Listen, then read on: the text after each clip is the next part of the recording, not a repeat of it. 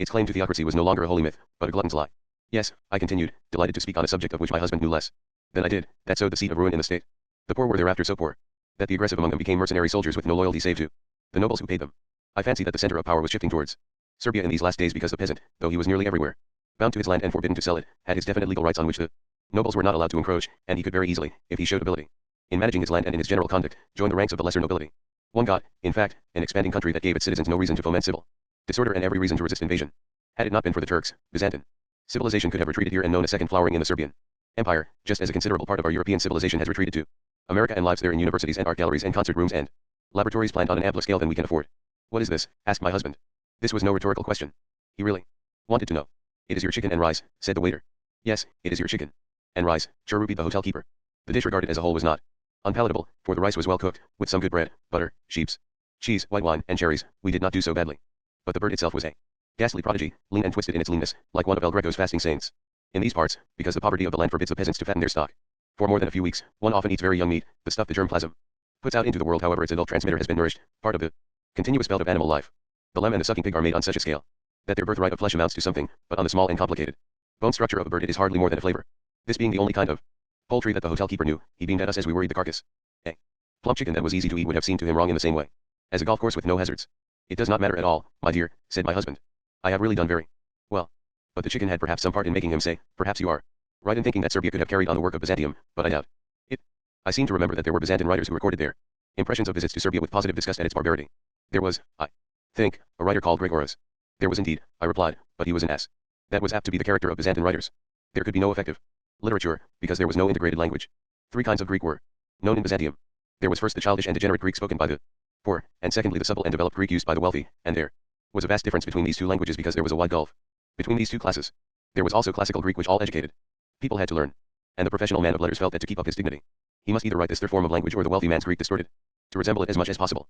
That is to say, he wrote as a conscious snob and dilettante, which is never a good prescription, and Gregoras brought to the task a fatuity which we can recognize in its full distastefulness, because it flourishes unchanged today. He wrote with that verbosity which results not from exuberance but from destitution. The sun had crossed half our meridian, he writes somewhere, it was now on its way to hide itself and was descending as it does every day, towards the horizon. Through millions of such phrases there emerges the horrid fact that he exactly resembled the more tiresome type of well-to-do Englishman. He wrote a letter to a friend about his visit on a diplomatic mission to Serbia at the end of the 13th century which has been widely quoted by historians, particularly by those who are anti-Slav, and in this the resemblance is stark. This expedition which, as he put it, comprised a 7-fold decade of man and beast, began badly by starting at night, for no respectable reason, and blundering along a path by a river through a forest, where they became embroiled with a number of armed men whom they assumed to be bandits, but who turned out to be a frontier police maintained by the Serbian Empire. There is something very English in the circumstance that none of the party knew more than a few words of Serbian, although for 100 years it had been of vital importance to Byzantium to have good commercial and diplomatic relations with Serbia. When they got to the Serbian court at Skopje, Gregoras and his friends had no eyes for anything native to the country, for they were so enormously impressed by the Serbian King Stephen's mother-in-law, who had been married to the Byzantine Emperor John Palaeologus and had recently been bereaved of her husband. He himself took enormous not pleasure in her grief which took the form of magnificent purple gummagery, and felt flattered at being allowed to watch her apostrophizing her husband as O, thou heir to numerous emperors, who were adorned with all the virtues, while tearing at her cheeks till her nails were red with blood. The insufficiently diplomatic mission clustered round her for 10 days, comforting her for her loss and for bearing it in his savage country. The Serbian king, they whispered, was not showing nearly enough respect to the queen mother in the arrangements he was making for her return to Constantinople, but what could one expect? Monkeys, they tartly agreed, must act like monkeys and ants like ants, and neither can be expected to behave like eagles and lions. In a typical sentence, Gregoras says, he was truly a sage who first conceived in his mind, and expressed it in his words, whether he was Thales of Mileto or Plato son of Aristo, or both, the second having borrowed from the first, that he was grateful from the bottom of his heart because he had been born a Greek and not a barbarian.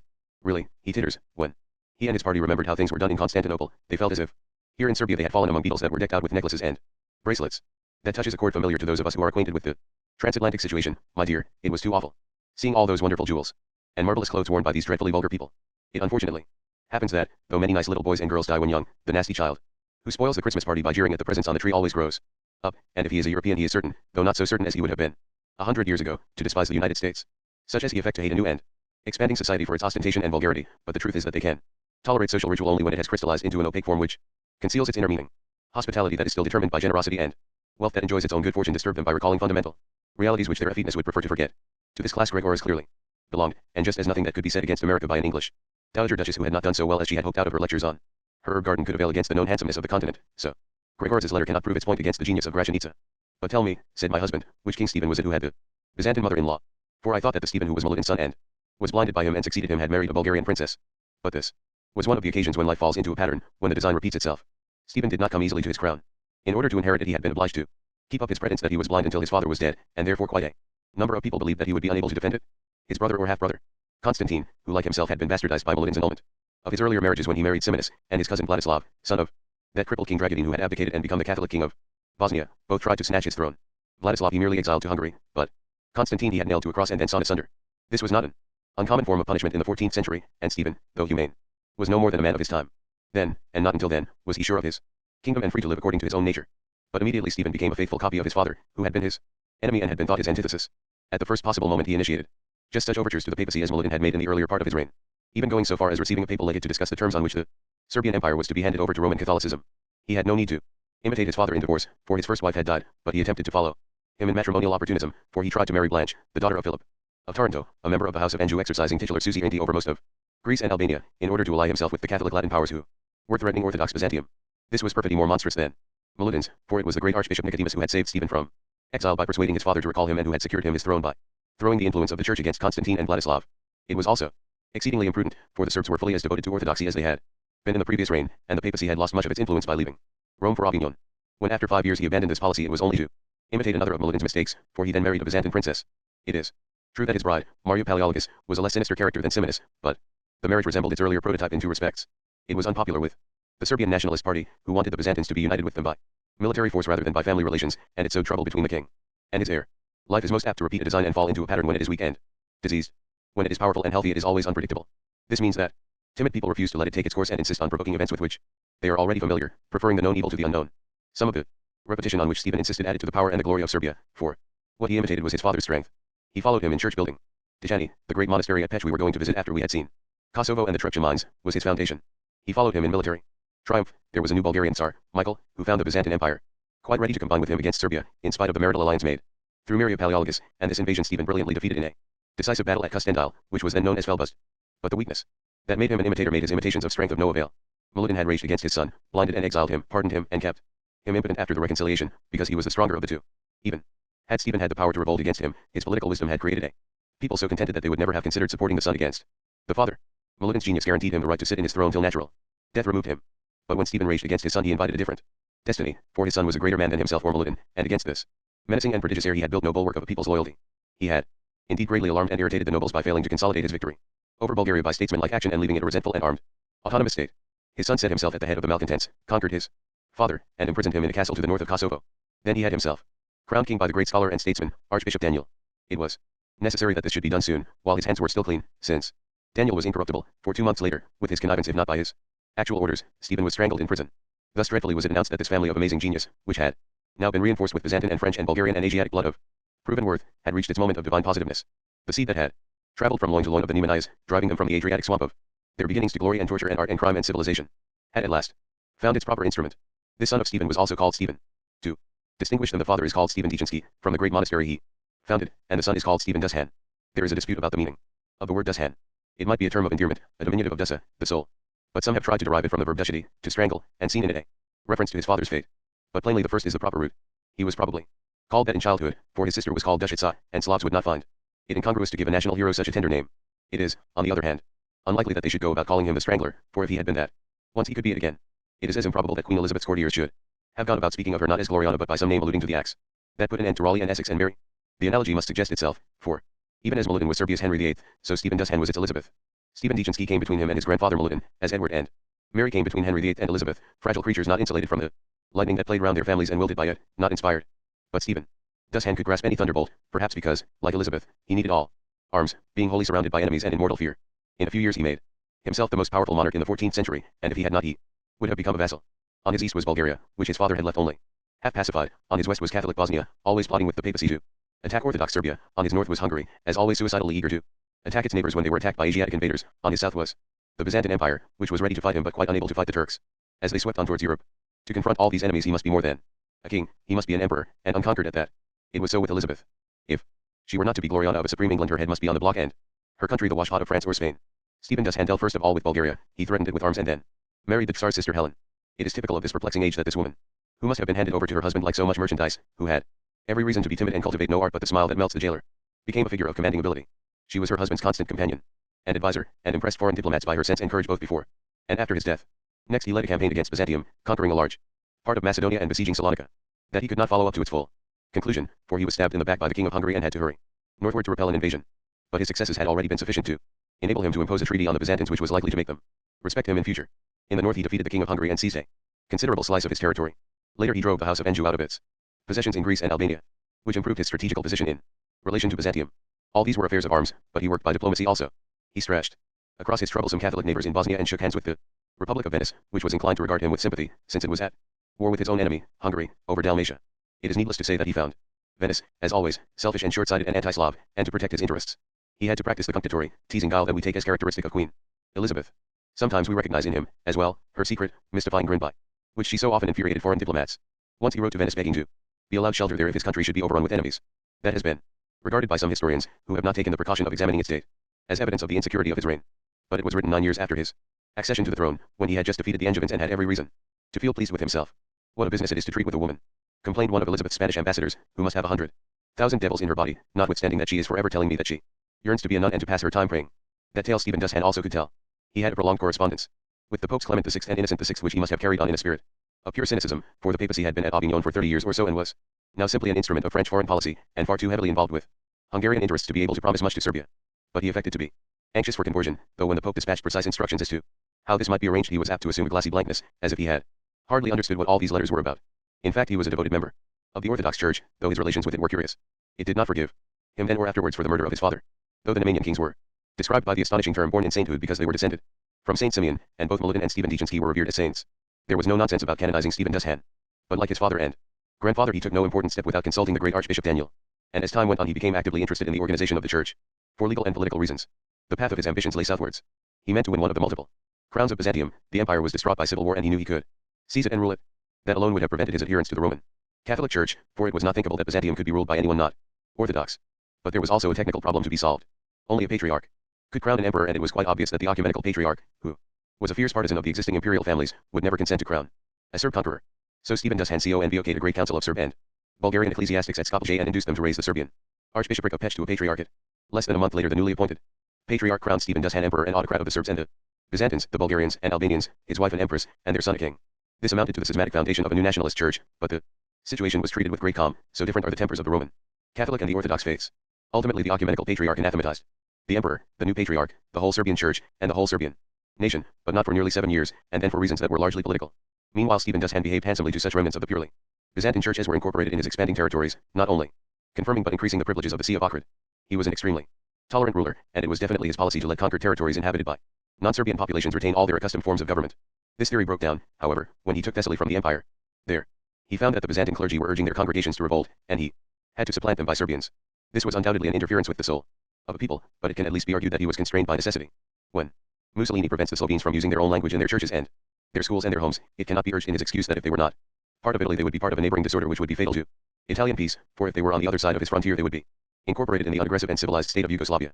But in the days of Stephen Dushan, the Byzantine Empire was a masterless land, where weeds grew that spread to all neighboring fields and smothered all profitable crops. We know its state from the unimpeachable evidence of one who recorded that state without shame, since he himself was responsible for it and thought that all he did was good. We have the memoirs of John Cantacuzanos, the Byzantine usurper. That detestable man was one of those men who are the price of civilization pays in its decay for the achievements of its prime. In Byzantium, as in many other societies, government was reserved to the hereditarily favored and to the lucky, who were immediately taken into the bosom of the hereditarily favored as soon as their luck had declared itself, since the rich are apt to believe riches are a mark of divine favors.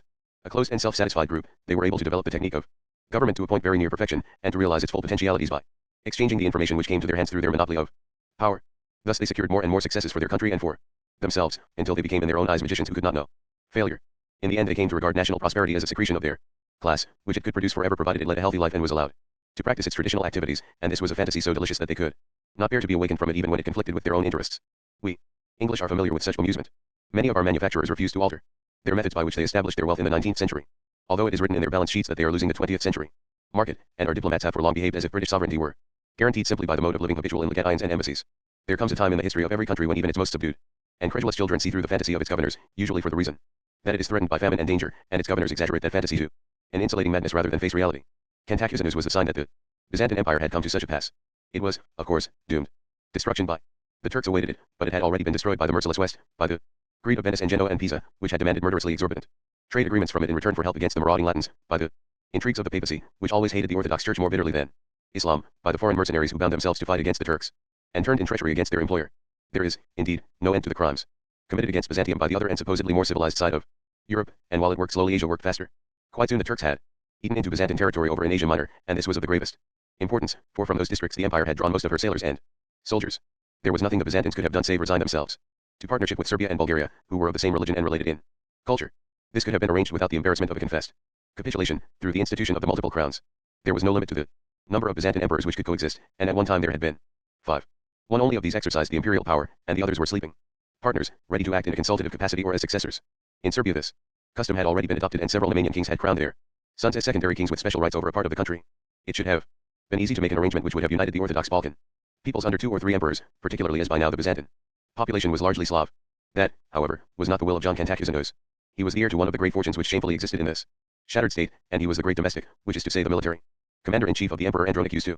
His disintegrating influence was first made manifest when the emperor disinherited his grandson, Andronicus the younger, after he had pushed generally unsatisfactory conduct to a climax by employing some archers to hide outside his mistress's door and assassinate a visitor, of whom he was jealous. As the dead man proved to be his brother, and his father, who was an invalid, died of shock on hearing of the tragedy, the old emperor's action was explicable enough. But so violent were the times that some of the nobles thought it unreasonable and refused to accept the emperor's nomination of another grandson as his heir. This preposterous movement was supported by John Cantacuzenus, who thereupon led the country into 7 years of civil war. He left an extremely detailed autobiography to tell us why and how he did it, which is a disgusting work. It resembles that mixture of white of egg and sugar used instead of pure cream by some pastry cooks. Endless pleas of self-justification make the page unnaturally white. It is sickly with a smug sense of good form. It is slimy for lack of principle and recognition of reality. There could be no more convincing proof that in certain periods a conservative class can be more disruptive than any revolutionary horde. Unquestionably Cantacuzenus was a man of great ability. Byzantine administration had developed a tradition of efficiency, and the army was the most highly organized that Europe was to see till modern times, so a successful commander-in-chief was likely to be a brilliant man by any standards. He prided himself on his powers of negotiation, no doubt with reason, for Byzantine diplomacy was extremely accomplished. But negotiation is an art safely to be practiced only in the years of plenty, when there is a surplus which can be comfortably haggled over by the parties involved. In gaunt times a country must lay down the conditions necessary for its own preservation, and annihilate those that will not concede them. Cantacuzenus, however, was constitutionally unable to see that Byzantium could ever not be at its zenith, and with the utmost recklessness he encouraged the difference between the emperor and his grandson, in the hope that his skill would arrange a compromise between them. That hope was more than gratified. During the 7 years of civil war he thus precipitated, he was able to present 3 most ably framed treaties for the signatures of the disputants as they stood bloodstained in their ravaged country. Cantacuzenus was a surgeon to Byzantium, and the operation was always successful. But the patient always died. At length his fellow countrymen began to notice something about him. They showed an extreme reluctance to suffer him in any position of power, and they manifested it in an unmistakable manner when the younger Andronicus died and left him guardian of his 12-year-old son, John. Cantacuzenus could not understand their ingratitude. He knew that he had ability of a sort that had in the past rendered Byzantium many services, and the exemption of his class from all criticism prevented him from realizing that the technical accomplishment of diplomacy is not the same thing as statesmanship. With sublime dignity and the full authority of a conscience that his autobiography brings to the reader's eye in the likeness of an immense and tasteless building, he started the civil war again by crowning himself emperor and claiming the executive power from the child emperor John and his mother, Anne of Savoy. There followed 13 years of the most painful disorder, which Cantacuzenus saw as a series of triumphs for his own dexterity, as indeed they were, if they were considered individually, without regard to their cumulative effect in murdering the Byzantine Empire. During this time Cantacuzenus turned constantly to neighboring states for aid, and conducted his negotiations with them on the highest imaginable plane of tact and discretion. These greatly expedited the collapse of civilization in Southeast Europe, for his neighbors required order in Byzantium for the sake of the common front they had to form against the Turks, and they could not be certain whether this could better be guaranteed by Cantacuzenus or by the Empress Anne, and they too vacillated and added to the confusion. Later, he gave a disastrous exhibition of his virtuosic talents in his achievement of an alliance with Orkhan, the chief of the Ottoman Turks. Nothing could have been more expert, but it brought the Turks to Europe in numbers that made it impossible ever to expel them again, and when he gave his daughter in marriage to Orkhan he weakened the clear picture of the antithesis between the Christian Byzantines and the Islamic Turks which should have been preserved at all costs in the minds of his own people and the West. Finally Cantacuzenus set the seal on his adept and imbecile achievements by ingeniously making peace with the Emperor John, who was now a young man, on condition that there were 2 emperors and 3 empresses, himself, young John, his mother Anne of Savoy, Cantacuzenus' wife, and his daughter, whom he had induced young John to marry, and that he himself reserved the right to be sole ruler for the next 10 years. It was certainly a masterpiece of diplomacy to get this agreement signed, but he must have been powerfully aided by the exhaustion he had brought on his country. Civil war had so depredated the state that even the court, which had not long before amazed the world, was stripped of its gold and jewels. At the wedding feast of the Emperor John and Cantacuzenus' daughter, royalty and nobles alike adorned themselves with gilt leather and colored glass, and the toasts were drunk from tin and lead. But the defense of humanity against its Cantacuzenus is its quick resilience. As soon as the truce between the 2 combatants had given the country a breathing space, the young John rebelled and brought in Geno's help, and was supported by most of his subjects. Cantacuzenus' response was to make his son Matthew emperor. In John's stead, he knew that what the country really needed was one more of a family who knew how to do things. At this point the Byzantines at last lost patience. They turned on him as one man and ran him into a monastery. In the most graceful fashion imaginable he accepted the situation, took his vows, and, since his attentions had been insufficiently appreciated here on earth, transferred them with unabated self-confidence to the next world. He spent the many remaining years of his life in fomenting the spiritual equivalent of civil war by writing ingenious treatises against Jews and Mohammedans.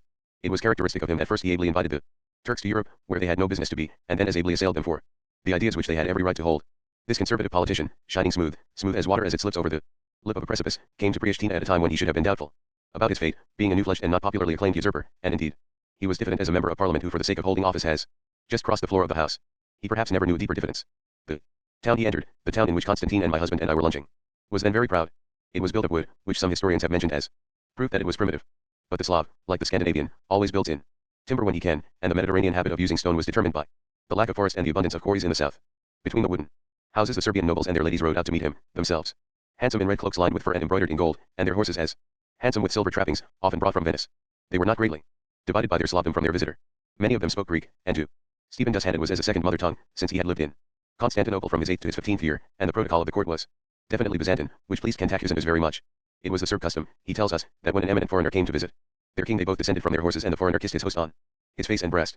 But Stephen Dussand ordered that when Cantacuzenius came he was to be greeted as he would have been within his own empire, so all the nobles dismounted as soon as they saw him in the distance, and when he approached them, they stepped forward to kiss his knee where it was crooked against the saddle. Then he was taken to the palace, and was received very graciously by the emperor and empress, and when it was time for banqueting he was taken into a great hall and set at a table in a chair higher than Stephen Dussand's own. Byzantine though he was, this banquet impressed him. The nobles and their ladies wore their ceremonial costume of green or yellow tunics, studded with diamonds and precious stones and the cut gems of ancient Greece, and belted with silver and gold. Then men carried magnificent daggers and wore jeweled rings and bracelets and crosses suspended from the neck, and the women were crowned with intricately wrought diadems of gold and silver, from which fine chains ran down to take part of the weight of their immense and gorgeous earrings. To the music of flutes they drank great quantities of meat and wine, and ate game and venison and fish which had come in snow from the Danube, with many kinds of vegetables and fruits and sheep's milk and honey, and there was also about the table the orchestral murmur of a great cosmopolitan court.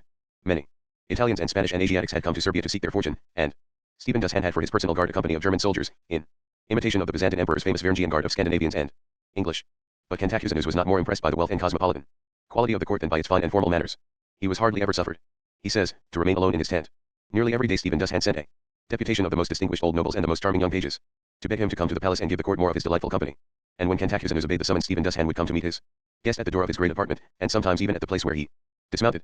When enough time had passed to satisfy the convention that there was nothing behind the visit save pure sociability, Stephen Dussand asked Cantacuzenius whether he had come to ask any favor of him, and expressed the hope that if this were so he would be able to accede. Cantacuzenius answered by reference to the myth of the gods gone absiding, and said that he had come to gain Stephen Dussand's friendship, since the wise esteemed nothing so highly as a faithful friend. But he went on to admit that he sought his host aid in restoring order to the Byzantine Empire. He added that if Stephen Dussand did not want to help him he would like to be told so at once, in order that he could look for other means of salvation, and one perceives in his account of his own conversation how clever a performing flea he was.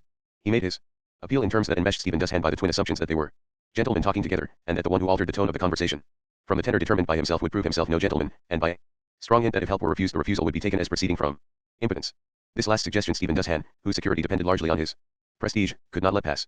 He had soldiers enough to give Cantacuzenius all the help he needed, he said, if Cantacuzenius proved that he really wanted it. Cantacuzenius expressed wonder at the phrase. What proof could be necessary? Stephen Dussand replied that he could believe in Cantacuzenius' desire for help if he handed over to the Serbian crown all the towns of Thrace, that is to say, on the Greek seaboard east of Salonika. It was in fact not an exorbitant demand. The inhabitants of the Byzantine Empire were by this time mostly Slav and not Greek, so there was no racial reason why the Serbs and Bulgars and Byzantines should not coalesce, and it was imperative that the territory should fall under the shield of a strong government. Often aggressors have justified their thefts on such grounds, but here in Southeast Europe, in the middle of the 14th century, they happened to be valid. Ungoverned towns on the seaboard meant a door unlocked to the robbers from the Catholic West. Cantacuzenius answered Stephen Dussand very much as an English diplomat of the worst old type might speak to an American who was being tiresome about the debt settlement. The theme of gentlemanliness was recapitulated with frosty delicacy. You speak very reasonably, he told him, concerning the reward you want, for there is no wise man who does not expect a return when he goes to trouble and expense. So, if your instinct does not tell you that you ought to help me as an act of grace, you are right to ask me to buy your assistance. But if I buy it and pay for it, I shall be under no obligation to you, for who pays for what he buys feels under no obligation to the seller. But if you help me out of generous friendship, and out of ambition of a sort honorable to a sovereign, it will be a glory to you to have taken up arms for such noble motives, and not from greed, as low natures would. Moreover, he added, if you have me as a friend while I enjoy the imperial power, you will possess all that I possess, since everything is shared among friends, as the philosophers say.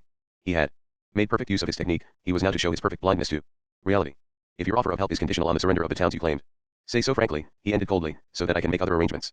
For I swear to you that I will never surrender a single town, but I will guard them all as I have guarded my own children. They were not his children, they could not be guarded so long as he pretended they were. Stephen Dussand then fell into a transport of rage, which must have been impressive enough. Foreigners who visited his court describe him as the tallest of all men of his time, and a fresco portrait shows him sinewy, with black eyes burning over high cheekbones. There was reason in his rage against Cantacuzenius, for the usurper was in his weakness a threat to the peace of the whole Balkan world. But Stephen Dussand was calmed by his wife, the Empress Helen, and he consented to summon a diet of 24 of his most important nobles and discuss the issue with them. There an important part was played by Helen, in a fashion illustrating the ambivalence with which men regard women. They love them and they hate them, they pamper them and ill-treat them, and women are at once slaves and freer than men. In Medieval Serbia women must have been chattels, for their evidence was not accepted in the law courts, and such a rule always implies that no woman is sufficiently assured of protection by society to risk giving evidence that has not been dictated to her by some man. Yet the Empress Helen was able to rise in the Diet and make a long speech urging a rejection or at least a modification of her husband's policy, in terms which suggest that she was accustomed to using her mind vigorously and without fear. This speech was extremely able. She affirmed that the Serbs were under no obligation to consider Cantacuzeno's interests before their own, but warned them to judge carefully what was best for them. In cryptic phrases, which we now know to have referred to an offer made by Anne of Savoy to hand over an immense slice of Byzantine territory in return for Cantacuzeno's alive or dead, she repudiated the possibility of harming their guest. That, she said, would be a crime displeasing to men and odious to God. She believed that they should aid Cantacuzenos, for he had in the past proved himself an able governor, and if he regained imperial power might be a dangerous enemy. She suggested that the price they should ask of him for their aid should be not new towns but recognition of their claim to the towns which they and their ancestors had already taken from the Byzantines. With shrewdness greater than was recognized by Cantacuzenos, she pointed out that he would probably accept these conditions since the loss of these towns brought no personal disgrace on him. The Empress convinced both the Diet and her husband. Stephen Dushan made a speech and thanked her for her care for his people, and then went to Cantacuzenos and said, smiling, you have won, you have persuaded us to undertake all sorts of hardships and trials for your sake. When Cantacuzenos heard Helen's proposals he accepted them eagerly and sat down happily to turn out more of his exquisitely accomplished paperwork. But his fortune was crumbling so fast that the basis of the treaty altered between its drafting and its signing. A military adventurer who was straddling the border between Serbia and Byzantium, acknowledging the allegiance of now one and now the other according to their fortunes, took another Byzantine town and hastened to drop it into Stephen Dushan's lap. It was an ill omen. The fellow was an infallible barometer, and since it was his opinion that Cantacuzenos meant nothing, that probably was his real value, and alliance with him was of no service to Serbia. But Stephen Dushan went on with the treaty, insisting merely that the town should be added to the list of his possessions and the adventurer should be declared his subject, though Cantacuzenos fought hard to keep them under his impotence. Then the 24 members of the Diet were called together and told, by an admirable form of parliamentary procedure which has been insufficiently imitated, that since they had decided that military aid should be given to Cantacuzenos they must now provide it, and 20 of them were sent off at the head of troops with orders to obey their new general in all things. They must have left Stephen Dushan reflecting, as Elizabeth was so often forced to do, that no man has any reliable ally save in his own right hand. 8 years later Cantacuzenos and Stephen Dushan met again, a long way from Priishtina, outside Salonika. By this time Cantacuzenos was far advanced in his competent and complacent pursuit of destruction, and Stephen Dushan had pushed out his strength to north, south, east, and west, gathering to himself mastery of the Balkans. He had made Skopje a great city, and there he had been crowned one Easter Sunday emperor and autocrat of the Serbs and Byzantines, the Bulgars, and the Albanians. His power might be a dangerous enemy. She suggested that the price they should ask of him for their aid should be not new towns but recognition of their claim to the towns which they and their ancestors had already taken from the Byzantines. With shrewdness greater than was recognized by Cantacuzenos, she pointed out that he would probably accept these conditions since the loss of these towns brought no personal disgrace on him. The Empress convinced both the Diet and her husband. Stephen Dushan made a speech and thanked her for her care for his people, and then went to Cantacuzenos and said, smiling, you have won, you have persuaded us to undertake all sorts of hardships and trials for your sake. When Cantacuzenos heard Helen's proposals he accepted them eagerly and sat down happily to turn out more of his exquisitely accomplished paperwork. But his fortune was crumbling so fast that the basis of the treaty altered between its drafting and its signing. A military adventurer who was straddling the border between Serbia and Byzantium, acknowledging the allegiance of now one and now the other according to their fortunes, took another Byzantine town and hastened to drop it into Stephen Dushan's lap. It was an ill omen. The fellow was an infallible barometer, and since it was his opinion that Cantacuzenos meant nothing, that probably was his real value, and alliance with him was of no service to Serbia. But Stephen Dushan went on with the treaty, insisting merely that the town should be added to the list of his possessions and the adventurer should be declared his subject, though Cantacuzenos fought hard to keep them under his impotence. Then the 24 members of the Diet were called together and told, by an admirable form of parliamentary procedure which has been insufficiently imitated, that since they had decided that military aid should be given to Cantacuzenos they must now provide it, and 20 of them were sent off at the head of troops with orders to obey their new general in all things. They must have left Stephen Dushan reflecting, as Elizabeth was so often forced to do, that no man has any reliable ally save in his own right hand.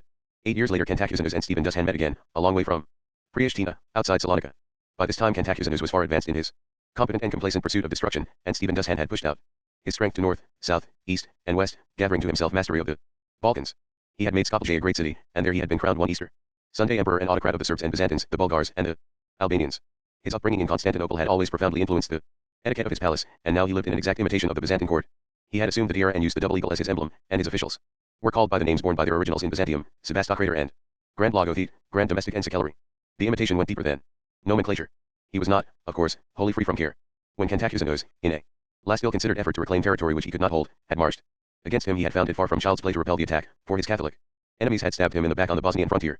But he was magnificent, imperially magnificent.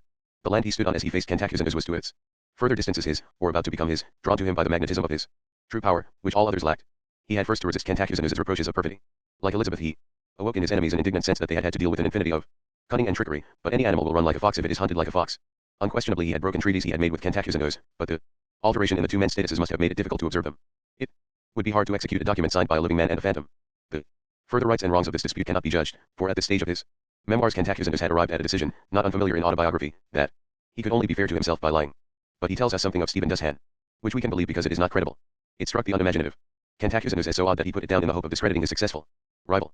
He says that in the midst of their open conference, in the hearing of all the Byzantines and Serbs, Stephen Dushan suddenly confessed that he was very greatly frightened of Cantacuzene and his forces. Yes, he said, he feared them horribly. If the thought of them came to him as he slept, he woke in a sweat. If it came to him before he slept, he stayed awake all night. This was a surprising note, and it was struck again later in the conversation. Cantacuzene asked him how he had come to lower himself by paying a certain state visit to Venice and making obeisances to the Republic unsuitable in the ruler of a kingdom so much more mighty and extensive, and he answered that he was well aware how much beneath his dignity his bearing had been, but fear had compelled him. He added that, considering what fear was, he wondered it had made him do nothing baser. Cantacuzene naively said to himself that evidently he and the whole world had been acting on far too elevated a conception of Stephen Dushan's character, and forthwith demanded from him the return of all the Byzantine territory he had conquered. Stephen Dushan was amazed by the suggestion. He had merely been discussing the nature of fear and the occasional sick fancies to which he, like all born of woman, was subject. He had not had the slightest intention of acting weakly. It is as if a Dostoevsky character came marching to us through Caesar's Debello Gallico. There could be no more curious proof of the identity of the Slav character through the ages. For he was plainly giving rein to the desire that governs the Slav of today, the desire to know the whole. Finding himself at the extremity of a condition, he leaned out of his destiny towards its opposite, trying to understand that also. Had he been defeated and hopeless, he would have talked of triumph till his hearers would have wondered at his boasting. So it was natural for him to explore his potentialities for terror, since, though danger still threatened him, it seemed that he had found a formula for its control. The core of his power was his great strength, which enabled him to support the delicacy of his Slav mind. He was apparently a man of the explosive but easy temper, which goes with perfect health and exceptional vitality. A glimpse of his habitual being is given in that part of the Acts of the Saints which deals with St. Peter Thomas, a curiously stupid and tactless person who was very unsuitably employed as a papal legate. He was sent to the Serbian court to labor for its conversion, but for some mysterious reason refused to make the usual obeisance on being received by the emperor. Not unnaturally, Stephen Dushan was carried away by rage, and he forbade the Roman Catholics about the court to attend a mass at which the legate was to officiate on the following day, on pain of having their eyes put out. St. Peter Thomas interpreted this to mean that he ran the risk of being killed, though blinding, which was a recognized penalty borrowed by the Serbs from the Byzantines, never entailed death. But he went ahead and celebrated the mass, which was attended by many of the German guards and other Catholic courtiers. It was a singularly graceless act on their part, for there was complete religious freedom in the Serbian Empire, and they could have attended any mass save that celebrated by the priest who had insulted their emperor. But when Stephen Dushan sent for them, and they told him they were prepared to lose their lives as well as their eyes for their faith, he was shaken by sudden laughter and let them go unpunished as a reward for their spirit, and he treated St. Peter Thomas for the rest of his stay with a special courtesy. There shines through the story a reluctance to waste time on hatred and compulsion which is characteristic of Stephen Dushan. That may seem an odd testimonial to give a parricide, yet even that vast initial crime has aspects that warn us not to judge it as if it were a piece of our age. When Stephen Dushan murdered his father, he neither killed nor imprisoned nor even exiled his stepmother. 6 years afterwards he married her to the despot John Oliver and gave her a large dowry, including the sheep's field and the town of Belize, and documents in which he called her his well-beloved mother show that in the meantime she had been a respected figure at his court. We ask ourselves in vain how it can have been done, how the persons involved found it possible to go on breathing when they were in the same room, so great their reciprocity of fear and shame. But the situation is not shocking compared with Tudor practice, for Lady Jane Grey might well have sighed for some Nemanian tolerance, and any comparison with the practice of modern times, though it would have been to our advantage 30 years ago, becomes less so with the dawning of each day. It cannot be doubted that if Stephen Dushan failed to achieve the millennium, it was not because he lacked the appetite for it. Like most of us, he would have used the means if he had known what they were. He liked life to take its own course. There was nothing totalitarian or xenophobic about his regime. His people showed a reluctance to trade in towns and work in mines, preferring, very reasonably, to farm their fed lands. Their sovereign let them have their way, and brought in Venetians and Ragusans as traders and Saxons as miners, and treated them well. We know exactly how his mind ran on these and many other matters, for he left behind him a legal code comprising nearly 200 articles. This is a very creditable achievement, which brought up to date the laws made by the earlier kings of the Nemanian dynasty and was in sum a nicely balanced fusion of northern jurisprudence and the Byzantine system laid down by Justinian. It coped in an agreeable and ingenious spirit with the needs of a social structure not at all to be despised even in comparison with the West. There, at this time, the land was divided among great feudal lords who ruled over innumerable serfs, but here in Serbia there were very few serfs, so few that they formed the smallest class in the community, and there was a large class of small free landowners. There was a national diet which met to discuss such important matters as the succession to the throne or the outbreak of civil war, and this consisted of the sovereigns, their administrators, the great and small nobility, and the higher clergy. It was some smaller form of this, designed to act in emergencies that met to discuss whether John Cantacuzene should receive Serbian aid. All local government was in the hands of the whole free community, and so was all justice, save for the special cases that were reserved for royal jurisdiction, such as high treason, murder, and highway robbery. This means that the people as a whole could deal with matters that they all understood, while the matters that were outside common knowledge were settled for them by their sovereign and selected members of their own kind, for there were no closed classes, and both the clergy and the nobility were constantly recruited from the peasantry. Against the military difficulties that constantly beset Stephen Dushan there could be counted the security of this possession, a country rich in contented people, in silver and gold, in grain and cattle, in oil and wine, and in the two traditions, one Byzantine and mellow, one Slav and nascent, which inclined its heart towards civilization. Here was plenty, and a plentiful spirit, with a gesture that recalls our own Tudor age. When a gentleman leaving his country house for some months would leave orders that all visitors should be well entertained in his absence, Stephen Dushan ordered that all foreign envoys traveling through the land should be given all the meat and drink they desired at the imperial expense. As he pressed southward into Byzantine territory, he restored to it elements necessary to civilized life which it had almost forgotten. He was not in need of money, so he did not need to rob his new subjects after the fashion of participants in the civil war. He taxed them less, repaired gaps in their strongholds, and lent them Serbian soldiers as police.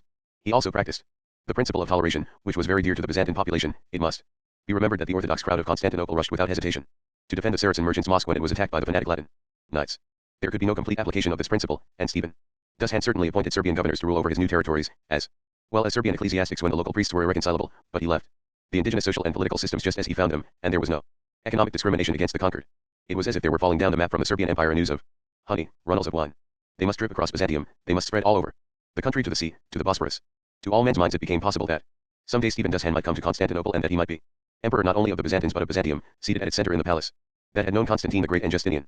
There are many reasons why he should not have succeeded in this enterprise. It would have been hard to capture Constantinople without a fleet, and Stephen Dushan could neither develop maritime power nor persuade the short-sighted Republic of Venice to enter into an alliance with him for the sake of his aid against the Turks. But there were many reasons why he should not have been able to found the empire that he did. The cards stacked against him by his neighbors on every frontier made any further extension of territory seem impracticable. But even so, the end of our Queen Elizabeth's reign could not have been foretold at its beginning. It is chiefly Russian 19th century historians, pro-Bulgar and anti-Serb, who allege that Stephen Dushan could not have reached Constantinople. His own age, and those who lived within recollection of its glory, believed him capable of that journey, and more. He would have found it a poor place. It had been stripped of its wealth by the civil wars, its population had been wasted by the first onslaughts of the plague, its valuable harbor was in the hands of loutish Italians who seized its commerce and insulted those they had robbed. Those who knew him trusted him to restore its splendor, which would have been to perform a miracle. He might have achieved deeds more miraculous still. He might have saved Europe from the Turks. He must, in any case, have held them in check and given Europe a longer time to arm herself. It might have been that Hungary need never have had her 150 years of Turkish tyranny, and Vienna need never have been besieged, and then that abomination of abominations, the Austro-Hungarian Empire, need never have been founded. Our night would have been less black, and our glory far more glorious. But Stephen Dushan died in the 49th year of his life, at a village so obscure that it is not now to be identified. He died in great pain, as if he had been poisoned. Because of his death many disagreeable things happened. For example, we sat in Priashtina, our elbows on a tablecloth stained brown and fused with chicken drumsticks on our plates meager as sparrow bones, and there came towards us a man and a woman was carrying on her back the better part of a plough. Here, where women had worn diadems of gold and silver, and the empress had spoken her fine mind before the respect of the diet, where the worth of womanhood had been so generally conceded that a painter could treat it passionately in his frescoes and assume the sympathy of his audience, this woman had walked a great distance by the side of her husband, bearing a heavy burden, while he went free. It could be seen that they had made a long journey, for their sandals and woolen stockings were white with dust, and though she was of my own sturdy pack horse build, a blue shadow of fatigue lay across her mouth. Her husband went up to the hotel keeper, who was leaning against the door, and had a long talk with him, while she stood and looked at us. She could not sit down because of the long iron blade that was bound to her back and ran from above her head down to her knees. It was apparent that neither she nor her husband felt any embarrassment at the sight they presented.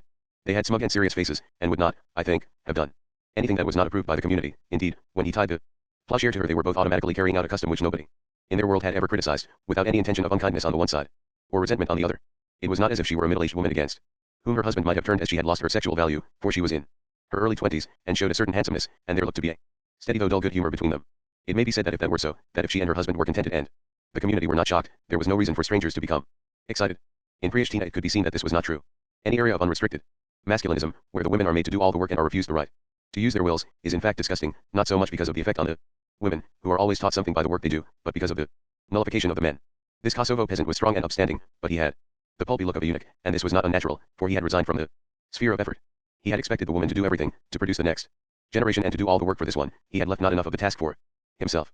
Though the woman was not so null, she had a displeasing air of essential slovenliness which cancelled the superficial neatness of her black dress and orange kerchief. She had grown careless of her womb. She had forgotten that she must use herself delicately, not out of pride or cowardice, but because her body was an instrument of the race. Life, that should have proceeded from these people, running ahead to conquer the next stage of time, dragged behind them like a shadow cast on mud. Yet people here had once known all that we know, and more, but the knowledge had died after the death of Stephen Dushan. It had been slain on the field of Kosovo. The pair moved off into the sunlight, high-colored and well-fleshed, hollow with stupidity. I went upstairs to the lavatory. Open doors in the corridor showed me bedrooms monastic in cleanliness and austerity, with iron bedsteads, flimsy washstands and enameled ewers and basins, and bare boards scrubbed white by the secret process the gypsies use. In one room a kilted Albanian lay on the bed, staring at the ceiling and counting on his fingers. The lavatory was of the old Turkish kind, that is to say, it was a small room paved with stone, with a round hole in the floor near one wall, and a tap not far away. The whole floor was wet. Everybody who used the place must go out with shoes stained with urine. It was an unlovable apartment. The dark hole in the floor, and something hieratic in the proportions of the place, made it seem as if dung, having been expelled by man, had set itself up as a new and hostile and magically powerful element that could cover the whole earth with dark ooze and sickly humidity. There came on me the panic that bad sanitation can sometimes arouse, even in the most hardened travelers. I felt as if the place were soiling me with filth, which I would never be able to wash off because it was stronger in its essence than mere mild soap and water. I went downstairs and said to my husband, who was standing outside the hotel, looking at a piece of orange cloth, in Byzantine Constantinople there was an abundant water supply, and we know from the charters of the hospitals that they had elaborate bathrooms and lavatories. He answered, my poor dear, I was afraid it would be like that. But look at this. I went over to the shops to see if I could buy you a local handkerchief, but this is all they use. It was a square of poorly woven cloth, with a machine-stitched hem. At 8-inch intervals there were knotted through the Hem with skeins of 4 or 5 orange threads, about 3 inches long, which were as poor attempts at decoration as have ever been made. They say one can buy good embroideries in the town. There is a well-known woman who sells them, said my husband, but this is what most of the women wear. They are the plainest things we have found anywhere. They say the people here are so poor they have no wool to spare to make things for themselves. They have lost the habit of ornament. Plain of Kosovo too. As we got into the automobile, Constantine made a face at some scented rags of meadowsweet, a few rose petals that had fallen from the dead flowers I had thrown away before lunch. That I cannot understand, he said, that you pretend to love beautiful things, and yet you pick flowers though you know they must wither and die, and will have to be thrown away. Why not? I asked. There were hundreds of others where these grew, so nobody would miss them, and we all enjoyed them for 2 or 3 hours. He shrugged his shoulders and said, oh, well, if that is your point of view, it is your point of view. Then, huddling down in his place, he threw back his head and sat with his eyes shut and a contemptuous smile on his lips. You are very different from my wife, he said. She is a mystic. She would rather dance round a wayside flower than pluck it. But that you would not understand, for you English are not tender. My baser part silently remarked that Gerda could not have danced round a wayside flower without inflicting the most untender damage on the surrounding growth. I thought also of her hatred of the gypsy boys and girls who were like flowers. She is as tender as the Turks were, I said to myself, the Turks who loved nature, who slaughtered humankind, and we sat dumb as the road rose out of the trench where Priishtina lies, looking back at the new whitewashed government buildings that protrude square as a set chin among the shapeless lumber of the old town, or forward to the dark green of the plains. The close opaque texture of the grass gave them an artificial look, as if they had been prepared for a special purpose, like our racetracks and golf courses, or that mount at Silbury which our prehistoric ancestors put to some unknown use. I tried to deny its flat, monotonous boast of irreparable damage done to our kind. I pretended that perhaps very little had been destroyed here, since if Slav culture had been a reality the Serbian Empire would not have fallen to pieces in the 34 years between the death of Stephen Dushan and the Battle of Kosovo. That is the opinion of the anti-Serb historians. They point out that within a short time his empire had dissolved into its constituent parts, so that the Turks were faced not by a united people, but by a loose federation of feudal barons and their followers. But as I resorted to repeating it, I knew it was nonsense. England might have passed into a disabling period of faction fights if Elizabeth had died at 48 instead of 70, and there were many reasons why Serbia was specially liable to such disorders. One proceeded from a genetic fatality that has been largely responsible for the unstable character of civilization. Stephen Dushan had forgotten, as great men sometimes do, a son that was a faint echo of his father's genius, of a like rarity and fineness but without the needed volume and force. Though Stephen Urosh was only 19 when he came to the throne, his limitations had already been recognized. It seemed certain that his able mother, the Empress Helen, did not want him to assume power. For a time she transacted the imperial business herself, even to commanding the armies in the field, and even after she had retired to the cloister as the nun Elizabeth she continued to administer a certain amount of territory. 8 years after Stephen Dushan's death, the Byzantine Emperor John became anxious for an alliance with Serbia against the Turks, and sent his patriarch to take the necessary preliminary step of arranging for the repeal of the excommunication he had pronounced against the Serbian Church. It was to the Empress in her convent that the mission addressed itself. It is typical of the fitful and distracted spirit of the age that when this mission was aborted by the death of the patriarch on the road, no step was taken to send out another. A further reason for the collapse of Serbia was a calamity which ravaged the country shortly after Stephen Dushan's death and would have shaken the authority of any successor, no matter however able. It is described as a famine which killed many men, and it can be identified as an attack of the form of plague then devouring the population of Constantinople. Such an epidemic left vast areas of farmlands undercultivated, destroyed centers of craftsmanship, and annihilated foreign trade. This catastrophe must have affected the empire, which by this time had enjoyed the happiest expansion for 3/4 of a century, as the slump of 1929 affected the United States. In those days, when economic theory had hardly begun to be formulated and was wholly beyond the comprehension of ordinary man, material discontents often expressed themselves in theological or dynastic disputes quite irrelevant to the hardships experienced. The Byzantines of that age vented their misery in the controversy of the zealots. But the Serbs were artists rather than intellectuals, and they preferred to dispute about the scene. They therefore wrangled about their rulers. It would have been far better if they had discussed whether the divine light of the Transfiguration could have been apprehended by the corporeal eye, for that could only have gratified the vanity of the unseen powers, and Serbia had to be very careful of disturbing the seen powers. For it was still creating its nobility, that is to say its administrative class, by means which demanded an acknowledged authority. We realize this in learning that when a noble was given a military or civil charge he was given by the sovereign arms and a war horse, and when he died these or new ones had to be handed back to the sovereign, who decided whether to return them to a son of a dead man or to confer them on another family. This required a monarch of almost ecclesiastical authority whose will was sacred law. If he vacillated in the many decisions of a like personal nature which he had to make, a crowd of feudal barons would press in on him, disputing his title to domination and then claiming it for themselves. It has always been the special tragedy of Slav communities that at any moment of crisis they can furnish not too few but far too many men capable of taking charge of affairs. In the first few years of Stephen Urosh's reign there were quite a number of aspirants to his power.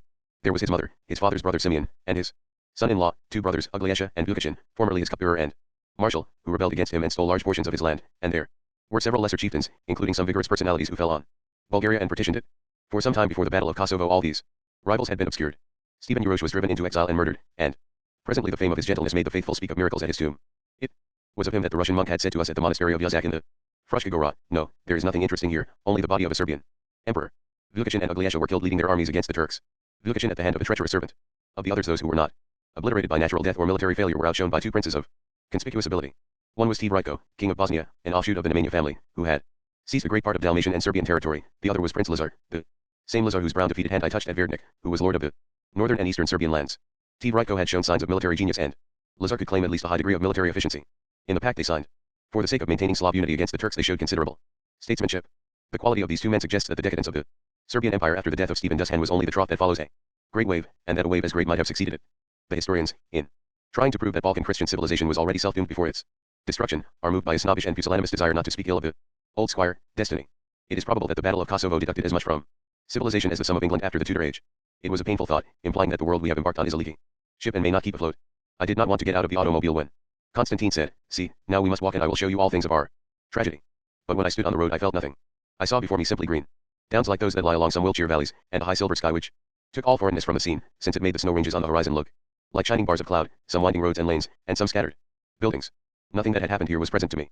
At Grajanica I had seen medieval Serbia in its living guise as the visitor may see the Tudors at Hampton Court or Frederick the Great at Potsdam, but the armies that had waited here on the eve of St. Vitus's Day in 1389 were not even ghosts to me, they were words out of a book. Nothing could be more agreeable than to be so exempt. I remembered how I had dreaded the first anniversary of the most disagreeable event that had ever befallen me, and how I had awakened on the day and felt nothing, absolutely nothing. I walked away from the automobile towards a tuft of pinkish-purple flowers that grew about 100 yards away, enjoying the cool, freely flowing air of the uplands, and I did not turn round when Constantine called to me. But Dragedine ran after me, and said slowly, in order that I might understand, like a child, like a child. He put his hand flat 2 or 3 feet above the ground, and with the other pointed to Constantine. Like a child he is, but he has a bad wife. Come to the hill, it is very interesting. Do not mind him. No, no, it is not that, I said, but I could not explain, so I followed him across the grass, and we joined my husband and Constantine, who were on a path running up a little hill, on the top of which was a whitewashed hexagonal building, surmounted by a grey blue metallic dome. Around it the turf was pierced here and there with the white toppling poles of Moslem tombs, and there were some wild rose bushes and a fruit tree, hung with brown wreaths of dead blossom. Out of the folds of what had seemed an empty landscape there emerged suddenly a number of people who converged on us just as we reached the building. There was a veiled woman, her black cotton garments made a strange ghostly color by the heavy summer dust, gliding along with a baby in her arms and 2 little children at her heels, exhibiting a dark and slippery and unindividualized fecundity like caviar. There was a lean and wildish-looking man with a shepherd's staff, his cheeks so hollow that one might have thought he usually wore false teeth and had taken them out, were it not that his belly was as concave. There was a Christian girl of about 14 who had better been veiled, for her face showed a fixed and empty stare of hunger, of appetite so completely starved that it was ignorant of its own object. She wore a skirt that was a straight piece of cloth gathered along one selvage to form a waistband so that it stood out round her knees like a coarse version of the ballerina's tautu. There were several boys, all wearing the fez, all bandy. The veiled woman slipped with her children into the shabby porch of the octagonal building, and Constantine explained sententiously, this is a holy place for them, and indeed she had the air of being on some errand which at once satisfied the motor impulses and the sense of duty, like shopping or calling, but more so, which Moslem women bring to their religious exercise. The man with the shepherd's staff stared at Dragedine with the admiration due to a very handsome man. The children held out to us bunches of flowers with an almost aristocratic lack of insistence, and Constantine said, these are the famous poppies of Kosovo that grow nowhere else, they are supposed to have sprung from the blood of the slaughtered Serbs. Later the whole plain is red with them, but as you see it is too early for them, these are only buds. They were a very beautiful kind of wild peony, with golden centers and pink stamens. My husband bought some from the girl and Dragedine bought some from the boys. He was behaving at Kosovo as he behaved at springs and in churches, with a mystical and soldierly excitement, like one who salutes the sacred specter of valor. Constantine began to tell us how the troops had been marshaled for the battle. Here Prince Lazar had had his tent, there the Turks had waited. But no, interrupted Dragedine. He was shouting slowly and without rage, as he did when moved by patriotic fervor. How could they wait in the northwest? Not here, but there were they, the dogs. And there, over there, Vuk Brankovic should have come in with his troops but turned away and left the battlefield. Vuk Brankovic, said Constantine, is the Judas of our story. He was the specially beloved brother-in-law of the Prince Lazar, and he is supposed to have sold himself to the Turks and to have led his army off the battlefield at a crucial moment, thus exposing Lazar's flank. But no. Historians do not think there was any treachery, though it seems likely that one of the Serbian princes did not receive a message in time telling him to go forward to Lazar's support, and so failed him. But we all know that it was not treachery that lost us Kosovo, it is that we were all divided among ourselves. Yes, said Dragedine, it is so in our songs, that we were betrayed by Brankovic, but we know that it was not so, that we lost the battle because we were not of one mind. How do you mean you know it? I asked. Do you mean you learned it at school? No, he said, we know it before we go to school. It is something our people remember. I was again checked by the curious honesty of the Slav mind, by its refusal to dress up its inconsistencies and make them superficially acceptable to the rationalist censor. They had evolved a myth which accounted for their defeat by treachery within their own ranks and thereby took the sting out of it, just as the Germans did after the war. But they did not suppress the critical part of their mind when it pointed out to them that this myth was merely a myth, with an inconsistency that was not dangerous because it was admitted. They let their myth and the criticism of it coexist in their minds. Constantine and Dragedine waved their arms at the downland, and still I saw nothing. I turned aside and looked at the white building behind us and I said, what is this place? Can we go in? Certainly, certainly, said Constantine, it is very interesting. This is the mausoleum of Gazi Mestin, a Turkish standard-bearer who was killed in the battle and was buried where he lay. Yes, shouted Dragedine, many of us fell at Kosovo, but, praise be to God, so did many of them. As we went into the wooden porch, the veiled woman and her children padded past us. We found ourselves in a room which, though light and clean, had that look of having been long disused by any normal forces which one expects to be completed by stuffed animals. But there was nothing there except 2 coffins of the Moslem type, with a gabled top, higher at the head than the heels. They were covered with worn green baize, and hung with cheap pieces of stuff, some clumsily embroidered, others printed. On the walls were a few framed scraps of Turkish calligraphy, a copy of a sultan's seal, and some picture postcards. A man came towards us, smiling sweetly and indecisively. He wore a faded fez and neat but threadbare western clothes, and his whole appearance made a wistful allusion to a state better than his own. I have seen his like in England, walking through November rain in a summer suit and a straw hat, still mildly cheerful. He told us of the fame and gallantry of Geza Meston in a set speech, unnaturally uttered from some brain cell petrified by memory. And you? Who are you? Said Constantine. I am the descendant of Geza Meston's servant, the man answered, the descendant in the 16th generation. My forefather was by him as he fell. He closed his dead master's eyes for him, he preserved his body and guarded it, after it had been placed in this tomb. So have we all guarded him. A weak-eyed boy ran into the room and took his stand beside the man, who laid an arm about his shoulder. My brother, he said tenderly, and laid his face against the boy's fine lank hair. They looked incredibly fragile. If one had tapped them with a pebble on the paper-thin temples they would have dropped to the ground, still faintly smiling, the bare ankle bones showing between the boy's brown shoes and frayed trouser hems were so prominent that the skin stretched across them was bright red. What do these people live on? I asked. Doubtless they receive gifts. This is a kind of shrine, said Constantine, and there would probably be an allowance from the Vakuf, the Muslim Religious Endowment Fund. In any case they can do nothing else. This is a family's destiny and it is a distinction. But they are not like human beings. At all, I said, they are to human beings what a ship inside a glass bottle is to a real boat. I saw before me what an empire which spreads beyond its legitimate boundaries must do to its subjects. It cannot spread its own life over the conquered areas, for life cannot travel too far from its source, and it blights the life that is native to those parts. Therefore it imprisons all its subjects in a stale conservatism, in a seedy gentility that celebrates past achievements over and over again. It could be seen what these people had been. With better bones, with more flesh, with unatrophied wills, they would have been Turks as they were in the great days of the past, or as they are in the Ataturk's Turkey, robust and gracious. But there they were. Sweet sour phantoms, human wine gone to vinegar. Outside we found Dragedin lying on the ground, the girl and the boys about him, and a field mouse curled in his hand. You do not want to go inside? Asked Constantine. No, he said. That a Turk was alive and is dead is good news. But this one has been dead so long that the news is a bit stale. Hola, he roared, and opened his hand, and the field mouse made a brown streak for safety.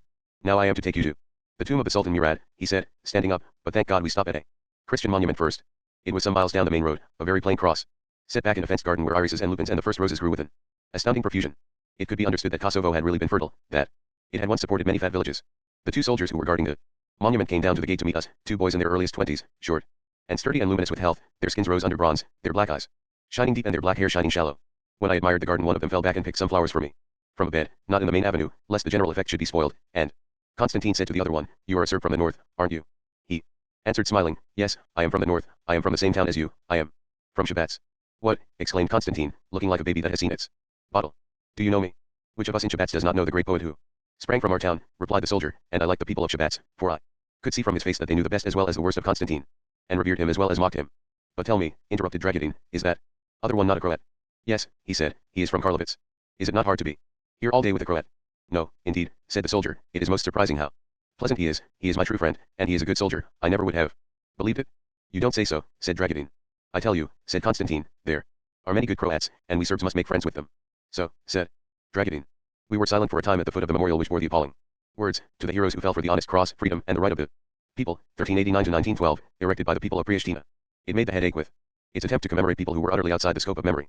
Slaves born of slaves, who made their gesture of revolt and died, isolated by their slavery from the weakest, furthest light and warmth of fame. When we turned our faces to the garden again, we found the other soldier standing beside us, holding out a bouquet that was like a bouquet on a fire screen made for a cord, that had form and a tune of color.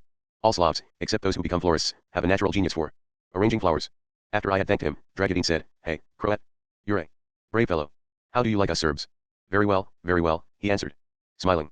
Everybody is kind to me here, and I had thought you were my enemies. Said Dragedin, twisting the lobe of the boy's ear, we'll kill you all some day. The boy wriggled and laughed, and they all talked till we turned to go, and Dragedin gave the boy a great smack on the back, saying, well, you too, if you come to Skopje, you'll find me at the band's garage, and maybe there'll be some paprikash for you. You're what Yugoslavia needs. On this little ledge they met and clung together, on this cross-wide space from which the dark grasses of Kosovo had been driven back, they who had been born under different flags and had to beat down a wall of lies before they could smile at each other. If the Battle of Kosovo was invisible to me it was because it had happened too completely. It was because the field of Kosovo had wholly swallowed up the men who had awaited destiny in their embroidered tents, because it had become sodden with their blood and now was a bog, and when things fell on it they were forever lost. Constantine said, now I am taking you to the mausoleum of the Sultan Murad, who was commanding the Turkish forces and was killed the night before the battle by a Serb called Milošo Bilić, who had been suspected of treachery by our people, and wished to clear his name.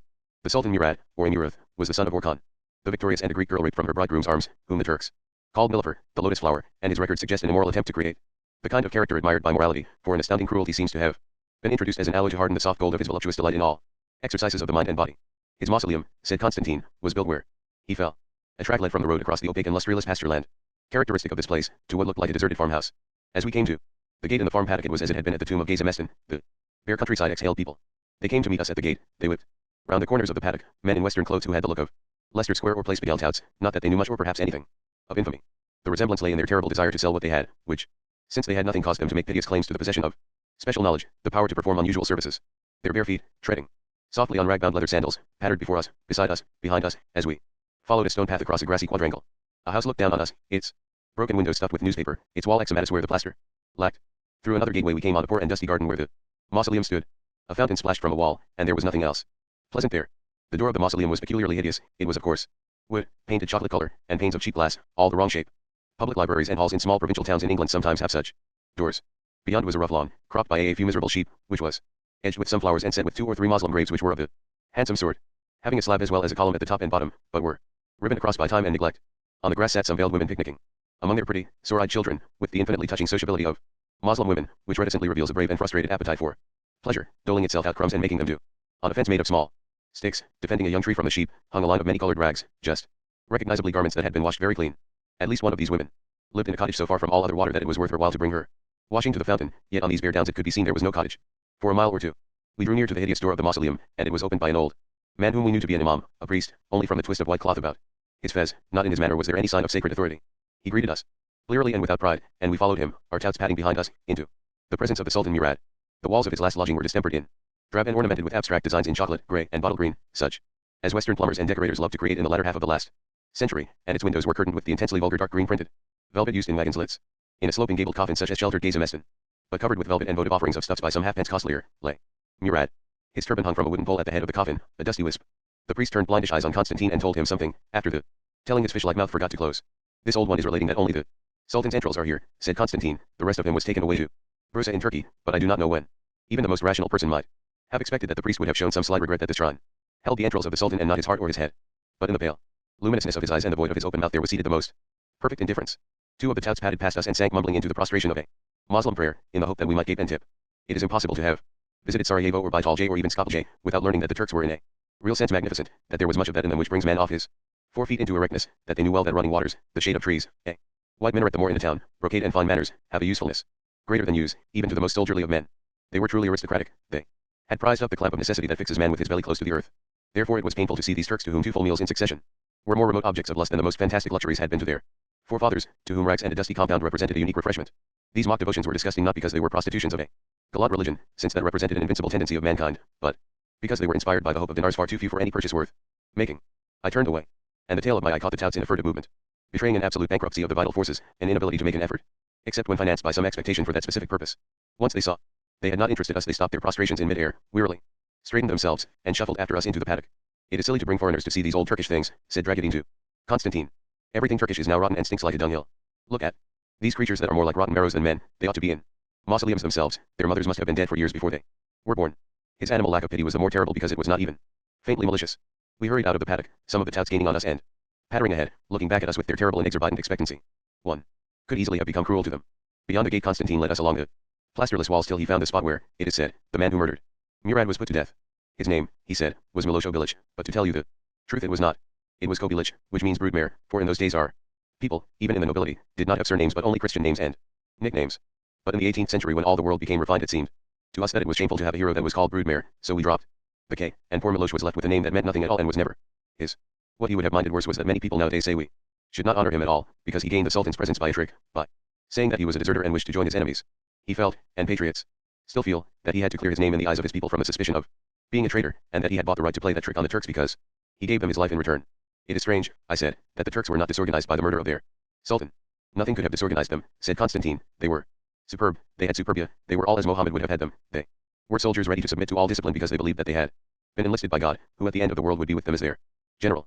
Our Sir Charles Eliot, I said, wrote of them that the Sultan may be a Roman emperor, but every Turk is a Roman citizen with a profound self-respect and a sense not only of his duties, but what is due to him. As I spoke I noticed that my husband was no longer walking beside me, and, as wives do, I looked round to see what the creature might be doing. He was some paces behind us, giving some dinars to the touts, who were taking them with a gentle, measured thankfulness, unobject in spite of their suppliance, which proved that what Eliot had said of them had once been true, though the total situation showed it to be no false. They stopped following us after that, and remained staring mildly after us, boneless as flames, their pale faces and dusty clothes stingy in the sunlight. They stood wide apart on the dark grass of Kosovo, for their flesh was too poor to feel the fleshy desire to draw together. A people that extends its empire too far from its base commits the sin of Onan and spills its seed upon the ground. We had not been driving very long when the road ran through a grove, and Dragadine brought the automobile to a halt. Here we will eat, he said, holding the door open. What do you mean? Asked Constantine. Well, did you people not bring bread and wine and eggs from Skopje? Asked Dragadine.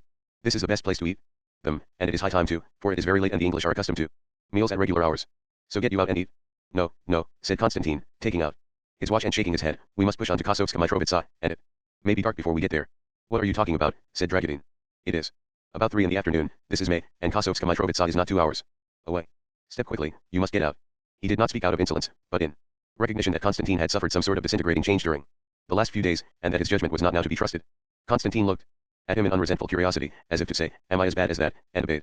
Dragudin put out the rugs and the food on the grass and said, there now, you can have 15 minutes, and walked up and down the road in front of us, eating an apple.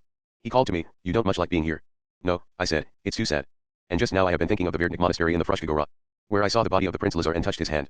Ah, yes, the poor saint, said Dragudin, they cut off his head because our Milosh Obilic had killed their sultan, though doubtless they would have done it anyway. They were wolves, it was their nature to shed gentler blood. Well, it could not be helped. We were not of one mind. He took another mouthful of apple and munched himself down the road, and I said to Constantine, it is strange, he does not blame the nobles for quarreling among themselves. Constantine said thoughtfully, no, but I do not think that is what he means. But he says, we were not of one mind, he has said it twice today, and in all the history books it is said that the Slavs were beaten at Kosovo because the various princes quarreled among themselves. What else can he mean?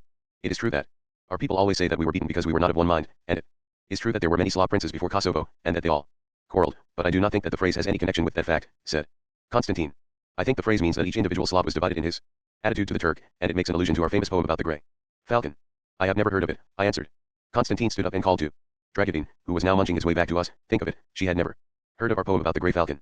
Shame, cried Dragudin, spitting out some pips, and they began chanting together. Politio soko titsashaba. Oti svatini, oti Yerusalem. I nosy titsalastovitsu. I will translate it for you, said Constantine. In your language I cannot make it as beautiful as it is, but you will see that at any rate it is not like any other poem, it is peculiar to us. There flies a grey bird, a falcon, from Jerusalem the holy, and in his beak he bears a swallow. That is no falcon, no grey bird, but it is the Saint Elijah. He carries no swallow, but a book from the Mother of God. He comes to the Tsar at Kosovo. He lays the book on the Tsar's knees. This book without light told the Tsar, Tsar Lazar, of honorable stock. Of what kind will you have your kingdom? Do you want a heavenly kingdom? Do you want an earthly kingdom? If you want an earthly kingdom, saddle your horses, tighten your horses' girths, gird on your swords, then put an end to the Turkish attacks, and drive out every Turkish soldier. But if you want a heavenly kingdom, build you a church on Kosovo. Build it not with a floor of marble, but lay down silk and scarlet on the ground.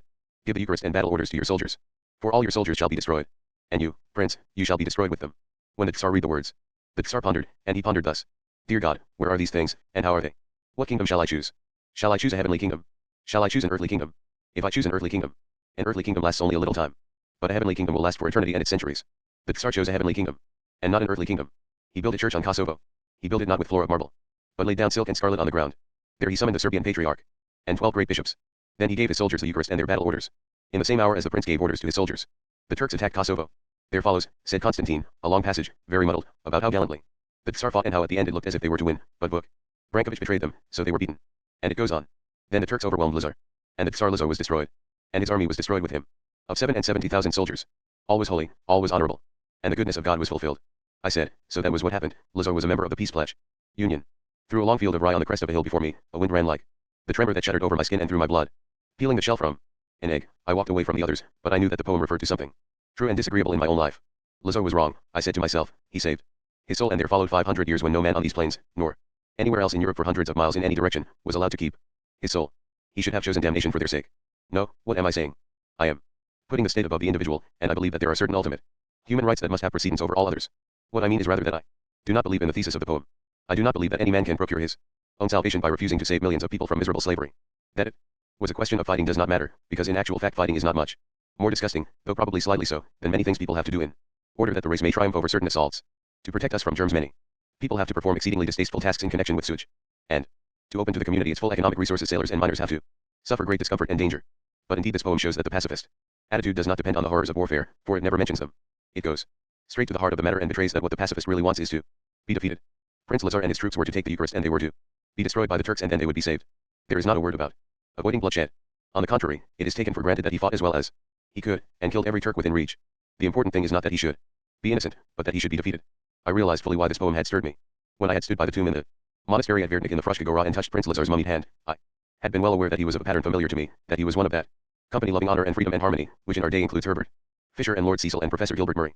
Such people I have always followed, for I know that they are right, and my reason acknowledges that by their rule and by their rule only can a growing and incorrupt happiness be established on earth. But when all times have given birth to such good men and such as myself who follow them, why has this happiness not long been accomplished? Why is there still poverty, when we are ready for handsomeness? Why is there carelessness for the Future of children? Why is there oppression of women by men? Why is there harshness of race towards race? I know the answer. I had known the answer for long. But it had taken this poem to make my mind admit that I knew it. It is revealed at all meetings addressed or attended by the lesser of those who care for the freedom and the well-being of others, which often exhale a strange sense of danger. Meetings of the opposite party, of those who desire others to be enslaved for their benefit or to preserve iniquitous social institutions because of the profit they derive from them, offer the simple repulsiveness of greed and stupidity, but not this sense of danger. It is evoked in many ways, by the clothes worn by the women among the speakers and the audiences, which are of a sort not to be accounted for by poverty, and by overwork, since they are not specially cheap and must indeed require a special effort to find, so far do they depart from the normal. They can serve no purpose save to alienate public opinion, and it is sad that they should not do all that they can to secure the respect of the community when they are trying to revise communal beliefs. It appears possible that they do not really want to succeed in that attempt, and that suspicion is often aroused by the quality of the speakers' voices and the response of their audiences. The speakers use all accents of sincerity and sweetness, and they continuously praise virtue, but they never speak as if power would be theirs tomorrow and they would use it for virtuous action. And their audiences also do not seem to regard themselves as predestined to rule. They clap as if in defiance, and laugh at their enemies behind their hands, with the shrill laughter of children. They want to be right, not to do right. They feel no obligation to be part of the main tide of life. And if that meant any degree of pollution, they would prefer to divert themselves from it and form a standing pool of purity. In fact, they want to receive the Eucharist, be beaten by the Turks, and then go to heaven. By that they prove themselves inferior to their opponents, who do not want to separate themselves from the main channel of life, who believe quite simply that aggression and tyranny are the best methods of guaranteeing the future of man and therefore accept the responsibility of applying them. The friends of liberty have indeed no ground whatsoever for regarding themselves as in any way superior to their opponents, since they are in effect on their side in wishing defeat and not victory for their own principles. Not one of them, even the greatest, has ever been a Caesar as well as his kind self, and until there is a kind Caesar every child of woman is born in peril. I looked into my own heart and I knew that I was not innocent. Often I wonder whether I would be able to suffer for my principles if the need came, and it strikes me as a matter of the highest importance. That should not be so. I should ask myself with far greater urgency whether I have done everything possible to carry those principles into effect, and how I can attain power to make them absolutely victorious. But those questions I put only with my mind. They do not excite my guts, which wait anxiously while I ponder my gift for martyrdom. If this be so, I said to myself, if it be a law that those who are born into the world with a preference for the agreeable over the disagreeable are born also with an impulse towards defeat, then the whole world is a vast Kosovo, an abominable blood-logged plain, where people who love go out to fight people who hate, and betray their cause to their enemies, so that loving is persecuted for immense tracts of history, far longer than its little periods of victory. I began to weep, for the left-wing people among whom I had lived all my life had in their attitude to foreign politics achieved such a betrayal. They were always right, they never imposed their rightness. If this disposition to be at once Christ and Judas is inborn, I thought, we might as well die, and the sooner the better, for the defeat is painful after the lovely promise. I turned my back on the plains, not to see the sodden grass, not to think of the woman stupid under her plowshare in Priashtina, the weak-eyed loving brothers embracing feebly in the standard-bearer's mausoleum, the pale touts falsely and hungrily genuflecting about the Sultan's coffin, not to imagine the lost glory of the Christian Slavs, the glory, different but equal and equally lost, of the Ottoman Turks. Even when I saw none of these things with the eye of the body or the mind, I felt despair, and I began to run, to be more quickly with my companions. The party I had left had now been joined by a fourth, an old Albanian wearing the white skull cap which is as a fez to the Moslems of that people. He had been invited to share our food, and he was sitting on the ground with his back to me. When I drew nearer, he turned about to greet me with the smiling social grace peculiar to Albanians, and I saw that in his arms there was lying a black lamb such as I had seen sacrificed at the rock of the sheep's field, and the meaning of Kosovo was plain. The black lamb and the grey falcon had worked together here. In this crime, as in nearly all historic crimes and most personal crimes, they had been accomplices. This I had learned in Yugoslavia, which writes obscure things plain, which furnishes symbols for what the intellect has not yet formulated. On the sheep's field I had seen sacrifice in its filth and falsehood, and in its astonishing power over the imagination. There I had learned how infinitely disgusting in its practice was the belief that by shedding the blood of an animal one will be granted increase, that by making a gift to death one will receive a gift of life. There I had recognized that this belief was a vital part of me, because it was dear to the primitive mind, since it provided an easy answer to various perplexities, and the primitive mind is the foundation on which the modern mind is built. This belief is not only hideous in itself, it pollutes the works of love. It has lobbered for annulment of the meaning of Christianity, by insinuating itself into the church and putting forward, by loose cries and the drunkenness of ecstasy, a doctrine of the atonement too absurd to be set down in writing.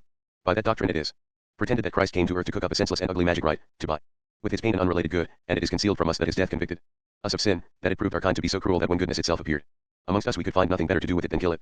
And I had felt, as I walked away from the rock with Militsa and Murd, that if I thought longer about the sacrifice I should learn something more, of a nature discreditable to myself. Now that I saw the lamb thrusting out the forceless little black hammer of its muzzle from the flimsy haven of the old man's wasted arms, I could not push the realization away from me very much longer. None of us, my kind as little as any others, could resist the temptation of accepting the sacrifice as a valid symbol. We believed in our heart of hearts that life was simply this and nothing more, a man cutting the throat of a lamb on a rock to please God and obtain happiness, and when our intelligence told us that the man was performing a disgusting and meaningless act, our response was not to dismiss the idea as a nightmare, but to say, since it is wrong to be the priest and sacrifice the lamb, I will be the lamb and be sacrificed by the priest. We thereby set up a principle that doom was honorable for innocent things, and conceded that if we spoke of kindliness and recommended peace it was fitting that afterwards the knife should be passed across our throats. Therefore it happened again and again that when we fought well for a reasonable cause and were in sight of victory, we were filled with a sense that we were not acting according to the divine protocol, and turned away and sought defeat, thus betraying those who had trusted us to win them kindliness and peace. Thus it was that the Slavs were defeated by the Turks on the field of Kosovo. They knew that Christianity was better for man than Islam, because it denounced the prime human fault, cruelty, which the military mind of Mohammed had not even identified, and they knew also that their essential achievements in conduct and art would be trodden down into the mud if they were vanquished. Therefore, because of the power of the rock over their minds, they could not go forward to victory. They knew that in this matter they were virtuous, therefore it was fitting that they should die. In that belief they betrayed all the virtuous who came after them, for 500 years. And I had sinned in the same way, I and my kind, the liberals of Western Europe. We had regarded ourselves as far holier than our Tory opponents because we had exchanged the role of priest for the role of lamb, and therefore we forgot that we were not performing the chief moral obligation of humanity, which is to protect the works of love. We have done nothing to save our people, who have some little freedom and therefore some power to make their souls, from the trampling hate of the other peoples that are without the faculty for freedom and desire to root out the soul, like a weed. It is possible that we have betrayed life and love for more than 500 years on a field wider than Kosovo, as wide as Europe. As I perceived it, I felt again that imbecile anxiety concerning my own behavior in such a crisis, which is a matter of only the slightest importance. What mattered was that I had not served life faithfully, that I had been too anxious for a fictitious personal salvation, and imbecile enough to conceive that I might secure it by hanging round a stinking rock, where a man with dirty hands shed blood for no reason. Is this not a lovely old Albanian man? Asked Constantine. Indeed he was, and he was the lovelier because he was smiling, and the smile of an Albanian is cool and refreshing as a bite out of a watermelon. Their light eyes shine, their white teeth gleam. Also this old man's skin was white and transparent, like a very thin cloud. I think he is very good, said Constantine, and he is certainly very pathetic, for he has guessed we are going to the Trepcha mines and he wants us to get a job for his grandson, who, he says, is a clever boy. I wonder if we could not do something about it.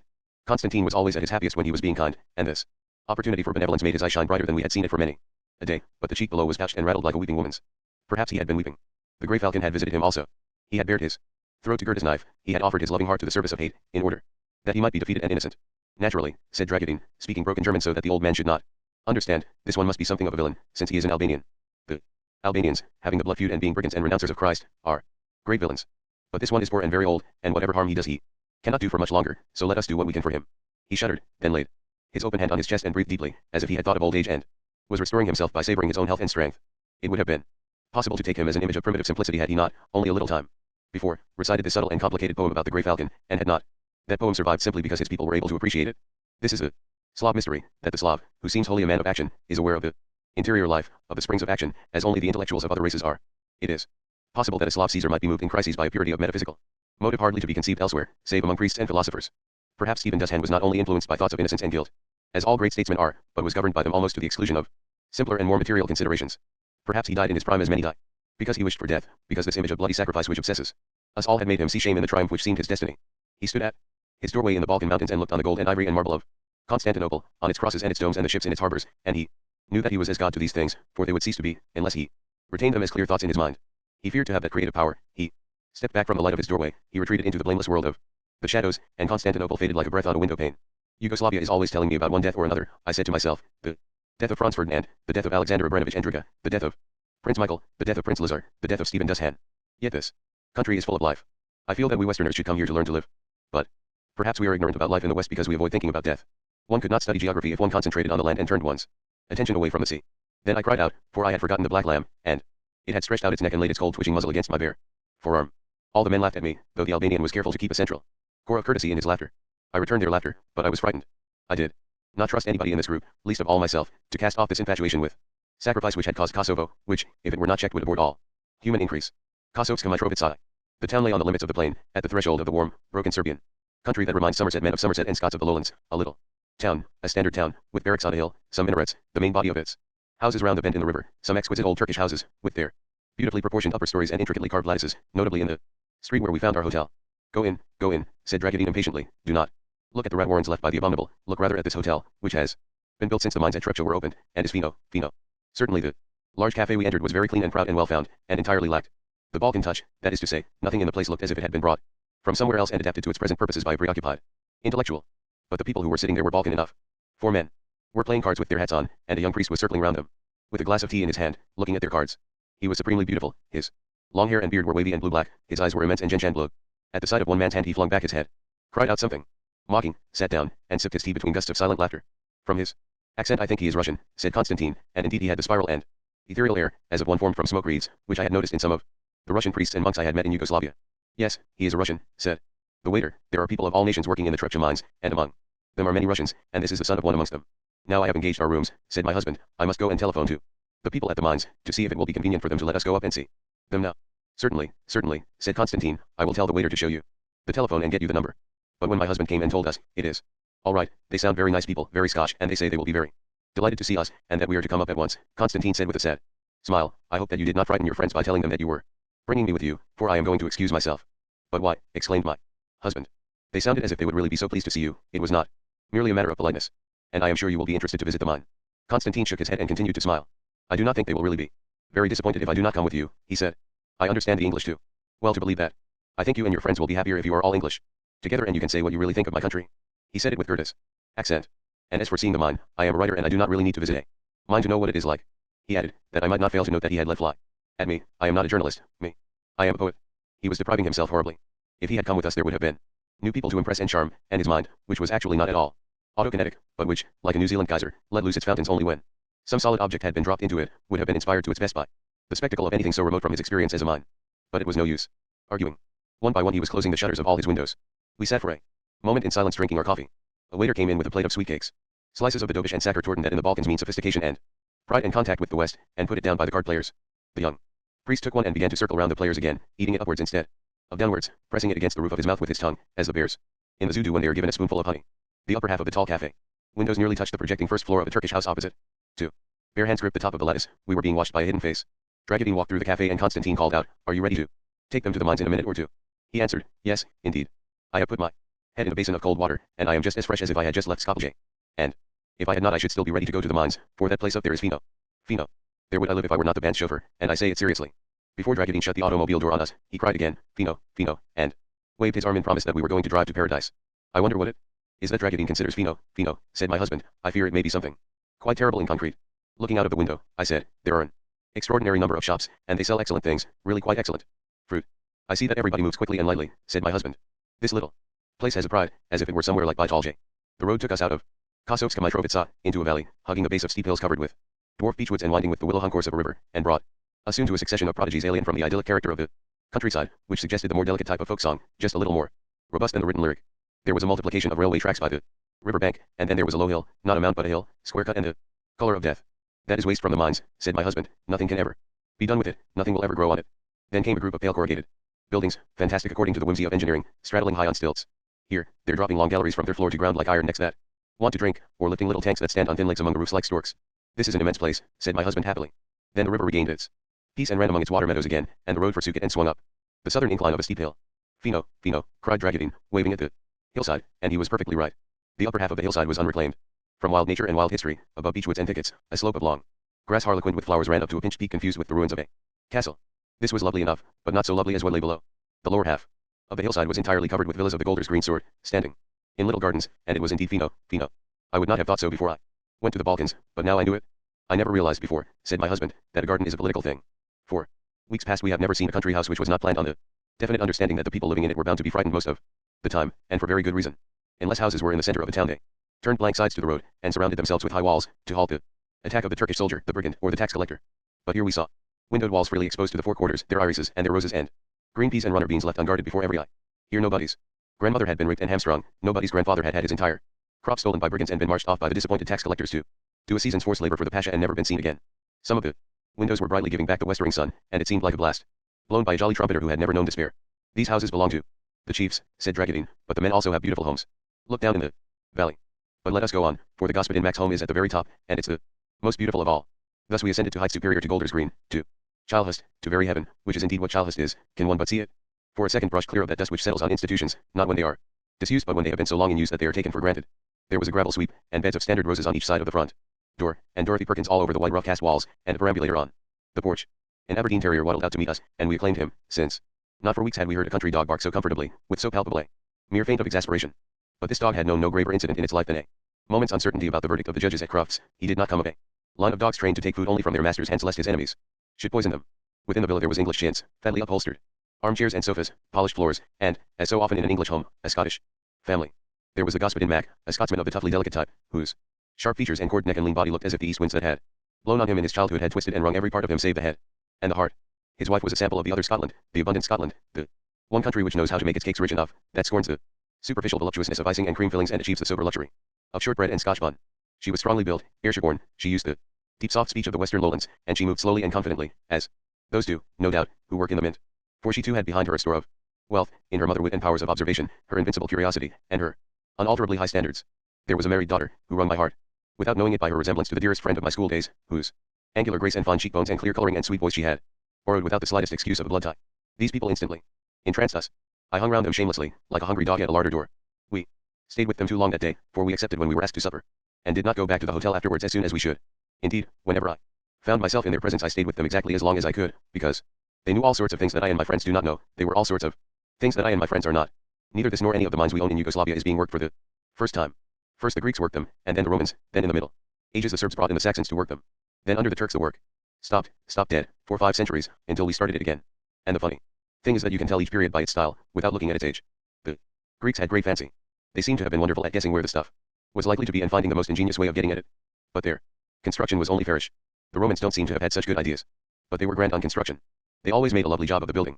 And the Saxons just came along nicely, without adding anything, but following on. Well, and we're using a lot of it just as it was. I never go by the stone seat where the Roman sentinel sat, without giving it a pat, and wondering too. For just by that seat, there's a bit of construction that none of us can understand.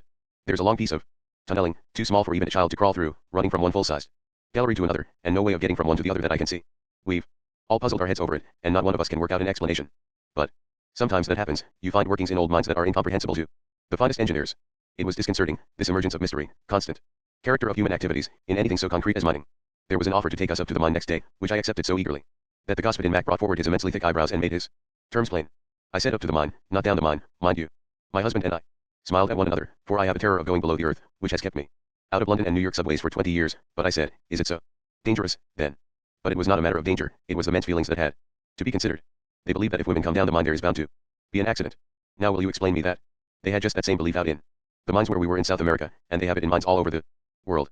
But elsewhere than here you have miners whose families have been working below surface for generations and who have worked in different countries. It's natural they should have developed their superstitions and then pooled them with the miners of these other countries. But the people here haven't worked in a mine for 500 years. In fact, I don't think these people have ever worked in mines, because under the Serbian Empire it was Saxons and Saxons only who were miners. The foreign miners who taught these chaps their mining work can't have given them these ideas, for they couldn't speak Serbian enough for general conversation. Indeed they have to teach them largely by the look-see method. Well, how does it happen that miners here now hold, and hold passionately, as if they had held them for generations, exactly the same superstitions that miners hold all over the world? I wish somebody would explain me that. His daughter said, and there's no use arguing with them over the superstition, for whenever dads insisted on letting a woman go down to mine there's been an accident just afterwards. A serious one. The Господин Mac shrugged his shoulders. We paused, confronted for a moment by the suspicion that the universe was idiotic, or that man was idiotic, made idiotic to the point of suicide, which would make his unconscious self pull down a prop and let blackness devour him, rather than that his libel on the female of his kind should be proved untrue. The women talked too, always well, always of known things. They spoke of the people in the town. Yes, there were still some Turkish families who had not gone back to Turkey, who were indeed too wealthy to abandon their interests here. There was one family which Mrs. Mac knew quite well, who still kept a nice house outside the town.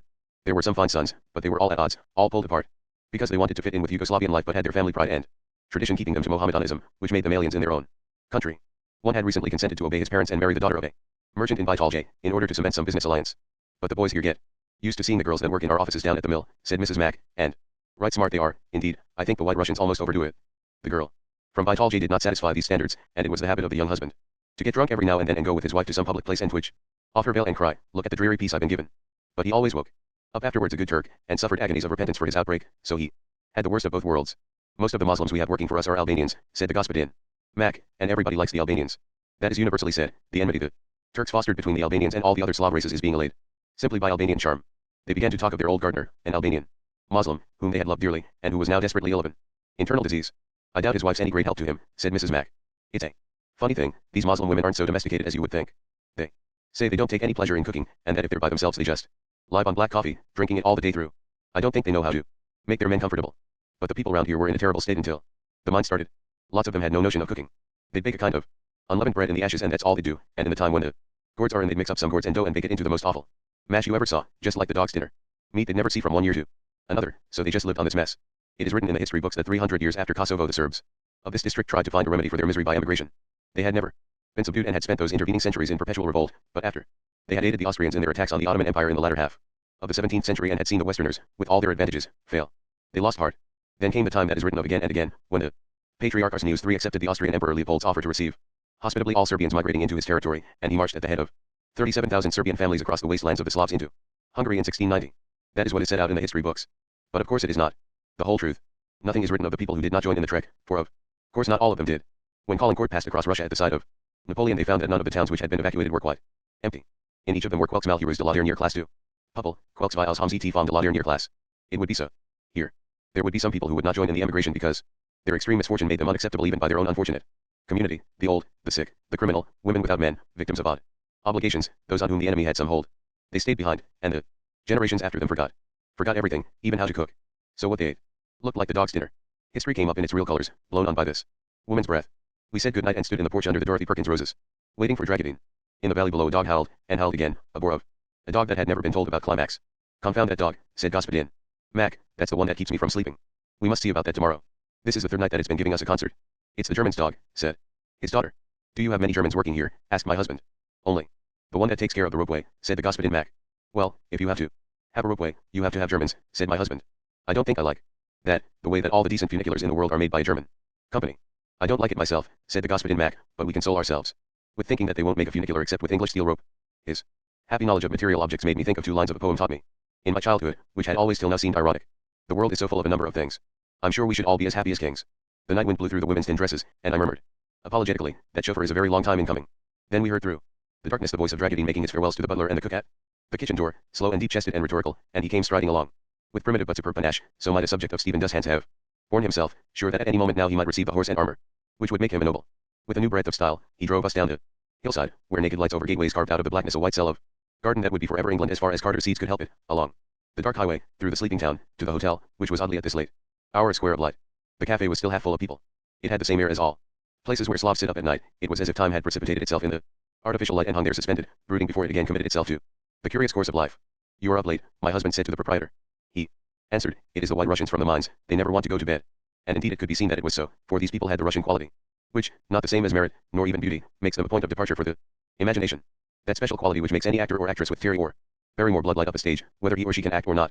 I do not complain, said the proprietor, it means money. We had no money till the mines opened, but now it comes in, more and more every day. God be thanked, he said. We were in a town drenched with a rising tide, but the tide had not yet risen so far, as one might suppose. That we learned next morning as we went about making purchases before they came to take us up to the mines. This was an island, parts of it were even now incommunicado, not having had whispered to them the words we all know. We realized this when a photographer from whom we had bought some films halted us at the showcase outside his shop, saying, look, of these I am unusually proud.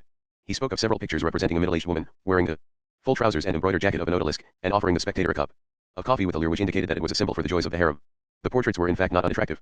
It is true that she was plump as an elephant, but she was so beautiful that the resemblance only served to explain what it is that male elephants feel about female elephants. Very nice, said my husband. Who is she? The wife of the general in command of our garrison, said the photographer. It was as if a showcase in Aldershot High Street should be filled with portraits of the wife of the general in command of the district, clad in the coquetry and localized plumage of Miss Dinget. But we spoke no more of her, for my husband had caught sight of another photograph, set just below these portraits, which were so exuberant in the literal sense of the word. It strangely contrasted with them. 4 astonished mourners presented to the street a lidless coffin, in which there lay a bearded man with closed eyes, death collecting visibly in the hollows of his cheeks. About the coffin stood some children, wild-eyed with grief, and a woman putting her hand to a forehead blank with distraction. My God, who was that? My husband asked. It is our late mayor, said the photographer. He was a very good man. Was he assassinated, or was it an accident? Asked my husband. Who? The mayor, said the photographer. No, no, it was remarkable how everybody liked him. He died of something wrong with his stomach. Then what is this scene? It is just his funeral. But look, I said, pulling at my husband's sleeve, for I had found yet a third indication of a life different from ours. It was the photograph of a young black-haired man wearing the kind of face which Slavs assume when they intend to look romantic, which all Russian ballet dancers use when they are teetering for balance. It resembles a sad spoon. The portrait showed his nude torso to the waist, and between his mammary glands, which were a shocking waist, a chain suspended that most innocent exemplar of jewelry, a heart-shaped pendant with a seed pearl in its center. Who is this young man? Asked my husband. He is a lieutenant in the garrison here, replied the photographer, wholly without embarrassment. He is a funny fellow, always coming to be photographed, always in fancy dress, sometimes in woman's clothes. Are there many such young men here? Asked my husband. He is the only one, said the photographer. At our hotel a car waited to take us up to the mines, and Constantine sat dunking a roll in his coffee. Good morning, we called, and he answered us civilly, but with a look of condemnation checked only by the painful exercise of courtesy. It was apparent that we were committing the same crime as those who are not seasick when others are. Will you be ready soon? We asked. His forehead contracted in agony. It was apparent that we spoke too loud. Ready for what? He asked. To go up to the mines, I said. It will all be very interesting, and you'll like the manager. He is a most wonderful person. Constantine laughed silently into the distance. It was apparent that we had shown gross insensitiveness. No, I do not think I would like the manager, he said. I have read of such people in Dickens, and I think we are of quite different sorts. Oh, come on, we pleaded, but he raised his eyebrows and pulled his mouth down and looked down at the tablecloth, slowly shaking his head. No, he said, where men claw at the sides of the noble mountains, for the sake of money. Mere money, there I would be quite out of place. But you go, he said kindly, you go. I shall not blame you. We cannot all feel the same repugnances. Go up there and be happy. And I will get Dragadine to drive me to some place where the mountains have not been violated. And there I will be at peace, and I will remember that I am a poet. And I will be very happy. Happier than I think you could understand. We murmured. And left him, not because we were angered by him, for we were not. Both of us loved him, and he was at this moment most piteous, for his florid eye was purplish and the whites of his eyes were dun. But it was as physically exhausting to talk to him when he was fixed in this perverse attitude as it would be to talk to a contortionist whose mouth spoke out of the shadow under his crooked knee. The chauffeur who had come to take us to the mines was the personal chauffeur of the Господин Mac, and it appeared that there are some who are heroes to their valets. Does he hope we will repeat all this to his employer? My husband wondered, but answered himself, no, he is too noble a creature, and anyway he conceives his relationship with the Господин Mac is already ideal. We went out of the town and received proof that we were indeed in the south, where the land burns in summertime. Like the human skin, a bridge joined brown land to brown land, and in a brown river there swam brown youths. In a valley where still browner babies kicked and squealed among bulrushes in a shallow stream, there marched over the mountainside the pylons of a ropeway, with here and there a carrier riding down from the mines to the mill. Thereafter there was a group of gay new houses up on the hills, and the chauffeur halted us. Our workmen lived there, he said, and we responded that they were very beautiful, and so they were. They had the same lyrical quality as some modern French industrial garden cities, such as those on the Seine near Caudebec, where the hydroplanes are made. Some of the houses you will see later on are built by the company, and they are magnificent, continued the chauffeur, but these are built by the workmen themselves, and they are fine enough. They also have the wonderful thing that the Господин Mac has brought to our country. They also have the septic tank. He turned towards us passionately. Is it not a most wonderful thing, the septic tank? All this filth that gushes out his arms threw on the sky an image of the impurity that floods the universe, not to be beaten back by the spirit, only to be conquered by the talisman of the Господин Mac turned into water, clear water. His hands fluttered, saluting salvation. Many centuries after my master is dead, he cried, he will be honored because he brought us the septic tank. The primal idea of sanitation surprised us by its angelic appearance. Yet the memory of the obscure apartment at Priashtina, with the age-old coat of slime on its floor, made it not so surprising. I would never have known the mine head for what it was. It looked like a railway station, standing under a scar in the wooded hills at the valley head, with the goods tram loaded with lumps of ore, the color of aging and desperate silver, puffing away from it. In what looked like a waiting room, and was a kind of office, we found two young Englishmen wearing overalls and carrying electric torches, who paused to tell us before they went off to take baths that they had just been down the mine with the Господин Mac, and that he had come up first and would be with us as soon as he had bathed and dressed. They were admirable young men, neatly shaped by their profession, like well-sharpened pencils. Not theirs the long points of the artists and scientists, which are as like as not to break and necessitate a fresh use of the knife. Not theirs the bluntness of those who know no craft. They were just right. As they went, I looked at the map of the mine that was hanging on the wall and said, I cannot understand the name of this place. Stan TRG I know to be market, but what is Stan? It does not seem like a Serbian word at all. Neither it is, said one of the Englishmen, it is simply a mistake.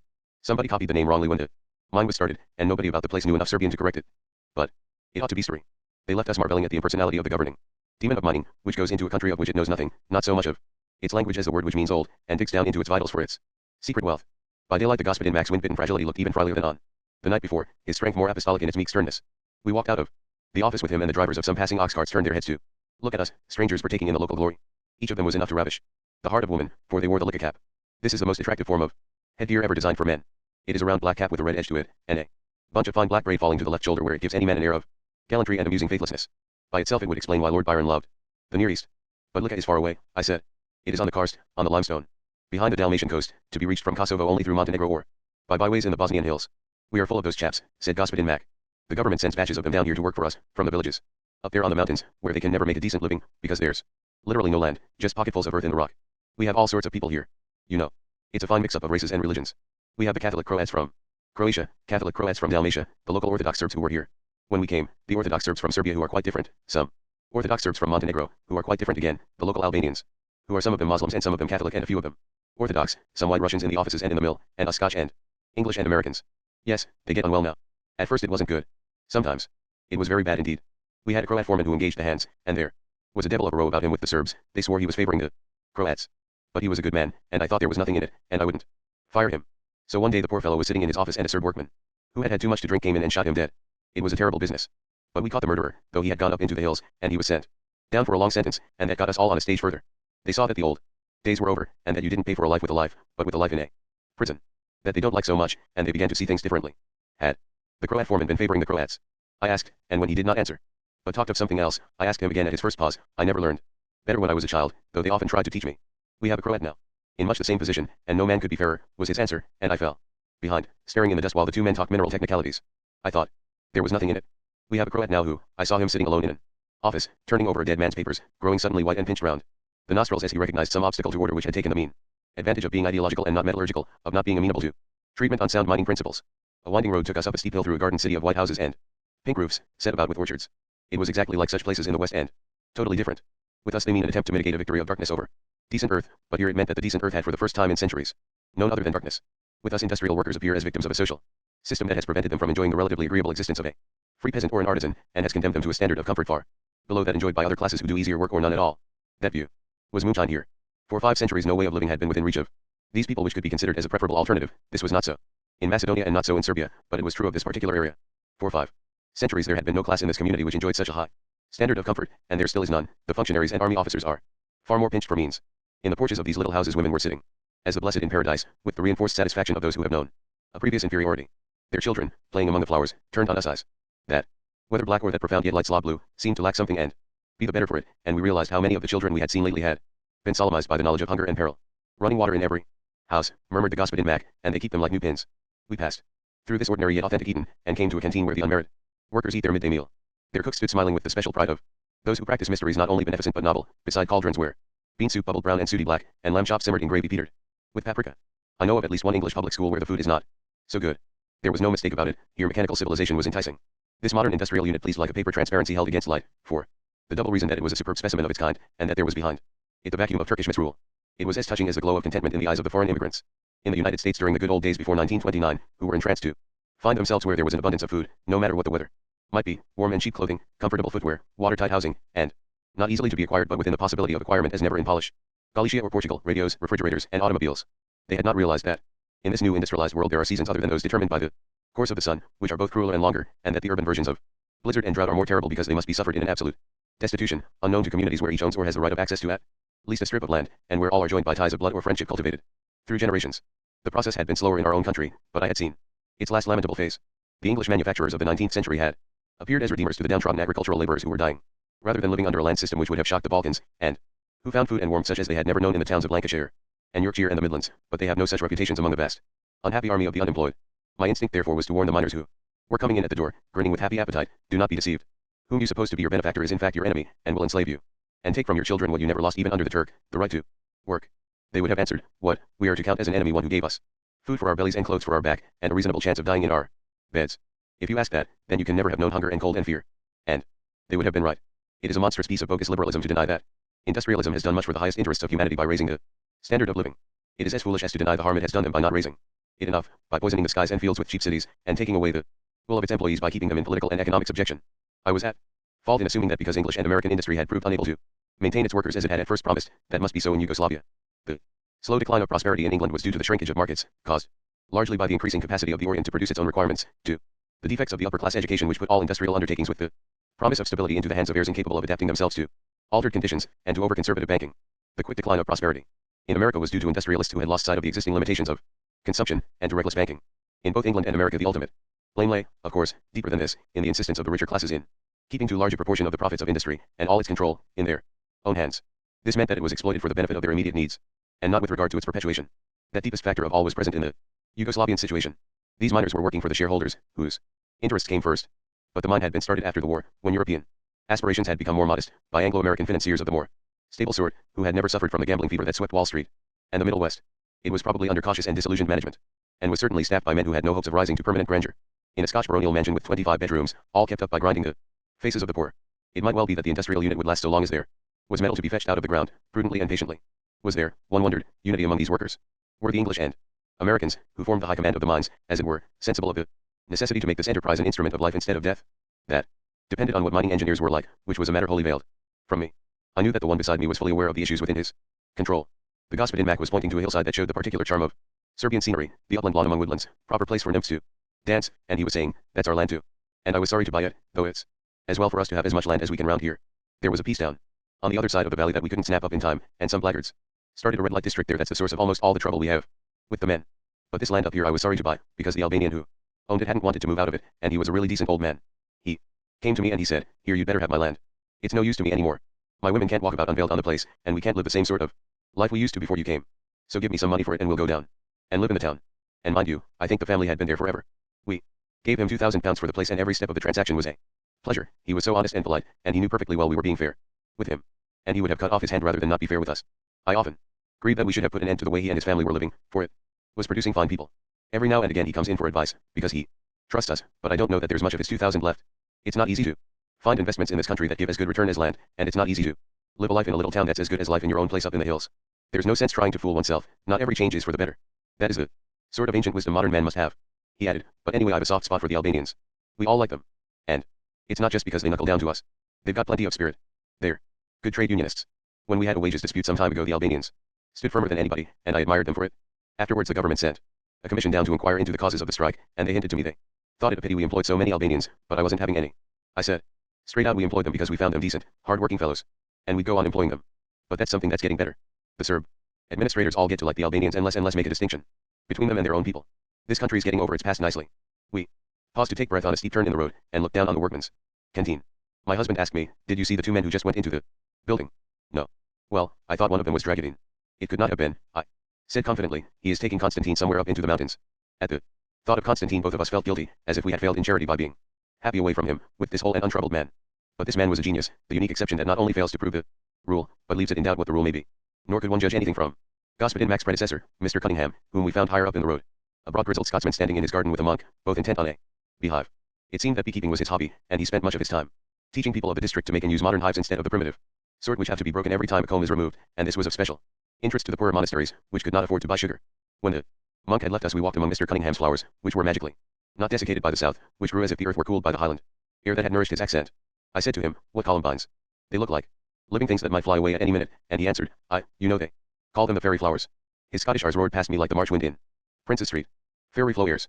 Presently Mr. Cunningham said, I'll be telling Sasha to send a bottle of absinthe up to the mess for our cocktails, if the company is as partial to it as I am, and he called to the house, Sasha. Sasha. He explained to us, Sasha's our factotum here, he's a great character. Lord knows what would happen to us all if Sasha wasn't here to look after us. When Sasha came out into the garden this conversation followed the pattern so often to be remarked in countries where people of a mechanized Western race live among people of a more primitive race whom they have dominated. The Scotsman opened the conversation in the peremptory tones of a nurse speaking to a child, and the Serb answered like a child who accepts the authority of a nurse, but made a further remark in which he in his turn spoke like the nurse, and was answered by the Scotsman as if he were the child. It is thus that an English officer in India talks with his Hindu batman, it is thus that a Southerner talks with his colored butler, it is thus that a Canadian holidaymaker talks with his Indian guide, should they be intelligent people. Only stupidity fails to recognize that each of the parties in such a relationship has command of a store of information almost wholly forbidden to the other, so that each, in the other's sphere, is helpless and astray unless his host is generous. That recognition was fully present in the Scotsman's voice. His climate-toughened shrewdness made him sensitive to the problems of his profession, the nature of war and its hiding places under the earth. It made him wise also about bees, flowers, and men, and not to be deflected from his wisdom by vanity. He could not have borne to sacrifice his just perception of Sasha in order to exaggerate his sense of superiority to Sasha. Such men favor the growth of civilization. But the ordinary run of mining engineers might not be of the same breed as their leaders. There was this inveterate disposition to care only for their hard inorganic quarry, and to leave the state of living men which was the mine's matrix unnoticed and uncomprehended, which had been responsible for the naming of a Serbian mine, with the gibberish of stan trg, which had been a characteristic of those who had worked here before them, in the days anterior to the Turkish night. On a plateau by this hillside road stood the ruins of a chapel where the Saxon miners, brought here by the medieval Serbian kings, had worshipped according to their faith. Those Saxons were not Serbs, nor Saxons either, but simply miners. They formed a state within a state. The Serbian laws did not bind them, they were subject to the code, which was not borrowed from Saxony, but was simply and purely of the mines. It was not, as might have been suspected, a permit to laxity, extorted by those who rendered essential services to an expanding state, it was a juristic provision for the miners. Mystery, to use that admirable English word meaning all information relating to the theory and practice of a craft, which we borrowed from the old French mestier, and, by carelessness amounting to genius confused in spelling with the word we derive from the Greek for occult. It made that craft an iron-bound dedication, a man found damaging a mine was hung by a rope downwards in the pit's haft, and the rope was cut. For their Catholic worship these separate people had taken a church such as was built by the natives of the soil, a Byzantine church planned for the Orthodox rite, and had brought a German artist to paint it with frescoes. Centuries after, now that its vaults were broken and its frescoes washed pale by rain and sun, it was apparent that something had happened which had left this not a true growth of the genius of the land. These were true internationalists, disregarding the nation's peculiar soul. So, too, were the young men we met in the mess at the top of the road. They were mining engineers, without any doubt. Other things they might be, sons and lovers, husbands and fathers, saints and sinners, philosophers and natural men, but each of them, picked up between divine finger and thumb, and asked by the thunder who he was, would have answered, I am a mining engineer. Their preoccupation with their calling was so great that it excluded any dangerously excessive intensification of itself. A mining engineer must keep fit, he must not be irritable, and he must be able to bear up under physical strain. Therefore they played tennis, they read a bit, they took photographs, they learned languages, and they faced life with smooth brows and not a paunch among them. And they presented, as a shining tiled wall, this detachment from the life around them. There was one Serbian among them, a doctor, a jolly soul with reddish hair and a face that had begun to wrinkle not because he was older than his age but because he still loved to laugh like a child. When we said we had been in Baitalje he told me he was a native of that city, and we talked for a little about the place, its mosques, its lovely girls, its acacias, and the rich civilization that lay under its surface. It was his belief that the town, though so much poorer than it was when it was the capital of Macedonia, was still enormously rich. Many of the women that shuffle about the little shops by the river in the morning, in their cotton wrappers, he said, have more gold round their necks and their wrists than 500 Viennese ladies who wear silk dresses ever see in their lives. I tell you the city is full of gold, is stuffed and crammed with gold.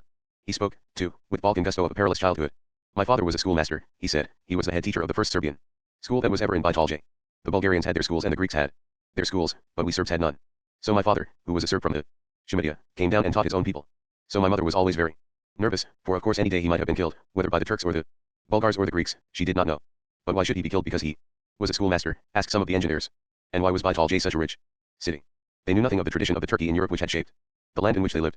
They were ignorant too of something which was more recent, and had been commemorated in print, for even the English to read. I said to the doctor, and what happened to you during the war? And he answered, clapping his hand over his laughing mouth, you will never guess. Do you know, I went with the retreating Serbian army through the Albanian mountains down to the sea. You see, I should have gone with my mother and my brother and sisters in the refugee train to Salonika. But I was sent with a message to an old granduncle of mine in another part of the town, and on the way home I began to worry about a little boy I liked very much, so I went to see what he was going to do, and by the time I realized I could not find him I was too late to catch the train. So I joined some soldiers whom I saw walking in the street, and I went off with them to Ohrid, and away into the Albanian mountains. And, do you know, it was not so terrible. Yes, all you have heard is true. There was snow and ice, and very little to eat, and the Albanians sniped at us from the rocks. But I felt very grown up, and all Serb boys want to be grown up and to fight, and the soldiers made a great pet of me. When we got up into the mountains, they took a coat off a dead soldier and put it on me, and of course it was far too big for me, it came right down to my feet, so they called me General Longcoat. They were really very kind to me. When there was any food I always got the first of it. So, when we got to Corfu and they found my family was at Salonika, and sent me off to find them, I really was not so pleased. Think of being told to go to bed when you had been through all that. It was as astonishing as if one day a fellow guest announced that he had been to Moscow and back with Napoleon, but it was not less astonishing that most of the Englishmen who were listening had never heard of the retreat through Albania, and not one of them had ever heard the folk song which commemorates that agony. Tomo Daleko, Daleko o Timora. Tomo Yeselo, Tomo Yeserbaya. Yonder, far from the sea, is my village, my Serbia. It meant that they could not know Yugoslavia. Or rather that they could not synthesize all the valuable information they held regarding her into any valid picture of her. It seemed to follow from this that they were a danger to the state, because they would not be controlled by regard for her interests of which they were ignorant. Such would have been the opinion of Brigham Young, who was one of the few really great statesmen of the 19th century. He always regarded as enemies of the state the prospectors and miners who came to Utah in search of her mineral wealth. They were not part of his people, and therefore would not serve its interests. That was his theory, but in this mess room above the mines of Stan Trg it emerged that there was nothing in it so far as this part of the world was concerned. These men were not free to turn against their fellows. A force bound them. They fell to recounting tales of their beginnings. All, it seemed, had gone into strange lands. As youths, it might almost be said as children, and had been assailed by climates that were torturing misconducts of the sun and snows, and events that were monstrous. Births that should have been kept in bottles in the surgeon's hall of circumstance. They had, however, not been perturbed. They had been, and were still, sustained by a code. They believed, what did they believe? That one must be clean in body, that one must not tell lies, or suffer lies to be told to one, that one must do whatever work one was paid for doing, and do it well, and that one must not cause pain in other people, and must let them make their own souls as far as possible. This is the ethical tradition built into the English and American mind by Protestantism, and it is easy to deride it. There is indeed positive need that it should be derided, since it is an insufficient prop, and worse, for people who are prosperous, it is to them actually a prescription for ruin. Any Englishman of the upper bourgeoisie and the classes above, it finds no difficulty about being clean. He can persuade himself that what he says is true, and can compel his economic inferiors to tell him the truth. He has probably chosen work that makes no great demands on his powers, and the duty to leave others in peace may be construed as permission to indulge in the pleasures of indifference. But this same code, applied by such as these mining engineers, was a discipline that can even become an instruction in mysticism. To be clean in lands where nature intends one to be sweaty and unkempt, to tell the truth and exact it in circumstances so difficult that cautiousness cries out to let all be glossed over, to do work well, far away from criticism, and in fatigue of the flesh and spirit, to respect the rights of alien people, who are uncomprehended and therefore terrible. This rule makes no man an enemy of the state. There are, of course, mining engineers who follow this discipline imperfectly or not at all. But since these in this mess were chosen by the Господин Mac, who was himself that discipline made visible, they were not of that sort. Though the West has again and again infected the Balkans with corruption, it seemed probable that this contact was innocent. In the afternoon we drove away from the mines, down the valley to the town and the pale sprawling buildings where the ore was milled. About us conveyor belts went on their endless journeys to nowhere, and puffs of smoke and escape valves registered the culmination of a process which, so far as I, with my mechanical incompetence, was concerned, had never begun. It is no use whatsoever for you to explain these things to me, I told the Господин Mac. To me it is all magic and nothing but magic. It is funny you should say that just here, he answered, for that's exactly what these particular machines are to me, and to everybody else in the outfit. We were standing among a number of tanks, all filled with a seething solution of ore, but each bubbling in a different tempo and stained to a different shade of gray. These machines are the most valuable we have, he continued. They're the last word. They're wizards. In each bath the ore throws off one of its constituents, either silver or magnesium or sulfur or whatever, so that by the time it's got through this room all the goodness has been taken out of it, and we've just to collect the various minerals from the baths. But I can't understand the theory on which these machines work, nor does anybody else here that I know of. I don't mean that we can't mend them when they break down. We can, just as you could correct the faults of grammar in the book of mining, though you wouldn't be able to make the sense of the book. But the principle of the things is far beyond me. The chaps who brought them over from America understood them all right, and they stayed here for a bit. But the machines were their life work. They'd specialized on those lines, and we're general purposes fellows who have to get on with the business of running the mine. Do you mean that in mining also there is too much to be known? I asked. Much too much, he said, for any one man. There is no escape from mystery. It is the character of our being. But this man was not perturbed. We stood on the bridge that crossed the railway line, running from the mill to the high road. On our left was the ropeway, striding across the hills up to the high mines. On our right was the steep wooded peak, crowned with the fortress. The afternoon was golden on these heights. But the Господин Mac looked before him at the square-cut hill of waste which in the sunshine was the color of something deader than death, of death without the hope of wholesome putrefaction and dissolution. That worries me a lot, he murmured. So far as we can see, nothing will ever grow on that, not to the end of time. Well, it's an eyesore. And this was a body place before we started on it. On the line below us a dozen men were digging a pit, Albanian Muslims in their white fezzes and linen tight-waisted shirts and trousers. I leveled my camera on them, and one looked up and saw me. Instantly he was transformed, and so, the instant after, was the whole group. Gallantry ran through their bodies, turning their heads to a provocative angle, setting their hands on their hips, their eyes and teeth flashed through the distance. Perhaps they could not see that I was no longer young, or perhaps their romanticism forbade them to notice it, so that they could go through the day with the idea that they had attracted the admiration of a beautiful Englishwoman. The Господин Mac brooded over them as over his children. I tell you they're fine, these Albanians, he said. And I think this lot have got over the blood feud. That's the curse of Albanian life. But they say they're dropping it. It stands to reason. They will give a man a decent job and a house and a garden he likes, and he'll think twice about traipsing off to kill the uncle of a man who killed his second cousin. Particularly if he knows he'll go to jail. That blood feud, you know, it made everything impossible. When the Yugoslavs took over this country after the war, it was hard to get the roads safe for traveling. Under the Turks, people simply did not travel, unless they were rich enough to have an armed escort or unless they had to for some reason. There were whole villages up in the hills where every single family was in the brigandage business. You couldn't blame them. They'd been pushed into it. Maybe they'd fallen foul of the authorities at some time and got driven onto the land. That can't be cultivated. Or maybe there'd been a strong character born who turned the whole lot of them wrong.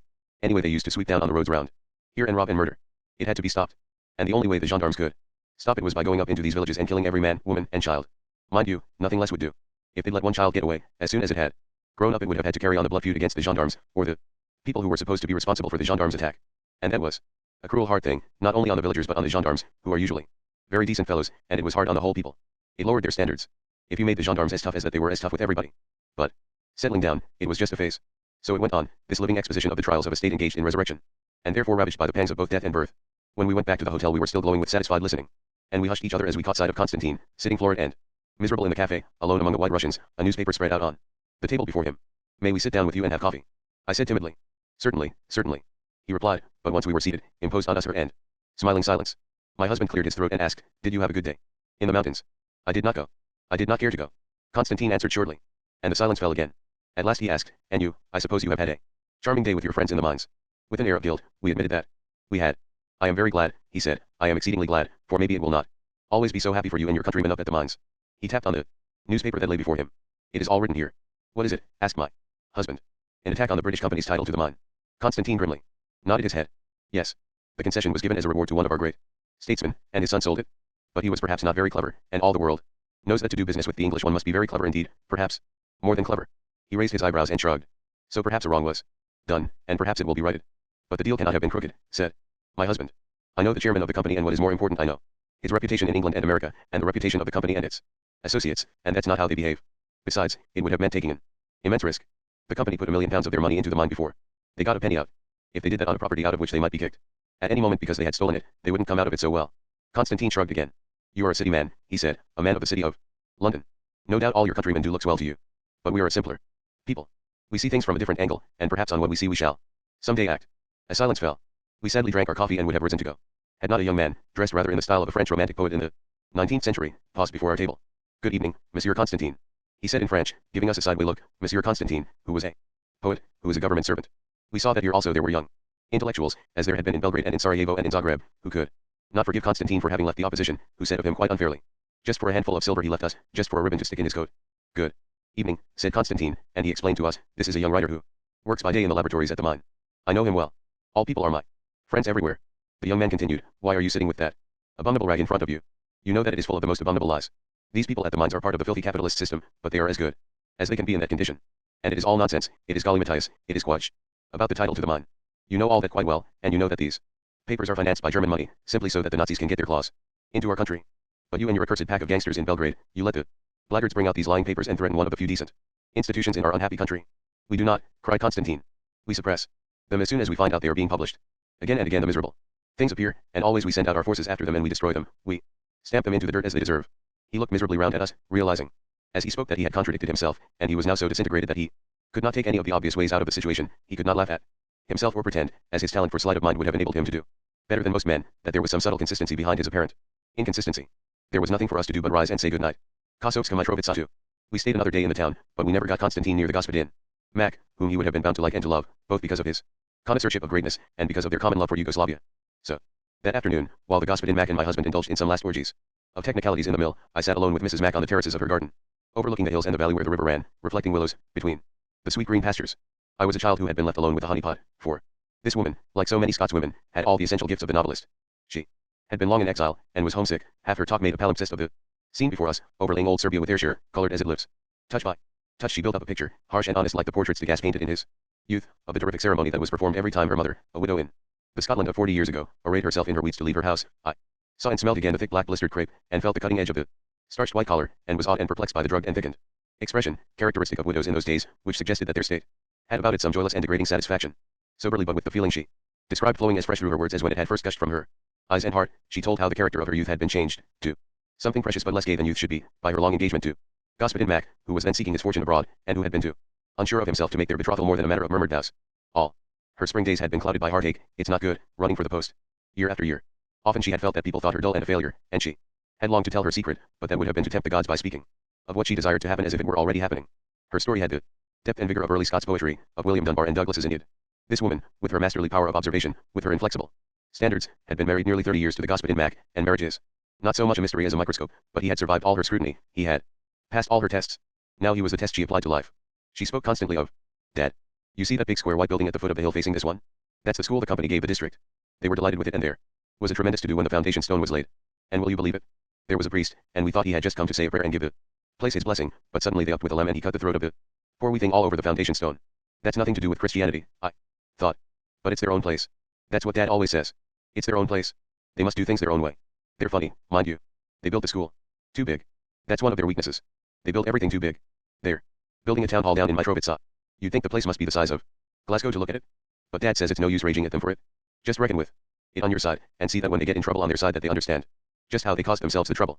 She knitted a row or two of a jumper, and laid it by to say, it's time Dad retired. We've lived long enough abroad. We were 20 years and more out in South America. Both the children were born out there. Then we came back, and we had taken a house in Scotland, and they asked Dad to come out and have a look at this mine.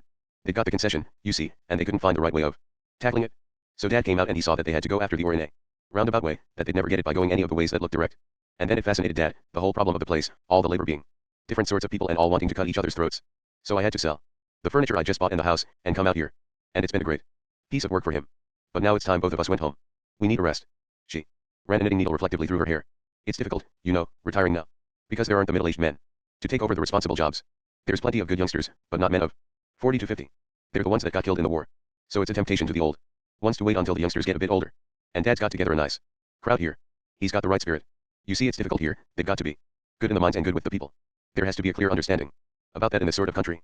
Dad always says to everybody who comes out here to the mines, now, you've got to be polite to the Yugoslavs, for it's their country. And we're only guests here. But some of them don't take the hint, particularly if they've been nobodies at home. They look to lord it over the Slavs here then.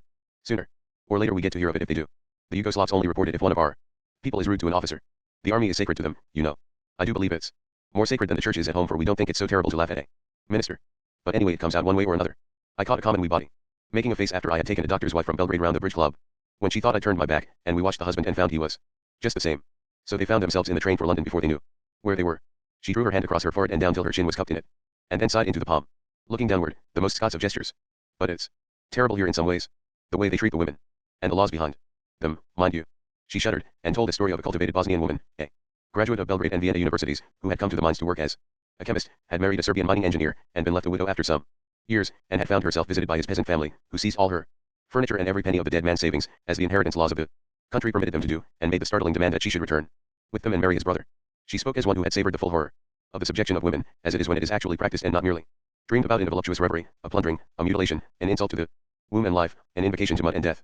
It was evident that, like all people who have lived long in exile, she sometimes felt that everything peculiar to the strange place where she found herself was a spreading sore, bubo of a plague that will infect and kill if there is not instant flight to the aseptic. But she was disciplined. She knew what shadowed her for the mere shadow that it was. After she had shuddered, she instantly grew stable. She turned her head, which was lioness massive, towards the green and red hills, the willowed stream in the valleys, and said she loved them all. At 4:30 we were to go down the hill to the tennis courts, for it was a Saint's Day that was a public holiday, and the whole mining staff was to be there, because a famous professional player had come down for the day from Belgrade. First we had to perform some of those trivial domestic rites which are delicious to women like myself, who have had to work at a specialized task all their lives. MRS. Mac's knitting had to be rolled up and her work basket set in order. She moved with a slowness that was a sign of richness. Cream does not pour quickly. We had to persuade the Aberdeen Terrier to be shut in the house lest he should follow us. It seemed that the creature who had been sitting at my feet so gravely all afternoon, putting himself in just the right position to be scratched under the left ear, was the victim of an intemperate passion for balls. It was like hearing that a good sound Hegelian philosopher was given to drink. Well, will away, sighed Mrs. Mac. We passed down a path through an orchard, round a curve to the tennis ground. It was superbly placed. Beyond the courts rose a peaked hill crowned with ruins, creamy with wild flowers that grew strong among the bushes. The game had already begun, and it had fallen, as games between professionals and true amateurs are apt to do, into the pattern of a dance. The serb professional sent the ball first into the left-hand corner of the court, and the English amateur returned it. Then the serve professional sent it into the right-hand corner of the court, and the English amateur returned it. Then the ball fell just over the net, and stayed there. Though the professional had not to exert himself to impose this pattern on the game, he was nevertheless still working out a problem, how to economize his expenditure of effort to the minimum degree. He had succeeded so far that he never needed to hurry. He was always moving slowly to where the ball was going to be. It would have been entertaining to watch him had not the spectators been as remarkable. On precisely the same count of graceful economy, an audience proves its discipline by its capacity for stillness. Those who have never practiced continuous application to an exacting process cannot settle down to simple watching. They must chew gum. They must dig the peel off their oranges. They must chip from foot to foot, from buttock to buttock.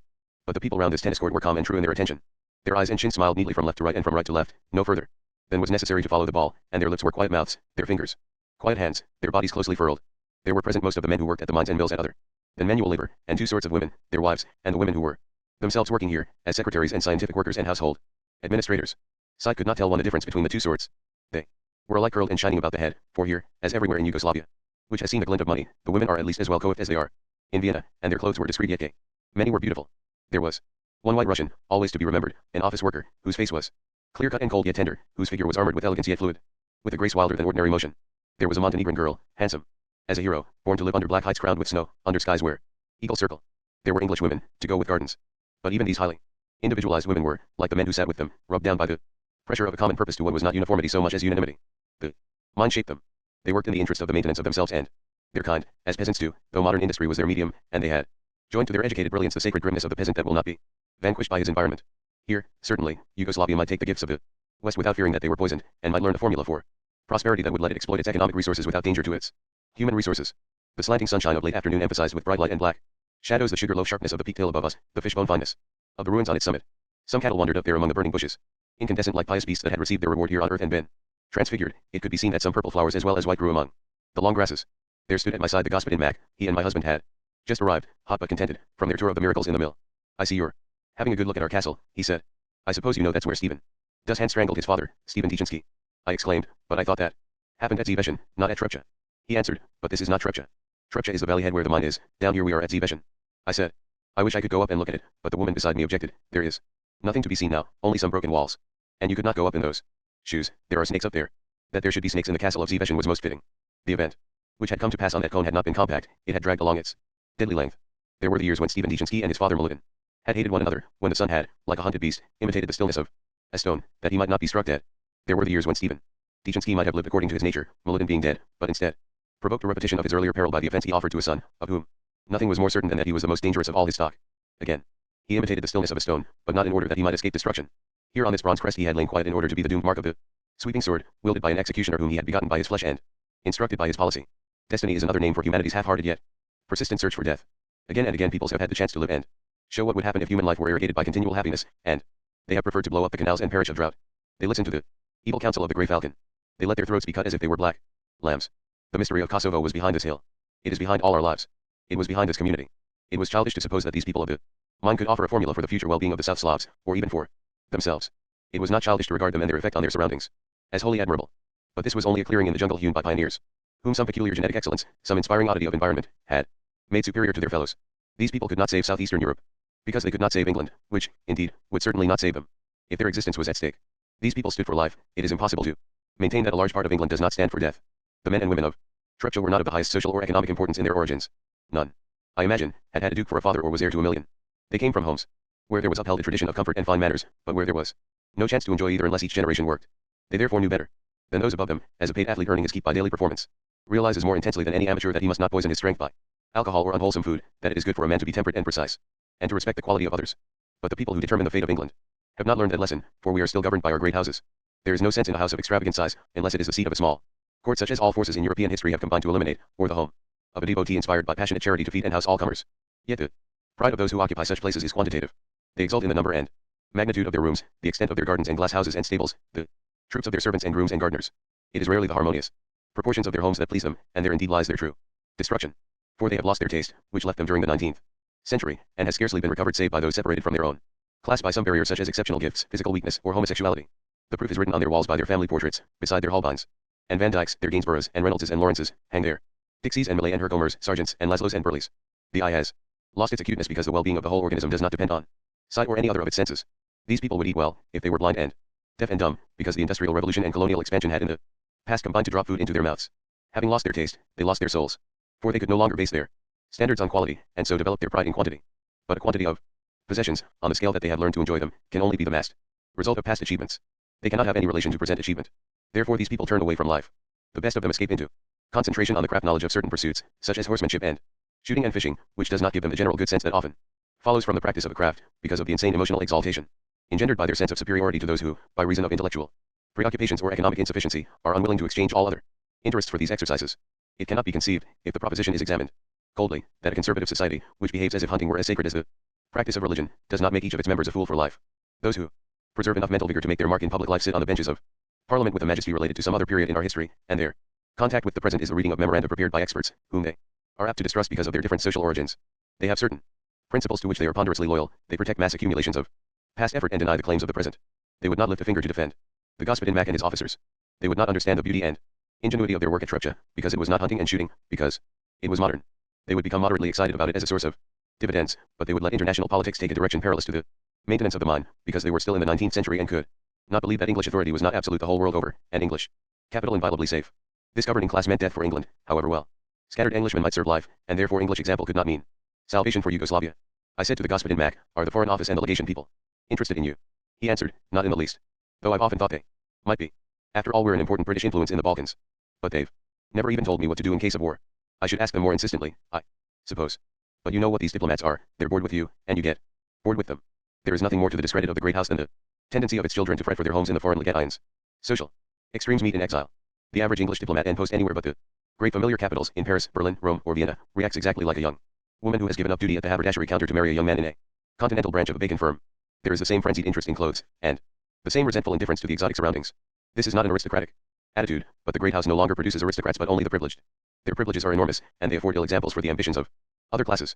Their wealth fascinates and impresses the rest of society because it is inherited. To be fortunate from the womb, to be so fortunate that we can outstrip the curse of Adam all the way from the cradle to the grave, this is the fate we would have chosen for ourselves in our childhood, and therefore it is what we would desire for our children, since when we think of them we are all childish.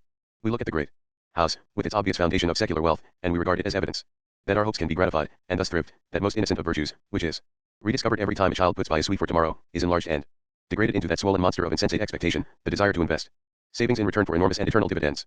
We have no basis for our hopes in practice or theory. The wealth that sustains the great house was usually made by ancestors who had the luck to seize land or mineral rights or a monopoly of trade in the days before society had learned to protect itself from exploitation, or to discover some means of cheapening articles for which there is a widespread and permanent demand. The first form of luck cannot be enjoyed in the present stabilized world, and the second occurs more and more rarely in our highly competitive industrial system. Nor can it be believed that ordinary savings are so scarce that borrowers need pay a very high and perpetual rate of interest on them. But the whole of our economic structure is based on that pretense, and a millstone of greed is tied round the neck of every industrial enterprise, calculated to be just as heavy as its power can bear without collapse. Even here at Trepcha the dividends that were paid out to the shareholders must have been a handicap on the mine's social value. It was true that £1,000,000 had been put into the mine before it yielded its ore, but the price which is paid for all such advances is altogether excessive. Much went to the distant dividend drawer, who cared not a hoot for the miners or for Yugoslavia, but he, poor dog, helpless as anyone else in this chaotic world, was facing enormous political risks, and might presently draw no dividends at all. International finance is not so Machiavellian as the simpler forms of socialist and fascist propaganda pretend. Its fault is probably that it pulls too few strings rather than too many, and it can no longer be counted as among the major causes of war. But it is like a learned but deaf and prejudiced judge sitting on the bench as a trial raising tremendous issues of personal destiny and juristic principle. Sometimes it hears and is wise. Sometimes it babbles. These people of the Trepcha mines were not wholly innocent, for the England which was inferior to them nevertheless existed by their consent. It is probable that the Господин Mac was an old-fashioned Scottish liberal, reared in reverence for M.R. Gladstone, and it is certain that he was a radical in spirit. Again and again he betrayed his sense that the spirit of society was not loyal to the creative spirit that expressed itself in sound mining and sound administration. His wife would have witnessed a revolution, had it been the right one, with the sturdy approval of a housewife who sees a sluttish neighbor at last tackling her spring cleaning. But most of the others who sat round the tennis court would, I think, have been fiercely conservative. They would have leaped to the defense of the forces which were working for their destruction. They would at least have excused, if they would not have totally exonerated, any governor who murdered those revolutionaries who were seeking to come to their relief. Everywhere such men as these, men of definite and distinguished action, tend to vote for the maintenance of the great house. They cannot give any close intellectual justification for their feelings. Plainly they are obeying their instincts, and instincts, it is proverbial, are sound. But that is a self-flattering lie we humans tell ourselves, which was disproved by the peak above us, goal of Stephen Deaconsky's indeflectible instinct for death. My husband said, it is time that we must go, and we began our farewells. I felt real sorrow that I should probably never see these people again, and as I left I turned to a group of men and women whom I had not met and said, goodbye, although I knew it was an action appropriate to a royal person leaving a bazaar, because I wanted to look squarely at their pleasantness. But in the very intensity of my admiration for them I realized how impotent the West was to help the rest of the world, for it produces individuals so entirely excellent, so single-minded, and honest, and fastidious, that a paradisal society should long ago have established itself, had not there been within them a dark force impelling them to trace with their actions, so delicate and graceful when considered separately, a hideous and gloomy pattern. Here, through the genius of the Gospel in Mac, that force had been so far as possible frustrated, and the Western virtues showed themselves in their purity. But this was a purely local exorcism. The West, as I thought of it extending thousands of miles beyond the setting sun, was astonishing in its corruption, in its desire for death, and in its complacency towards its disease. Only in Macedonia, it seemed to me, had I seen mankind medicining its corruption, trying to raise up its love of life so that it might contend with its love of death and defend the kingdom of human affairs from a government that should extend only over the grave. I remembered how Bishop Nikolai had seemed to wrestle with this desire to die as if he were throwing a spear, though his columnar body had stood stock still in his rich robes. I remembered how the monks of Svidinam had held up an enticing symbol of life to those who had lost their taste for it. I remembered with hope that we were going that evening to Pech, and would the next day visit the great monastery which Stephen had founded at Dechani, for it is a seminary for the training of monks, and there it would be made plain whether these achievements in Macedonia were the works of individual genius, or whether the Orthodox Church were in possession of wisdom which it could impart to all its children. If that were so, then even the mediocre could perform such feats, and the preference for life could be established everywhere.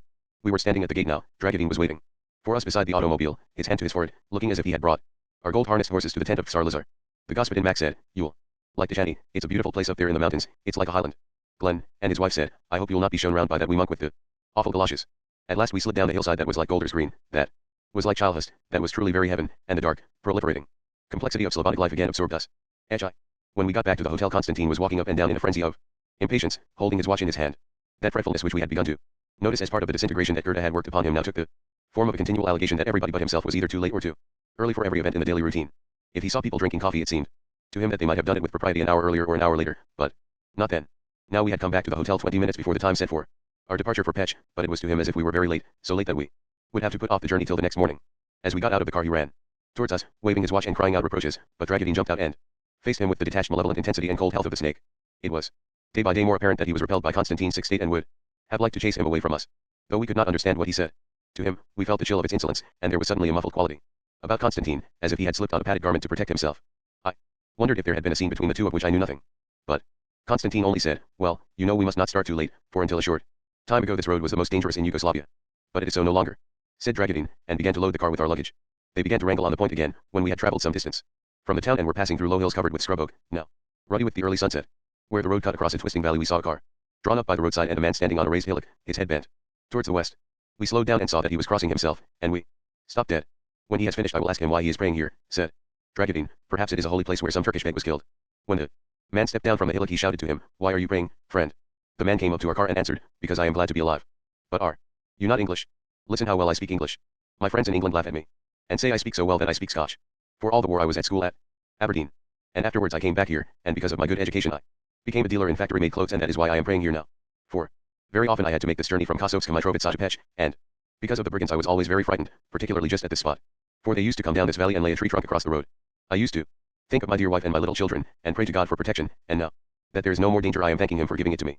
But since you come from England I would like very much to talk to you. Are you going to Pech? Are you staying there long? Ah, well, then I shall see you, but now I must hurry, for I must go to supper with a friend of mine who has a farm outside the town." "You see," said Constantine, as he left us in dust, "he said the road was dangerous." "He said it had been dangerous," Dragidine corrected him, "and he showed by his action he believed it was so no longer. I believe in God as much as anybody, but on a road where I thought there were still brigands I would not leave my car and stand beside it praying. I would pray as I drove, and so would any sane man. The brigands who had operated on this road were by way of being political insurgents. They were Albanians claiming to represent the element which had been dispossessed by the redistribution of land made by the Yugoslavian government after the war. All over the Balkans there is an association between highway robbery and revolutionary idealism which the Westerner finds disconcerting, but which is an inevitable consequence of the Turkish conquest. This crystallized the conditions of the 14th century, and in the Middle Ages anybody who stepped out of the niche into which he was born had no other resource but banditry, as he could neither move to another district nor change his trade. If a peasant excited the displeasure of authority by standing up for the rights of his kind, he had to make himself scarce and thereafter live in cover of the forests and make forays on rich travelers, alike under the Neumanides and under the Turks. Hence the Balkan peoples are not, to this day, initially shocked by a rebel who professes political idealism, though he habitually loots and murders, though sooner or later they become irritated by the practical results of this application of medieval theory to modern conditions.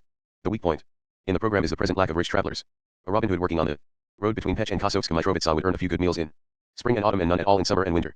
So he would have to fall back either on robbery from travelers of inconsiderable means, or regular exactions from the local peasants, that is to say, he would become a pest to the very class which he claimed to be championing. This is the real reason why IMRO, the internal Macedonian revolutionary organization, perished, and these Albanians could not surmount the difficulty, particularly after the Trepcha mines brought money to the district. The peasants became so anxious to get on with their lives and enjoy their share of this new prosperity that, actively or passively, they were all on the side of the gendarmes. But even so the business of exterminating these bandits must have been formidable. To the right of this road runs a wall of mountains, fissured with deep wooded glens, and to the left lies a flat plain, green and sweet and fertile as our Vale of Pusey. The loot was as tempting as the cover was kind. Look, there is Cernigora, there is Montenegro, said Constantine, and it was. So. The country, the fact of it, the essence of it, not just a part of it, was before our eyes. A wall of mountains ran south from Kosovska Mitrovica, another wall ran north to meet it from the misty limits of the plain, but they stopped short of meeting. And above the gap was a still higher wall, a black cliff face, half as tall as the sky. That was Cernigora, Montenegro, which may fairly be translated as the Black Mountain, but meant nothing of the sort when the name was given, for then it meant the mountain of Strashimir Ivo the Black, that is to say the outlaw, a Serbian chief, who fled there half a century after Kosovo and established a Christian principality. The Turks did not follow him, not for a couple of centuries. They sat on the plain and looked up at this colossal fortress, this geological engineering feat that brings rock as it is seen only deep below earth in caverns and abysms and hangs it in an area that had seemed reserved for clouds. About the mouth of this gap were scattered agreeable foothills, on which we discerned as we grew nearer the mosques and cubes of a city. The buildings glimmered blue-white about us as we drove into an evening iced and shadowed by the precipice at the end of the gorge, but still light enough to disclose the tottering and dilapidated charm of Pech. It is not unlike a Swiss town, for a river rushes beside the high street, bringing the cold breath of the glacier with it, and as the light fails the mountains seem to draw closer, but the place knows nothing so solid as a chalet. Nobody can imagine how insubstantial an inhabited building can be till he has visited Pech. Most of the houses we passed, and nearly all the shops, could be knocked down in half an hour by any able-bodied person with a small pick, and quite a number could be razed to the ground. Many are made of thin planks and petrol tins, and such as had essayed the use of plaster had been stricken with a kind of architectural mange. We went up the high street, which was very broad, with a breadth that was the more remarkable because the shops and inns on each side were so low and rickety. A stream ran down one side of it, one of those channeled by the Turks to take the drainage. It was the hour of the Corso, and a crowd of people, mostly very tall, were shuffling up and down, their passionate faces and fantastic dresses shot with two aspects, both equally passionate and fantastic, by the conflicting lights of the dusk and the white downpour from the electric standards. There was contrapuntal sense of movement, for there was a leisurely shuffle of the crowd, the quick ripple of the stream in the roadway, and the leaping and dancing of the river which could be seen through the gaps in the houses, driving over a wide bed of shingle among poplars and willows. Yet I was reminded of a ghost town I once visited in Colorado, where a ribbon of untrodden dust led between windowless frame houses to an abandoned mine. The hotel received us into a vast eccentric bosom. It was built round a restaurant, a strange irregular quadrilateral apartment, with a gallery and a line of super Corinthian pillars marching across it, all painted a hot dull maroon. It was yet another specimen of the innate architecture of the Balkans, which seems to have been run up without a pattern by somebody who had never seen a building of the type he was constructing. In this restaurant a few people in Western clothes, probably functionaries, sat about at the tables, attended by several waiters, all, because of the vastness of the room, in which the beams of the electric light wandered loosely and ineffectively, seemed to be featureless. We went upstairs and traversed passages that were true to the Pech fashion for insubstantiality. When the floor creaked underfoot it was making no idle complaint, it had indeed suffered an injury. The manager flung open the door of a bedroom and we looked in on an ebony-haired young officer, his olive green coat tapering exquisitely to a dandyish waist, who was standing at an iron table and washing his hands in an enamel basin with bright pink soap. The scent of the soap was so powerful, so catastrophically floral, that we remained in a still and startled semicircle, looking down at the magical lather. It was as if one had opened a door and found a man taking a white rabbit out of a tofat. It was the manager who first recovered his self-possession.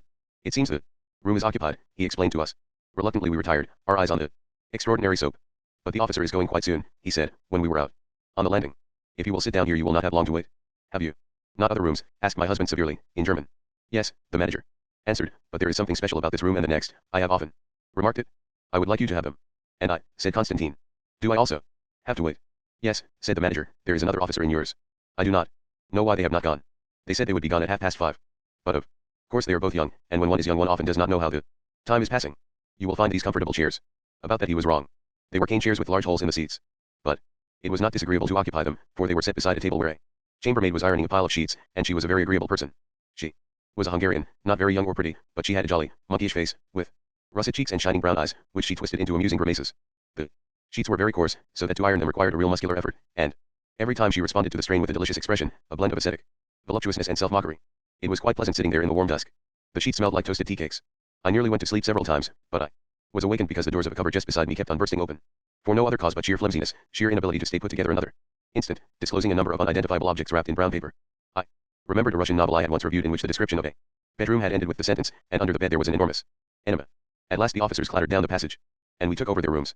Ours was still tenanted by the scent of the pink soap, the spectre of an unthinkably lush and oleaginous summer. We changed our clothes, and just as we were ready, Constantine knocked on the door and came in looking very pleased and happy. That little Hungarian chambermaid, he announced, she is perhaps not so good as she might be, or perhaps she is a little better. I have told her I want a hot bath, because I have a little fever and I want to sweat, and she says to me, yes, you will have a hot bath. Myself I will make it very hot, but who will give you the massage afterwards? Is it myself also? Ah, it is so with all our chambermaids, they are very naughty, but very good also. You saw how she worked. He turned his back on us to straighten his tie among the delirious reflections of the extravagantly framed mirror, with a sudden revival of the gallant spirit of self-parody that had so often enchanted us, when we had first traveled with him, and all three of us laughed. But I noticed that the back of his neck was fiery red, and I said, but what about this fever? Constantine, are you really ill? He whirled about and answered, it is from my hand. We stared at it in horror. The whole hand between the knuckles and the wrist was scarlet and pulpy. But what happened? Just this morning as we got up from breakfast, said Constantine, I was stung by a great ferocious insect with huge wings. It was either a wasp or a hornet. But you did not notice. We both hung about him and made penitent and sympathetic murmurs, and suddenly we were friends as we had been at the beginning. He was to us as our child, and a great man, and we were to him as his father and mother and his pupils, and there was no barrier between us and our words. But soon his face grew vacant, as if he were listening to a distant voice, and then hardened. He said, "Yes, I feel very ill. But you need not bother, I will come downstairs, and though I will not be able to eat one mouthful, I will sit with you when we have dinner, and afterwards I will take you a walk round the town." "You will do nothing of the sort," said my husband, "you will go to bed and have some dinner sent up to you." "No," said Constantine. "I know your habits very well now. The walk round the town after dinner, you would feel terribly if you missed it. And I know what you English are." My husband said suddenly a short word which has so rarely been spoken in my presence that I wonder how it is I understand it, and taking Constantine's arm in his led him from the room. When he came back, he said, "Forgive me, my dear. But I thought the situation could only be handled by the natural man. And do not worry." He was quite happy to be sent to bed. We dined in the restaurant of the principal hotel and there we ate excellent trout. But not until after an immense delay. The apartment was so large that as soon as a waiter took an order he broke into a trot towards the kitchen, and I have no doubt that the kitchen was also vast, and that the cooks had to stop their work every now and then to rebuild a wall or relay a floor. We passed the time in spelling out the news in the Belgrade newspapers, which were constantly brought in by little dark boys of distinguished appearance in very ragged clothes, and in talking to a young man who came up to us and asked in German if he could be of any help to us, since we were strangers. He told us he was a Croat lawyer, come to be clerk of the local law court, and he gave a very pleasant impression of youthful simplicity and courtesy, of a real knightliness. He left us when our trout was brought, and as soon as we had finished it, we had another visitor. A dark full-bodied man, more smartly dressed than anybody else in the restaurant, had been watching us from a nearby table for some time and now came up to us. He said to my husband, "Good evening. It is interesting to meet a German so far from home." "I am not a German," said my husband, "I am English." The dark man looked at his reply as if it might be picked up, carried away, dropped down, buried, or accorded any treatment except belief. "Yet you speak German like a German," he said. "That is because I spent some years as a boy in Hamburg," answered my husband, "and I have spent much of my life doing business with Germans." The dark man said nothing to distract us from his disbelief, and my husband said testily, "And you? You are a German, what are you doing here?" "Oh, I am not a German," exclaimed the dark man with an air of surprise. "Yet you speak like a German," said my husband. "That is because I am a Dane," said the dark man. After an instant he appeared to become intensely irritated with my husband's face, which is long and intelligent, and he left us with a curt farewell. "He does not believe me when I say I am English," commented my husband, "but he is infuriated when I do not believe him when he says, I am a Dane. He feels I am not playing the game. That means that he is a German. Could he possibly be a Dane?" "Not possibly," said my husband. "He does not even speak with a North German accent. That man has spoken Berliner German from his infancy." At that point Dragadine, who had been sitting on the other side of the room, came up to say good night to us. We gathered that he was telling us that Pech was very depressing after Trepcha, and that he had never seen anything more wonderful than the house and works he had seen at Goru. After he had gone it struck me that Goru is not the name of a place but a word meaning up in the mountain. He had, in fact, been to the mine head. "This is too frightful," I said. "Do you remember when I thought I saw Dragadine at that canteen just before we had lunch in the mess?" "Well, I did. He must have got a friend to take him up there."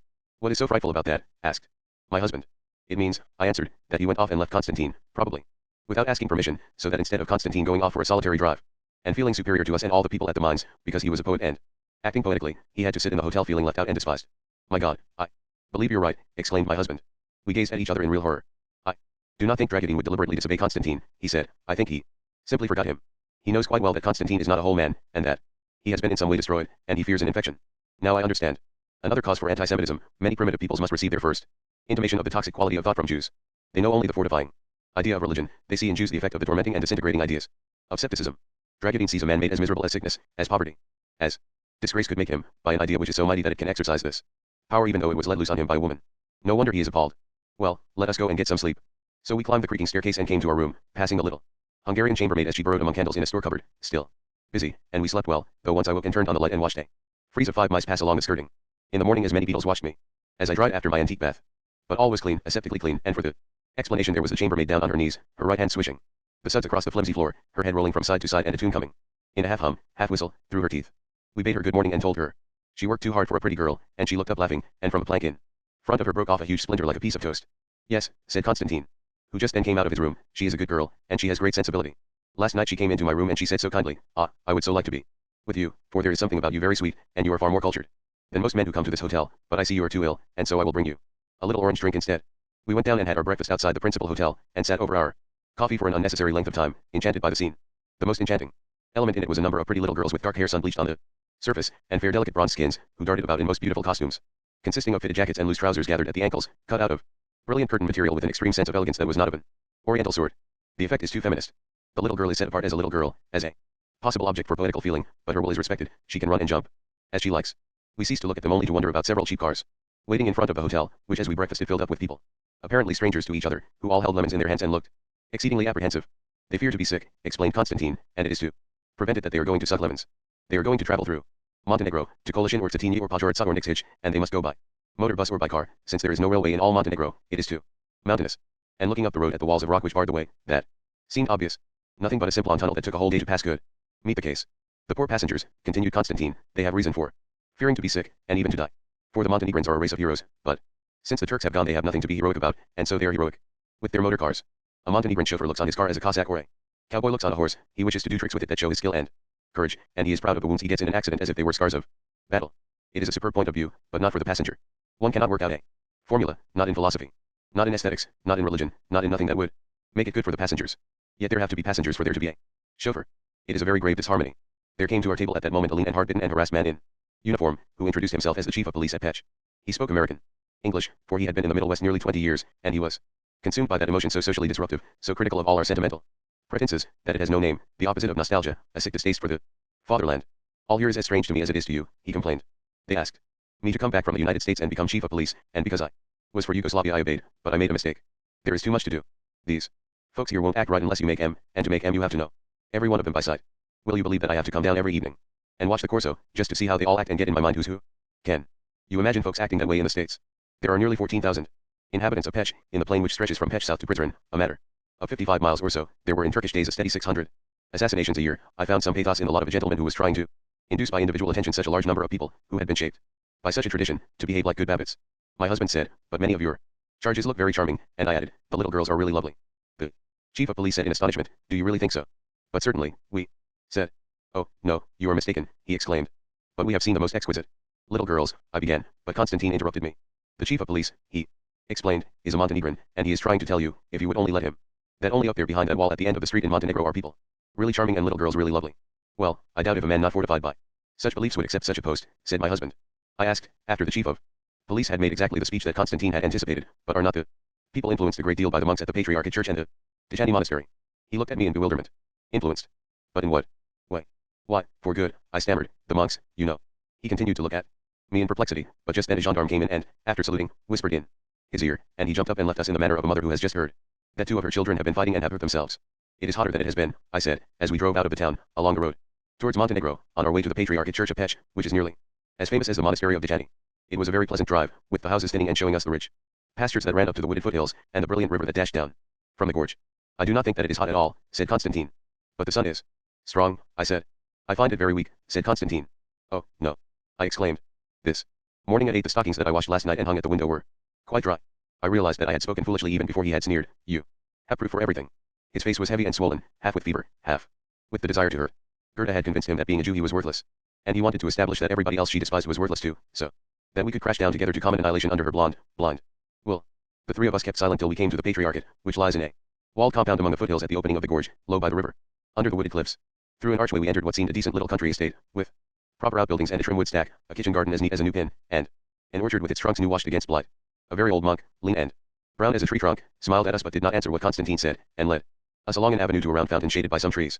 We thought he was deaf, but he was a Russian who had never learned any Serbian during his 17 years of exile here. While he fetched the abbot from his house, there appeared at our elbows Dragutin, to enforce the observance of his special rite and see that we drank from the fountain. It cured all ills, he said, and bestowed also the blessing of Christ. He had brought tumblers from the automobile, so that we could drink in comfort, and indeed it was delicious beyond the nature of water. When I had finished drinking, I looked round with satisfaction. This was a fat little estate. The buildings were not only new, they were well kept, and on the finely tilled terraces behind the guest house there were trim beehives of modern pattern, and the stone runner that took the fountain's overflow to a stream was weedless. I remembered the account of the Patriarchate in that valuable book, Travels in the Slavonic Provinces of Turkey and Europe, by Miss Muir Mackenzie and Miss Irby, so penetrating in its view of the Balkans that, though it was written 76 years ago, it still answers some questions that the modern tourist will find unanswered anywhere else. These two ladies arrived here with a guard of Moslem Albanian soldiers, with the intention of staying the night, and found terrified monks who, with an inhospitability most uncharacteristic of the Slav or the Orthodox Church, made every effort to turn them away. The ladies, who were, like so many Victorian women, outside fiction, models of courage and good sense, turned their guards out of the room, and talked to the monks privately, and found that the poor wretches had had all their food seized by a passing troop of Moslem Albanians, and were terrified lest the new invaders should punish them for their empty cupboards.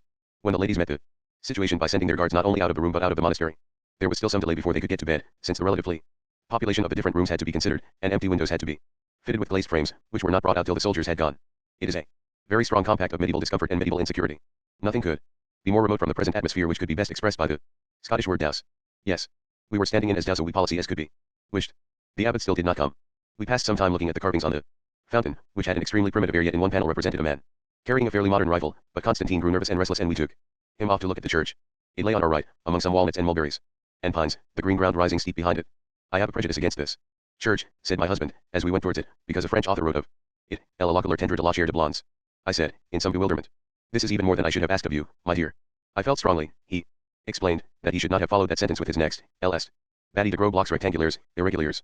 The picture one is left with is hardly pleasing. But indeed what was in the French author's mind was very apparent. The church is actually the color of a fair woman's skin, where it gets some weathering but not much, say in the throat or just above the wrist, and in form it is a many-breasted Diana of Ephesus. It is an assembly of 3 small churches lying side by side, each with a cupola and a rounded apse, and all its masses are maternally curved. It seemed very fitting that there should come out of the porch a company of matrons in whom age had destroyed all that is evanescent in womanhood, all that is peculiar to the period of mating and childbearing, yet who might have served gloriously as types of their sex because what was left was so plainly dedicated to all its essential purposes, the continuity of life and its harmony. They were slender and erect, like the old women of Ohrid, but lacked that aristocratic and even luxurious air which was natural enough in a town with its Byzantine past. They might have been Romans when Rome was still a sturdy republic. All of them were old enough to remember the bad days in Pech when the Turks had so encouraged the Albanian Muslims to ill-treat their Christian fellow Slavs that at every Serb funeral the corpse was pelted with stones and filth, but they carried themselves with the most untroubled dignity. It came back to me that Miss Muir Mackenzie and Miss Irby had been immensely impressed by a woman of Pech called Katerina Simic, a childless widow who carried on a Christian school for girls, with a courage that never broke before the persistent hostility of the Muslims. She was a nun solely because the status was useful to her in her nationalist work. The English women's descriptions of her evoke the calm and wise personality of a great statesman. Yet it is safe to say that she took her vows without impiety, for in those days Christianity and Slav nationalism must have seemed, even to the most spiritual, almost one and the same. These women who were coming out of the church would certainly be kin to Katerina Simic's pupils, and some might even be of her blood. If she had seen them she would have felt pride. She would have taken for granted their quiet fierceness and their fleet dignity, for it was hers also, and she could not have conceived Slav women otherwise, but she would have recognized a sign of new times, and rejoiced at it, in the white sleeves which were disclosed by their black cloth boleros. They were made of the striped silk which is woven in the district. In Katerina's day only a few Christian women could afford to buy it, or even to make it, since the mulberry leaves, for the silkworms cost more than Christians could afford. We went into the porch, which formed a long hall outside the 3 churches. There were 2 more old women sitting and talking thoughtfully on a stone bench that ran round the wall, one holding a branch cut from a walnut tree. Their ease, and a proud and hospitable gesture that this woman made with her walnut branch when she saw we were visitors come to admire, recalled the history of these churches. The first had been built in the early 13th century by a patriarch named Arsenius, by order of Saint Sava, who felt that the seat of the Serbian archiepiscopate, Zhicha, was dangerously exposed to Hungarian invasion from the west and Tartar invasion from the east, and told him to find a safer shelter for it in the south. Here the growing Serbian civilization had the center of its spiritual life, and when Stephen Dushan was obliged to detach his church from the domination of Constantinople, this became the seat of the patriarchate. It was to meet the needs of this increasing importance that 2 other churches were joined to it in the following 100 years. When the Turks came, the independence of the Serbian church was destroyed, and for a time the Christian Slavs were again subject to Constantinople. But in the 16th century there took place the drama of the Sokolovich brothers, which we had already heard of at Gračanica, to which their complicity had added the great porch. One, known as Merv, was taken by the Turks as a child and reared as a Janizari, and had risen to be Grand Vizier, in which office he restored the Serbian national church, and made his brother, the monk Macareus, Patriarch of Pech, with many privileges. It would be interesting to know how seriously the state of such a renegade as Merv was regarded, whether time and repetition rubbed down the crime till it was accepted as a legitimate ruse of Christian self-preservation, or whether it preserved its primal horror. Through this porch Macareus must have walked many thousand times, and either he was not glad, not sorry, child of a twilight age, where faith was grey with incrustations of compromise, or he believed that his brother must burn in hell, and must have been sorely perturbed to consider that he could not give the saving bread and wine to his people had not his brother chosen damnation. But there exists no record of these people's interior lives. As yet humanity has chronicled little more than its simpler and more agreeable experiences. In any case Macareus carried on his work efficiently, and he was succeeded by a number of able patriarchs until the great trek to the Danube in 1690, when the patriarchate was transferred to its present seat at Karlovac, which we had visited, among its lilacs from Belgrade. But that did not mean that the building was ever wholly abandoned. There was always some ecclesiastical activity here, even in the darkest days of the Turkish subjection during the 19th and early 20th centuries. This continuity of Christian worship resulted, as it often does, in destruction of the most valuable part of the Christian heritage. St. Mark's would be far more beautiful if Venice had not been prosperous enough to alter and adorn it for some hundreds of years after it had attained its perfection. And here in the 3 churches of Pech the most exquisite Serbo-Byzantine frescoes were covered over during recent times with pious trivialities paid for by peasants who wanted to mark their appreciation of the comfort they had received there throughout the long ages of their servitude. These are now, as at Nerisi, being removed from the walls, so that one may see the old beside the new, and learn again the paradox by which the greatest tragic art has been produced. In the happy Austria of the 18th and early 19th centuries Mozart and Beethoven both looked into the dark springs of human destiny, in the petty and sordid Austria of the late 19th and early 20th centuries, which every day carried the plot for the doom of itself, and Europe a stage further, there was heard the clear ripple of the waltz and the operetta.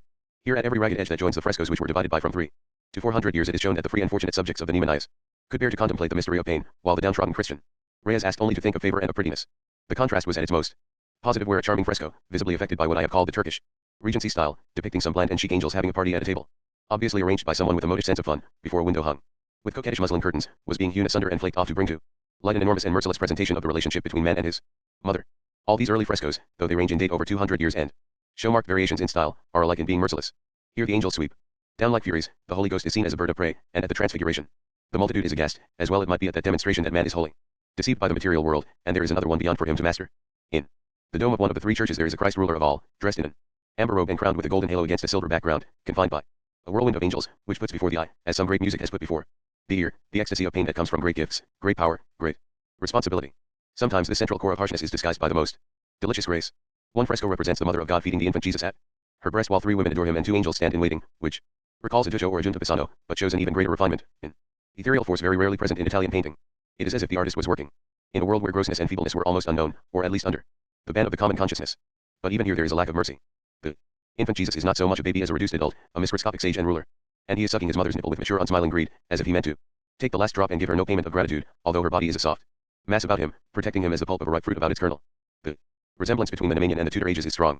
So did the Elizabethan poets know that though Elizabeth was Gloriana and England glorious, God is not kind to man. Not here on earth. But the most merciless of all these frescoes was the Virgin and Child that stared out through the angels' tea party. This is terrible, with the terror that makes the efforts at realism of later artists such as Roald seem the fiefofum of a child playing at ogres in the nursery. A vast virgin is massive as a mother must seem to the child she picks up in her arms and carries where he has not wished to go, that is, unfairly massive, and she grips him with fingers of Masonic strength, which are as 10 towers, 10 lighthouses, affixed to her huge palm. Her features are as gigantiscally marked as all adults must seem to a baby's hand, and she appears unreasonably stern, as those yet unacquainted with the dangers of this world must consider their mothers.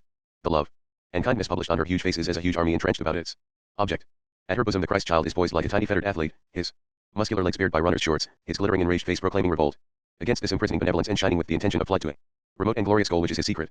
A mind unaware of timidity had considered those questions, who is my brother or my brethren, and woman, what have I to do with thee, and had taken into account certain agonizing arguments he had heard in the world about him. They were still, it seemed, being carried on.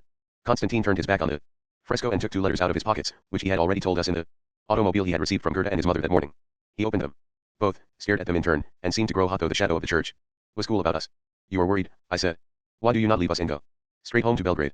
He answered in a whining tone, but if I go home I will only have to take round the French woman journalist who is coming early next week to write about us barbarians. I do not like these political French women, they are all the same, they are all like Genevieve Tabos and Andrea Vilas, they drag round the world and disapprove of all that real men do. He looked up at the tremendous Virgin, his upper lip lifting from his teeth in a sneer, his eyes left her and stared apprehensively into space. I have other ideas what women should do, he said, weakly, as if he were very tired. We turned away and looked at other frescoes and the great marble tombs of the patriarchs, but he followed us restlessly, and we went out of the church. Outside I saw a monk, whom I knew to be the abbot because he wore the broad scarlet sash of his office, standing under a very twisted old nut tree, talking to the old women who had passed us as we went into the church. Now that I saw them from a distance I noted, what I had not seen before, since my eyes had been fixed on their magnetic faces and their snowy sun-bright sleeves, that they wore not skirts but trousers of dark flowered material, gathered at the ankle into a black braided cuff, which seemed incongruous garments on women who might very well have been heads of colleges. They were speaking to the abbot with a charming reverence which was due partly to their sense of his priesthood and partly to his special suitability for it, for they were looking at him with calm and chaste approbation of his extreme good looks. He was a tall man with a clear white skin and a dark wavy beard, like one of the Assyrians in the British Museum. Everything about him spoke of quiet strength and good health. He must have pleased them by the proof he gave that their darling care, the race, was still sound. There was standing a little distance off a monk of very different appearance. He was extremely short and so round-shouldered that he was nearly hunchbacked, and his long hair and beard shone chorus girl golden.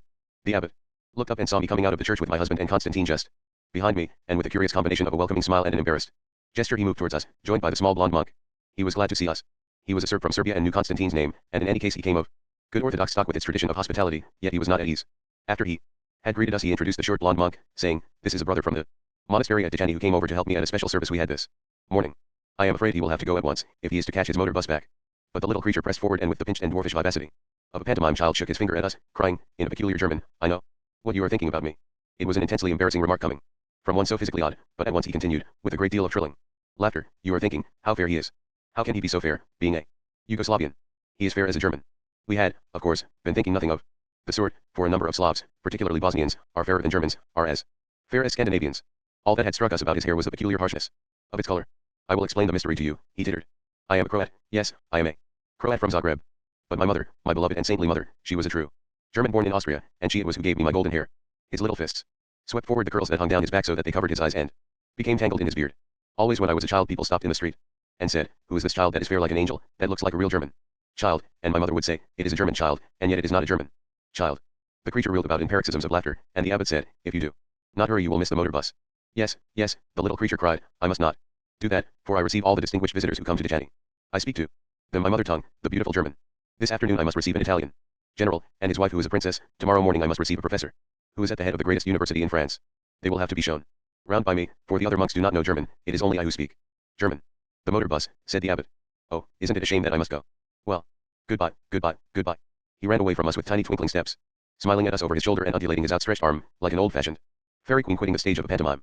The abbot took off his tall hat, blew into it, replaced it, and evidently felt much better. It was an odd gesture, but we all knew what he was feeling and sympathized. He had suffered acutely from this bizarre interlude, because, as we were to find out later on, he was primarily a country gentleman. That was why he had been made the abbot here. It was his duty to restore the estate of the patriarchate to order and productivity, so that the Christians of Pech might see how their God wished them to live in fair weather, when martyrdom was no longer required from them. In this he was succeeding admirably, for the monastery had that look of agrarian piety to be seen in many French and some English farms and market gardens. I do not think that the frescoes meant very much to him, but he spoke with great pleasure of the two visits that Bernard Berenson and Gabriel Millet had made for the purpose of examining them. He had his full measure of the countryman's feeling for craftsmanship, and he could see that these people knew their jobs. Also, he explained with enthusiasm that he had derived great enjoyment from the handsomeness of M.R. Berenson and his personal exquisiteness. He is like a prince, he said. With his white hair, and his fine hands, and his slender body, and all his clothes so neat and clean, he is like someone from a great court. I hope that there are many pictures of him all over England and America. He took us up to his parlor, which was sweet and clean, and we drank good coffee and ate crystalline spoonfuls of quince jam, while he talked of his work and the place. Yes, it was beautiful, though in winter the winds came down the gorge from Montenegro very bitterly, and there was a great deal of snow. The land was very good, though this monastery was far from being rich like Tachani, and he found the people who worked for it very pleasant indeed, particularly the Albanians. We noted again the liking that most Serbs now feel for the Albanians, who during the Turkish occupation were their most constant tormentors. His congregations, he went on to say, were very good and pious, and came many miles to the services. Yet the abbot's large handsomeness, which should have been as placid as cream, was dimmed by a cloud of perplexity and exasperation. Immediately he had given us an assurance of his satisfaction with the district.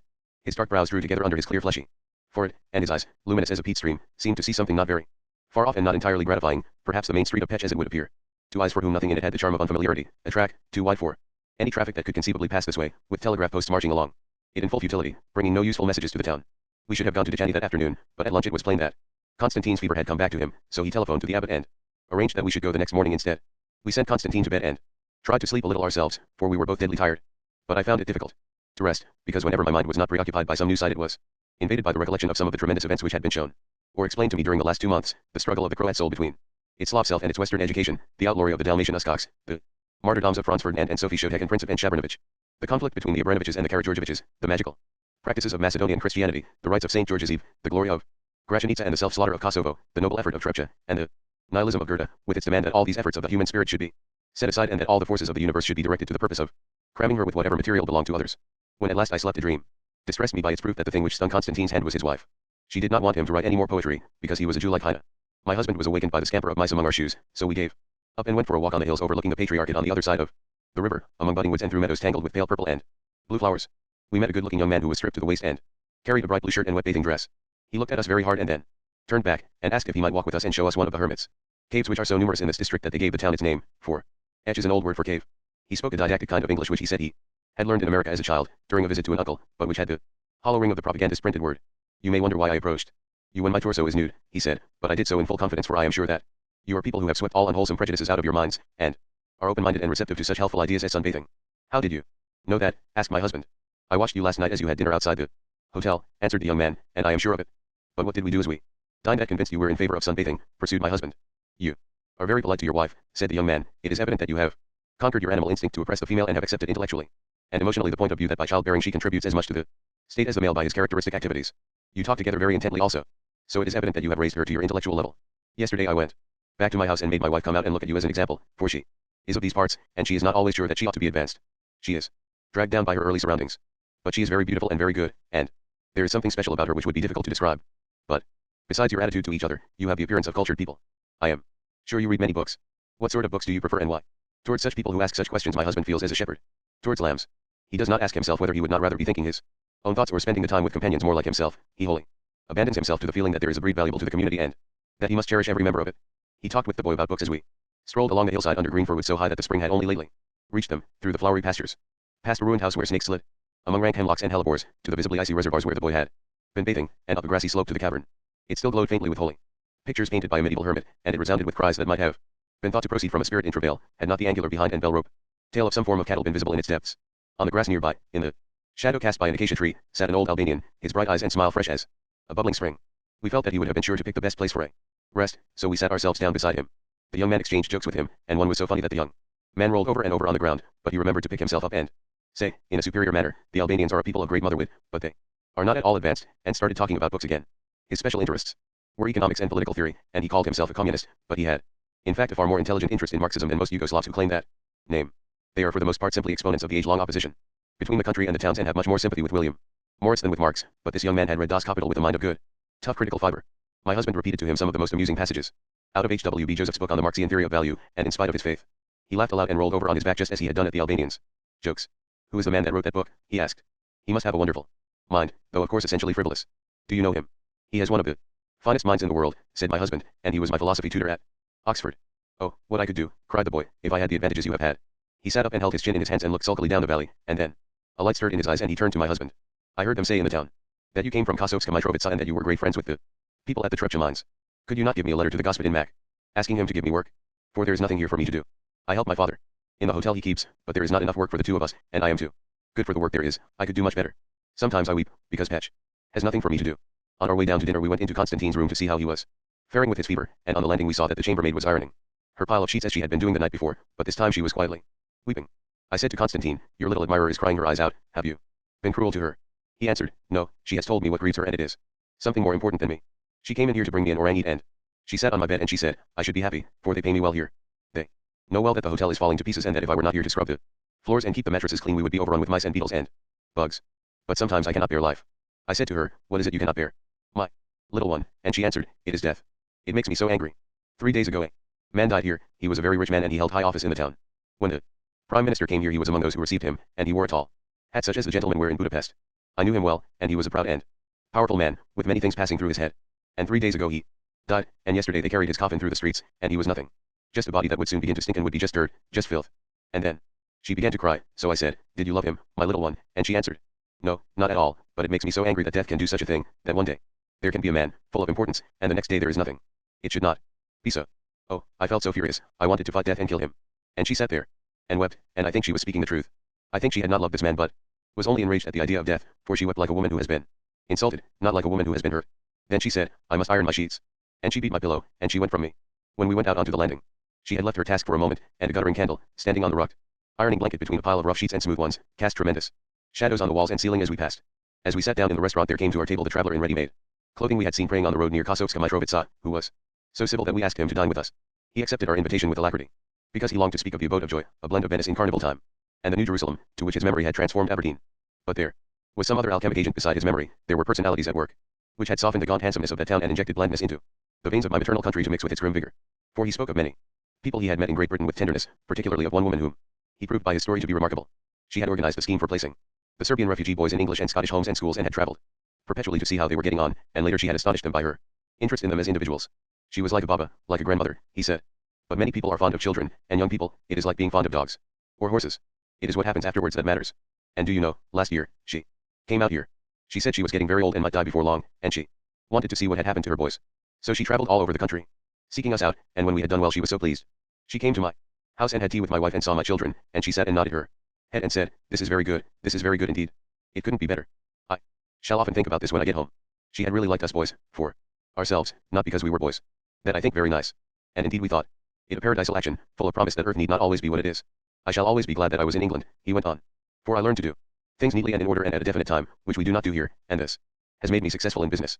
Not very successful, I am not an eagle, but I have all I want and much more than I expected as a child, and I can keep my wife well and give her a nice home, and my children are strong and well educated. But I am glad I came back to Yugoslavia, for it is a most beautiful country.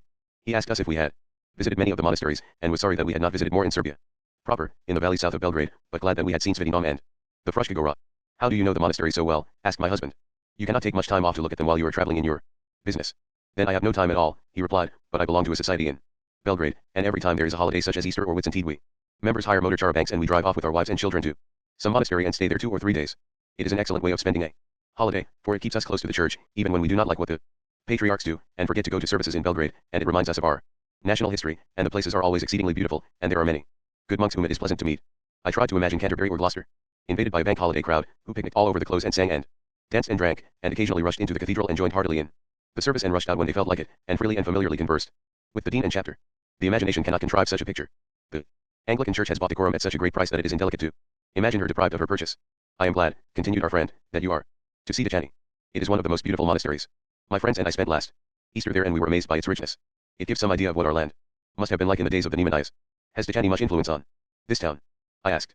It does not seem so, answered the traveler. This is a miserable town, not because the people here are not good, for the Serbs of Pech have always been remarkable for character and intelligence, but because nothing ever happens here.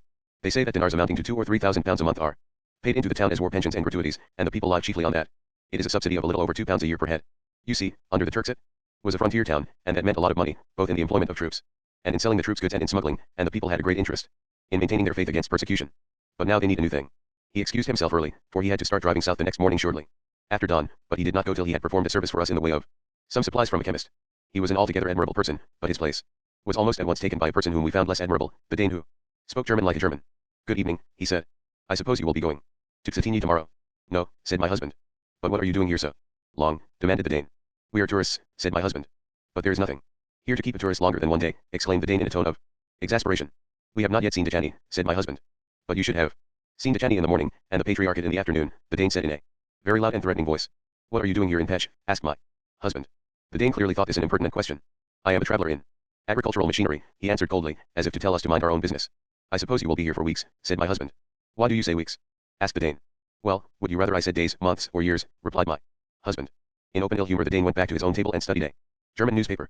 Pech 2. The next morning we spoke of this suspicious person to Constantine, as we breakfasted outside the hotel. Certainly he will be a German agent, he said. That is the second we have come across, for I am sure the little one in knickerbockers at Svitinum was a German agent also. But I cannot think what can be going to happen here, for this is not an important place. In Macedonia the Germans make much trouble with the Bulgarians, and it is worth their while, but here there are only Albanians, and it is worth nobody's while to stir them up. The day was hotter and there had been no rain for days. A wind came down from the wall of rock at the end of the gorge, stabbed us with unexpected chill, and blew into our teeth, into our eyes, a film of warm dust from the high street. The slight discomfort aroused in Constantine his chronic malaise, and he turned to us with a Gorgon smile. Yes, the Germans are terrible people, he sneered. They employ secret agents to serve their interests abroad. I suppose the English never did so, not in Russia, not in India. Of course, we use secret agents like every other power, said my husband, and sometimes we use them justifiably and sometimes unjustifiably, which again can be said of any other power. What is interesting us is not the fact that this man is a secret agent, but that he practices his art with so little discretion that we have only to describe his proceedings for you to be quite sure that he is a secret agent. Yes, squealed Constantine, clenching his fists. The English are always cold and dignified, and they are never ridiculous, and the Germans are clowns and make fools of themselves, but there is a mystery there, and what is behind it may not mean that the English are saved and the Germans damned. His voice sounded charlatanish and bewildered. He was using the spiritual vocabulary of the Slav, who is preoccupied with the ideas of failure and humiliation, to justify his allegiance to Goethe, who had no sympathy with them and would have regarded his interest in them as proof of his Slav inferiority. And as he spoke his taste exposed to him his own falsity, though he persisted in it. But once we had started on our way to Cetinje, Constantine became himself again. For the road was beautiful. I have said that Pech stands where a wall of mountains running from the north just fails to meet a wall of mountains running from the south. The road from Kosovska Mitrovica to Pech lies under the mountains that come from the north. The road from Pech to Cetinje lies under the mountains that come from the south, and passes country that is better watered and shadowed, and is therefore green with a fertility that seems to well up from deep wet roots. Forests are thick on the hillside, tall trees hold up handsome densities of foliage, and on the left of the road stretches the plain we had seen on our way from Kosovska Mitrovica. That is rich and damp as the Vale of Puzy. In its fat fields parties of laborers worked in close set teams, looking like a corps de ballet in their white pleated skirts, and in the villages women stately as the queens in their frescoes gossiped round the fountains. But the houses we passed told an appalling story. The narrow windows were set high, so that they could be shot from and not into, and the walls were pockmarked with bullets. I remembered having read that on this road there stand two houses, side by side, which in 1909 were the subject of an imbecile tragedy. In that year a man living in one slough or men of the family living in the other. He had to flee. That is natural enough. What was not natural, what was as artificial a constriction of human nature as any abuse of Western civilization, was that 13 other men belonging to his family, who had nothing whatsoever to do with the crime, were obliged to flee. Had they not done so, the institution of the blood feud, which flourished unchecked under Turkish rule, would have involved them in a welter of butchery, in which all must have acquired the guilt of murder and would themselves have been murdered. In 1919, under Yugoslavian rule, the criminal was arrested, and his innocent relatives, with the consent of the inhabitants of the other house, who were equally anxious to be relieved from the blood feud, were able to return home. Order is something. I thought so again when we passed through a grove of trees, which the Turks, in their great love for any beauty that did not involve careful maintenance, had chosen for a graveyard. It must have been at this grove that the downtrodden monks of Cetinje had waited when Miss Muir Mackenzie and Miss Irby came to visit them on their way from the Patriarchate more than 70 years ago, that they might beg the ladies not to bring their Turkish military guard to the monastery, as they were worn out with defending their treasures and the sanctity of their altar. Miss Mackenzie and Miss Irby had had to act with great decisiveness, even scribbling notes to demonstrate their command over the magical art of writing, before they could rid themselves of the soldiers, who had evidently promised themselves great sport at the monastery. Now the grove was empty save for an Albanian shepherd boy, pretty as a girl, who sat playing on a pipe, while his flock nibbled among the tree trunks and the marble stumps of the tombs, dappled like them with sunshine and shadow. We were at Cetinje. Across a wide neatness of farmland we looked into a glen of the highland sort, with a background of mountain falling back from mountain to show snow peaks that must have been many miles distant, far beyond the Albanian frontier. The nearer hills were emerald on their lower slopes, and above that cherry green. Where there were beeches and limes, and where there were pines they were feathered with blackness. At the mouth of the glen was the white oblong of the monastery. It was larger than any other we had seen, and even from its distance it could be seen that it was a rarity, a jewel. As we drew nearer to it down a by road we could see that it could never be spoiled, and also that it was as near to being spoiled at this moment as it could ever be. For it was covered with scaffolding and surrounded with the potent and infective disorder that builders, by a malign kind of compensation, diffuse round what they repair. But when we had crossed the ramp of planks that was now the only entrance to the monastery, and picked our way among the trenches and heaps of rubble in the courtyard. It was fully apparent that what we had come to see was a pearl of architecture. It has the unity of a pearl, its living texture, and even its tint, for it is built of blocks of white, grey, and rose marble, which merge in the eye to a soft pale glow. It happens, however, that I have no great taste for pearls, and I did not like Tijani. It represents an inspired moment in that phase of Christian architecture, when Armenian influence fused with the Byzantine and Lombard schools, and many French churches demonstrate what virtue can be in that conjunction. But with the religious tolerance characteristic of the Neiman Stephen Dyshinsky had employed a Roman Catholic architect, a Franciscan friar, to build this, his chief, and, indeed, his only remarkable foundation, and this contact with the Western Church has introjected an element into Tijani which strikes an eye accustomed, as mine was by this time, to the Byzantine standard, as soft and impure. In the Roman Catholic faith it often appears that the partitions between the different kinds of human activity have been broken down, and that the worshippers often bring to religion desires which could be properly satisfied only in the sphere of sex or by the exercise of power or the enjoyment of respect. Hence the Church may often, through its art or ritual or dogma, speak of voluptuousness or pomp or respectability, and it seemed to me that Tijani spoke of all three. Grachanitsa was built for people who never thought of sex when they came to church, since they had already judged its claims in relation to society and had settled them, who had been assigned their places in the social structure and had play for their powers within those limits, and who knew that if they were to earn the respect of their fellows they must be good soldiers or scholars or craftsmen. But Tijani might have been built for people who were repressed and sentimentally lecherous, who were acquiring a nihilist standard of ability and a negative standard of virtue because an honored place in the community could be bought simply by the continued possession of material goods. It is exquisite, but it is austere and complacent. At this moment, in any case, it was hard to give it its due of admiration, although its perfection could not be disguised by the scaffolding. The trenches and rubble heaps, among which we walked, had a look of more than necessary disorder, as if nobody had tried to mitigate it out of pride in the place, and there had come to stare at us several young monks, students in the theological college, who were as unkempt as they were uncouth. Their clothes were dirty and neglected. The cassock of one had no buttons at the chest, and the gap showed an equally buttonless shirt, from which there projected a bunch of matted and lustreless hair. Nobody can blame a monk if the intensity of his religious life leaves him no attention to spare for his body. But the lax faces of these young men, which were spongy with boredom, showed that their untidiness was due to no such preoccupation. Simply they had been removed from the discipline of their peasant homes and no other discipline had been imposed on them. But they were silent as they dragged after us, and we were getting on with our inspection of the outside of the church, until there suddenly ran out on us from behind a corner the golden-haired little monk we had seen at the Patriarchate the day before. "Do you remember meeting me yesterday?" he cried, clapping his hands and making movements which, though contracted and not particularly agile, nevertheless indicated a feeling for ballet dancing. "I am the monk who you thought must be a German because I am so fair, and I told you that I am a German and not a German. Well, here I am. I told you that I receive all visitors because I alone know German. The other monks know none." He kept on talking in the same strain of racial and personal coquetry, while we irritably tried to go on looking at the church, until an older monk, a man of dignity and fine manners, came out and wearily rebuked him. He had, it seemed, been sent out to bid us to come at once to lunch, since the abbot had to start on a journey early in the afternoon and could not wait. The golden-haired monk said immediately, "That is what I have been trying to tell them, but none of them understands German very well." We went into the monastery buildings which formed three sides of the courtyard, and were taken to a dining room where the abbot, a middle-aged man with black hair and a multiform beard of tight, black, corkscrew curls, sat at a table with 4 or 5 monks. He greeted us in fluent but not very good French, and proposed the health of our English king in a glass of rakia. When we had swallowed it and my husband had made a short and suitable speech, he proposed the health of our queen, and before the meal began we had to toast most of the royal family. Fortunately, he had not yet learned of the existence of Princess Margaret Rose. The occasion was not without liveliness. The abbot was far from unintelligent, as well as his fair French he spoke Russian, Greek, and Turkish, and he talked with some vivacity.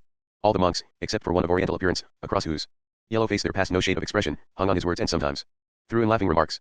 These last phrases would have been used if this had been a meal in a girls' boarding school, but they were not therefore inappropriate. This establishment might easily have been named St. Hilda's or St. Winifred's. The most talkative monk, who was plump and dark and intense in manner, closely resembled many an art mistress. In spite of this light-hearted and quite innocent atmosphere, the meal was not altogether agreeable. It was served on a cloth filthier than I have ever seen in any Balkan inn, and it was gross in quantity and quality. Since it was Friday, this was a fast, and for that reason we were given barley soup, a stew of butter beans, a puree of potatoes with onion sauce, a very greasy stew of sardines and spinach, and a mess of rice cooked with fried potatoes. Of each dish we were given enough for a whole meal, and each was cooked without skill. The wild disregard of this menu for the digestive weaknesses of mankind reminded me of St. Augustine's monastic friends, mentioned in the City of God, who were able to produce an effect of singing by unusual means. But there was here a lack of perception about other things than food. The abbot politely mentioned Miss Muir Mackenzie and Miss Irby and their account of their visit to Tijani, and we tried to return the courtesy by speaking of other foreigners who had come to the monastery in the last few years. Constantine had sent many on their way from Belgrade, and I too knew several. We found that not one had made the slightest impression on the abbot. He did not remember a single one of them. Nothing about any of them, no matter of what nationality or rank or profession, had excited his interest. He had forgotten the British minister, a distinguished French diplomat who is also a man of letters, and an American scholar and an Italian philosopher, both eminent. At first we thought that these people had visited the convent before he had assumed office, but on examination of the dates we found it was not so.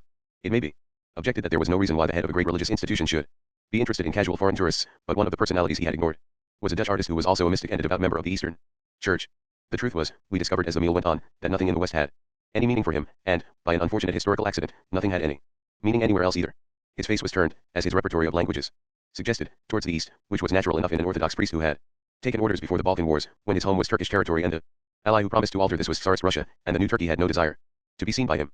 He was therefore left isolated in a provinciality that would have been tolerable only if it had been transformed by spiritual genius. But of that there was no trace whatsoever. He spoke of the plot which Stoyanovich had made to placate Italy and the Croatian priests by a concordat which gave the Roman Catholic Church an unfair advantage over the Orthodox Church, and he used just such words as might have come to any politician, untempered by charity or resignation. He spoke of the Montenegrins who worked on the monastery farmlands and lived in the neighborhood with an unrestrained hostility very different from the discretion usually observed by priests in this country laid waste by racial enmities. There was no attempt in anything he said to improve upon the natural man or his natural state, and the effect was of a chattering lethargy, fatiguing to the ear, alarming to the heart. It is very interesting, said Constantine, the man with the yellow face who is so silent and does not laugh. He is the son of a Turk and a Serbian woman. His mother seemed very happy with his father, and she grieved very much when he died, and then she and her son lived very happily. But when she came to die she had a long illness, and often did not know what she spoke, and then he found out that it had always been a horrible grief to her that he and his father had not been Christians, so he promised her that he would become a monk, and she died happy. There was no difficulty in understanding why he did not laugh. It would be a mystery past comprehending why one's best beloved should have known no peace till she had condemned one to sit in this little room, listening to littleness. But the church remained, and we went back to it as soon as the abbot left. Its interior was far more beautiful than the exterior, for here the Serbian genius had not commissioned an alien to make it a masterpiece but had worked according to its own nature. Though the church had been built by Stephen Dyczynski, it was given its frescoes and its furnishments by his son Stephen Dushan, and these bore further witness to the resemblance between his reign and the Elizabethan age. In each there was a coincidence between national expansion and a flowering of creative art. The flesh and the spirit waxed into common beauty. There were several royal portraits, radiant with a Tudor positiveness, notably one of Stephen Dushan himself, which showed a tall, hale man of whom it could well be believed that, as his chroniclers tell, he was sometimes shaken by tremendous laughter. It is easy to imagine that his people thought of him as Elizabethans thought of Elizabeth, as a fountain of plenty, irrigating his land with richness. The astonishing degree of that plenty, the quality of that richness, was by an odd paradox supremely illustrated by a fresco depicting a martyrdom. An executioner waits ready to decapitate Saint Barbara, his feet in dancing stance, his long fingers trying his sword edge. On his head is a high yellow hat, not lower than a couple of feet, his mantle is rose, his tunic green. His victim bows before him, a rose and gold mantle swatting her blue robe. She too has assumed a dancing stance, for they are performing the well-known dance and counter-dance of sadist and masochist. This fresco proceeds from an intense experience of luxury. The painter has seen many kinds of textiles dipped in many dyes. He formed part of a society which treated even its most sinister functionaries honorably, so sure was it of its own honor. His kind had outstripped necessity and had therefore full leisure to examine their uncomprehended hearts. But I could not look at these frescoes as I wished, for there was running and jumping around me the little golden-haired monk, who was talking insistently and, as time went on, impertinently and angrily. As soon as we had come in, Constantine, who was genuinely impassioned for the history and historical monuments of Serbia, had taken us to see the coffin lying on the marble tomb before the iconostasis which holds the masked and silk-shrouded body of Stephen Dyczynski, and the other relics of the church, but now the tiresome little creature wanted to show them to me all over again. I looked round for Constantine and my husband, but they were out of sight. When I started to look for them the little creature ran in front of me, so I decided to wait where I was till they returned. I had therefore to look for a second time at the giant candle which was given to the monastery by the widow of the Tsar Lazar who was killed at Kosovo, with the direction that it should be lit only when that defeat was avenged, and which was duly lit by King Peter Karageorgevich in 1913. But my eyes ranged around me to such wonders as an astonishing fresco which showed the martyred St. George, a beautiful creature bearing the signs of all mundane distinction, who neither moves nor speaks because he is the victim of a murderous death, and two bishops and a feared like angel, who lean over and, by a miraculous power impersonal, and unloving as the force of a magnet, raise him back to life. You are not listening, cried the little creature. Why will you not listen to me? I am listening, I said. But he knew I was not. He had been telling me a story about his brother, which apparently made some claim on my sympathies, and had I been listening I would have been sure to make certain responses. I am afraid I do not understand German, I pleaded. You understand it well enough, he replied. It is simply that you are not attending. I will say it all over again. I saw my husband come back into the church, and I walked towards him, clapping my hands over my ears, mocked as I went by. Glimpses of magnificence, here a superb group of lions fighting with sphinxes, there an annunciation that annihilates time by showing a roof tree throw the shadow of a cross between the Virgin and the angel, which I should not see again perhaps for years and could not look at under these conditions. When I reached my husband I forgot why I had come to him, for my eyes followed his to the chandelier above us, which was one of the glorious kind to be found in all Byzantine churches from the beginning. There is one in St. Sophia, and in every church on Mount Athos.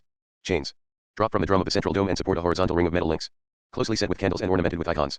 These links are very loosely joined, for at a certain point in the great nocturnal services the chandelier is set, slowly swinging, and this covers the whole church with a shifting pattern of light and shadow, which is regarded as a symbol of the dance of the angels and saints before the heavenly throne.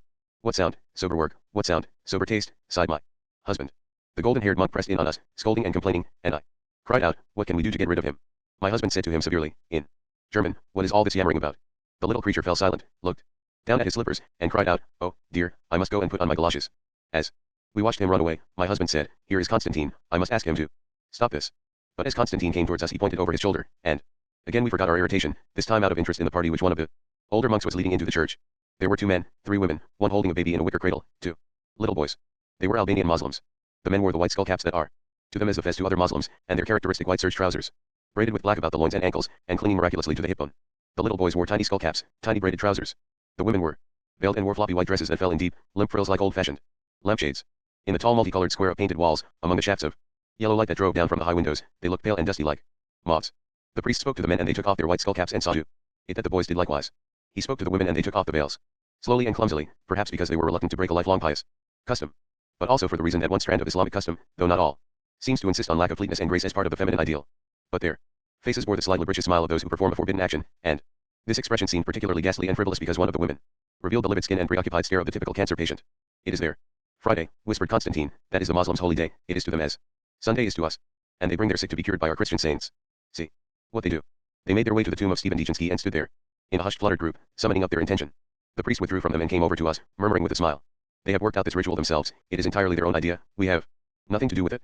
First the cradle was set down on the floor and the child taken out of it, its cry expressed the accumulated griefs and the final weakness of a nonagenarian. Its mother pressed its face against the coffin lid and then knelt down beside the tomb while one of the men knelt at the end.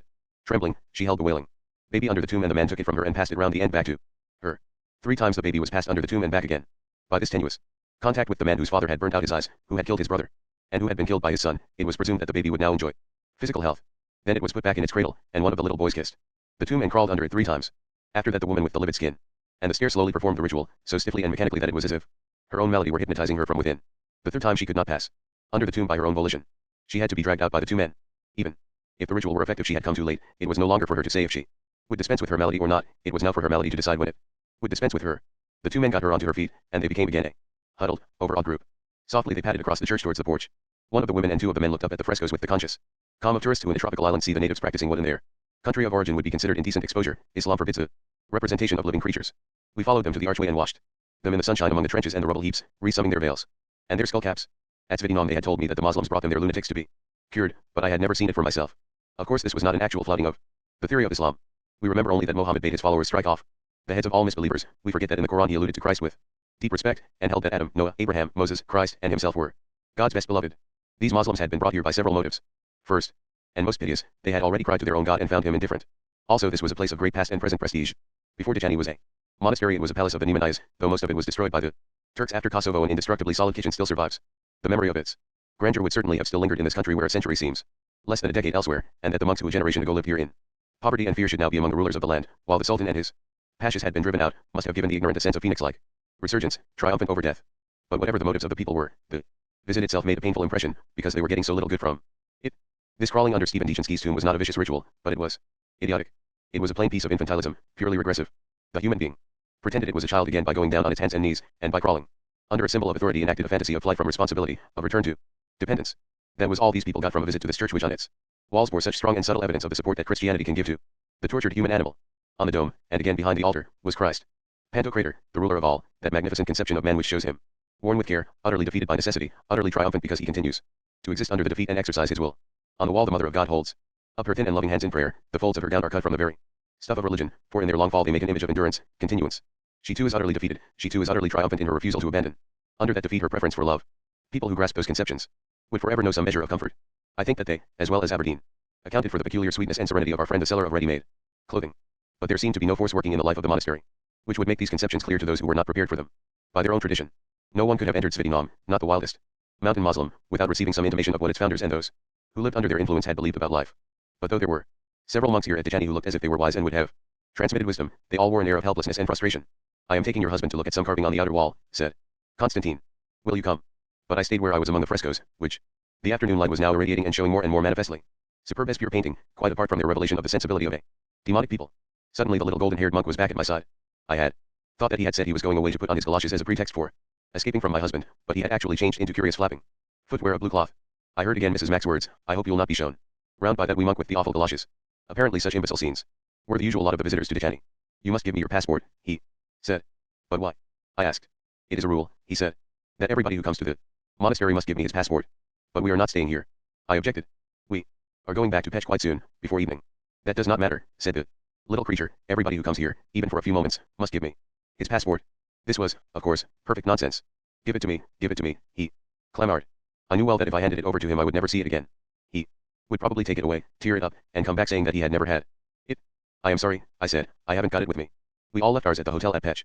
His face screwed up in anger. But I know you have got it, he insisted. I saw it inside your bag when you took out your handkerchief. Give it to me at once. I made a ridiculous flight out of the church and, since I could not see my husband and Constantine anywhere, began to run round it in search of them, jumping over the trenches and rubble heaps. Round the first corner I found them talking to one of the older and more dignified monks. The little monk, who was scrambling and jabbering at my heels, came to a sudden halt and scuttled away, crying over his shoulder, I am looking for the Hungarian count I have to show round the monastery. I cannot think What has happened to him? I said angrily, it really is not fair to have this disgusting little pest running about this lovely place, preventing people from looking at it. Though I spoke English, the monk had caught my meaning, and, looking distressed and embarrassed, he suggested that we go down to the stream which runs through the farmlands a short distance from the monastery and drink from a famous healing spring that rises on its bank. We followed him down a steep path through an orchard, and met 3 Moslem women coming up, leading a pack horse. They asked breathlessly, their black veils shaking and twitching with their agitation, "May we go into the church?" And the monk answered, "Yes, but you must leave the horse outside." The stream ran shining in and out of the shadows cast by poplars and oaks, willows and acacias, like the quiet, distinct river which runs through Pech. It is called the Clean One. From the bridge, we looked on a far panorama of operatic picturesqueness, a nearer composition of water meadows and woodlands that was limpid and lovely as ideal flute music. The only touches in the scene not exquisitely fresh were the filthy black coats of the young theological students who stood about and gaped at us. As we sipped the spring water we found pleasure in watching some young Albanians who were kneeling between the willows on the river's brink and were bathing their faces and heads. It is a salient difference between the Serbs and Albanians that, whereas a Serb boy baby looks definitely and truculently male as soon as it is out of its mother's arms, the sex of many Albanians is not outwardly determined until they are in their late teens, and these boys, who were perhaps 13 to 17, might have been so many Rosalinds. They had long lashes, bright lips, bloomy skins, and an nymph-like fluency of movement. I said, "Why are they bathing their faces and heads like that? It is not so very hot." The monk answered, "It is a ceremony of purification which they have invented themselves. They like to come up to the church every Friday, and always they come here first and wash as you see them doing now. We never ask them to do it, they do it of their own accord. I suppose that they feel guilty, for they are not like the Turks, who have always been heathen. They were Christians when this monastery was built, in the 14th century, and I think they know they should be as they were then, and should come back to us." I thought to myself, but the trouble is that you two are not as you were in the 14th century, and that there is not so much as there ought to be for them to come back to. This reconcave country is like a chalice waiting to be filled, and it seems to me that the wine is lacking. At that moment an elbow was thrust into my side, and the little golden-haired monk forced himself between Constantine and myself. He waved a disparaging hand at the landscape and cried, "I too have made sacrifices for my religion. For this have I left all the pleasures of city life. Higher for habe ich das Constant Stadtleben. Auf ich bin." Constantine turned on him with a shout of rage, and the other monk flung out an arm at him and told him to go away. Tossing his head defiantly, like a character in an old-fashioned book about schoolgirls, he scampered away and ran up the steep path through the orchard, sometimes pausing because he had lost one or other of his galoshes. The Albanian boys tilted up the lovely ovals of their faces towards the bridge. The unkempt students gathered closer and stared harder, while Constantine kept on shouting. For a Croat, and a Schwab Croat at that, to speak so of one of our holiest Serbian places, he ended, and the monk shrugged his shoulders wearily. "Let us go away," I said, "let us go away at once." As we passed through the quadrangle the church was glowing more brightly than a pearl, like a lily in strong sunlight, in spite of all the scaffolding and hugger-mugger. "Do you want to go in again?" asked Constantine. "Not at all," I said. "I only want to walk for a little in the woods outside." When we had said goodbye to the monk and given him some money for the church, we went out to the road and found Dragadine standing beside the automobile with his arms folded, while the little golden-haired monk skipped round him. "Yes," he was crying, "and that is not the end of the famous folk who are proud to be our guests. For today we have had great news. We have heard that next Whitsuntide we will have the great honor of entertaining at Dechany Herr Hitler and General Göring. Drive us a short way down the road," said Constantine. "The Gospoja does not want to stay here any longer, she would rather walk in the woods." "I don't wonder," said Dragadine, "this isn't my idea of a holy place. If this little one had a dancing bear I'd think we were in the gypsy quarter." We found a path through very still and fragrant pine woods, leading to a holiday camp for children, not yet open for the summer, and we sat down on one of the seats. Soon Constantine fell into a doze, and I went for a stroll among the trees, and came back with a handful of peppermint. My husband too was asleep now, and I sat down between the two men till they wakened. When Constantine opened his eyes he asked, "What are those things on your lap?" "I like those dark green leaves, and those sad, middle-aged mauve flowers." "Peppermint, you say? But what have they to do with peppermint? Do they smell like it?" "No," I said, "it is peppermint itself." "What are you telling me?" he exclaimed. "I am like a little one who has thought all his life that babies came in the doctor's bag and is suddenly told the truth by a cruel schoolmaster. Always I have thought that peppermint came simply from a shop, or at furthest a jar in a shop, and now you tell me brutally that it grows out of the earth, in my own land, in woods such as I have seen all my life." I crushed a piece and held it under his nose. "Hey, it is truly peppermint," he cried ecstatically, for he loved pungent scents and flavors. But suddenly his expression changed from a grin of delight to a rictus of horror. He pushed my hand away and groaned. It was as if he suddenly rebelled against the intensity of sensation, as if he loathed the acute quality of experience. "I am very ill," he sighed. "I am in great pain. And there is nothing whatsoever the matter with me," he added, more faintly still. My husband and I put our arms around him because we were afraid he would fall off the bench. He remained with his eyes closed for a moment, then said, "I am quite all right. It is the sting on my hand that has given me fever. That is all." "No," I said. "There is more than that the matter with you. You are very tired." I paused, at a loss for words. I did not know how to say that he was dying of being a Jew in a world where there were certain ideas to which some new star was lending a strange strength. But my husband said, "Dear Constantine, you know you are tired to death. Why do you not go straight away back to Belgrade and let us find our way over Montenegro to Kotar? You think we are English and stupid, but not a dog could lose its way from here to Dubrovnik." "How bored you are with me," said Constantine. "I have seen that coming for a long time." "Dear Constantine, that is not true," I said. "We could not have had a more wonderful companion," said my husband. "Is it so?" asked Constantine very earnestly. We patted his hand, but he looked away as if he found our reassurance not so interesting as he had expected. "I will come with you," he said. "Montenegro is a very interesting country and nobody can explain it to you so well as myself. Now, let us sit here and enjoy the calm. Breathe deep. This is the sweetest air, such as you have not in England." When we returned to Pech, Constantine went to bed at once, and we sat for a time, drinking plum brandy outside the hotel, watching the Corso. Our relations with Constantine are painful but very interesting, I said. It is as if we had ceased to be people, and had become figures in a poet's dream. I cannot help feeling, said my husband, that there are more restful ways of taking a holiday than becoming characters in the second part of Faust. Before us streamed the mountain people, large-boned and majestic, and always tragic when old, the trim functionaries moving whippily, as if they were determined to dodge out of the path of destiny likely to work such a change on them between youth and age, lads ranged in groups yet loosely, like skeins of wool, as they do in the distressed areas of our own country. Grave and pallid little boys circled between the tables selling newspapers and picture postcards. Gay little girls ran through the crowd in their enchanting costumes of flowered tie jackets and loose trousers. Suddenly we were jerked out of our contented drowsiness. Two lads were talking. At the edge of the stream that runs down the roadway, they drew apart. One struck the other on the chest, not violently, but with an intention of insult. Before he had well delivered the blow, its answer came to him. He was struck with a force that had at least thought of murder. His body pivoted on one heel and fell obliquely, with the arms windmilling, into the middle of the stream. As he scrambled out of the water, silence fell on the whole street. Not a shocked silence, simply the silence of a circus audience watching the acrobats as they hang impaled on the climax of their great trick. Maybe many of the audience thought that the old days had come back when men were allowed to be men and have their excitements. But the silence was broken. A sword rattled. It had not been drawn, it had got caught in the legs of a chair. The chief of police had risen from his table in the cafe, with a look of extreme exasperation on his hard-bitten face, and was hurrying across the street to the two lads. He boxed the ears of the one who was standing on the edge of the stream, the other he helped out of the water, and then cuffed him with just as little tenderness. Then he stood over them and scolded them in the very pose of a nursemaid. The Corso shuffled on again. The newsboys once more shouted Pravda and Politica. Doubtless many hearts were the heavier as they realized, as they must have done many times, that the old days were over. We strolled along the main street, passing some bright caves in the dim simplicity of the low buildings, where the functionaries and their wives could buy colanos and Listerine, Coty powders and Lentheric lipsticks. At length we came to a point in the road which we had remarked on our way to the Patriarchate, where objects not in themselves remarkable, a disused mosque of no great architectural distinction, a square Turkish tower 200 or 300 years old, a patch of grass and some trees, and a gravelled open space, were set at angles which gave them a mysterious and exciting value.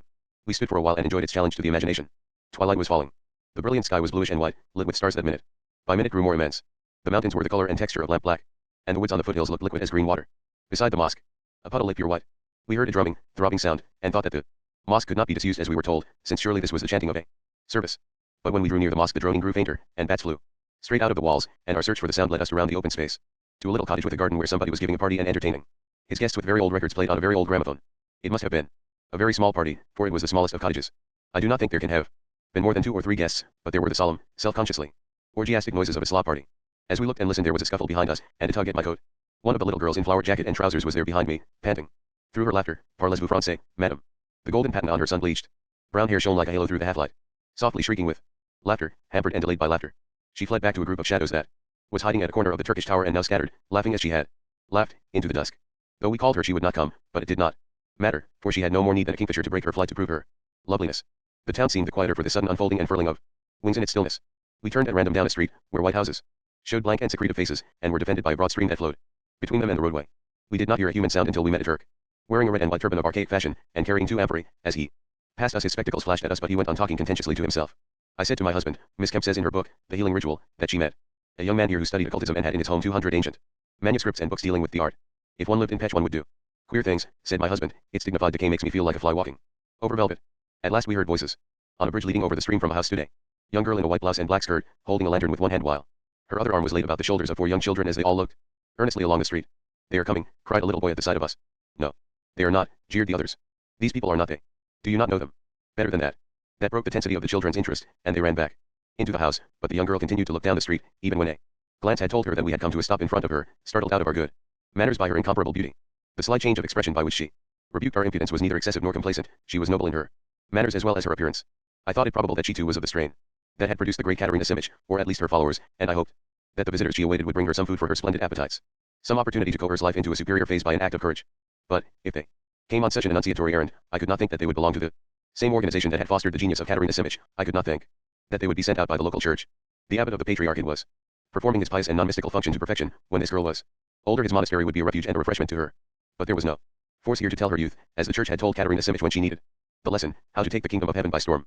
I looked nervously over my shoulder lest I should see the only emissary of the faith that was likely to appear in this place at this hour, since he was likely to appear anywhere at any hour. I could well imagine him caponing and curveting down the twilit street, coquetting with his shadow, while his blonde curls swung. The starlight waxed stronger, and color drained out of the world. The stream in its deep channel glittered like a black snake. The houses were pale as chalk, as a ghost, as a skeleton. I might be wrong. I would be able to check it when I got back to the high street, where Petch was sitting down for its evening meal, for this was Friday, and a fast day. When we got back to our hotel and sat down in the restaurant, I said to my husband, eat what you like, I want to make an experiment. I asked the waiter what I could eat, and he mentioned dish after dish containing meat or eggs or butter, or fish cooked in butter, or cheese, or milk, and all these things are forbidden by the Orthodox Church on fast days. These will not do, I said, though I am a foreigner. I want to keep the fast. Have you no dish that fulfills the condition? Haven't you any beans, or fish fried in oil or boiled in water? No, he said. Is that because this is the evening meal? I asked. Perhaps at midday you had such dishes. No, he said, we are never asked for them. I said, very well, then, I must eat somewhere else. My husband by this time had become interested in the test I was applying. We went up and down the high street from inn to inn, and they were all full of people, eating their evening meal, none of whom was fasting. This was a strange sign in a town which lies in the shadow of Djani, which for centuries lived not only in a state of ecstatic faith, but by it, for man loves his little abstinences, and he does not abandon the obscure pleasure of fasting until he actually wishes to dissociate himself from the belief which is its apparent justification. If the West had failed to provide Yugoslavia with a formula for happiness, it could not be pretended that the failure of new things did not matter, because there were old things here which were all the country needed. In parts of the country these old things are as valuable as they ever were, as they have ever been. In other parts they are not valid. The people will no longer accept them as currency, and here, since no new currency has been minted, there is bankruptcy. As we went back to the restaurant the wind came down from the gorge ice cold, and like a battering ram, there was a sound of splintering wood and the crash of sheet iron. A small shop had come to pieces. Montenegro. Montenegro. Road. I woke early. Because of my inquiry into the state of religion in Pech, I had to dine on sardines, dry bread, red wine, and black coffee, and the diet had not suited me. I crept out of my room and along the groaning, grumbling corridors and down into the street, and took a cab out to the Patriarchate, because I wanted to have another look at the huge Madonna and her tiny rebellious and athletic Christ child. The Albanian cab driver brought a friend with him on the box, who also, he said, wished to enjoy the opportunity of conversation with me, so I spread out my dictionary on my knee and did what I could for them. The cab driver was a somberly handsome young man of a type familiar in the Balkans. His friend was a natural comedian, a Robin Good fellow, with straight red hair long about his shoulders, a crowing voice, and stiff, signaling hands. They were Roman Catholics, but I found they knew nothing of the sayings or doings of Pope Pius X, and most of their Western co-religionists would have found them not altogether congenial. The driver was single, but Robin Goodfellow had married a girl of 14 7 years ago and had 6 children. They were resentful against the government and expressed the desire and even an intention to murder as many of its officials as possible, but their chief grievance seemed nothing more than the price of sugar. This is indeed high, owing to the state monopoly, but not so high as to justify this extreme ferocity.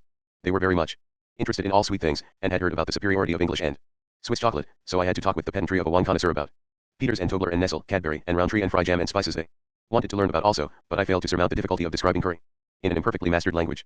They asked me how old I was, what my husband did, and why he had not come out with me. When I said he was still asleep, they suggested to each other, not facetiously, but as realists in a world of men, that he had as like as not been drunk the night before. The garden of the Patriarchate was golden green in the slanting early sunlight. The church was honey-colored and filled with the honey of the abbot's voice. Among the chief glories of the Orthodox Church are the number of priests who can sing and speak as the mouthpieces of a god should do. I had come in for the end of a service, which had been attended by 2 middle-aged men, who bore themselves like devotees of unusual fervor, some young women with their children, and a number of the straight-backed old ladies in trousers whom I had noticed here before. When the service was over I had half an hour with the frescoes, which were now still lovelier than I had thought them. The morning light, striking the windows of the dome at right angles, was deflected into the softest possible radiance as it poured down into the church, and under it the paintings gave up their full gentleness, the elegance and spring-like freshness that made them kin to much early Italian art. I looked not so long at the terrible mother and child as at the scenes which showed the Christian legend taking place in a country that I had thought to be ancient Tuscany, that I now knew to have wider frontiers. Then I went out into the sunlight, warm enough now to draw the scent out of the walnut trees and the pines, and I took a last draught of the healing water from the fountain before I went to say goodbye to the priest, who was drinking his morning coffee at a table under the trees.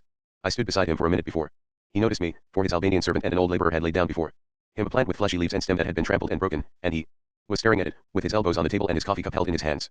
I think they were debating what animal had been that way. Their deliberation had an air of essential virtue. By such carefulness life survives. On the way home the cab driver and his friend inquired what countries I had visited, and which I liked best. I said I had been to the United States and every country in Europe except Russia, Romania, Poland, and Portugal, and that I liked Yugoslavia, the United States, France, and Finland best of all. They cried out at the name of France. The French they could not abide. They had fought against them in the Great War, they said, and they were glad of it. They liked, they said, the Germans and the Bulgarians, and they hated the Serbs. They both agreed that they would thoroughly enjoy another war if only it would give them the chance of shooting a lot of Serbs. They held up their left arms and looked along them and twitched their right thumbs against their left elbows and said boom, boom. A Serb is dead. I said, but what have you against the Serbs? They said, after the war they ill-treated us and took our land from us. There was some justification for this, I knew. The district of Pech was handed over to an old man who had been King Peter's master of the horse, and he appears, like our own followers of the Belvoir and the corn, to have offered conclusive proof of the powerfully degenerative effect of equine society on the intellect. But now what do they do to you? I asked. They shrugged and grumbled. We live so poor, they said. In Albania our brothers live far better than we do.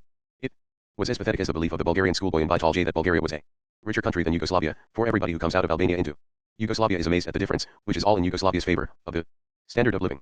When they left me at my hotel, I gave the driver a good tip, and he thanked me in a phrase so remarkable that I made him repeat it several times. But it was true, he had really said, I am glad of this money, for tomorrow I am going to Paris to be married. It sounded such a sketch and tattler thing to do that, though by this time I was exhausted by the strain of picking a conversation piecemeal out of a dictionary, I made him explain it. The explanation gave me fresh evidence of the capacity of France to assimilate strange stuff and make it her own. You must know, he said, that I am not only the driver of this cab, I own it. He is Rothschild, shrieked Robin Goodfellow, poking him in the ribs. He owns a dozen cabs. He owned in fact 8. They took the visitors to Dechany, and anyway no woman of property went about Petch on foot except to the market. When he had bought the 8th he had written to his aunt, who had married the Italian proprietor of a small hotel in Paris, and asked her to find him a wife. She had found him the photographs of several candidates in the Albanian colony of Paris, which was small but prosperous, and he had chosen one to whom he was to be married in 5 days' time. In a missionary spirit I said, is your aunt happy in Paris? Yes, he said, she and her husband made a lot of money, and they say they are very free there. And the Albanians who live there, are they happy? Yes, he answered, they are all doing well. But don't you think maybe that means the French are good enough people? I said. But it was not a point that was likely to convince people who had been brought up to regard as normal a state where different races grew up in conditions decided by a distant ruler. To them the idea of a country being directly governed by its inhabitants is one of abnormal compactness, like a hermaphrodite. I went up to our bedroom and found my husband locking his suitcase. On the middle of my bed there had been built with offensive ingenuity a little cairn of the things I had forgotten to pack in mine. They are all things, I pointed out, that I would not mind losing. Packing, said my husband, belongs to a different category from criticism. The little Hungarian chambermaid popped her head inside the door, and we tipped her 50 dinars, which is 4 and 2pence, and she thought it so handsome that she kissed my hand furiously. That is a good little one, said Constantine, as he went downstairs to breakfast. This morning she helped me to pack. And she said to me, I tell you, I would have liked to be with you, you are so charming, so very cultured, it might even have been that you would have quoted select passages of poetry to me. So I have been to you every night when I had finished my work, but each time you had fever, you were red as a lobster, so I saw it was not written in the stars that we should be together. We had our breakfast outside the large restaurant, and presently Constantine left us to say goodbye to the chief of police, who was giving some advice to a man standing with 2 pack horses in the middle of the road, and we were joined by the Danish seller of agricultural machinery, who regarded us with a benevolence that was galling. We had the impression that he had just received information that we were completely harmless and unimportant, and that in any case even if we had some grain of significance we were leaving, so it did not matter. You were going, Hein, he said, over the mountains to Kolashin and then to Cetinje, and up the coast to Split, and then to Budapest, and home. Very nice, very nice. How kind of you to be so interested in our itinerary as to find out what it is, said my husband. Oh, the people here talk, you know, said the alleged Dane. I should think it more likely that they read, said my husband darkly. There fell a silence, which I weakly broke by saying to him, look, do you see that young man walking along carrying that black portfolio? Bow to him, he has greeted us. It is the clerk of the court, who so kindly offered to show us the sights of the town the first night we got here. The alleged Dane burst into laughter. That young lummel. He was fool enough to tell me what he earns. Think of it, he is a university graduate, and he makes each week 12 marks one of your pounds. Here they're a starveling lot. Yes, it's a pity they're so poor, said my husband. For they are such nice people, said I. You waste your pity, said the alleged Dane, in sudden and brutal passion. These are Slavs, they have no right to anything, they are as sheep, as cattle, as swine. The hotel tried to overcharge us, but its experience of the world was so small that its efforts were scarcely perceptible. However, Constantine and Dragoudine were very indignant, and we did not get clear of the dispute until 10 minutes past 7. Then we started off for the gorge, Fort Cernogorod. Now we will climb like eagles, cried Dragoudine. And there, he said, as we passed a grassy patch under the willows on the river's bank on the way to the Patriarchate, is where I have slept each night since we came to Petch. These accursed thieves at the hotel tried to charge me, a chauffeur, for my room at the same rate as you people, and though I knew you would have paid, I would not have it so, and I came out here and flung myself down, and it was no sacrifice, for I slept like a king. We left the bosomy domes of the Patriarchate behind us, and we went into the Rugovo Gorge, which would at any time be superb, and was now a pageant of the sterner beauties possible in nature and man. It was over the rocks at the mouth of this gorge that the retreating Serbian army of 1915 pushed its guns lest the Austrians and Bulgarians should make use of them, and walked on into ice and famine, and the scenery is appropriate to that drama. Its sheer precipices and fretted peaks show the iron constitution our planet hides under its grass and flowers, and down the road there were swinging in majestic rhythm men and women who showed the core of hardness humanity keeps under its soft wrapping of flesh. They were going down to the market at Petch, and most were on foot. Before nightfall they would return to their homes. And they were coming from villages 5, 10, and even 15 miles up the gorge. In fact, they were going to walk 10 to 30 miles in the day, the latter half of the journey up a steep mountain road. It seemed so Herculean a trip that we got Constantine to question 2 typical wayfarers, an Albanian wearing a white turban, with its ends brought across his throat, to hide one of the goiter which are so common in the mountains, and his wife, a raw-boned woman wearing a black dress, which oddly broke into a flounce just above her knees, with something of a Cretan air. Yes, they came from that village up there, about a mile away on the hillside, and they would walk to Petch and back by nightfall. There was no question of riding there. Pack pony, for it was loaded now with what they were going to sell, which was wool. And on the return journey it would be loaded with what they were going to buy, which would probably be wood, if the price were right. In any case I doubt if it could have carried their pylon-like forms. Their leathery faces slowly split into enormous grins as they grasped our astonishment. All these people on the road were very deliberate, and stiff and emphatic in their movements and their speech, like frescoes come to life. One woman, who was sitting in a cart with her young child under her blue mantle, resembled exactly one of the Madonnas of Dechany, twisted by the strain put upon her endurance by her love. Again it seemed that Byzantine art is not so much stylized as we believe, and that it may be a more or less naturalist representation of a highly stylized life. The gorge widened to a valley where snow mountains looked down on beechwoods, widened and steepened to another Switzerland, and so it might be, and may yet become. The grass grows short and thick as gourmand cows would have it. Here there might be cheese and tinned milk and milk chocolate, if the population could but afford to buy good cows and knew how to keep them in Stephen Duss' hands. Time fat flocks and herds were driven up here every summer, but under the Turks such luxurious husbandry was forgotten among Christians, and only a few nomads cared for pastures in such a disputed district as the frontier between Montenegro and Albania. Even those had their movements circumscribed by the definition of the Yugoslavian frontier, for some of them had their winter pastures in territory that was assigned to Greece and to Albania, hence they could no longer pass from one to the other. Also there might be practiced a moderate form of mountaineering, for there is some excellent rock climbing and some eternal snow, but the tradition of guides and chalets has yet to be created. There are as good as Swiss flowers. Where the road mounted to the pass it hairpinned across a slope too high for trees, which was clouded purple with crocuses, golden with kingcups. On the razor edge of the pass, we looked, as one may often do in Switzerland, backward and forward at two worlds. Behind us the mountains stretched to a warm horizon, themselves not utterly cold, as if the low hills and plains beyond exhaled a rich, thawing breath from their fertility. Before us the mountains and valleys fused into a land cooler than all others. As a statue is cooler than a living body. It is not, as the school books have it, that Montenegro is barren. That is a delusion of those who see it only from the sea. Its inland half, if it has little for the plow, has many woods and pastures. But they are held in a cup of rock, they are insulated from the common tide of warmth that suffuses the rest of earth. What the cup holds is pure. In summer, they say, there is here pure heat, in autumn pure ripeness, in winter pure cold. Now, in this late springtime it was pure freshness, the undiluted essence of what that season brings the world to renew its youth. At this pass was the old Turkish frontier, said Constantine. And is no more, thank God, said Dragudin. Down below, at the end of a valley bright with the thin green flames of beechwoods and clouds of flowers, we came on a boorish village and halted at the inn. Now I must ask the way to Lake Plav, said Constantine, for you should certainly see Lake Plav. Did you ever hear of it? I knew the name. An unfortunate contretemps occurred here during the Balkan War. When Montenegro captured the village of Plav from the Turks in 1912, they were greatly aided by a local Muslim priest, who joined the Orthodox Church and was appointed a major in the Montenegrin army. His first action when left unsupervised was to hold a court-martial on his former congregation and to shoot all those who refused to be baptized. They numbered, it is said, 500. The incident has the terrible quality of juvenile crime. Little Willie was told to be a good boy and keep his baby from crying, and it was precisely because he wanted to be a good boy that he held a pillow over baby's face. I had thought of the place where this happened as a circle of mud huts in a hollow of gleaming stones below vertical mountains. But 2 or 3 miles over a bumpy road took us to a place that was a perfect and rounded image of pleasure. A circle of water lay in a square of emerald marshland, fringed with whitish reeds, and framed by hills patterned with green grass and crimson earth, with a sheer wall of snow mountains behind them. The glowing hills and the shining peaks were exactly mirrored in the lake, and received the embellishment of a heavenly bloom peculiar to its waters. We sat down on a stone dike, shaded by a thorn which the winds had whipped into the form of a modest Chinese lady. Below us a man was cutting turf at the lake edge, and loading it on a bright blue cart drawn by a grey pony. He was as graceful as if he had never known fatigue in his life, and his white shirt, kilt, and trousers, and black bolero were white as snow and black as coal against the emerald marsh. This was as good a place as can be, if beauty is of any good. Lake Plav, said Constantine, means blue lake. Plav is a strange word. It means blue or fair-haired.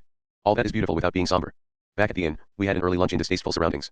A dog that had lost a paw limped about our feet. It was still, they said, wonderful at rabbiting, and it looked up at us with the cold eye and the snarl of one who lives in pain and by while.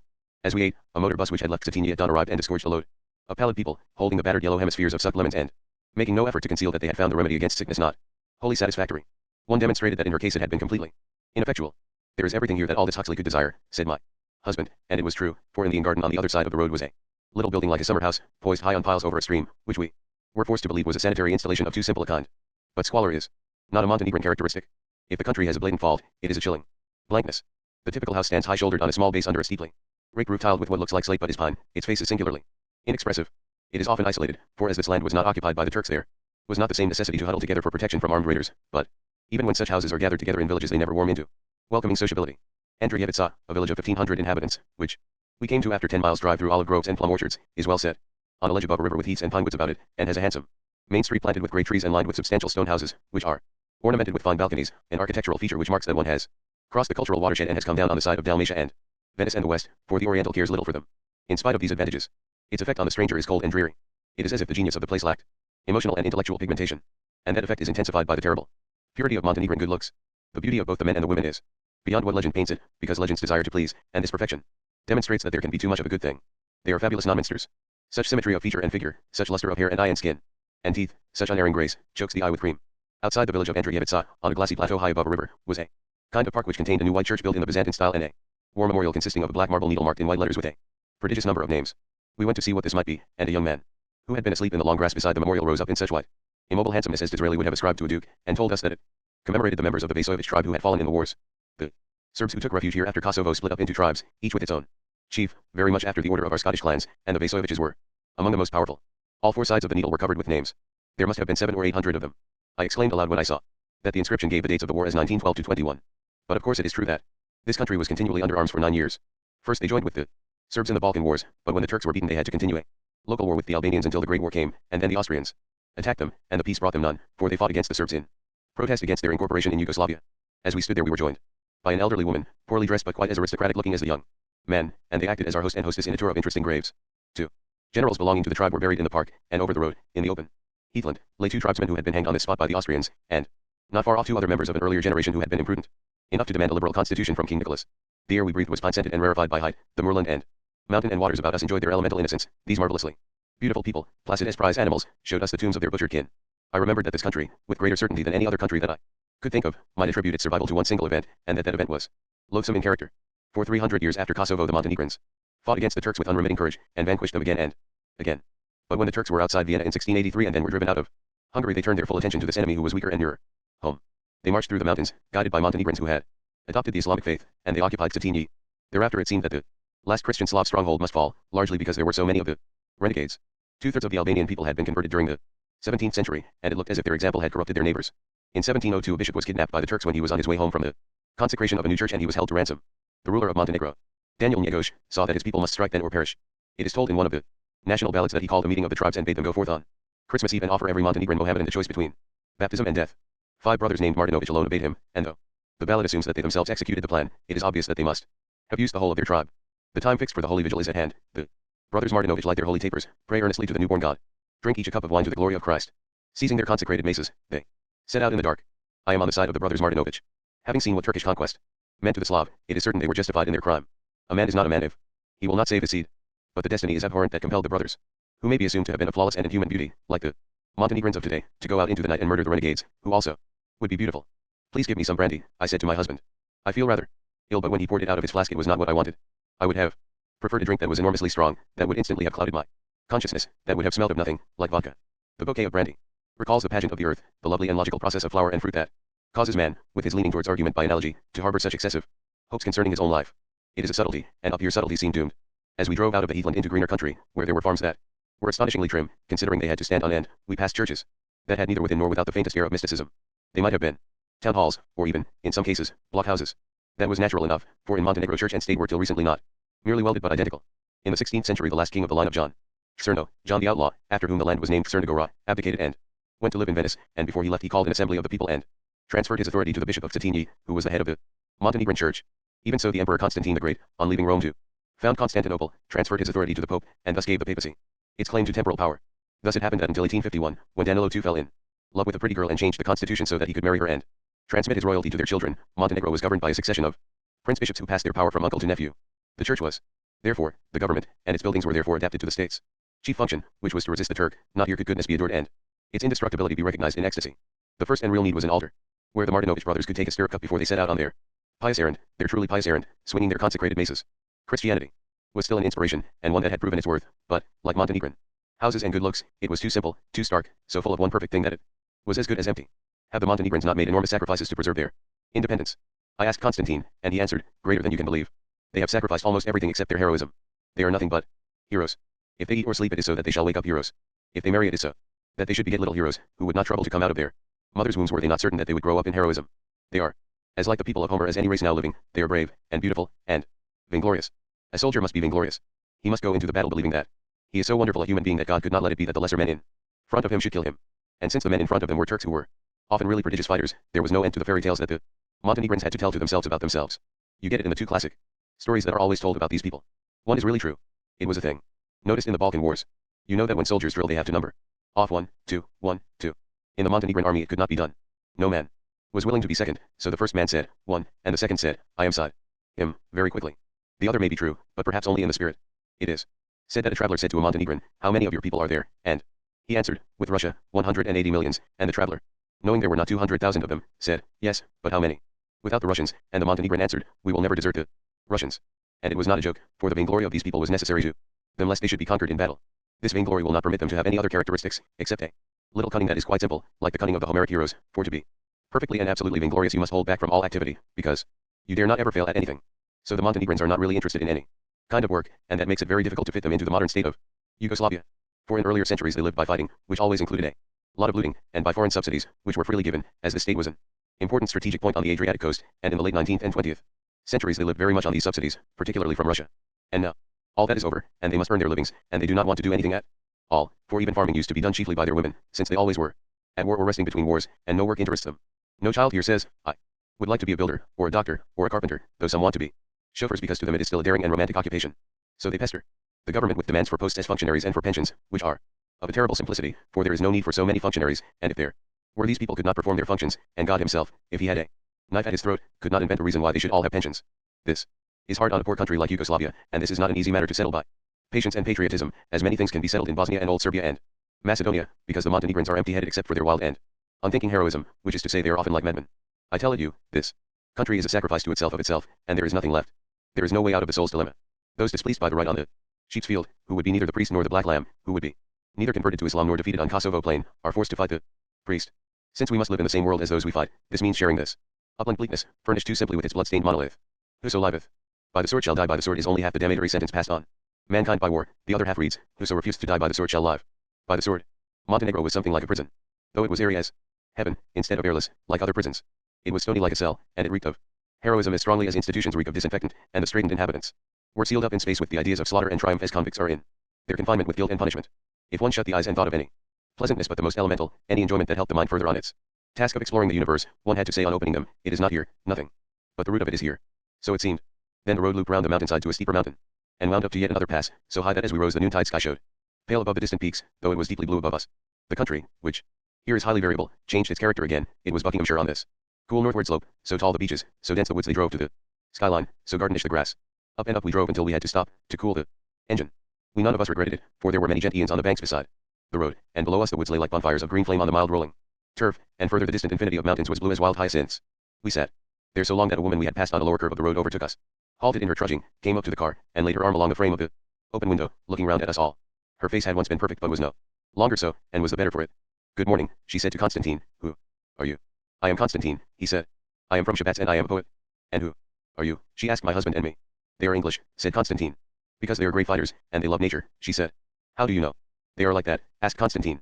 She lifted her arm from the window, took a ball of fine white wool and knitting needles from her other hand, and set to work. Again, as if sensing from his question an indication that the conversation might not be of the first order and she might as well get on with her material duties. Oh, everybody knows that, she answered absently. And you, said Constantine, who are you? Are you a native of this place? No, she said, I live here now, but I was born by Dermitor. Dermitor is the great snow mountain, with the black lake at its foot, on the northern side of Montenegro. Who brought you here? Asked Constantine. She laughed a little, lifted her ball of wool to her mouth, sucked the thin thread between her lips, and stood rocking herself, her eyebrows arching in misery. It is a long story. I am 60 now, she said. Before the war I was married over there, by Dermitor. I had a husband whom I liked very much, and I had 2 children, a son and a daughter. In 1914 my husband was killed by the Austrians. Not in battle. They took him out of our house and shot him. My son went off and was a soldier and was killed. And my daughter and I were sent to a camp. There she died. In the camp it was terrible, many people died. At the end of the war I came out and I was alone. So I married a man 20 years older than myself. I did not like him as I liked my first husband, but he was very kind to me, and I had 2 children of his. But they both died, as was natural, for he was too old, and I was too old, and also I was weak from the camp. And now my husband is 80, and he has lost his wits, and he is not kind to me anymore. He is angry with everybody, he sits in his house and rages, and I cannot do anything right for him. So I have nothing. Are you poor? Asked Constantine. Not at all, she said. My husband's son by his first wife is a judge in Old Serbia, and he sends me 300 dinars a month to hire a man to work our land, so we want nothing. Oh, that is all right, but the rest is so wrong. Oh, sister. Sister, said Constantine, this is very hard. Yes, it's hard, she said. And can we do nothing for you? Asked Constantine, for we feel very friendly towards you. Can we not give you a lift to where you are going? That you cannot do, though you mean so kindly, she said, for I am not going anywhere. I am walking about to try to understand why all this has happened. If I had to live, why should my life have been like this? If I walk about up here where it is very high and grand, it seems to me I am nearer to understanding it. She put the ball of wool to her forehead and rubbed it backwards and forwards, while her eyes filled with painful speculation. Goodbye, she said, with distracted courtesy, as she moved away. Goodbye. This woman was of no importance. It is doubtful whether, walk as she would on these heights, she would arrive at any conclusion that was of value even to herself. She was, however, the answer to my doubts. She took her destiny not as the beasts take it, nor as the plants and trees. She not only suffered it, she examined it. As the sword swept down on her through the darkness, she threw out her hand and caught the blade as it fell, not caring if she cut her fingers so long as she could question its substance, where it had been forged, and who was the wielder. She wanted to understand the secret which Goethe denied, the mystery of process. I knew that art and science were the instruments of this desire, and this was their sole justification. Though in the Western world where I lived I had seen art debauched to ornament and science prostituted to the multiplication of gadgets, I knew that they were descended from man's primitive necessities, that the caveman who had to hunt the aurochs drew him on the rock face that he might better understand the aurochs and have fuller fortune in hunting, and was the ancestor of all artists, that the nomad who had to watch the length of shadows to know when he should move his herd to the summer pasture was the ancestor of all scientists. But I did not know these things thoroughly with my bowels as well as my mind. I knew them now, when I saw the desire for understanding move this woman. It might have been far otherwise with her, for she had been confined by her people's past and present to a kind of destiny that might have stunned its victims into an inability to examine it. Nevertheless she desired neither peace nor gold, but simply knowledge of what her life might mean. The instrument used by the hunter and the nomad was not too blunt to turn to finer uses. It was not dismayed by complexity, and it could regard the more stupendous aurochs that range within the mind and measure the diffuse shadows cast by history. And what was more, the human will did not forget its appetite for using it. I remembered what Dennis R.A. had said about Militsa, if there are but 20 people like her scattered between here and China, civilization will survive. If during the next million generations there is but one human being born in every generation, who will not cease to inquire into the nature of his fate, even while it strips and bludgeons him, someday we shall read the riddle of our universe. We shall discover what work we have been called to do, and why we cannot do it.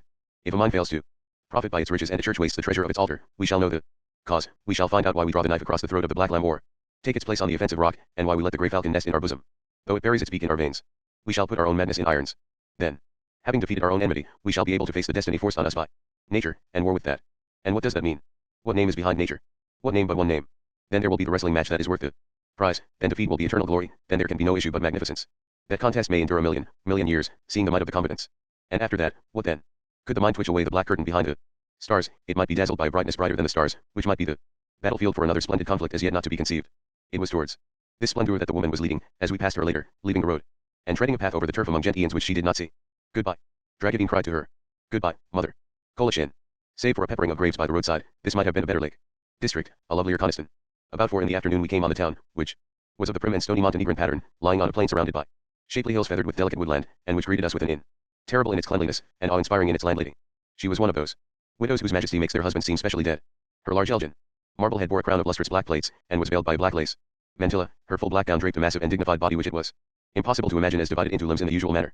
While we drank some coffee in the dining room she bent over us, directing the immense lamps of her eyes on Constantine, and addressed us for some stately moments.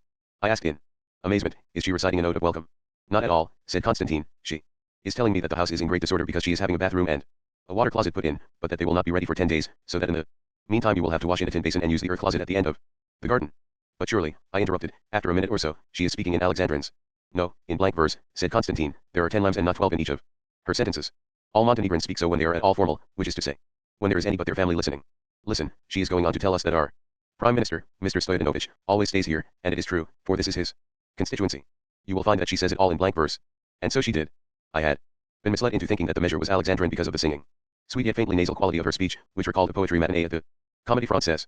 Serbo-Croat is, of course, a language that falls very easily into verse, and until recently was encouraged to do so on occasions at all exalted above the ordinary. When the great American foreign correspondent, Stephen Bonsai, first came to the Balkans in the early 90s, he was enchanted to hear the Serbian Minister of Finance introducing his budget in the form of a long poem in blank verse.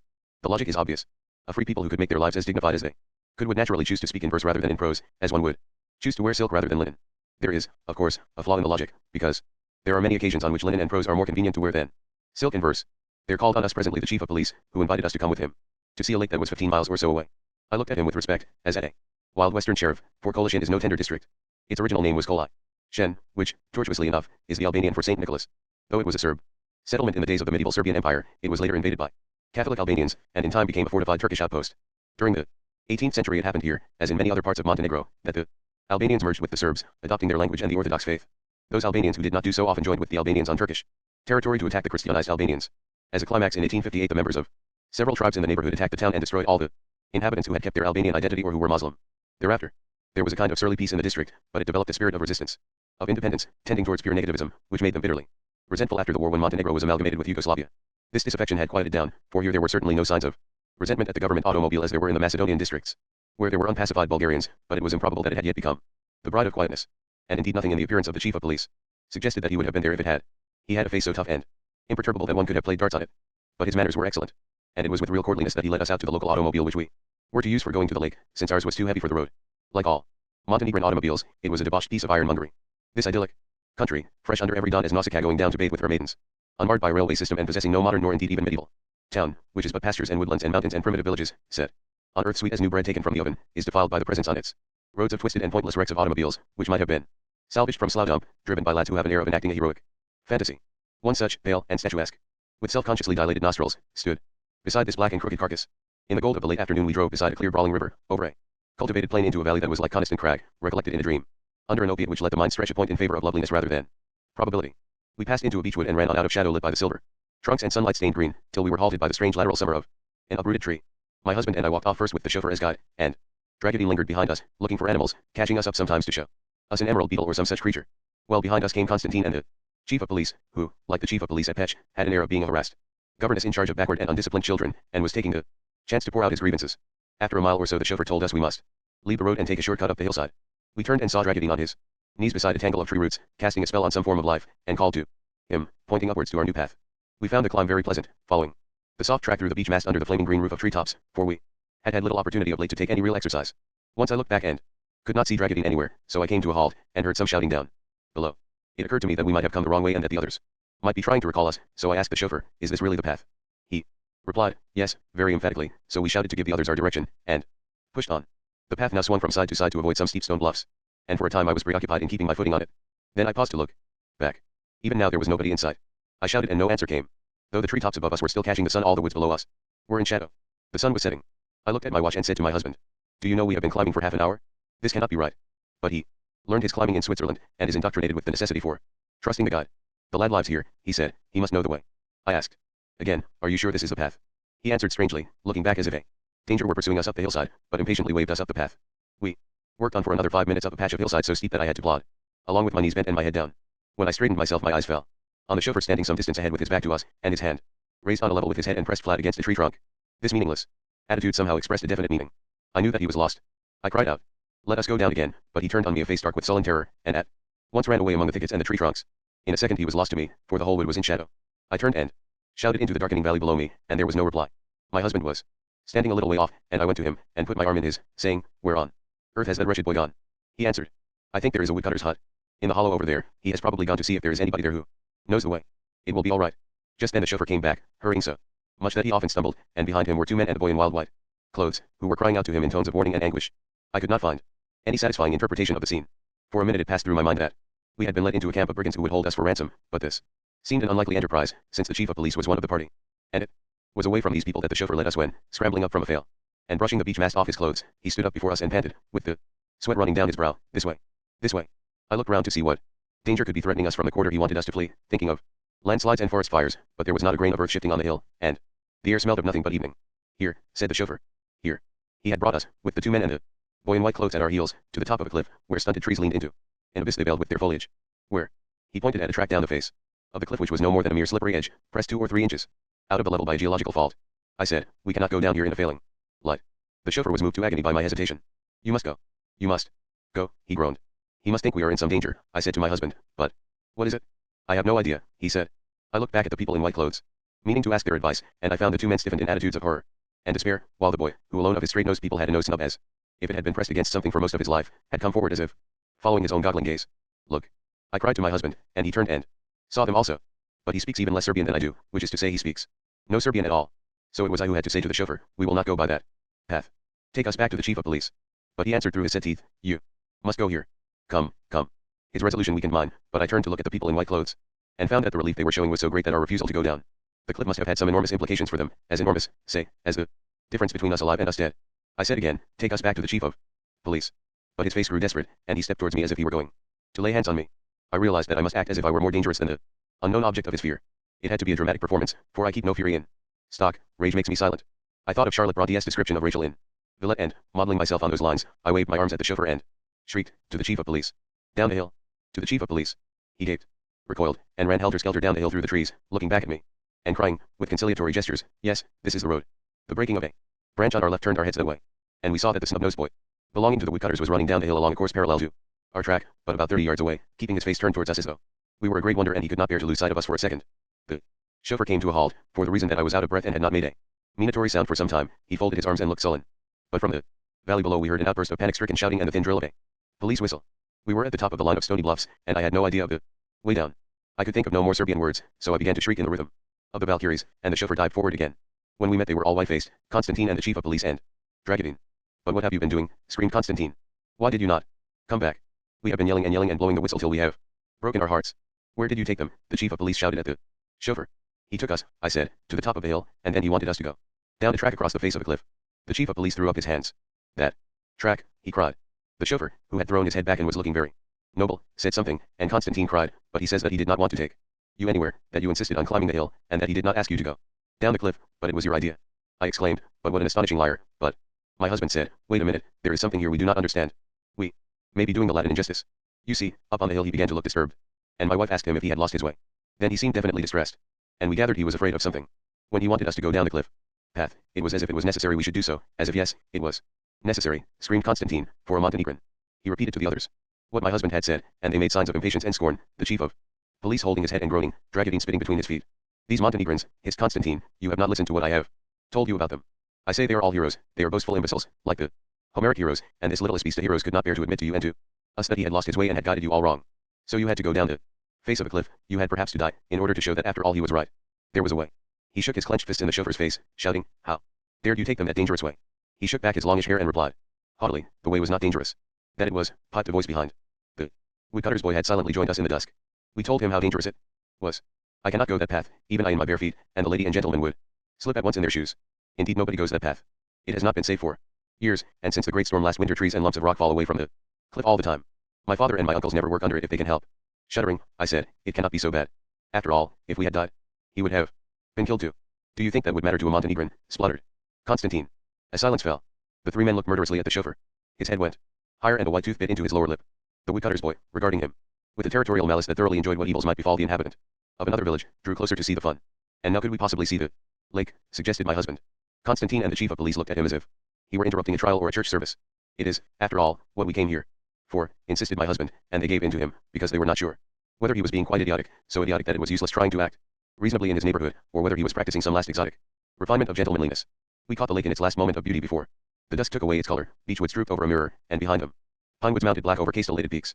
The trouble was that we could none of us see it, though we sat down on a bench facing it. I was violently shaken by the realization that my husband and I had just escaped being dashed to pieces in order that a young man whom we had never seen till then should not have to admit that he had lost his way. Constantine and the chief of police were shaking with rage. Dragovine was uneasy as a child who is obliged to be present at another's punishment. The chauffeur leaned against a tree trunk, his chin up and his arms folded.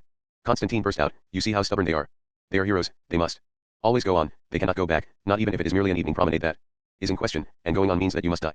How are we to change them into reasonable men, men of our times, if we are not to beat them? Well, if they had not been like this they would not have kept off the Turk so successfully, said my husband. Yes, but if what was good has been done must it be to do forever and ever? Asked Constantine angrily. I have in my time done many things that were excessively brave. In North Bosnia during the war I have cut myself out of a valley through the bodies of many soldiers with my bayonet. In Bulgaria after the peace I have saved my troops by seizing a railway train in Manu Military. Must I then always be killing people by my bayonet? Must I every day seize a railway train? Because it was good that I did so once. The chief of police and he then carried on a passionate exchange of complaining undertones, until the chauffeur cleared his throat and made a remark with an air of sense and dignity, in correct blank verse meter, and they both broke out into angry shouts. He is saying such fatuities, cried Constantine. He is saying that you wanted to go to the edge of the cliff to look at the view. Nevertheless, said my husband, I think that the person concerned in this incident, for whom I feel the least affection, is the woodcutter's boy. Look, he is watching us from under that elder tree on the left. What have you against the little one? Asked Constantine. I feel so strongly, said my husband, that if we had gone over the cliff, he would have been the first, by quite a long way, to find our bodies. When we returned to the inn I was very tired, for it was now 13 hours since I had risen to go to the patriarchate at Pech, and I thought I would not be able to eat any dinner. But I ate a great deal, for the stately landlady brought us rich bean soup, and some home-cured raw ham, and a dish of lamb roasted with herbs, and a pile of little cakes, made in the Turkish fashion, of pounded fruit and nuts pressed between 2 layers of pastry, very well made indeed. There was also some good wine from the southern slope of Montenegro. Dragovine was eating at a table in the opposite corner of the dining room from ours, and he raised our glasses and drank to the health of a widow, who stood in the center of the room, responding with unexpected animation by contralto duckings and coy agitations of her black draperies. It was as if we had pleased a rookery. All was drowsy and agreeable, when the door opened, or rather was thrown open, with considerable panache, and the chauffeur came in, very pale. We all fell still and watched him as he came across to our table and halted. What is it? What is it? Asked Constantine, and the boy set out on a speech, all in blank verse. Constantine shot out of his chair, he beat the table with his fist, he screamed at the boy, and Dragovine stood up, uttering cries of derision and rage. Will you believe it? Constantine explained when he had gone, he does not come to say he is sorry, he is still trying to prove that it was not a fault to take you to that cliff where you might have been dashed to 1,000 pieces. He shuddered and took a deep draught from his glass, wincing at what he saw at the bottom of it. Then his face was shadowed by sinister recollection, by caution, by malice. He remembered that we were English, that we were liberals, that we liked him, and the disposition he had made of his soul required that he should be loyal only to those who were German, who were Nazi, who despised him. He snarled, see what trouble you have caused by always being so independent. You too must always do the thing that is extra. If you had kept by the chief of police and myself we would have had none of this trouble. There was nothing for us to say, the charge was so unjust, for we had been sent ahead with the chauffeur as our guide. When Constantine saw that we were not going to answer he looked at Dragovine and repeated what he had said in Serbian. But Dragovine also said nothing. The widow grew sensible of a change in the atmosphere and began moving about the room on petty errands, tweaking a curtain straight, taking away an empty salt cellar.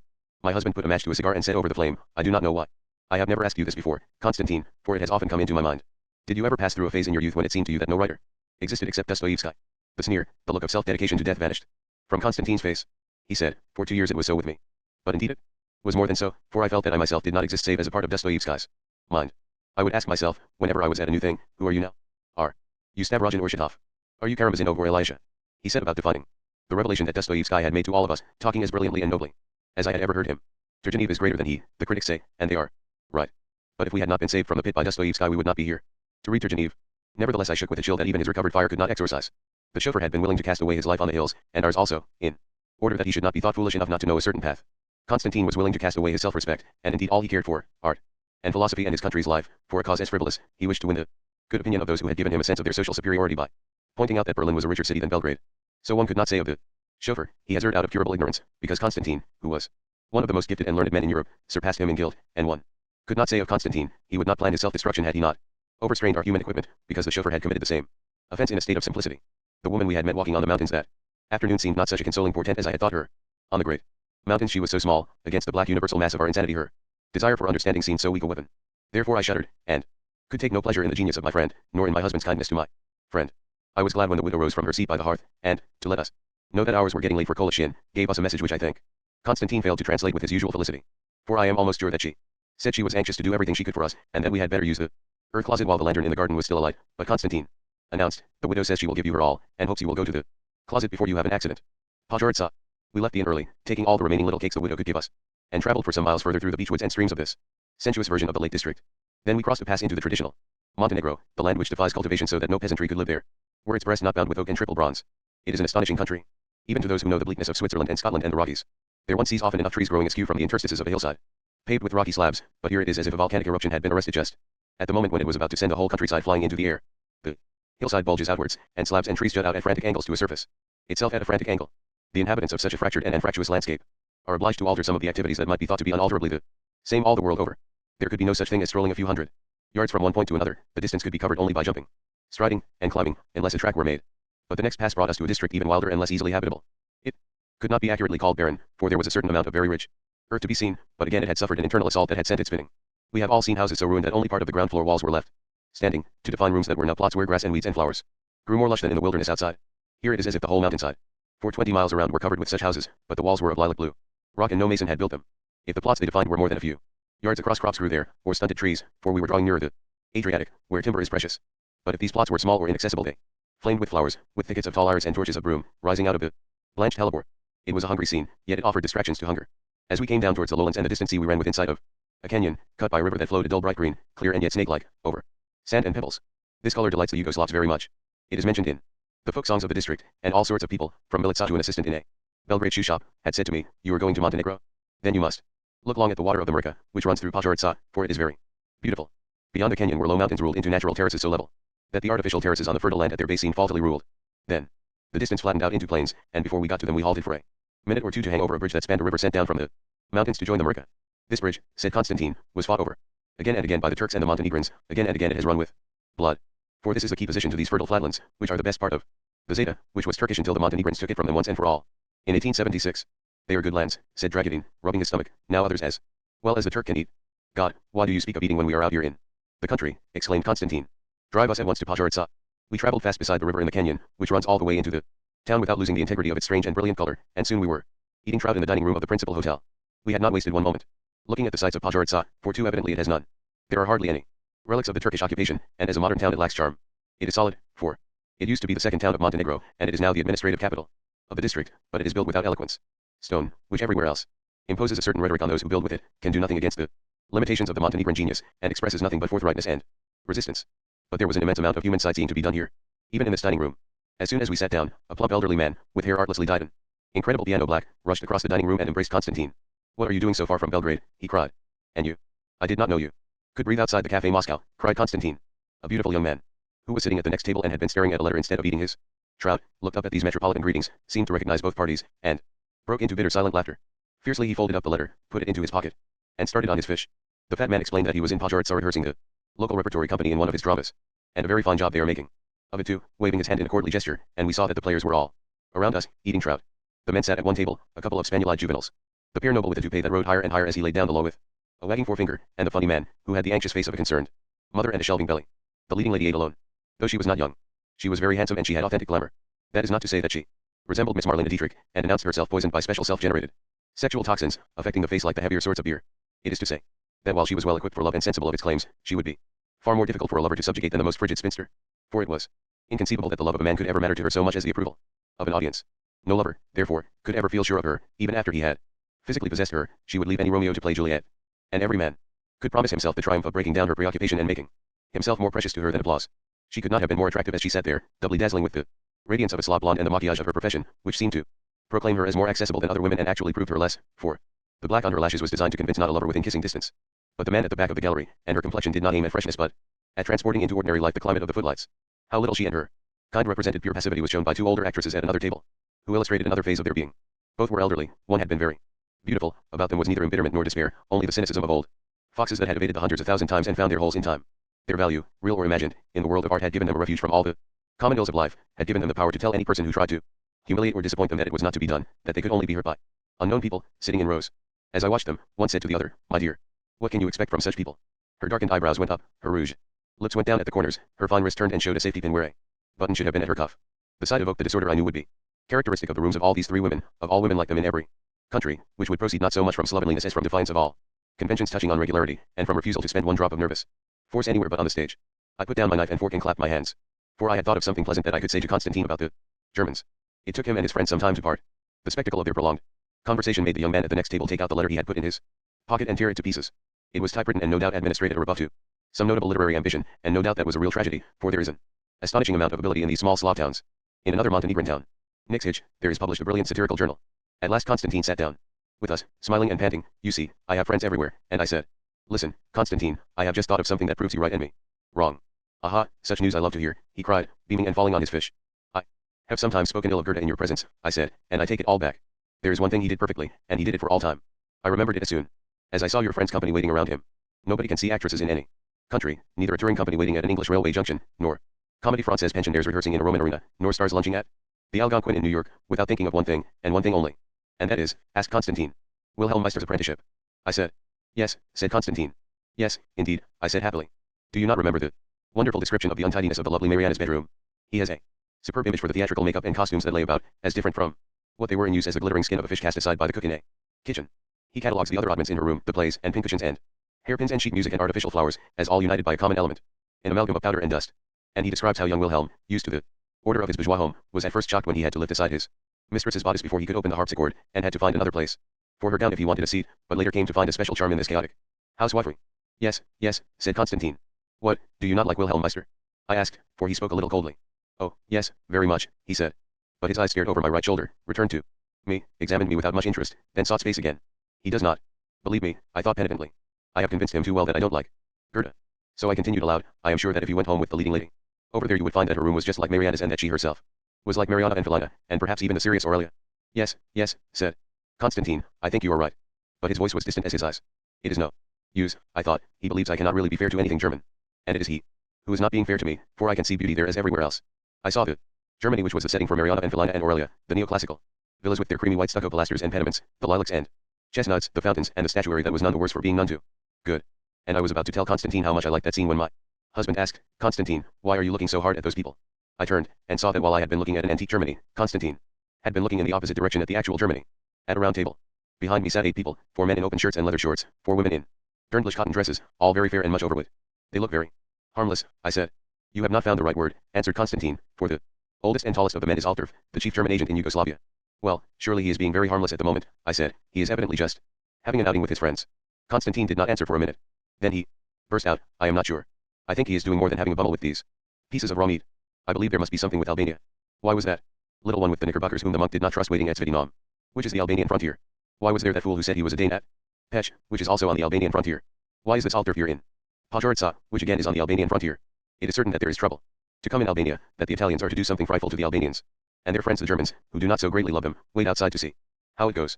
I do not think you English know anything about Albania, for it is nearly Italian. They have their officials there, they control the whole country, someday they will have their army there too, and it will be as a pistol pointed at Yugoslavia." He shuddered violently and said, "Ils haven't sent to Gers." He spoke as a Serb, as a Jew, as an inheritor of the French tradition. Beams of sunshine, dancing with motes, struck the unstained wooden floor, the stiff coarse tablecloths, the emphasized faces and gestures of the players, who were so little confident in their natural endowment that they had brightened all that was bright and darkened all that was dark with cosmetics, who paid their kind a lovely tribute of living for their applause, the featureless, stockish spies, who were contented with their mission, who cared nothing for good opinion. There was a strong smell of fish, for all of us were eating trout. Constantine said, in a faltering voice, "My friend who is here rehearsing his play is not a true writer. He is a very rich man, who would give his all to be a writer. But his plays are very, very bad, because he does not write them. He is a shrewd man of much appetite, he likes to eat and drink, and to be with women, and he has so made himself much experience, and he is intelligent enough to understand what he does. But when he picks up a pen it is not himself who guides it, it is some little woman whom he has swallowed when he was yawning with his great mouth, and who now lives somewhere in him, say in his kidney, and chooses the time when he picks up a pen to have things her way. For his plays are so small, and so fade, and so weak, they are just what a nun would write. For her pensioned heirs. Lake Scutari. For an hour that afternoon we sat on a bouldered hillside, tufted with great blue flowers and peppermint, looking down on the plains about Pajaritsa which were cut into sections, slender as cake slices in a genteel household, and tidily planted with maize and tobacco, apple orchards, fig trees, and full-foliaged mulberry trees. A puff of dust traveling rapidly along a straight road cut through this neatness showed that my husband had left his hat in the inn at Pajaritsa and that Dragadine had gone back to fetch it. It was warm now, with a clear blue sky overhead and some white mists lying like scarves on the plain. On a little knob of rock above us a white cloud stood like a toy. I strolled about picking flowers within earshot of the two men. There is no equivalent in English, I heard my husband say, for the French word banaliser. That shows an insensitiveness, said Constantine, for banalization is one of the most important processes in life. There are two sorts of banalization, the sort that comes from below, and the sort that comes from above. The first I have recognized when I have been successful. For I have sometimes been successful, more successful than anyone else in Yugoslavia. I have written plays which were so popular that people were crushed to death going into the theater every night. I have written novels of which nobody in Belgrade has not talked of nothing else. In those days the papers sent many reporters to interview me, and I noticed always that they would take out of my remarks all that is characteristic of me, all that had made my plays and books successful. Often I have wished to ask, but why do you think your editor sent you to interview me if it were not for that little thing I have which you have so cleverly removed from what I say? Do you not understand that it is precisely because I have that way of thinking and writing which is not yours that I am a favorite writer and you are a reporter? But I did not, of course. That is why folly is immortal, wise men are too busy to correct fools. Then, when I found I could not write fast enough to keep my wife and children, and I became a government official, I learned of the other kind of banalization. For I had to write speeches for our ministers, and I wrote them speeches which were not only good but magnificent, as nobody else in the world could have written them, great in themselves, very great, and always wonderfully appropriate to the occasion when they must be given.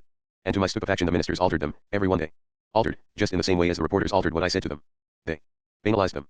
When the speeches left my pen, they were wise and memorable and persuasive. When the ministers delivered them, they were not as sensible as any grocer in a quiet little town, they must be forgotten 1 minute after they were heard. They would make nobody not change no opinion. Yet this kind of banalization was not the same as the reporter's kind, though it looked the same. For that meant poverty and obscurity, this meant wealth and glory. It was something absolutely necessary to being a minister. For sometimes a minister came who did not alter my speeches, and who spoke them so that his audiences cheered again and again and said they would die for him, and always he fell and was disgraced. Now, that I cannot understand, that the way to be poor and the way to be rich should be the same. But here I am very comfortable, for there is nothing but the rocks and the sun. Dragadine was a long time away, and when he came back he was as pleased as a doctor who finds that a patient he suspected of anemia has enough red corpuscles. There's still a lot of life in that town, he said, and with gusto showed us how a lawless Pajaritsan had attracted his attention by winking and folded back his jacket to show pockets stuffed with cigarettes that had never paid duty to the internal revenue. Take one, said Dragadine, they're good. Oh, they're not done, down there. By any means. But, outlaw, if you're to have a good look at Lake Scutari we must start now. We mounted to regions of rock washed by rain and baked by sun to surgical cleanliness. At a great cement cistern we stopped to take water for the engine and look at some girls who were sitting nearby round the great trunk of a plane tree, their black and white sheep standing in the shadow. On this side of Montenegro the women have lost their Byzant intensity and are due more duchesses, with the same numismatic profiles and uptilted, humorless dignity, and the same underlying simplicity and amiability and resolution in good behavior. These girls needed only tiebacks and tennis rackets and little boys in sailor suits to be as familiar as any old volume in Punch. Is it not one of the world's wonders, asked Dragadine, when a few more turns of the road took us to a view of Lake Scutari, and indeed it was among landscapes what dragons are among beasts. Through a deep fjord, 1,000 feet or so below us, a river flowed into the lake, slowly and without confusion of the two substances, as water from a dripping tap might seep into a cask of molasses. For this lake is not water, it is mud. It was green as a horse pond on an English common, but the substance was not so liquid. It was nearly solid, the reflections it bears were not superficial images which a breeze will confuse and annul, but photographs imposed on a sensitive jelly. The forms that were photographed followed a strictly geometric pattern. The fjord described a curve, and between its green margins the river dragged the slow snake of its trail in the same curve. The rocky world that framed the lake was hewn into triangles, great and small. The higher peaks lifted acute apices, the low hills and islands lay squat under obtuse apices. Under each of these triangles, except the high peaks, was the inverted triangle of its image, more solid, more dogged, more of a fact than reflections commonly are, because they were registered on this viscid medium. The archipelago at the mouth of the fjord looked like a fleet of overloaded ships, becalmed in a Sargasso sea. The light shone back from the lake. Between them a white opaque haze, as if it could not rise freely into the upper air. In this landscape there had happened to matter what happens to time when, as they say, it stands still. Mobility was not. There was this grey rock, its dwarf trees and bushes, growing so low among the boulders that they were as if nailed to the mountainside. And there was this greenish jelly in which rivers and reflections and even light itself foundered and were fixed. It would have been appropriate to come on this inspissation through tropical heat, but as we looked down on it we were blown on by the freshest sort of airs, winds from the sea and the peaks. Here nature was at its most unnatural, and the scale of the scene, which was immense, as much as the eye could see from a great height, made this prodigiousness alarming. It was as if one learned that nightmares might fill not only a troubled hour after midnight but the whole of the night and the day, that a historical epic might hold horror and nothing else. Yet it was beautiful, so beautiful that the appalled sight could not have enough of it. There is a child looking at us from behind those boulders, said my husband. Say nothing and she may come nearer, said Constantine, but we must be very cautious. Here even the little ones are shy and proud. It was 10 minutes before the little girl came from cover, and then she had been joined by a friend. Good day, little ones, called Constantine. Please, can you tell me if that island with the two peaks is Vrena? They would not be discourteous. They came to us, though reluctantly. Perhaps they were 10 years old, and they were clad in homespun linen frocks, multicolored woolen stockings, and sandals with upturned toes. They carried long withies, and below them their black and dust-colored sheep spread in a munching fan over the mountainside. One was fair and the other dark, with the fine hair about the brows and temples sunburned to honey color. Both were beautiful, with a thorough and careful beauty that attended to everything, making marvels of such matters as the arch of the eyebrows and the indentation of the upper lip. Both were sublimely dignified. Neither their features nor their limbs sprawled. They were as proud as good people would choose to be in the sight of strangers, revealing nothing ungentle and nothing too tender. It could be seen that they were amused by the sight of Constantine. They thought that this little fat man with the animal muzzle and the tight black curls was a great joke. But they showed it not by sneering or by any breach of courtesy, but by grave, fascinated smiles. They were as little princesses, trained never to fall from graciousness. A boy pushed up the hillside and stood beside them, indubitably a little prince. Another princess came, another prince. The five stood in a line of loveliness. And Constantine sat himself down on a boulder, and set himself to display the tried and potent magic he stored under those black curls, with spreading hands, pouting lips, rolling eyes, and voice that lifted and paused before the crises so that the hearer squeaked the delivering syllable. So, centuries before, one of his blood may have enchanted the marketplace of ancient Asian towns. Soon the children were asking him breathless questions, sometimes they were choking with excited laughter. Sometimes they made him go back and alter what he had said, because it had offended some fairy tale convention. I have no idea what story he told them. Usually he translated to us what passed in his wayside conversations, but this time he was too happy and spoke to us only twice. Once he spun round on his boulder and said, "They have a name for each of their sheep, very fanciful names." Then later, when another princess had scrambled up the path and joined the circle at his feet, a little girl who held her chin as if she stood before many judges, all despised, he greeted her, and told us, "This is very interesting. Her name is Gordon, which is as if you should call a child proud. There must be some story there, for her parents to have called their child that name." As he spoke, the children watched as if they understood, nodding faintly, their eyes bright with intelligence and hooded with restraint. Plainly they admired their companions' distinction, whatever it was, and could have told the story behind her name, but would not talk of such things to strangers. So they put aside their gravity before it settled on them and clamored to Constantine that he should go on with his story. But the fair little princess who had been the first to come up the hillside did not give him her full attention, though at first she had been the most eager listener. She looked across at my husband and myself every now and then, with increasing uneasiness. We were not being honored as guests should be. She tried to remedy this by giving us a sweet personal smile, but her conscience told her that this was not enough and would not let her settle down to listen. So she went down the hillside to a patch of flowers and began picking us a proper ceremonial nosegay, of the prescribed size and variety. This was a great sacrifice, and sometimes it was too much. She would catch a burst of laughter from the circle she had left, and she would run back and join the listeners for a moment or two. But her eyes would fall on us again, and she would pick herself up and go back to her task. When she had the nosegay she thought correct, she brought it to me at a leisured pace, curtsied, and kissed my hand. For a minute I could not bear to let her go. I put my arm round her shoulders, for to have this exquisite creature of remote and superior race so close was such luck as having a butterfly alight on one's fingers. She bore my touch with good manners, smiling straight into my eyes and giving my husband also his share of greeting, but the minute I let her go she was back in a flash at the circle round Constantine. I went to the automobile and fetched the cakes I had brought from Kolashin, and found Dragovine sitting on the automobile trying to teach a tortoise he had just picked up on the road to lick a piece of chocolate. "Why always grass, grass, grass?" he was asking. I took the cakes over to Constantine, and put them under his nose so as not to interrupt him, and instantly they became part of his story. His eyes did not fall from the far towers and domes he was describing, his voice did not sink from the great billows which were washing heroes and giants and emperors' daughters to this mountainside. With a wizard's gesture he called the fair princess to him and handed her the cakes, bidding her give one to each of the children. "Now all of you kneel," he ordered. They went down on their knees. Now the first bite. They all obeyed him. Now the second. Now the third. He had told them, I think, that these were magic cakes, and that the first 3 bites would exempt them from some ill fortune or guarantee them some virtue, and they half disbelieved and wholly believed him. They gurgled with laughter as they ate, but between bites they eyed the cakes very solemnly. However, their tongues, which knew nothing about magic, but recognized good rich pastry when they met it, shot out and licked in the crumbs, and it was taste which dominated them in the end. They sat back on their little haunches, and slowly and delicately finished the last morsels while Constantine silently watched them, his elbow on his knee, his chin on his hand. Behind their loveliness the long high vista of Lake Skidary, with its great pyramids of rock mounting towards the noon of the sky though ooze-bound in the adhesiveness of green jelly, was Earth's self-drawn ideogram, expressing its monstrosity. Titania. Underneath the mountainside a town slept beside a river which was a mirror of woodlands. It was called by its name, Ryaka, which is to say, river, or, in full, Ryaka Cherniyevitsa, the river of the Chernoviches, the tribe inhabiting the slope of the Montenegrin fastness. While Dragovine sought some petrol we sat under the trees on the embankment, looking about us at an unbelievable prettiness. There was an old and asymmetrical bridge of enchanting camber, along our side of the river lay rowing boats curved like bows, on the opposite bank blossoming trees stood above their reflections. Behind us was a line of sober stone houses with handsome people sitting at open doors. In the nearest house 3 middle-aged women and an old one were superb. We were to notice then and later that the female Montenegrin is better to look at as a little girl or as an aging woman than in the period of her sexual attractiveness, for then she presents a disconcerting blankness. Her face is like a niche designed for a statue it does not hold. Perhaps this is because there is part of a mature woman's nature which must be filled by sexual love or a sublimation of it, or be sensibly empty, and the male Montenegrin has kept his liberty only by maintaining a continuous masculinist frenzy which prevents him from loving women or letting them forget lack of love in thought and work. This leaves the female Montenegrin no worse off than many women in the industrialized West whose men are bled white by invisible enemies more dangerous than the Turks, but her tragedy is made more dramatic by her marked physical appropriateness to love. "God be thanked," said Dragovine, "I have found petrol. We can be in Titania in half an hour, for it is only 16 kilometers straight up that mountainside." But when we went to tell Constantine he was not pleased. He had fallen in with 3 old men, who at first had taken him for an ordinary tourist and had grumbled, "This is a ruined Town, all is falling into decay, we are all poor as dogs and Belgrade does nothing for us, but became more cheerful when he retorted, well do I know why this town is ruined, and there is nothing Belgrade can do about it, nor should, you wicked old men. For if you were rich before the war it was only because this was a frontier town, and you were all smugglers. Yes, all of you offended against the law, and I do not know that I could bring myself to speak to such people were it not that I come from Shabats on the river Sava, that used to be on the Serbian frontier. And there we all of us smuggled from the day we were born, and I would like to know whether you are as clever as me at packing tobacco into a shoe. By now the four of them were old cronies, and Constantine turned a desolate face on us. We cannot yet go to Cetinje, he said. I must take you across the bridge, for you must see Lake Scutari from the other side, and also you must see the ruins of the monastery of Abad, where the first Slav printing press was installed in the 15th century, and was destroyed by the Turks, who destroyed all, in the 16th century. Many religious books were published there. That, very certainly you must see. In the automobile he groaned. Up there in Cetinje, Sava Milicevic, my official, is waiting for me, up there it will be the world, it will be like Belgrade. After we had crossed the bridge we heard no more of the monastery of Abad, and we wandered among pleasantness of a sort I had never imagined, never heard described.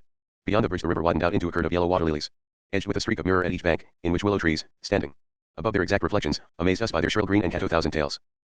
They were like static fireworks. Handsome boys in uniform from a naval station rowed about, their arched boats cutting the golden cream of water lilies with the action of an icebreaker. Beyond the river mouth Lake Scutari was more solid still than it had been in the fjord on the other side, and more bewildering, beneath hills covered with delicious woodland, emerald water meadows met at an invisible line of marshes apparently only a shade less firm than themselves, which were impressed with the heavy and faulty image of the woodlands, like an unsuccessful color photograph. About such shining viscous locks we followed wandering lanes that took us past a quarry choked with honeysuckle, a quince orchard rising in terrace upon terrace of coarse clean blossom, a farmhouse with closed shutters of ardent blue, standing in lands trim as a stage, yet desolate and unpeopled as if they were tilled by phantoms. From that silence we looked up at a mountainside which from here was a sheer grey wall surmounted with a parapet of snow, flushed now from the west. There Constantine had told his tale and given the cakes to the little princes and princesses, who would still be keeping their sheep among the scrub, for their day is long. Time to go up to Cetinje, said Dragadin. Yes, said Constantine sadly, but he recovered his spirits on the way back to Rijeka when he started playing with the automobile radio and tuned into Milan, for that station was broadcasting a particularly palpitant opera, and he discovered that if he turned it on at the right moments it was an effective substitute for a hooter. Astonished peasants taking home their calves or their pack horses were hurled out of our way by soprano invocations of amore which were cut off before the obvious tryst could be kept with the tenor. For this, said Constantine unjustly, has Italian music been made. We climbed the sheer mountainside and dropped over the crest, and found Cetinje. It lies in a stony crater like a town set inside the brainpan of an enormous skull. Its square stone houses, laid out in broad streets, are typically Montenegrin in a Puritanism that suffers no decoration save an occasional great tree, and all its horizons are edged with a breaking wave of rock, which at this hour was the color of chill itself. A division of the Sokals, the Hawks, the patriotic gymnastic societies, was holding a congress here, and as we entered this town that looked like a Golgotha, we heard the sound of several bands and had to drive slowly through crowds of beautiful young men and women in various kinds of peasant dress and uniform. For some time we could not reach the front door of our hotel because the people standing in front of it had suddenly taken it into their heads to form a great circle and dance the kolo. A moon, caught in the foliage of a great tree behind them, shone back from the windows of a large house beside the hotel, giving it an air of being no sort of habitation for the living. That, said Constantine, was the boarding school for young ladies which was financed by the Tsarina of Russia. They're the little dears of Dalmatia and Croatia and Bosnia, imported here to be imbued with the principles of absolutism, learned to read Stepniak and Kropotkin and Gorky. I was receiving a last demonstration of the Balkan habit of making life fully visible, of gathering up diffused events into an apprehensible symbol.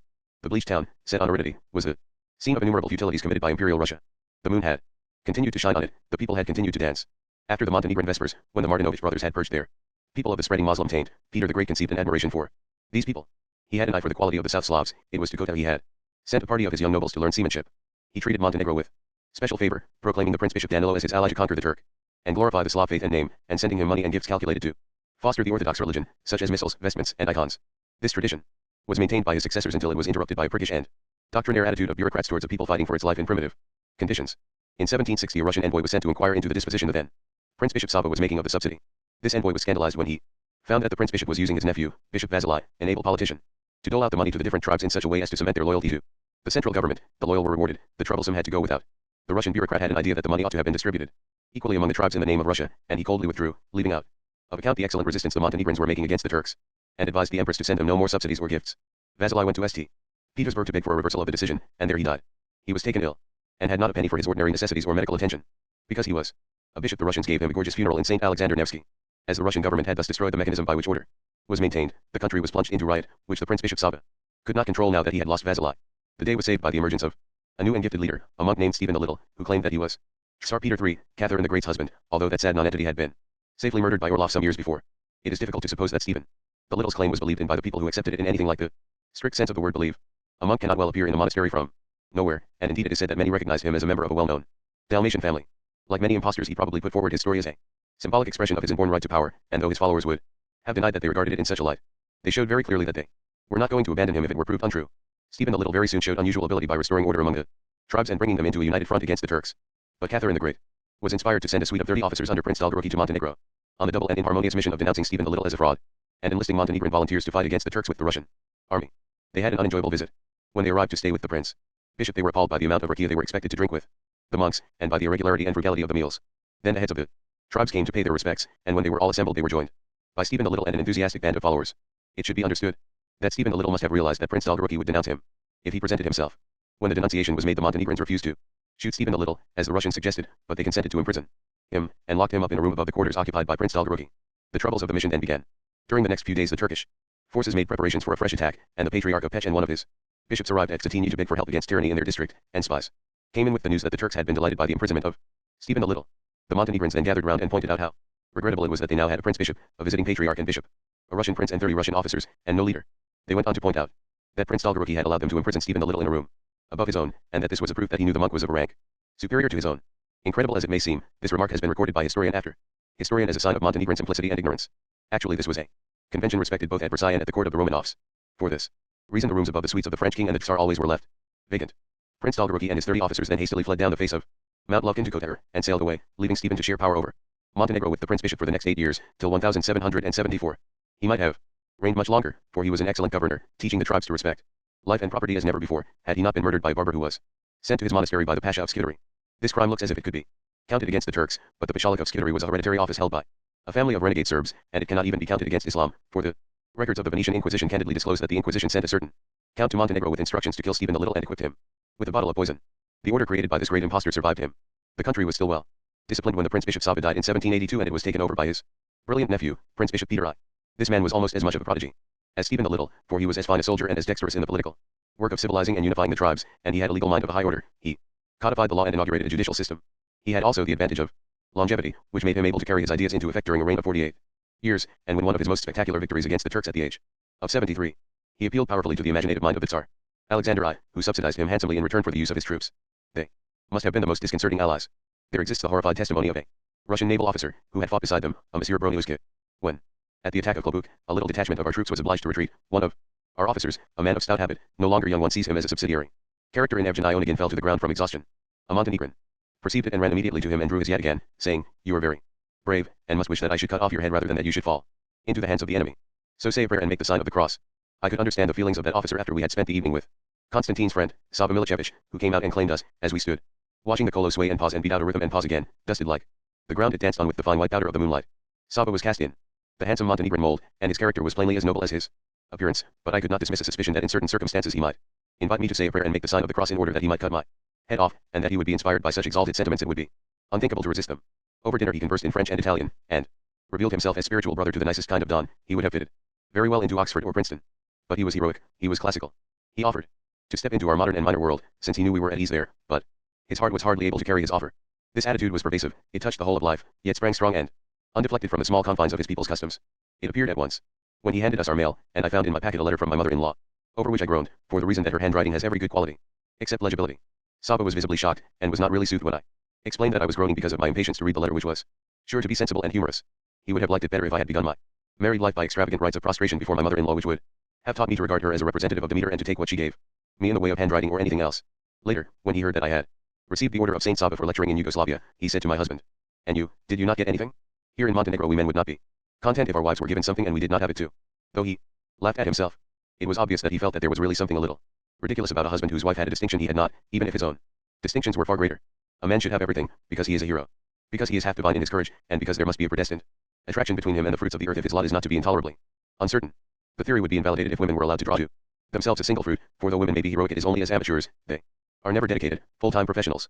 But as compensation the bountiful male will accord the female the last degree of respect and protection, and Saba spoke of the Montenegrin women as if they were so many saints, for all of whom and each of whom he would have given his life. This was not merely talk.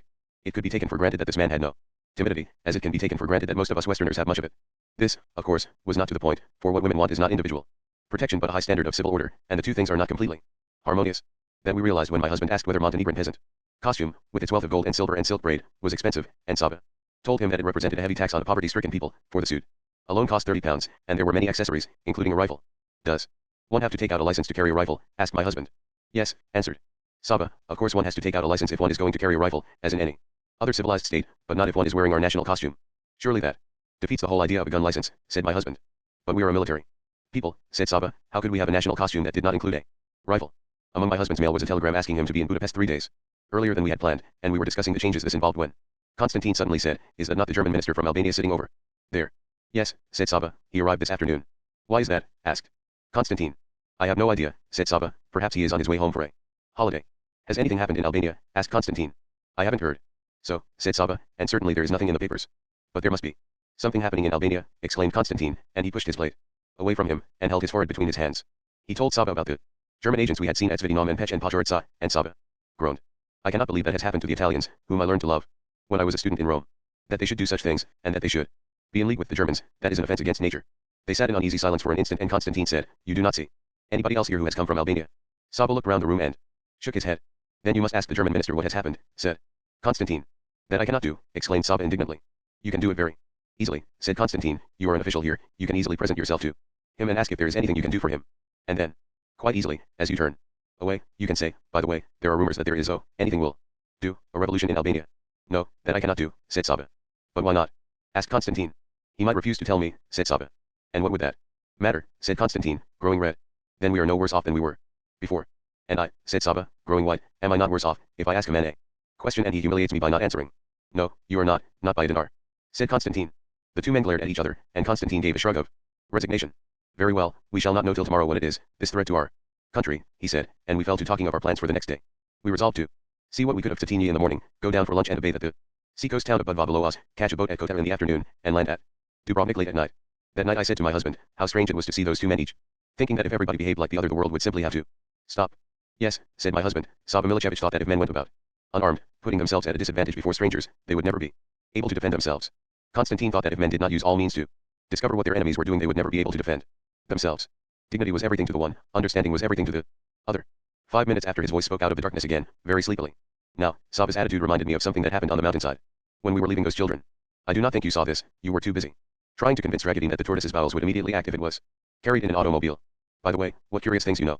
What happened was that Constantine gave the remaining cakes to the little fair princess and told her to distribute them among the other children. But there were 6 children and only 4 cakes. They would have to be divided, and that entailed an admission that they wanted those cakes, that they would care if the division was unequal. To have one's mouth water for pastry, to feel like crying if one does not get it, these are not the grand classical emotions. So the little princess took the cakes and set them aside till we should be gone. Later he spoke again. It is such a pity you do not read Greek. I am too old for that now, I said, but why does that distress you at this moment?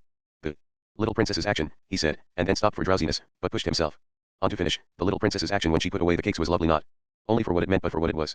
Exactly similar movements must have been made a million times since the world began, yet the thrust of her arm seemed absolutely fresh. Well, it is so in the Iliad. When one reads of a man drawing a bow or raising a shield, it is as if the dew of the world's morning lay undisturbed on what he did. The primal stuff of humanity is very attractive. Satini too. In the morning Satini seemed even stranger than it had the night before. What earth lies round the town is richly fertile, and nourishes tall trees, green grass, and upstanding crops under the abundant rainfall.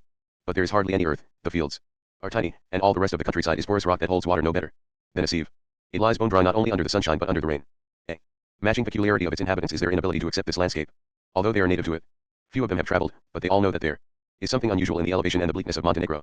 There still stands in the town the old episcopal palace, which is probably unique among the episcopal palaces of the world in being known to the population only as billiards. This was because in the 1830s the Prince Bishop Peter II had a billiard table brought up the mule track from Kotar, and it was a great wonder. In a room attached to this palace some Italian prisoners of war made a giant relief map under the direction of the Austrian staff geographers, which Saba Milicevic showed to us with a sense of the prodigiousness of its frenetic contours that would have been more natural in an English Finlander. This surprised the Montenegrins constantly. Express concerning Montenegro suggests that they have retained a traditional memory of their homes on the plains and valleys of the Serbian Empire.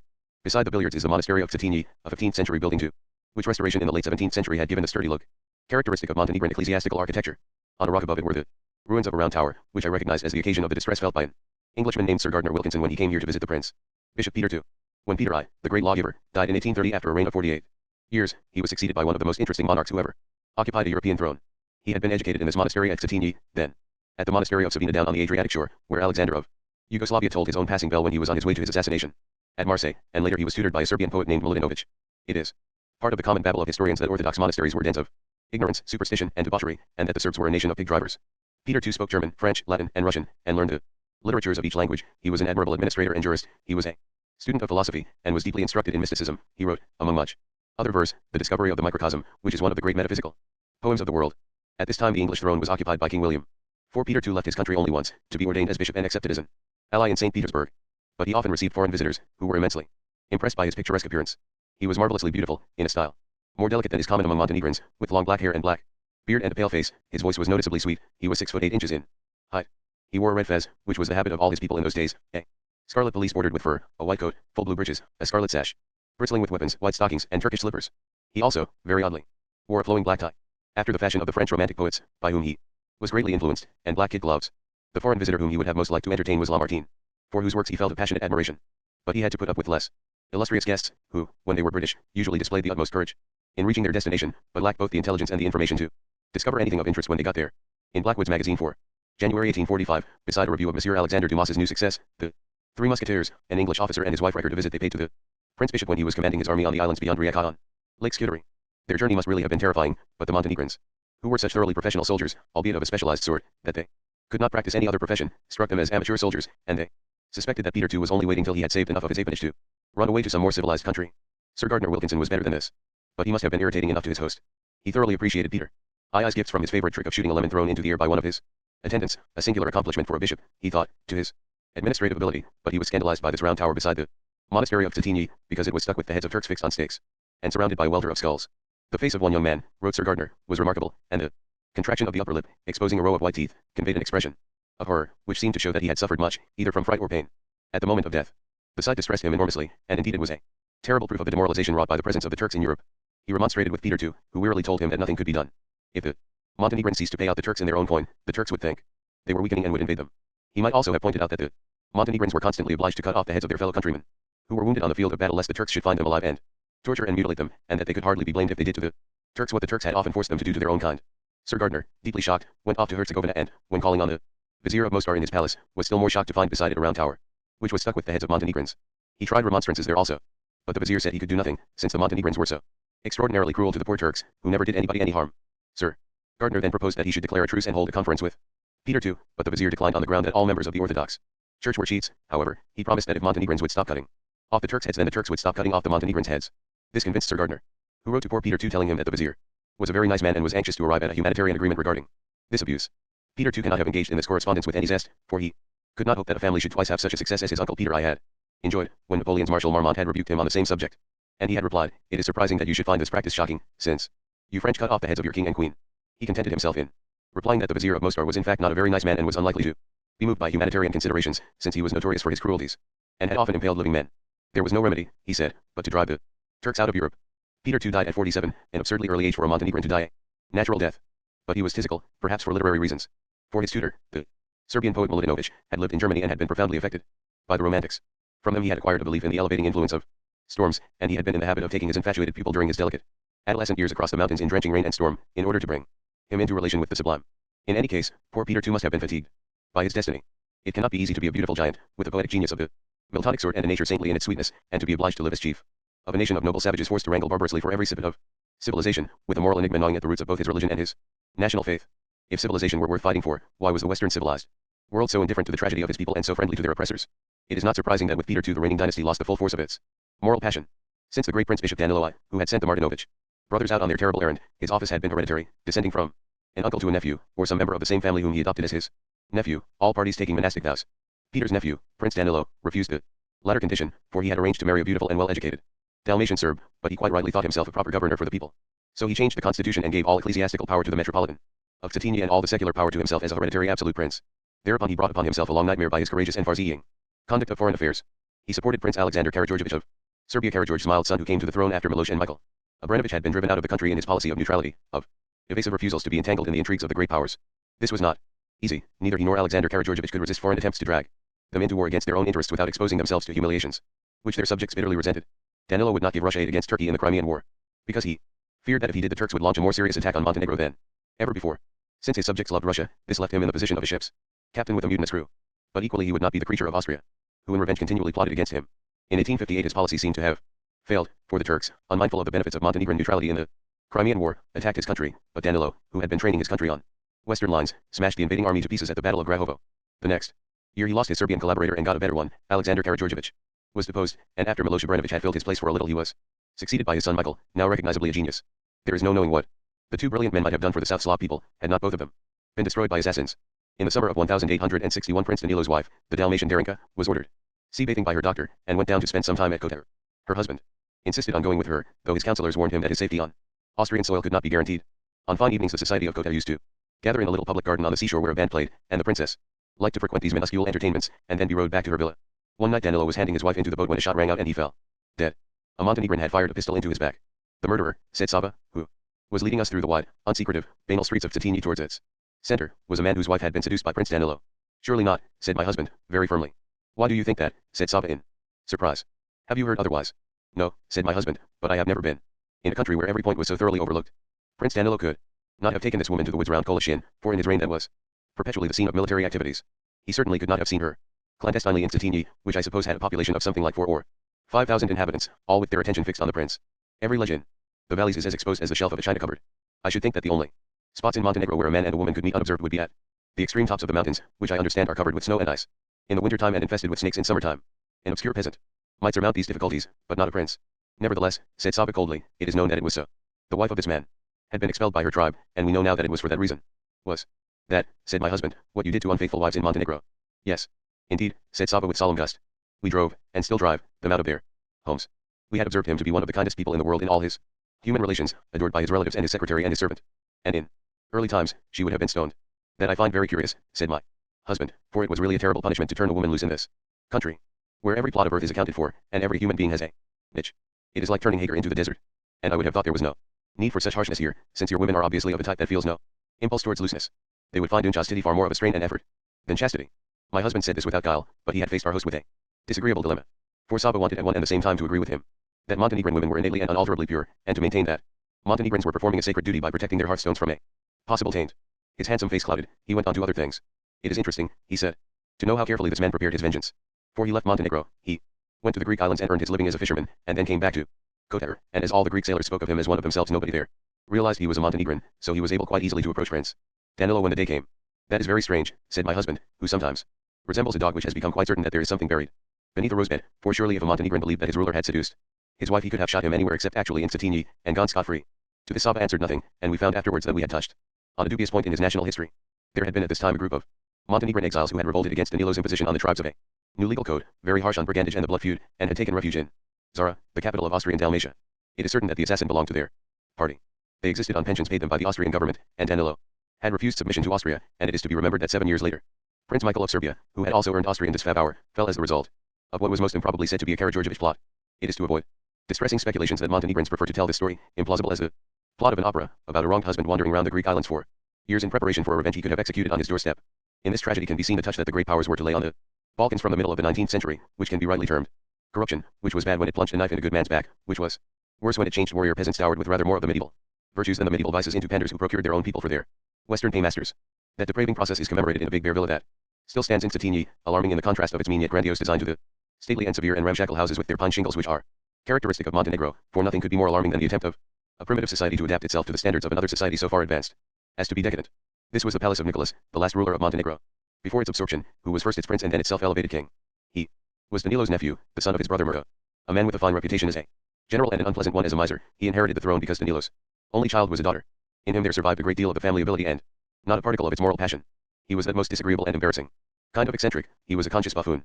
He liked to behave so grotesquely that he compelled people to laugh at him, and then he laughed at them behind his hand for having been so easy to deceive, so that there was no good feeling anywhere, only jeers and sniggers. Nicholas was a man of culture. He was educated in Paris and spoke French, German, Italian, Russian, and some English, and he had considerable literary talent. He was so good a soldier that though the Turks took advantage of the consternation caused by Danilo's death to seize much of the most fertile land in his kingdom, he had driven them out and acquired a great deal of Turkish territory by the time he had been 20 years on the throne, and at the end of the Balkan Wars had doubled the size of his kingdom. He was also a skillful politician, who could not only steer his people through most difficult transitional periods but hold his own with European statesmen, such as Disraeli and Gladstone. But to have his ignoble joke at the expense of Europe, he assumed the role of boastful and cunning and unscrupulous peasant. He pretended to abhor simplicity which was immeasurably inferior to the general manners of his subjects and an unnatural decline from the famous charm of his grand-uncle Peter. 2. He also affected to approach diplomacy in the spirit of a farmer playing off the cattle dealers one against the other at a market. It was as if his conscience made him want to sacrifice by indecorous outward behavior the public respect he knew he deserved to forfeit for his secret relations with the great powers. These relations were revolting. He lived, and lived well, on subsidies from Turkey, Austria, Italy, and Russia. With a leer he proclaimed, Ich bin ein alter Fechter. Fechter means fighter but is old-fashioned German slang for borrower. But his subjects, cut to the bone by their poverty, never profited, and he sucked out of them what marrow he could get.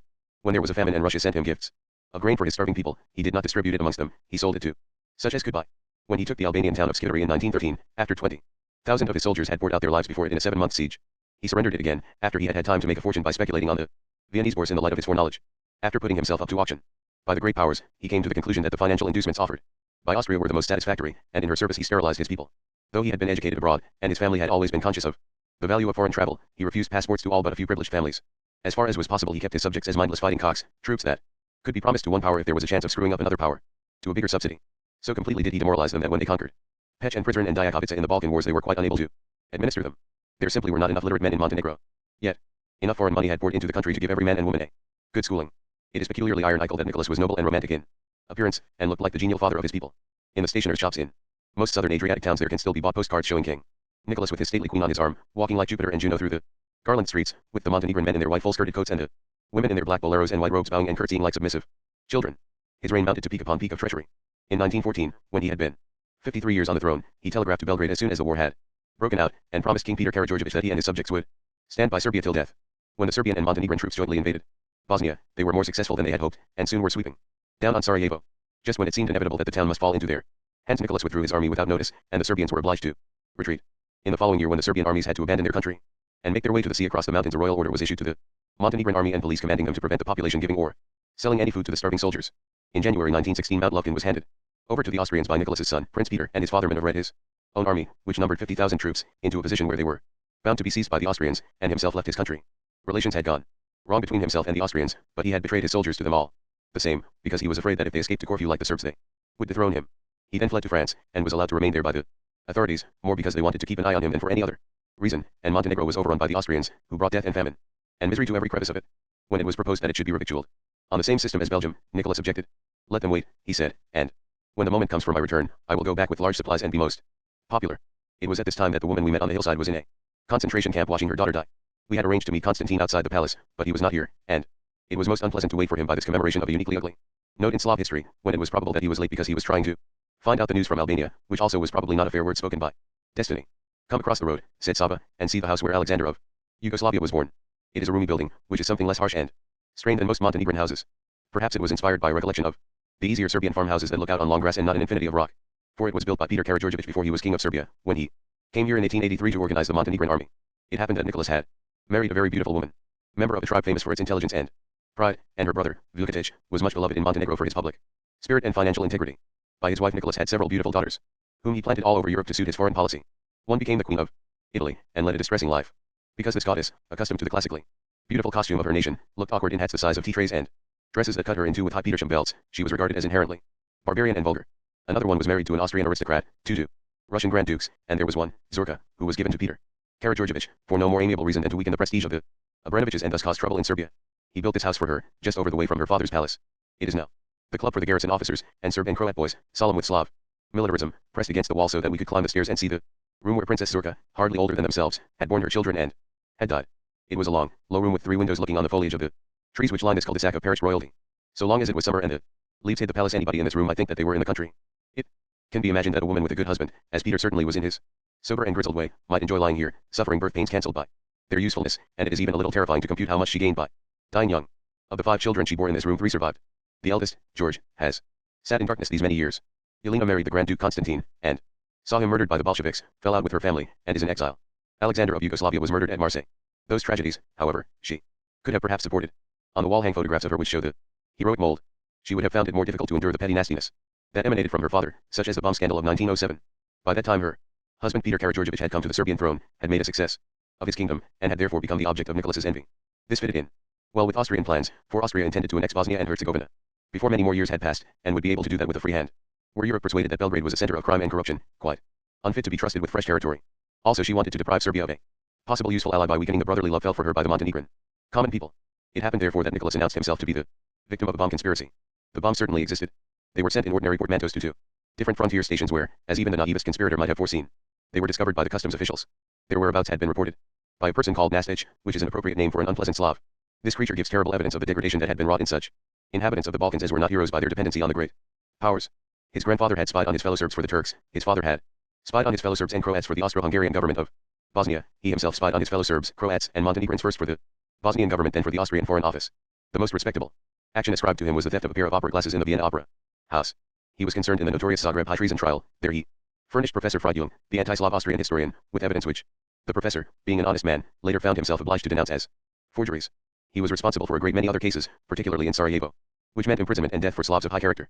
It was this Nastich who discovered that bombs were being sent to a body of disloyal Montenegrins, who meant to use them for blowing up King Nicholas and his palace, by his grandson, Prince George of Serbia, Peter Karageorgievich's elder son. This was, of course, flagrant nonsense. Prince George was already recognized by his family as eccentric, and was strictly supervised, and just at this time his sister, Yelena, to whom he was greatly devoted, was staying with her grandfather. But the conspiracy served its purpose. It added to the ill fame of Belgrade and the Karageorgieviches, and made Austria a more generous paymaster. Also it enabled Nicholas to murder a number of Montenegrins and to imprison many more. 2 of them had lain in the graves we saw by the roadside outside Andreyevitsa. We left this modest and tragic house and walked up and down the blanched street. Outside the palace, the stench of 19th century Europe strong in our nostrils. It was the gangrene corpse of Austria that had infected Montenegro, and it appeared that Montenegro had taken its revenge on another member of the imperial breed. It is strange to think that out of our palace, which I must own is not very big or very grand, came the ruin of Russia. Did you not know? King Nicholas's eldest daughter, Militsa, became the wife of the Grand Duke Peter, and as she got older she became very much interested in the kulisses of religion. Any monk or priest who pretended to have something new in the way of visions and miracles. Because of this known taste of hers, somebody brought her Rasputin, and it was she and her sister, the Grand Duchess Anastasia, who took him to the Tsarina. This is particularly strange, because our women are usually very sensible. But let us go into the palace. It is a museum. Now, and though there is nothing there of any importance, it is at least one way of spending the time that we are obliged to spend waiting for Monsieur Constantine. It was certainly a distraction, but, like all this hour, most mortuary. For immediately we entered the palace we were reminded of the dissolution of yet a third empire, not by a stench, a ghostly echo of idiocy, but by a fragrance. It happens that the system of provinces or Banovinas which King Alexander devised puts Tatini under the central control of Sarajevo, where the Muslim political party has great influence, and so it happens that the State Museum of Montenegro, which is chiefly occupied by the records of 5 centuries of warfare against the Turks, is under the care of a Turk who follows his faith and wears the fez. He is not a Bosnian Muslim, but a true Ottoman Turk. This is taken ill by many Montenegrins, as an affront to their past, but it is objectionable on quite another score. A Turkish gentleman is not a trophy that should be exhibited in public. Far more merciful would it be to keep up the old local custom and prick the round tower on the hill above the monastery with a few Moslem heads on stakes. Superficially all was well with him, plump and dimpled, he conducted us round the museum in a spirit of pure and unaggressive courtesy, talking that Oriental French, which is as sweet as rose leaf jam. But all his movements showed a perfect adaptation to a system that was not there, that did not exist either to be served by him, or to reward him. The palace dining room now houses Nicholas's collection of Oriental and Occidental arms, which is extremely extensive, for the reason that the trade route from Dubrovnik to Constantinople passed through Montenegro, and Montenegrins often chose to take their fee for services rendered to travelers in the shape of a formidable new weapon. Now feeling the temper of a yet again, now demonstrating the primitive yet ingenious loading device of an early rifle, the fez curator moved along these arms with a pride and leisure delight in a mastered technique which was exquisitely relevant to a particular phase in individualistic warfare, when a man had to rely on his horse, his smith, and his courage. Since the phase was over, it was relevant to nothing, absolutely nothing. It would be easy to dispute that, to argue that since an aviator has to rely on his plane, his mechanic, and his courage, there were some bridges between that age and today. But no part of the aviator's life is leisured. He knows nothing of the Turkish counterpoise between fanaticism and relaxation, between sluttishness and elegance. An air marshal grown old would have no sort of resemblance to a pasha rounding to the hour of his assumption to Mohammed's paradise. There would be more in the Westerner's face, and less. There was no end to the evidence that the Turk's spiritual universe had perished. At his elbow, as he caressed a sword blade, was a death mask taken from a pasha's head that had come to Montenegro without his body.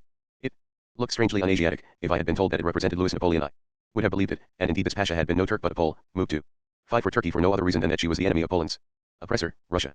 In the old days the Turks had delighted, and been inspired by that delight to create one of the best secret services the world has ever seen, in order to turn to their own advantage the mutual hatreds of the Christians, which always seemed to them ridiculous because there ran through them the silly gold thread of a desire for peace, a preference for harmony. But now if such a secret service still existed, it would have found Christian hatreds of a different and coarser sort, not so easily to be exploited by cynicism because they were cynical themselves, and the authority to which it reported would be irritating in its indifference to finesse, its concentration on economic and financial matters far beneath the dignity of a people which scorned commerce. The curator was as heart-rending a spectacle when he took us upstairs to what had been the private apartments of the royal family, period pieces enchanting in themselves but misleading to the historian. For I am told by a servant who had worked in the palace that it presented a very different appearance when the king lived there, that most of his household goods were sent away when he left, and that much of the furniture we saw were presents for foreign royalties which he had never used. But as it is, it presents some delicious moments. Vast polar bear rugs lie on the floor of a drawing room decorated in an ingenuous shade of blue, and embroidered chairs reiterate the letter N, which stood for Nicholas as well as Napoleon, and on the walls hang, indubitably genuine, the portraits of the family and their royal contemporaries. Mostly photographs faded to the palest possible brown, the color of chicken broth, or pictures in which the artist had attempted to render with photographic accuracy the textiles in which their sitters were arrayed, particularly if they were shiny. It was on this unpromising material that the curator brought to bear his Turkish sensuousness, which is so simple that it appears to us perverse. Regard as l'oblige, he said before the pictures, making no secret of it that his mouth was watering. Elie satin. La fourrure. Les belles femmes. On before the faded photographs he mouthed the titles, Son Altesse Elie Prince, Sa Majesté la Reine, Imperatrice, and made each of them a sultan or a sultana, reclining on silken cushions under golden domes. Being Western and therefore obsessed with the secondary meaning, we wondered, what dreams have these substances and ranks evoked in this Turk that he is so enraptured? But we were wrong. He was enraptured simply because plush has a deep pile, because satin gives back the light, because fur is soft and warm, because jewels flash colored fires, because beautiful women are beautiful and women, and it is better to be a prince or an empress than to be a slave. And it was proof of his amiability that he was putting forth a special effort to feel such Raptures in this room, because it had once been dedicated to pomp and elegance. Although the dedication had not been very successful. But here he was showing himself true to his race, for Turks will gather in any little coffee house that claims neighborhood to some natural beauty, say a grove or a cascade, be it the very meanest of its sort, a few leggy trees or a trickle of water, and they will deliberately fall into a mood of delight over the alleged pleasantness. It would be detestable to find one's people abandoning such a talent and striving like the mad weak Westerners to investigate and analyze, to follow a trial that can lead to all sorts of unpleasantness, such as mental exertion. There was some heroism in continuing to practice this talent, even though the portraits which could now be its only objects were alike in ghostliness, whether they were faded photographs or too highly colored pictures. There were other visitors to the museum, so presently Saba and my husband and I found ourselves alone in a little room that had been the boudoir of one of the princesses. It was furnished chiefly with an ornate upright piano and a tapestry picture of Verdi wearing white spats, and it looked on the palace gardens, which are now a public park but were nevertheless being used at the moment as a drying ground for somebody's sheets. I found myself thinking of the thousands of men with fezzes and women with veils that I had seen in the streets of Sarajevo, turning away in desolation because the representatives of the new Turkey had looked on them coldly, and had told them that the old Turkey, which had been their mother, was dead and buried. I asked Saba, is that man not very unhappy now that the old Turkey has gone? Yes, indeed, answered Saba, and that was very noticeable when a party of Turkish journalists visited us recently. This poor fellow looked forward to their coming with the greatest expectations, for the Muslims here never realize, you know, how completely they have been cut off by the Turks of Turkey. They like to think it is the Yugoslavian government which prevents them from communicating with their co-religionists. So for days before this poor fellow talked of nothing else, and made endless plans for welcoming them. But when they arrived here they were not at all keen to come and see him out of his turn, and he had already been awaiting them for some hours when they arrived. It was obvious that the sight of them was a shock to him, for our Muslims cannot realize that the Turks of Turkey dress like Christians. And then when he had made his little speech to them they did not answer at once, but first said, we think it a pity you wear a fez. The Ataturk does not wish us to wear fezzes, and it is he we follow nowadays. But when they had got over that point he took them to see the collection, and began to show them the plaster cast of the Pasha's head, as something that should make them feel very sorry, because the poor man had been a good servant to the Sultan and to Mohammed, and the Montenegrins cut off his head and brought it here, and took this mask of it so that they might gloat over it. But the Turkish journalists would hear nothing of that. They said, we will rather not think of such things. He was one of our soldiers and his head was cut off. But it was we who brought into Europe the sort of civilization that cuts off heads, and the Ataturk has taught us not to be proud of it. The visit here was not a success, and the poor curator thought it was not a successful banquet that we gave that night to the Turkish journalists in the hotel here. For we have a delicious kind of raw ham here in Montenegro, and they ate a great deal of it that the curator could not bear to see.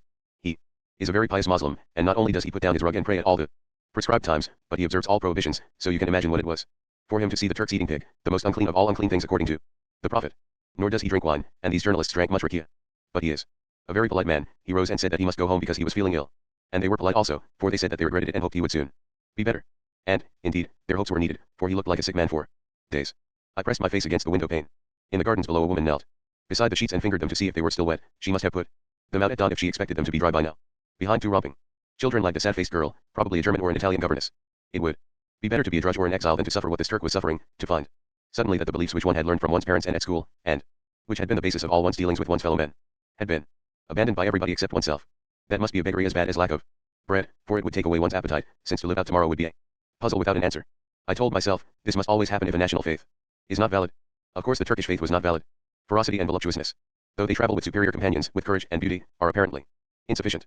Death must be allowed to carry out the dead, and if a civilization cannot stand it must fall. After a moment when I believed I was thinking of nothing, only watching the woman pick up her sheets and the girl call her pupils and heavily quicken her steps, when they paid no heed, my heart turned over. I must, in fact, have been thinking of many things, all of them disagreeable.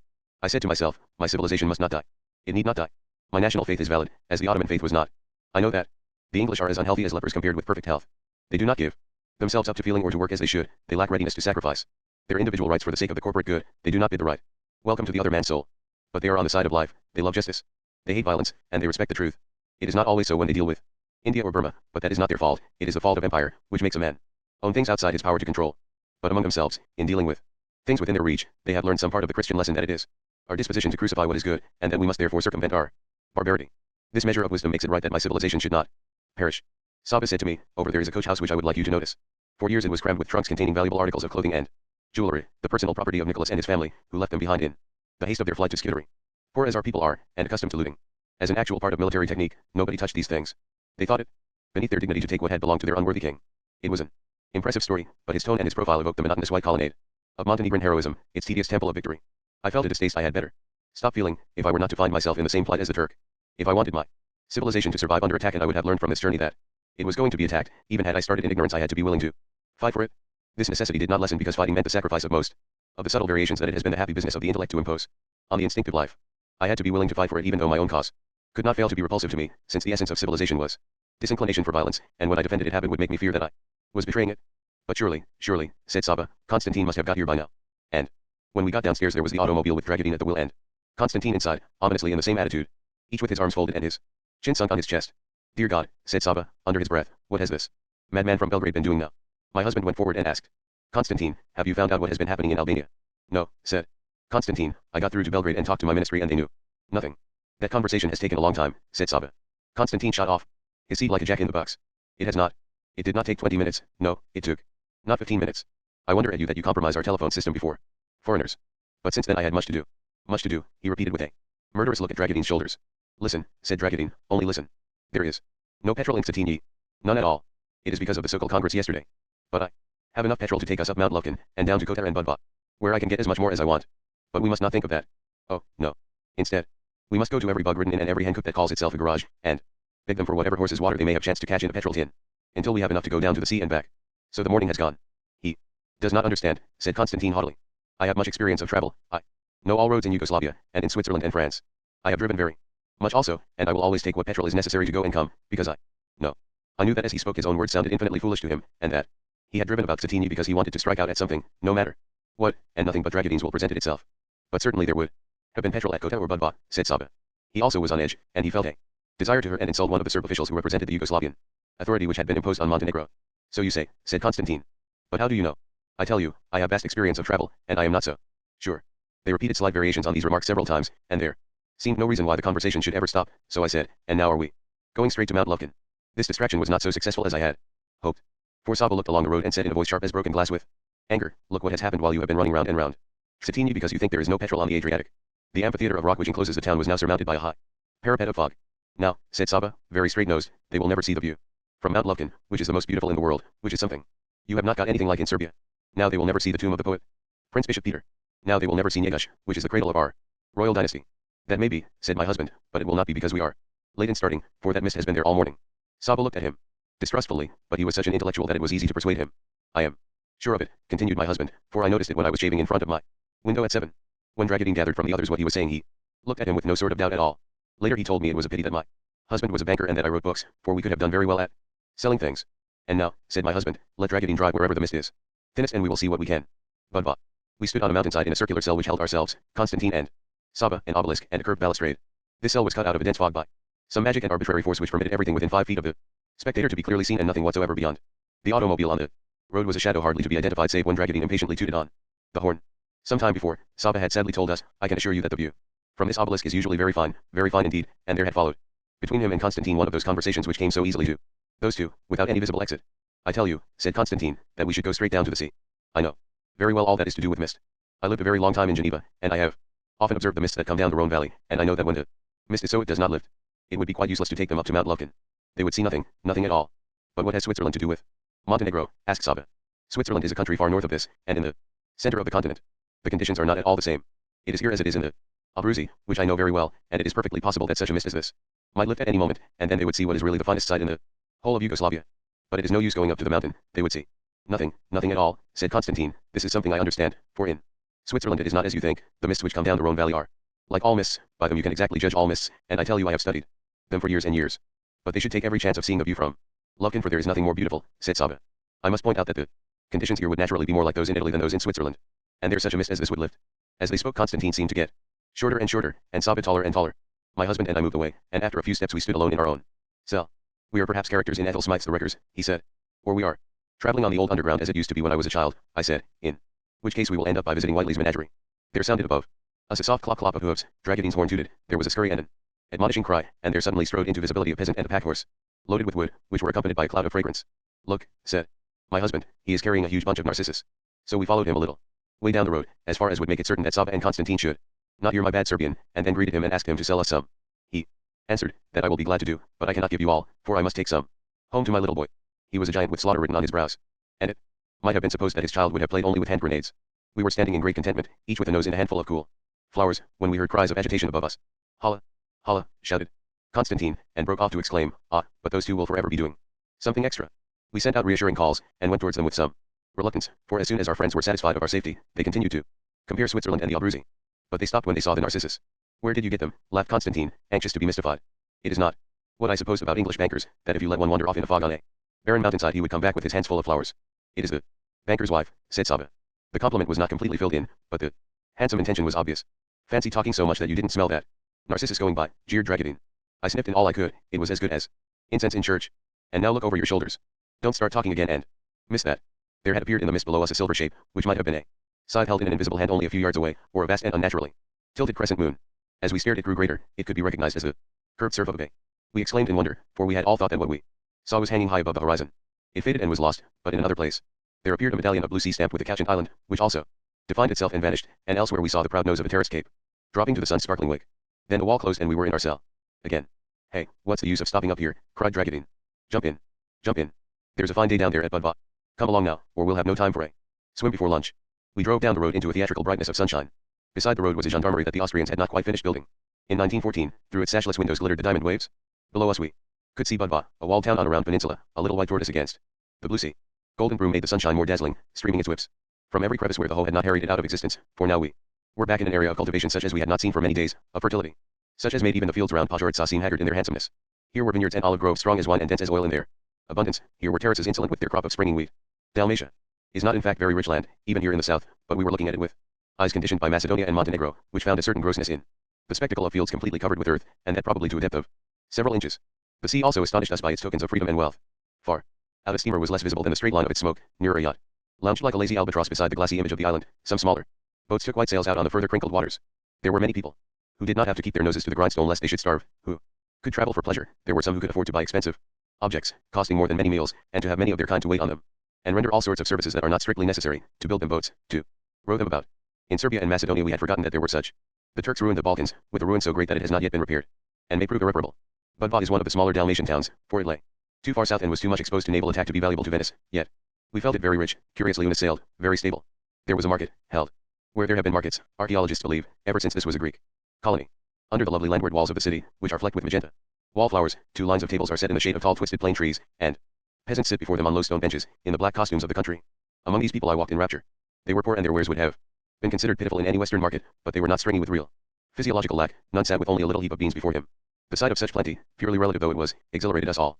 We hurried under the lion of St. Mark that held its open book over the city gateway, and took too few moments to admire the neat Chinese box perfection of the town, which offered in a few yards a 9th century church, shaped grimly by that fierce early piety. The garden wall hung with a fleece of red roses, stone steps sweeping from the shadow of a great plane tree up to the sunlit heights of a Venetian fortress. For we all dispersed to buy objects we hardly needed, for sheer joy in what seemed to us almost unrestricted merchandise. When we met again outside the shops my husband said, "Look, my dear, I have bought you a silver buckle of Albanian workmanship," and I said, "Look, I have bought us all bathing dresses," and Constantine said, "Look, I have bought these 2 Turkish daggers for my little son, and the man has said he will make them blunt for me while we have lunch," and Dragadine said, "Look, I have bought a pair of silk stockings for my wife." And Saba came towards us, through the city gate, saying, "At the hotel over there I have ordered red mullet and palet skinken for lunch, and we will have it on the terrace among the roses, but you must hurry, you must hurry. You will not have time to bathe and have lunch and catch your boat at Kota if you do not hurry." Yet we felt as if the world were bare and empty. Over the mountains in Macedonia there had been nothing visible. But there had been the vast invisible treasure left by Byzantium, which had been put out to usury during the captivity of the Slavs, which is now great enough to finance explorations of the spirit not to be considered in poorer countries. It was as if we had lost a large sum of capital, as if we must look forward to a future full of mean economies. As we walked to the bathing beach we paused from time to time to look back at the exquisite profile of Budva, the island lying complacent in the bay beyond, the fastness of Montenegro, which ran up half the sky behind them. On the beach about 30 people, grown ups and children, were being gently happy, without much noise, splashing in the water or lying on the sand, showing a nakedness not beautiful but clean and sturdy. The girl gave us towels and tickets for bathing boxes, and said, wickedly, "So many men and only one woman. I would like to know how that gets itself done," and all my companions laughed gallantly, as if they were indeed with me, for some romantic reason. As we came out of the boxes the hot sand burned our feet, and the people lying on their spread towels smiled at us lazily and not unkindly as we hopped down to the sea. There came no shock as we went in, for the water was hardly water, being fused with sunshine. It worked its progressive magic on us, delighting the skin, then the blood, then the muscles. We took it according to our natures. Saba and my husband struck out to sea with the deliberate stateliness of trained athletes, while Constantine pulled himself through the water like a strong dog. And Dragadine, reveling in the buoyancy of the sea compared to the rivers where he usually bathed, was rolling over and over on the surface. "Just to be alive is good," I said to my husband, as we stood outside the box, squeezing the water out of our bathing dresses. "Just to be alive," he said. Constantine came out of his box, pulling down his tie like a dandy, and said, "Now do I feel an upright man? I know I am only a clean man, but I feel I am also upright." A passing child tripped over his foot, and he steadied it by putting his hand behind its neck. It thanked him in a strange sing-song. "The little one is a Czech," said Constantine, his eyes following it benignly. "Most of the visitors here are Czechs," said Saba, "and we find them very quiet, honest people. It is only the poorer kind that come here. Tradesmen and clerks, for there is no big modern hotel, but they could not be better behaved." "Yes, the Czechs are good," said Constantine. "We Yugoslavs laugh at them, but they are very good, and they are our brothers." The 2 men, nodding in agreement, looked round at the brown and wholesome people, who had by now all come out of the water and were lying still and relaxed under the thumb of the noon. Dragadine burst out of his box, slapping himself on the chest. "Now I feel like a hero," he said. Show me a Turk, show me a Croat, show me a Swab.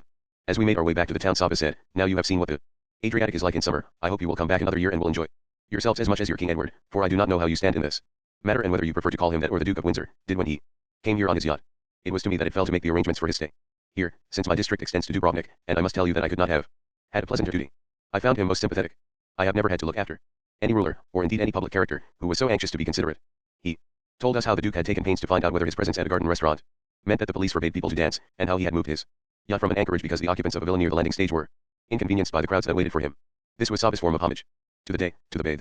He said nothing about his bodily sensations, for that was contrary to the reticence which is part of the heroic Montenegrin role, but to show that he was finding life agreeable he was relating agreeable anecdotes, and he thought an anecdote would be specially agreeable to us if it concerned our royal family. We sat down at our table on the balcony. Roses grew about the wooden pillars. Among the napkins were scattered pink geraniums, smelling of earth. For aperitif we drank a wine of the country like a light port, but running thinner over the tongue. Saba's reminiscences took a melancholy turn which were entirely sincere, yet at the same time artistic, a phrase in a minor key that gave an appropriate end to the melody.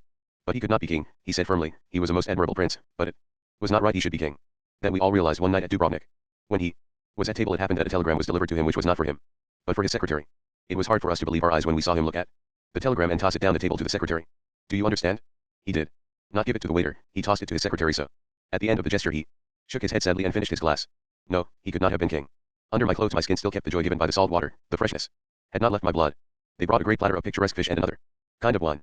A wind blew fragrance from the roses, and brought 6 white sails, scudding towards the town from the open sea. Constantine, who was sitting next me, stood up. But what is this? He cried. Look at those automobiles. Not far from the city gate is an open space shaded with palm trees, where automobiles can be parked. And when we had left our own there it had been alone. Now there were 6 or 7. With it, all of makes more costly than one would have expected to see at Budva.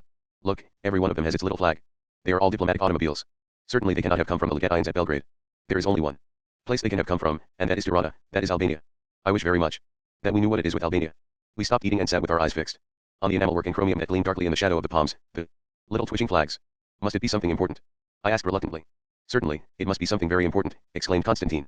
The diplomats have not all come out of Albania merely to swim on the plage at Budva. They came into Yugoslavia so that they can telephone and telegraph to their governments without the Albanians knowing what they say. I am afraid it is bad. Very bad, with Albania, for it cannot be good, since Italy has her foot in there. Saba said, it is again as it was in the time of the Turks. How can we find out what it is? Mourned Constantine, and added bitterly, if I were an official here I would have known long ago, I would have known as soon as it happened. Saba Marmorelli gave answer, but I am not in the police, and there might have been an acrimonious exchange had not Constantine cried, ah, now I can find out. You see, that young man over there, on the other side of the road. I know him well. I tell you I have many friends and they are everywhere, and he is from Albania, this little one. Stefanopoli. Hala, Stefanopoli. He is a Greek, and it was in Athens that I have been with him, and he knows all languages, so he works in one of the Legatines at Tirana. Hala, Stefanopoli. Ah, he heard me. The whole of Dalmatia must have done that, said Saba. Monsieur Stefanopoli, waving to show that he was pleased to see Constantine, but not smiling, came towards us and halted under the balcony, bowing formally. No. He could not lunch with us. Since he found himself at Budva he must pay a call on a cousin of his who was married to the mayor. He was a spruce young man, with a felt hat perched at a proper angle on his crenellated hair and a well-cut lounge suit, and it seemed strange that he should show the face that, as the picture papers and newsreels have taught us, the inhabitants of regions long vexed by ungenial history were in times of crisis. It is above all weary, such a look might come to an often beaten drunkard's wife when she hears staggering footsteps coming to her door. Constantine stopped speaking French and barked out inquiries in that angular tongue, modern Greek. The young man answered in short grumbling sentences, growing sullen-eyed and pinched about the nostrils. His lower lip protruding, he took out a pocket comb and passed it through his crenellated hair while Constantine cried, I told you it was bad with Albania. It is very bad. It is a massacre. The officials all are bought by Italian money. And they have taken the 400 young men who were most likely to give Italy trouble when she takes the country, and they have pretended it is a communist rising. And they have killed them all. It is all nasty, so nasty, and it will not stop till the end. Epilogue. Epilogue. That was the end of our Easter journey. We said goodbye to Constantine at Kotar, and caught our great white shining boat, and before we slept laid eyes again on Dubrovnik, which was complete beyond the habit of real cities against the whitish darkness of the starry June night, complete as a city on a coin. In the morning the Dalmatian coast slid by us, naked as a quarry, until at dusk we came to Sushak, the port where we had started. The next day we traveled back towards Zagreb through mountains which had seemed, when we saw them last, to be incapable of knowing anything but winter, to be committed to snow, but were now lion-colored and so parched that it seemed inconceivable they should know any hour but noon, any season but summer. Now, as then, nothing human dared to be abroad. In valleys so archetypal of desolation that the memory stirred with forgotten biblical names, and muttered of Horeb and Baca, scarlet flowers and colorless boulders wavered in the glassy, heat-demented air, and there was no more actual movement anywhere. The high pastures and the pine forests of the Croatian uplands, where girls with colored head kerchiefs kept their cows and woodcutters in round caps swung their axes, were a relief not only to the eyes but to the lungs and the muscles. 3 or 4 hours short of Zagreb, we left the train and spent a day at the Plitvice Lakes, the most laughing and light-minded of natural prodigies. Here the creative spirit is as far from the normal as at Niagara or the Grand Canyon or the Matterhorn, but it is untouched by the tragic or by terror. It is dedicated solely to gaiety and loveliness. 16 lakes, some large, some small, lie among lawns and wooded hills, joined by glittering and musical waterfalls that are sometimes spiral, Staircases and sometimes amphitheaters and sometimes chutes, but are always ingeniously pretty, without a trace of the majestic. It is rare to find great beauty on this plane. Mozart put the finest metal of his genius into Susanna, who is nevertheless a soubrette, but there are few analogies in any art. Here, for a morning and an afternoon, we walked between the green shades of the woodlands, where light was ambient, and the light of the waters which rose clear through the green shadows, and we talked of Constantine. This place was in a sense his discovery. He had gone to it as a boy, when it was still in Austria and unvisited because it lay in the territory of the barbarous Slavs, and he had often celebrated it in his work. Some of his phrases came back to our memories and made us miserable by their aptness, for we both loved him, and now he was utterly lost to us. There was embarrassment and uneasiness in our grief, for we could not have been more finally divided if there had been between us a bitter personal dispute in which all three had behaved as badly as possible. Yet there was nothing of the sort, merely impersonal differences. We were English, Constantine was a Slav Jew with a German wife. But we had grown up in a world which told us that to transcend such differences and to insist that intercourse should depend on the recognition of individuality was the mark of a civilized person, so we felt that we had been childish and ill-bred in permitting the estrangement to declare itself. This, however, we knew to be nonsense.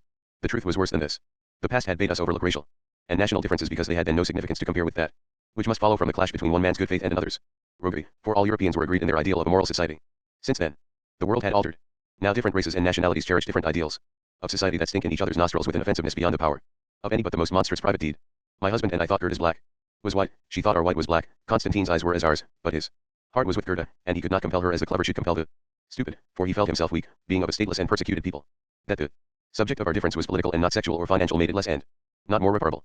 Late in the afternoon, as we drank coffee and ate bread and cherry jam on our balcony, the light grew steely, the great lake below us blackened, a searching cyclonic wind tossed every single treetop in the forests to a green twisting peak. The scene was suddenly hidden by curtains of shrieking rain. Our thunderstorms are very fine, said the waiter in dreamy pride, and they usually last for 3 days. He was surprised that we ordered an automobile to take us to the station. In the remoter parts of Europe one is always coming on vestiges of antique literary movements, and this waiter belonged to the romantic epoch, though he was actually quite a young man. It seemed to him proper, since we were persons of some means and education, that we should follow the style of the lovers in the sorrows of Werther, who at the sound of thunder fell into each other's arms, trembling with sensibility and murmuring the name of the German poet who had written an ode to a storm, Klopstock. It unfortunately was 3 days of thunderstorm, to people with luggage like ours. Should have been like a Bayreuth festival. A quick train took us to Zagreb by nightfall. In the restaurant of the large modern hotel near the station we felt again, though more intensely, that resentment at being glutted with material goods and at the same time deprived of certain more important essentials which had come on us before the comparative abundance of the Budva shops. There were countless dishes on the menu, but the people around us were colorless and inexpressive. Their clothes did not tell us where they came from or what they were, and their vivacity fell short of explaining its causes to the onlooker. Here, we thought as we lay ungratefully in our comfortable beds, the life of the soul would not, as in the other Slav lands, take forms visible to the corporeal eye. In this, the morning proved us wrong.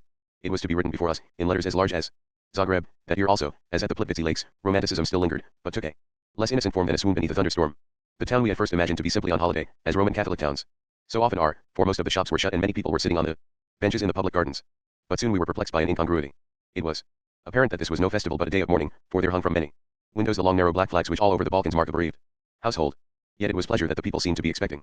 They were looking sly as if they knew someone meant to take it from them, but they were certain of enjoying it in the end. We forgot all this when we came to the marketplace, for whatever was afoot in the town the peasant from the country cared more about selling his goods, and the stalls were out and the umbrellas up round the statue of Jelacic. Again it was startling to see peasants with such large stores in their possession, though when we had bought a sackful of lustrous and luscious black cherries for a penny or two and an elaborately embroidered tablecloth for a few shillings and remembered that these people had to buy a certain amount of manufactured goods, such as boots, farm tools, and kitchenware, it was apparent that to them its plenty must be a mockery of itself. Without anything like Italian or German import unity but with a sober thoroughness, the people were showing us what they had to sell, when a babble sounded and they looked over their shoulders. A crowd was pouring down the steps that fall from the cathedral square to the corner of the marketplace. The woman who had spread out some tray cloths in front of us compressed her lips and folded up her goods, then turned about and began to take down the umbrella that sheltered her stall. The spring was stiff and her fingers crooked on it as she said wearily, "It is the funeral of the 3 Croats who were killed by the Serbs at the song festival at Sanjay. There will be a riot, you had better go." 6 months later, in London, I learned what had really happened at Sanjay, from an English girl who had actually seen the shooting. She had been motoring from Zagreb to Dubrovnik, and a collision with the cart had meant she had to stay at Sanjay for 48 hours while the local garage carried out repairs. On the second day of her sojourn the town was given over to a congress of Croatian and Dalmatian choral societies. Often, on the continent, clubs that are ostensibly dedicated to simple and straightforward pastimes have a covered political purpose. In Poland, for example, table tennis associations were often foci of Jewish liberalism, and in Croatia and Dalmatia people apparently only sing part songs if they are convinced separatists and followers of the dead Radic and the living Maciek. There were a great many of these part singers here. They flocked in from earliest dawn in such numbers that the peace of the town was shattered, though some extra gendarmes had been imported during the previous night. Throughout the day, which was very hot, there was much singing, and towards evening there was much drinking, liberating the political sentiments as well as the voices of the choristers. By dusk the gendarmes, who had been jeered at and baited since morning, were trying to impose order on narrow streets packed with crowds roaring seditious songs, through which horse carts and automobiles which were taking home members of the remoter societies could hardly force a way. At one crossroads a gendarme was running up and down among the pedestrians in a vain attempt to clear a way for a char-a-banc full of choristers. Both the people in the street and in the char-a-banc were shouting taunts and insults at him. Suddenly there was the sound of an explosion. The gendarme believed that he had been fired at by the people in the char bank, and that was the first impression of the English girl, who was standing a few yards away from him. Actually a small automobile, hidden from them by the char bank, had suffered a tire burst. But the gendarme, hot, tired, exasperated, and frightened, spent no time in investigation. He shot back at the char bank and killed 5 young men.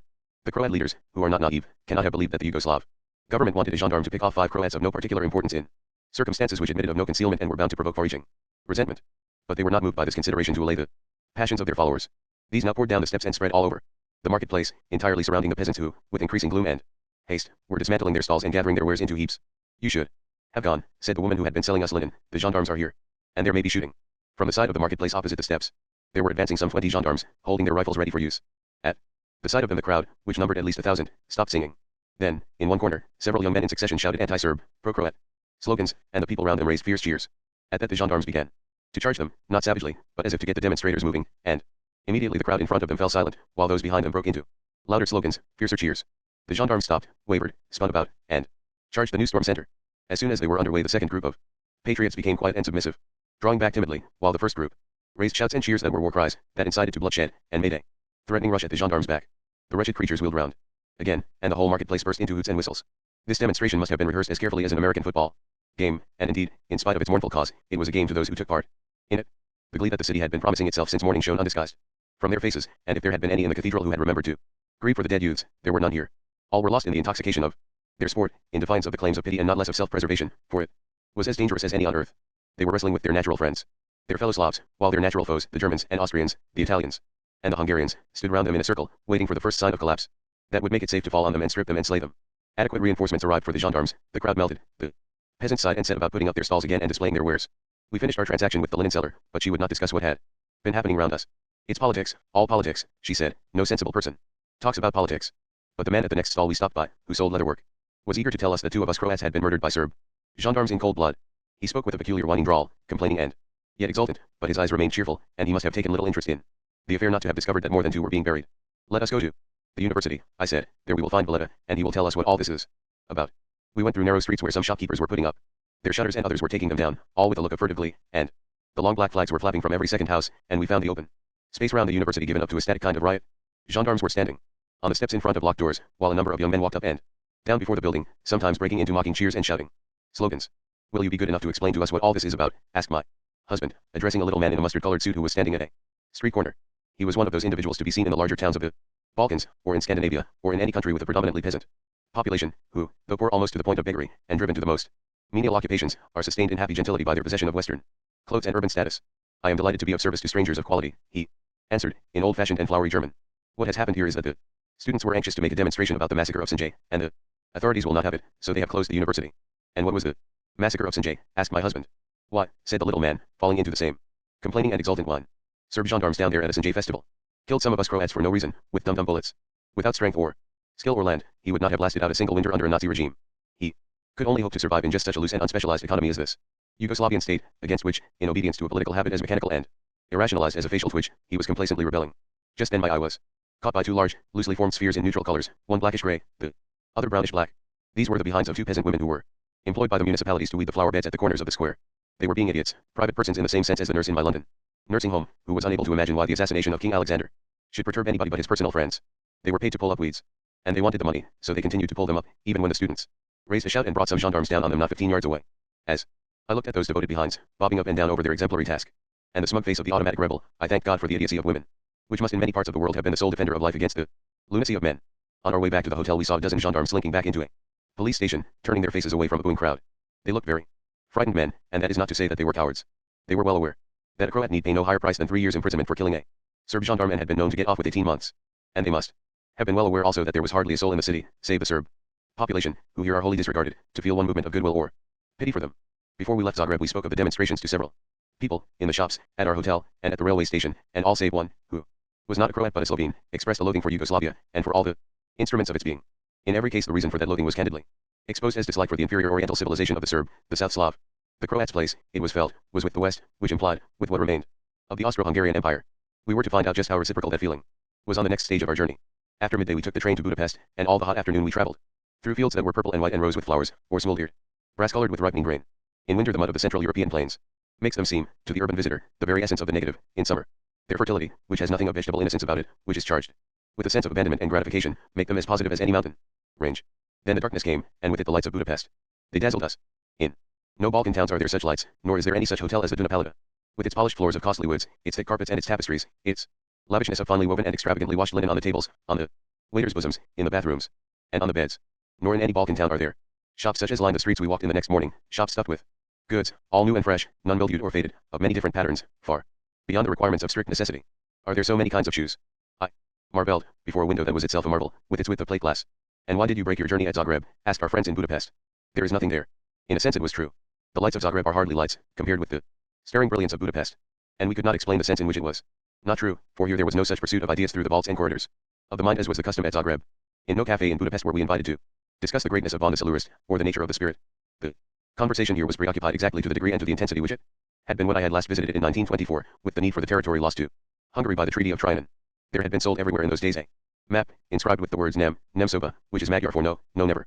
Again, and showing the country in a black ring of the lands that were formerly hers, and were now joined to Czechoslovakia, Romania, Yugoslavia, and Austria. It was still being sold, and it appeared to be a complete map of the Hungarian mind. The hairdresser at the Dunapalata talked irredentist propaganda to me from the first moment that my head came out of the suds till the last moment before it went under the dryer, not as if he were a fanatic, for he seemed of comfortable temperament, but as if he knew nothing else to talk about. The only new element that had succeeded in surviving alongside this preoccupation was pride in the growing intimacy with Italy. Our friends boasted of the splendid reception that Budapest had given to King Victor Emmanuel a week or two before, and even offered to take us to see news films of the processions. This was as near national imbecility as may be. It exceeded the folly of the Croats. These people were attending to none of their internal problems, though they had an unreformed land system which prevented the peasant from feeling full loyalty to the state, and their financial policy had committed them to a degree of industrialization incompatible with their limited markets. The areas they desired to reclaim were by a substantial majority not Hungarian by blood, and had always loathed them and their rule, so the reclamation would confront them with grave administrative difficulties. And the sole hope of maintaining Hungarian independence lay in continuance of the dispensation set up by the peace treaties. If the state of Europe were such that Czechoslovakia, Romania, and Yugoslavia could be dismembered, then Hungary could be annihilated. She has no military or strategic or political advantage that she could use as a bargaining point. She would be ground to powder between the upper and the nether millstones of Germany and Italy. Though she would probably be given her lost territories as a bribe to expedite her submission, they would be of no use to her. They served her interests formerly only because Austria was anxious to build up a solid dual monarchy to counterbalance the Hohenzollern Germany on the one hand and Russia on the other, and irrigated Hungary with an artificial prosperity. Germany and Italy would have no such reason for pampering her. They would steal her grain and cattle, partition her, flood her with traders and colonists, attack her language, attempt to destroy her identity. We cannot think, said our friends to us, as we sat drinking apricot brandy in rooms glorious with Gobelin tapestries and Aubusson carpets, why you English do not support our revisionist program more strongly. After all, we Hungarians are so like the English, our lives are governed by the same conception of the gentleman. Had they not better, we suggested, get on good terms with their Balkan neighbors, and join them in preparation against the evil day? They thought not. How could they ever be on good terms with those neighbors, they demanded, isolated in their obsession as goldfish in a bowl, until the stolen lands had been restored? And of the evil day they would not think. A young man paused in playing the piano to say, languidly, if it should come to a war against Nazismus it will be very unpleasant, for one will not know on which side one should fight. Astonished, we asked him what he meant. Well, he explained airily, as if he spoke of something that was going to happen only in a play or a novel, it will be a war between Nazismus and communismus, and the one is as bad as the other. That there were other ideas which humanity might consider it worthwhile to defend could quite easily be forgotten in this country, on whose heart was written the not subtle, not complicated text, Nem Saha. But the cause of our astonishment was not that forgetfulness. This young man was a Jew, and we would have supposed that he would lie in no doubt as to whether he would fight for or against the Nazis, if only because the Nazis themselves would have felt no doubts on the subject. Yes, said an Englishman who had long lived in Budapest, the Jews here are all like that. The tide of anti-Semitism is rising around them. Not a single Jew was asked to any of the parties given for the King of Italy. Yet they seem quite unresentful against the Germans, who called that tune, or the Italians, who are keeping it up. But they were not unresentful against the Slavs. Jews and Gentiles alike were puzzled and irritated because we had spent so long in Yugoslavia. But what do you find to do there? They asked. You found it beautiful? Yes, I suppose it is, but then the people are such barbarians, the life is so savage, it is like going among animals. People who, I must own, seemed not greatly superior to me in refinement, described how they had been unable to enjoy the scenery and architecture of Dalmatia because of the revolting manners of the inhabitants. Remembering the professor at Split, the man with the port wine stain at Var, the cardinal, and his family at Korčula, I thought they had been singularly unfortunate or were insanely delicate. I heard again the legend that the whole of Trogar, not only a small stone relief of a lion, had been destroyed by Yugoslav vandals. I heard many anecdotes, one related to an expedition of steamer tourists from Kota up to Cetinje which was marred because a doctor, accustomed, it was said by way of explanation, to live in Africa, had struck, though only lightly, a Montenegrin chauffeur. On hearing of this event, I closed my eyes as if some heavy explosion were about to take place in the room. But turning the subject to Croatia had not at all the effect that would have been hoped for in Zagreb. But the Croats are so stupid, said our Budapest friends, their voices rising in the squeak of laughter that comes with memory of a joke learned from Nanny in the nursery. It appeared that in the old Austro-Hungarian Empire the Croats were as the wise men of Gotham, as the natives of silly Suffolk, as the men of Pudsey seem to the men of Leeds. I think that is the only part they have ever played in the Habsburg cosmos. The Croats looked to the German-speaking world and had received nothing but a sense that sweet and decorous it is to hate all their brother Slavs. The Hungarians looked to the German-speaking world and had received nothing but a sense that sweet and decorous it is to despise all others than oneself, and to seize whatever these despised others might think to be their own. This destructive education had imposed itself even on the Jews, who once were a great creative people, who are now the greatest interpreters of modern European creativeness. What was in them had been emptied out and spilled on the earth. There was not even left to them the necessary fear that should leap up in a man's breast to defend it from his enemy's sword. And it was not any post-war exhaustion, nor any perplexity caused by the world slump, that had depleted them. Long before the war, the Jewish revolver journalists were notorious. They sat at Zemun, on the Hungarian-Serbian frontier, and sent back to Budapest and Vienna wholly unreliable and desperately venomous dispatches, representing Belgrade as a nest of anti-Habsburg conspiracies. It is often alleged in defense of these international saboteurs that they were moved by respectable racial motives. The anti-Semitic policy of Russia had inspired them with a desire to take vengeance on all Slavs. Unfortunately for this apology, they had fulfilled their mischievous function with equal ardor during the years when Serbia and Russia were enemies. They were acting not as Jews, but as Germanized Jews. It is as if a fountain of negativism plays in the center of Europe, killing all living things within the reach of its spray. This lethal action is not to be conceived as a Teuton reaction to the Slav. It knows no such racial limitation. Life, under any label, is the enemy. That was to be demonstrated to me in Vienna by a golden-haired girl, who presented herself one evening at my hotel on what I found an embarrassing errand. I found her in our sitting room after an unpleasant incident. We had lunched with a friend out at his house beyond Baden-Baden, and we had been driven there by the chauffeur who always served us during our visits, a thick-set man in his early 30s, with yellow hair and blue eyes that looked blind, like Curtis. On our journey home there had been a sudden thunderstorm, and to avoid the height of its violence we drew up at a wayside inn. The three of us sat and drank beer in the well-scrubbed little saloon, and presently there came up, as could have been foretold, the subject of Vienna's economic distress and political unrest. The chauffeur, his voice falling into the whine that can be heard in Austria whenever it has to be recognized that loaves do not grow on trees, said, "It is terrible for us Viennese, terrible. And we are all so disappointed, for we had hoped that things would be better. Did I not drive for Major Fay in the February Revolution, because I thought that it was going to put an end to talk, and that Major Fay and his party were really going to do something. But here we are, it is just the same as ever." I groaned aloud. That February Revolution of 1934 lives in popular memory for its malevolent destruction of the Karl Marx Hof and other blocks of apartment houses, but worse than that was its nihilism. A group of people with no economic or political ideas had believed that they could magically induce prosperity simply by destroying another group of people whom they believed, not wholly with foundation, to have such ideas. They had no other program. Schuschnigg, who was their nominee, stood for absolutely nothing, for no principle, for no theory, even for no opinion, except the rejection of everyone else's opinions. I had been for the last few weeks with people so poor that the chauffeur's food and clothes would have represented an extreme of luxury that they could never hope to enjoy if they worked for 50 years. They could outbid him on his own excuse, and their history showed, when it had brought them a ruler of spurious royalty, that the springs of ferocity were high in them. But they would not have gone out and destroyed a number of their brothers in the cause of pure nothingness. To put an end to talk, really going to do something, the peasants on the black mountains of Skopje, the Bulgarian pastry cooks at Ohrid, the innkeeper's son at Pech, the old woman walking on the road over the Montenegrin mountains, none of them was involved in arguments so void of content that such phrases would have come to them. As the chauffeur looked at us, wondering at our sudden silence, his gaze was astonishing in its blindish quality. It was as if there were a stupidity behind the retina which admitted only light, which excluded all else. That man usually learns by seeing. In my sitting room I found a golden-haired girl, with a letter from a Viennese friend of mine who coaches university students in English, saying that this was one of his favorite pupils and that she had chosen my works as the subject of her thesis. I was naturally appalled.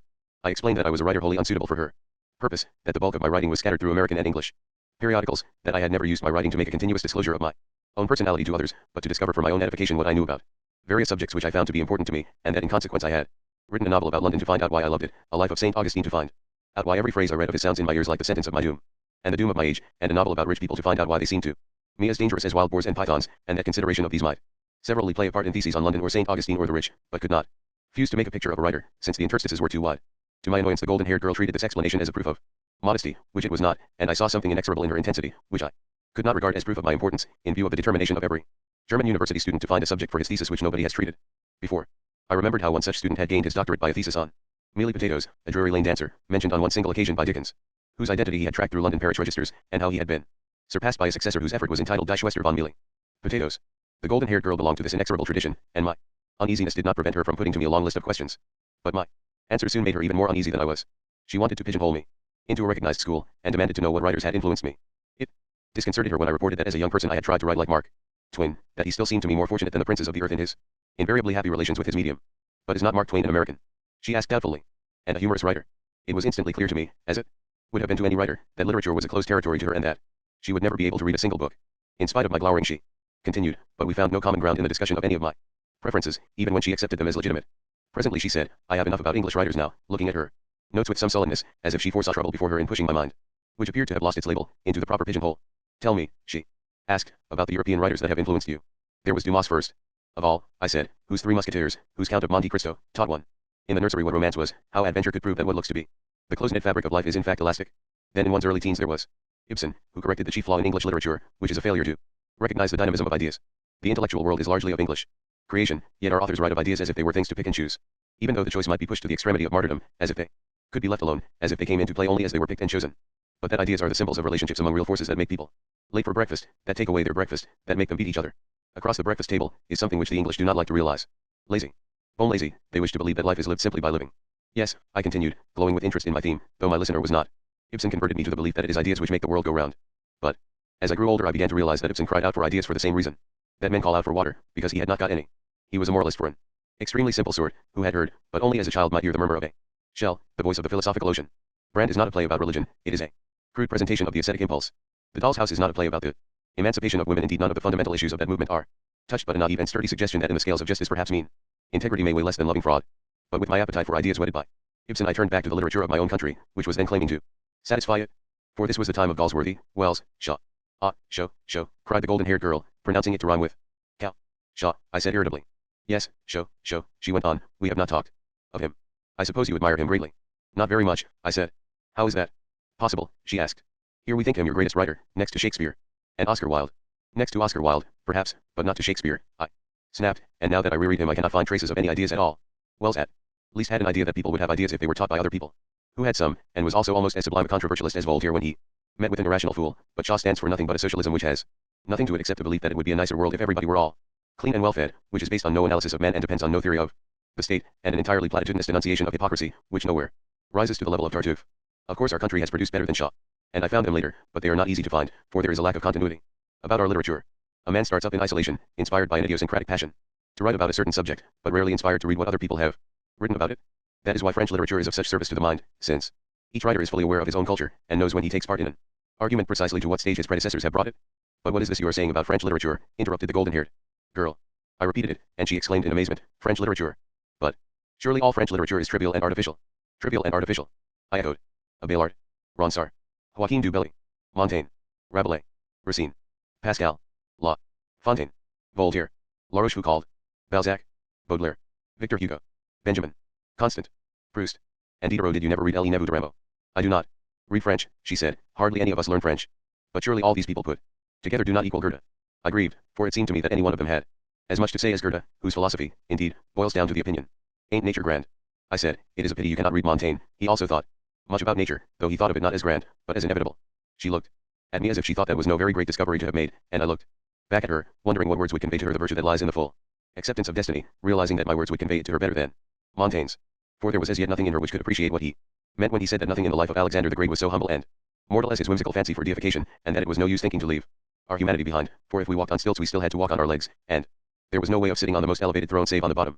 I found myself smiling as I remembered how he adds, inconsequently and yet with the most apposite wisdom, that for old people life need not be so realistically conceived, or la vieillesse un peu besoin d'y être traité plus tendrement. Though I was completely preoccupied as I stared at her face, my eyes eventually pressed some information about it on my mind. I realized that her brows and her cheekbones were cast in a mold that had become very familiar to me in the past few months, and that she was fair not negatively, like a Nordic woman, but after the fashion of the golden exceptions to the dark races, as if she had been loaded with rich gold pigment. A suspicion made me look at her visiting card, which I had been twisting between my fingers, and I exclaimed, but you are not an Austrian. You have a Slav name. She answered, I have lived in Vienna nearly all my life, but I did not notice her tone and objected, all the same you must be Slav by birth. Miserably shifting in her chair, with the demeanor of a justly accused thief, she said, yes, both. My parents are Croats. I was embarrassed by her manner and said, well, I suppose you speak Serbo-Croat as well as German and English, and that is another language for your studies. She answered passionately, no, indeed, I speak not a word of Serbo-Croat. How should I? I am Viennese, I have lived here nearly all my life, I have not been to Croatia since I was grown up, except for a few days in Zagreb. And did you not find the people there very clever? I asked. I did not speak to them, she cried scornfully. I thought it a horrible little town, so provincial. Are you not at all proud of having Slav blood in you? I exclaimed. Why should I be? What is there to be proud about in being a Slav? She asked blankly. Such is the influence that Central Europe exerts on its surroundings. It cut off this girl from pride in her own race, which would have been a pity had her race had much less to be proud of than the superb achievement of defending European civilization from extinction by the Turks. It cut her off from enlightenment by that French culture, which has the advantage over all others of having begun earlier, branching straight from the Roman stem, and having developed most continuously. What it offered her, instead was sparse, was recent. It might fairly be defined as Frederick the Great and Goethe. In music it might have offered enough to compensate for all its other lacks, but it had annulled the harmonies of Bach and Beethoven, Mozart, and Haydn, by its preference for the false genius, Wagner. It had left this girl flimsy as a jerry-built house with no foundation deeper than the 19th century, when loyalty to her Slav blood and adherence to the main current of European culture would have made her heiress to the immense fortune left by the Western and Eastern Roman empires. Not only Constantine, but this girl and her family, and many others like them, had made this curious choice. Nothing is less true than that men are greedy. Some prefer poverty to wealth, and some even go so far as to prefer death to life. That I was to learn when I returned to England. This return meant, for me, going into retreat. Nothing in my life had affected me more deeply than this journey through Yugoslavia. This was in part because there is a Coincidence between the natural forms and colors of the western and southern parts of Yugoslavia and the innate forms and colors of my imagination.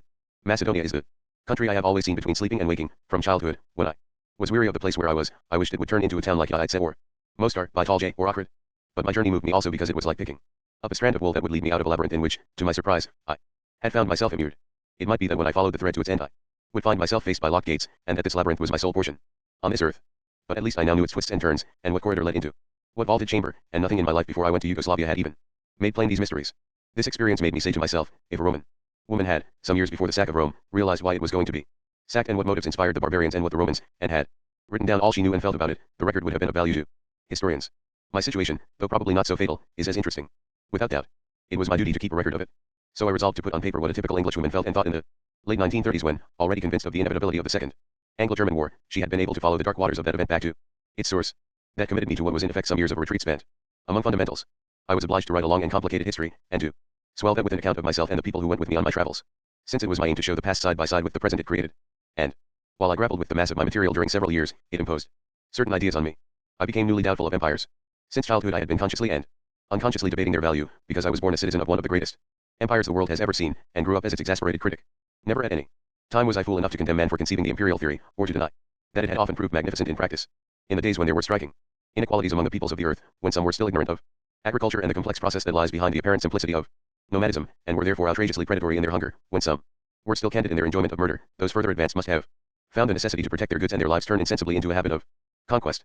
In those times, also, it could well be that barbarians might possess a metal, or a plant for which more cultured peoples had invented a beneficial use, and might refuse them access to it from sheer sullenness, and then, should one hold a communist theory of life and believe that all things are for all people, an attempt to break down that refusal must be approved.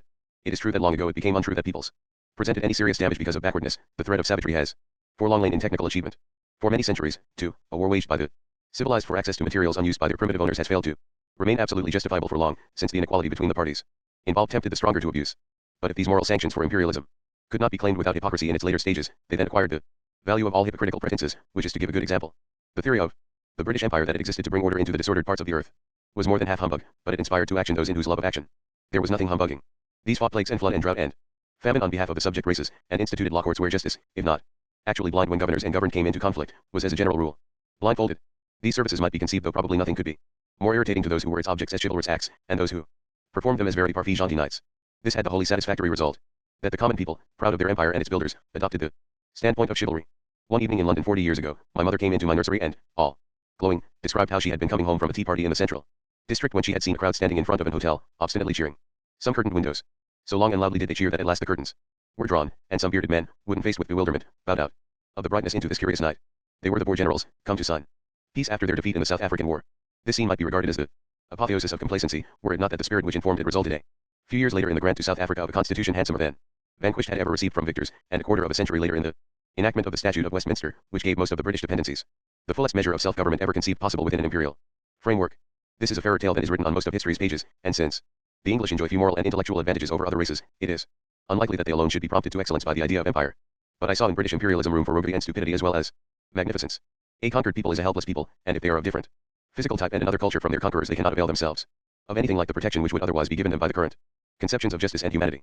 Carlyle, who said he loved God but really worshipped Tim Werlein, put the economic consequences of this situation in a nutshell when he wrote, in a pamphlet called The Nigger Question, that it is the law of our nature that the black man who will not work according to what ability the gods have given him shall not have the smallest right to eat pumpkin or to any fraction of land that will grow pumpkin, however plentiful such land may be, but he has an indisputable and perpetual right to be compelled, by the real proprietors of said land, to do competent work for his living, that is, to work for the white owners of the West Indian sugar plantations. This attitude is even more dangerous than it appears. For if a man has power to make another man work for him against his will, he certainly has power to determine the conditions of this work. And unless he is a man of the rarest integrity, he will see that these conditions keep him rich and his servants amenable. Capitalism at its greediest is thus given its head, and labor is kept brutish. So the general level of civilization and culture sinks.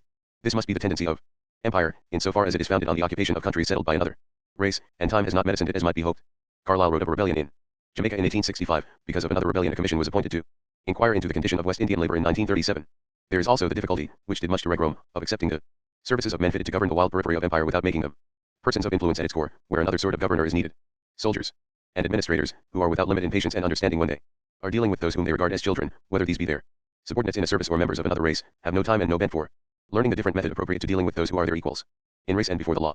It therefore seems to them that the first thing to do before society can be put on a proper basis is to exaggerate all social inequalities, and to this end, which may be wholly irrelevant to the actual social problems confronting The more to the tradition of their people's culture, they will sacrifice all other considerations.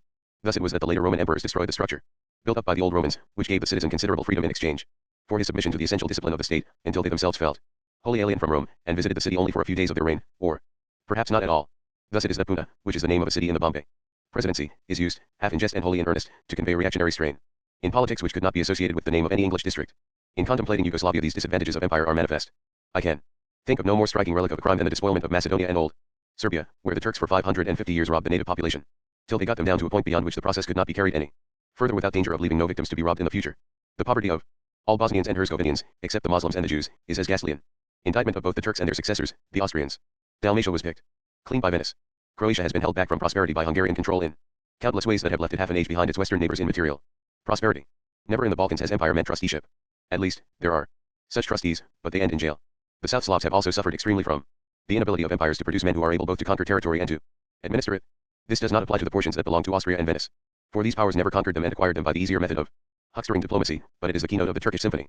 In Sir Charles Eliot's profound book, Turkey in Europe, he says of the Turks that if they quoted from the Bible instead of the Quran, no words would better characterize their manner of life than here have we no continuing city, and describes a room in a Turkish house as generally scrupulously clean, but bare and unfurnished, to such a degree that a European would be bound to believe that a party of travelers have occupied an old barn and said, let us make the place clean enough to live in, it's no use taking any more trouble about it. We shall probably be off again in a week. Nothing could be more proper than this disregard for comfort, this refusal to relax, so long as these men were conquerors in the act of extending and confirming their conquests.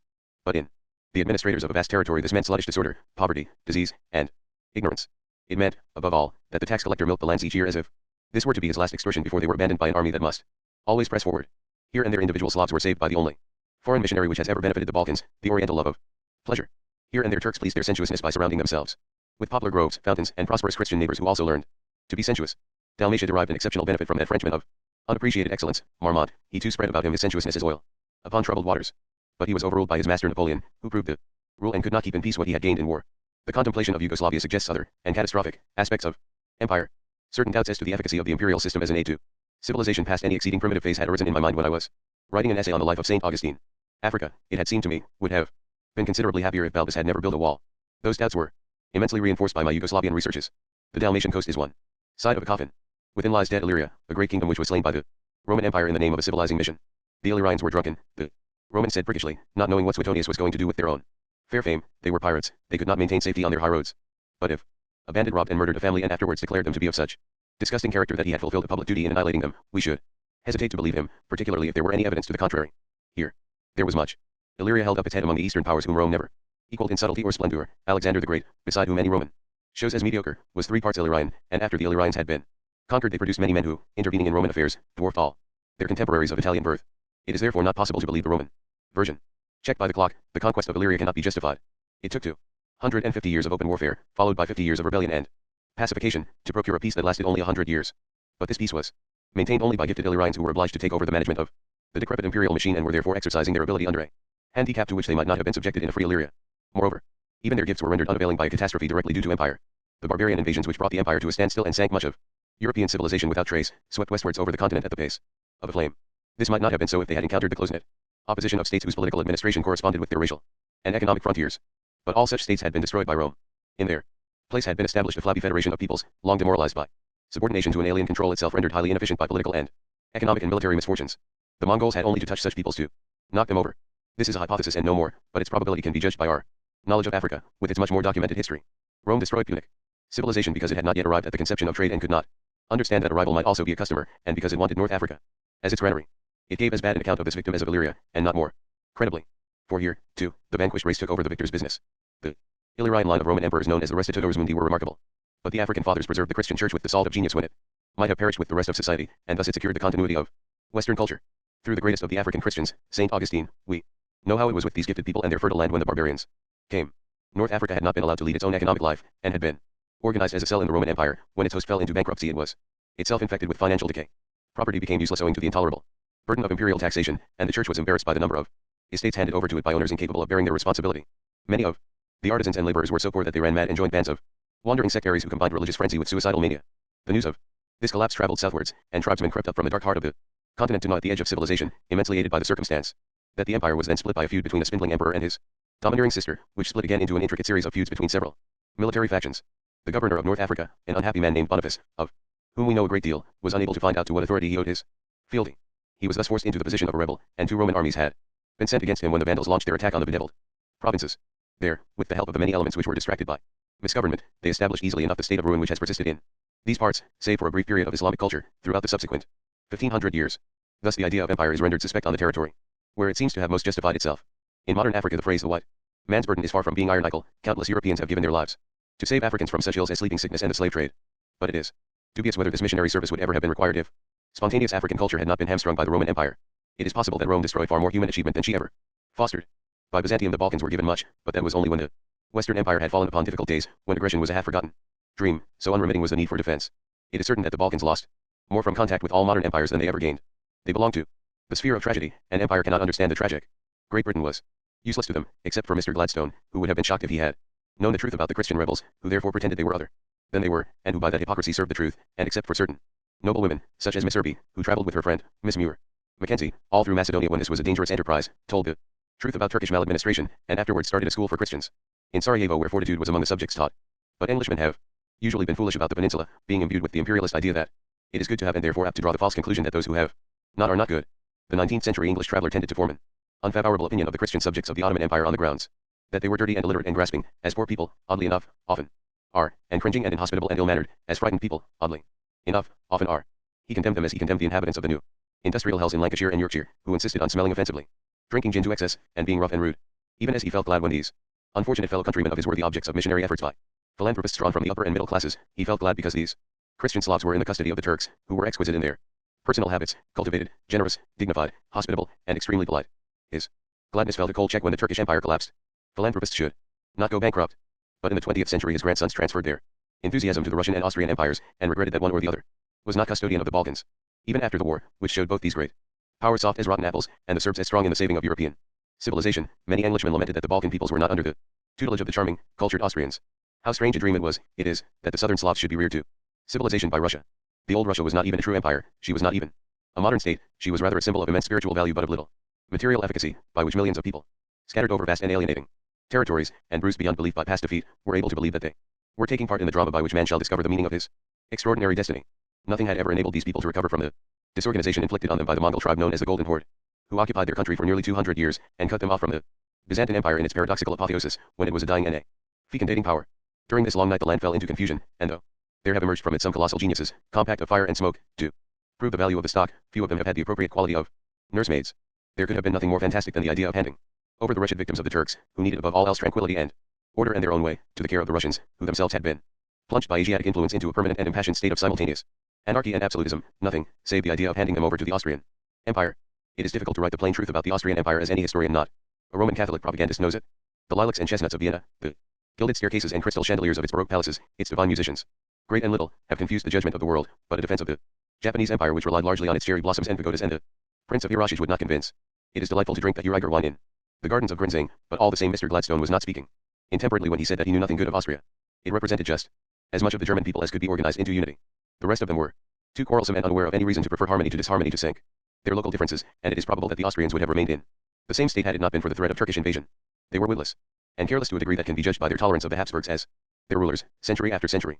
This family, from the unlucky day in 1273 when the College of Electors chose Rudolf of Habsburg to be king of the Romans, on account of his mediocrity, till the abdication of Charles II, in 1918, produced no genius, only 2 rulers of ability in Charles V and Maria Theresa, countless dullards, and not a few imbeciles and lunatics. While they were responsible for Germany, they lost it Switzerland and plunged it into the misery, from which it has never wholly recovered. Of the 30 Years' War, they brought on Spain a ruin that seems likely to endure for all time. They made their name spell infamy in the Netherlands. If in Austria they appear to have been successful in driving back the Turks, it is because they had developed a certain technical ability in the course of generations spent in organizing failures and afterwards retaining their thrones, and were thus able to procure foreign generals, such as Eugene of Savoy and John Sobieski, to lead foreign troops against the invaders. Their actions were again and again horrible. The campaign by which the Emperor Ferdinand converted his largely Protestant dominions to solid Roman Catholicism was one of the most hideous in history. The very beauty of Vienna was a testimony of the gulf between the rulers and their people. For Austria is not naturally rich, too much of it is mountainous, and too much is agricultural land ill-served by communications. It could afford these Baroque palaces only by the most merciless exploitation of its peasants and artisans.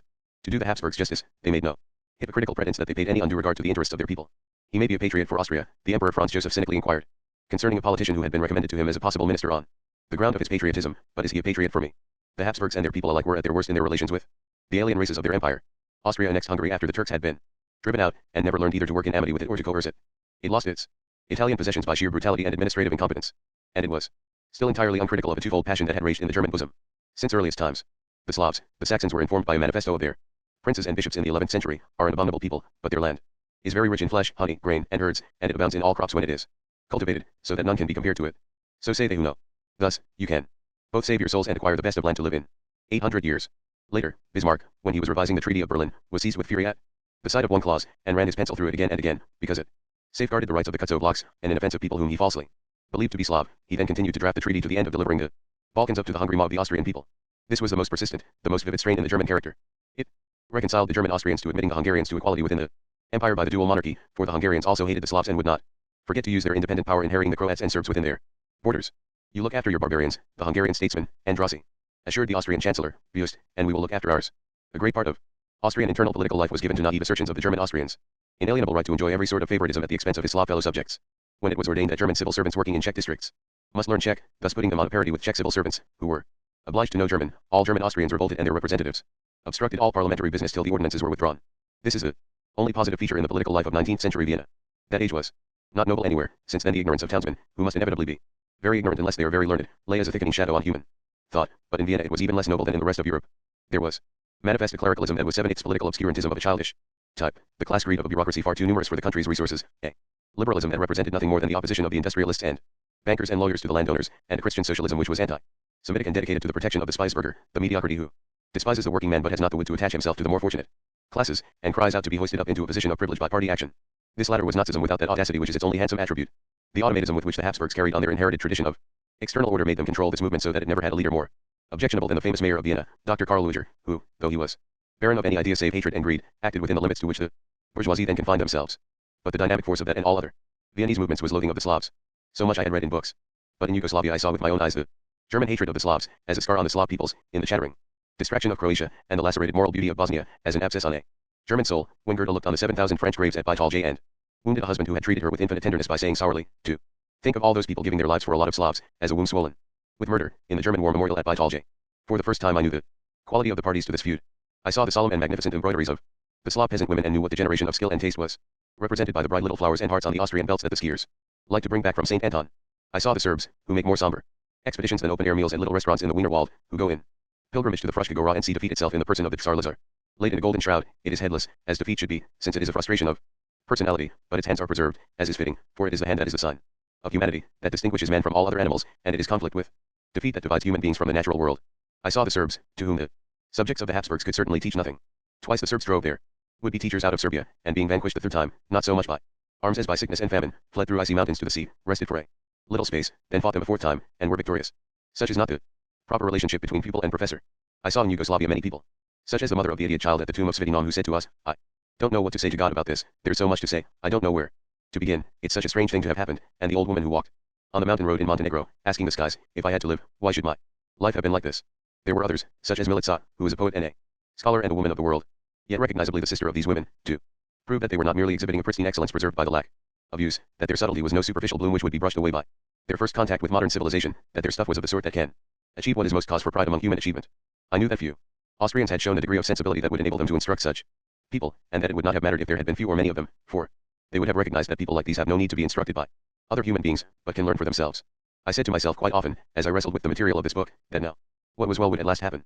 For the old Turkey had gone and its successor had no interest in empire, and Russia was a union of Soviet republics, and the Habsburgs were fallen, and the treaties of Versailles and Trianon and Saint Germain had set the small peoples free. Freedom was for these people an ecstasy that I knew to be true, for I had seen it with my own eyes. Finland, Estonia, Latvia, Czechoslovakia, and Yugoslavia, they were all like young men stretching themselves at the open window in the early morning after long sleep. To eat in a public place in these countries, to walk in their public gardens, was to fill the nostrils with the smell of happiness. Nothing so fair has happened in all history as this liberation of peoples, who, during centuries of oppression, had never forgotten their own souls, and by long brooding on their national lives had changed them from transitory experience to lasting and inspiring works of art.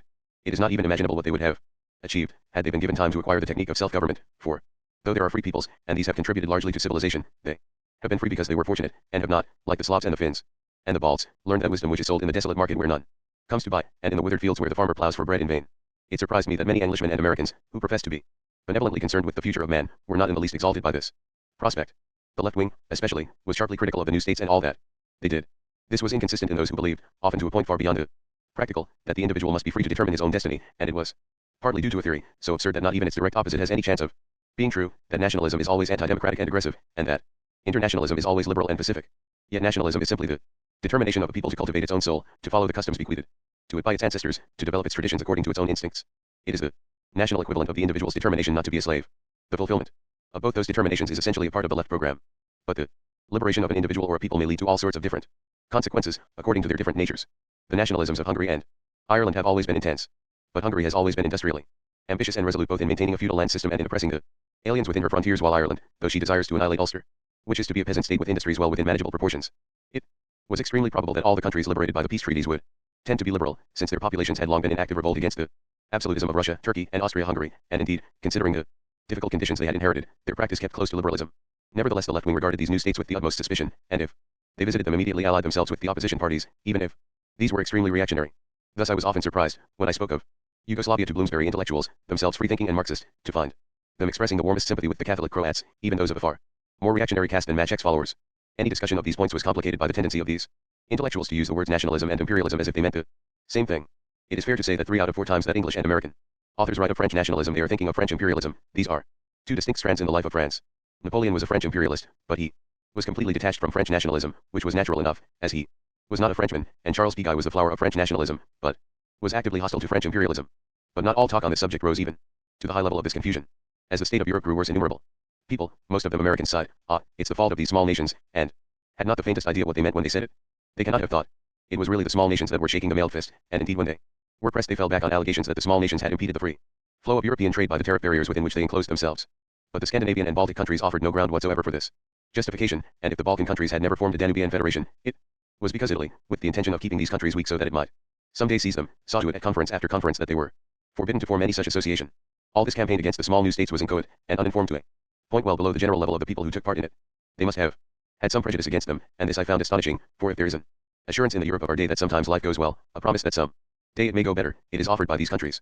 I cannot but think it exhilarating, from the point of view of both the Turks and the Slavs, that the Turkish tax collector no longer beggars the peasants on the Skopje hills and plains for the benefit of a pasha whom the Turkish peasant also had no cause to love, and this was but one example of the supersession of the disagreeable by what was at least more agreeable, which I assumed was desired by all reasonable human beings. But I remembered, and both the art of the Byzantine frescoes and the speculation that underlies all but the most trivial of Slav conversations confirm my remembrance, that human beings are not reasonable, and do not to any decisive degree prefer the agreeable to the disagreeable. Only part of us is sane, only part of us loves pleasure and the longer day of happiness, wants to live to our 90s and die in peace, in a house that we build, that shall shelter those who come after us. The other half of us is nearly mad. It prefers the disagreeable to the agreeable, loves pain and its darker night despair, and wants to die in a catastrophe that will set back life to its beginnings and leave nothing of our house save its blackened foundations. Our bright natures fight in us with this yeasty darkness, and neither part is commonly quite victorious, for we are divided against ourselves and will not let either part be destroyed. This fight can be observed constantly in our personal lives. There is nothing rarer than a man who can be trusted never to throw away happiness, however eagerly he sometimes grasps it. In history, we are as frequently interested in our own doom. Sometimes we search for peace. Sometimes we make an effort to find convenient frontiers and a proper fulfillment for racial destinies, but sometimes we insist on war, sometimes we stamp into the dust the only foundations on which we can support our national lives. We ignore the suicidal strain in history because we are consistently bad artists when we paint ourselves. We prettify our wills and pretend they are not parti-colored before the Lord. We pretend that the 30 Years' War disappointed the hope of those who engineered it because it brought famine to Central Europe, famine so extreme that whole villages were given over to silence and the spreading weed, so extreme that bands of desperate men waylaid travelers and ate their flesh. Yet perhaps these engineers of war did not like villages, and felt queasy at the thought of a society enjoying wholesome meals. It seems that, choked with our victory in the last war, we now have an appetite for defeat. The new states were full of life. Yugoslavia shook its clenched fist and swore it meant to live. Therefore England and America and France turned away, for what lived disgusted them. They wanted a blanched world, without blood, given over to defeat. They would not interfere, therefore, with the marginal activity that ran parallel to the continuous national effort which I was chronicling. From time to time out of the text there emerged little black figures which postured on the white paper beside it, achieved a group which was magical, an incantation to death, and ran back again into the text, which carried on its story of the main and legitimate historical process. Till then there had been a certain detachment between these irregular abandonments of the legal process and the large movement of history. The black little figures rushed out of the text and made their magic mark in the margin and disappeared, and the stout column of the text continued as before, only betraying by a later variation from the expected that the magic had been efficacious. The development of the 19th century was certainly affected to a slight degree, almost invisible save to the specialist eye, by the assassination of Prince Danilo of Montenegro, and to a more marked degree by the assassination of Prince Michael of Serbia, and when Alexander and Andriga were murdered and Peter Karageorgievich came to the throne, the map of Europe seemed to have been repainted in brighter and more discordant colors. But Danilo's death did not make my great-grandmother cry. I doubt if my grandfather was ever reminded by discomfort that Prince Michael of Serbia had left this earth. I did not eat different food or wear different clothes because of Alexander Andriga, or think different thoughts. The attentat at Sarajevo had a totally different effect. Its magical operation on the text was immediate. I and nearly all women in Europe wept times without number, said again and again, that is because of the war, and learned to eat against hunger, to dress for warmth, to Think not for amusement but to find the clue out of the maze. We were marked by an impersonal event as deeply as by any of the classic stages of the personal life. And, after the darkness of the contending armies cleared from Europe, it could be seen that the map had been painted yet once more, in colors still more brilliant, which were also harmonious. It might have been that the eye of the future should see Europe for some space of time as a pale west like a fading fresco painted by genius, a troubled and writhing German people, a barricaded and preoccupied Russia, and a chaplet of shining small countries, delighting in life as intense as human society has ever known. But there was an intractable element that would not be satisfied with this dispensation. The Sarajevo attentat represented three of the dominant factors in history. Princip was inspired by nationalism. The Austrian officers who let Princip have his way were imperialists. The parties to the other attentat, which was not committed because Princip forestalled it, were children of Apis, lovers of slaughter for its own sake. But there was one important factor in modern times which had no share in the attentat, and no part in the satisfaction that followed the peace, though it had had no part in the satisfaction that preceded it: the mindless, traditionless, possessionless section of the urban proletariat which had sent Lucchini as its representative to murder the Empress Elizabeth of Austria, but which, largely owing to the side of the crime, had no say in the murder of Franz Ferdinand. Its interests were therefore not specifically raised by the war that ensued, and they were curiously neglected after it. The New Age was eager for reforms and was not niggardly in paying for them, but it made no drastic reorganization of the social system. This was partly due to the supineness of the left wing. They are the proper people to make any revolution, it is their trade. But they were too busy discussing the distant Bolshevist experiment in Russia to have the time or energy to work out their local salvation. This gave the revolutionaries of the right wing their chance. Mindless, traditionless, possessionless, Mussolini came to power. Italy was predestined to be the first country in the world to hand its destiny over to a member of this class, for though France had a large urban population, it had an inveterate tendency not to be mindless. Great Britain had strong traditions, and the United States had possessions, while Italy had many peasants who had been industrialized for a generation or so without becoming cultured, had lost the tradition of its small states without acquiring a new national one, and was very poor. Mussolini was its predestined leader, for while he had not sufficient intelligence to lift him out of this class, he had not too little to acquire some knowledge of the theory and practice of social revolution from an apprenticeship to the left. If he had achieved his rulership in times of peace, he would have sought to commit some act of violence that would provoke a war, since his hour came when the whole world was sick with the surfeit of armies. That program was manifestly ill-timed, so he had to find some method of applying violence to peacetime. He retrieved, whether from the half-comprehended talk of a clever comrade or by skimming a volume in the threepenny box outside the bookshop, the Code of Diocletian, and being either unaware or careless that Diocletian had perished of despair in his palace at Split, because he had failed to check the descent of ruin on the Roman earth, he enforced that code on his country.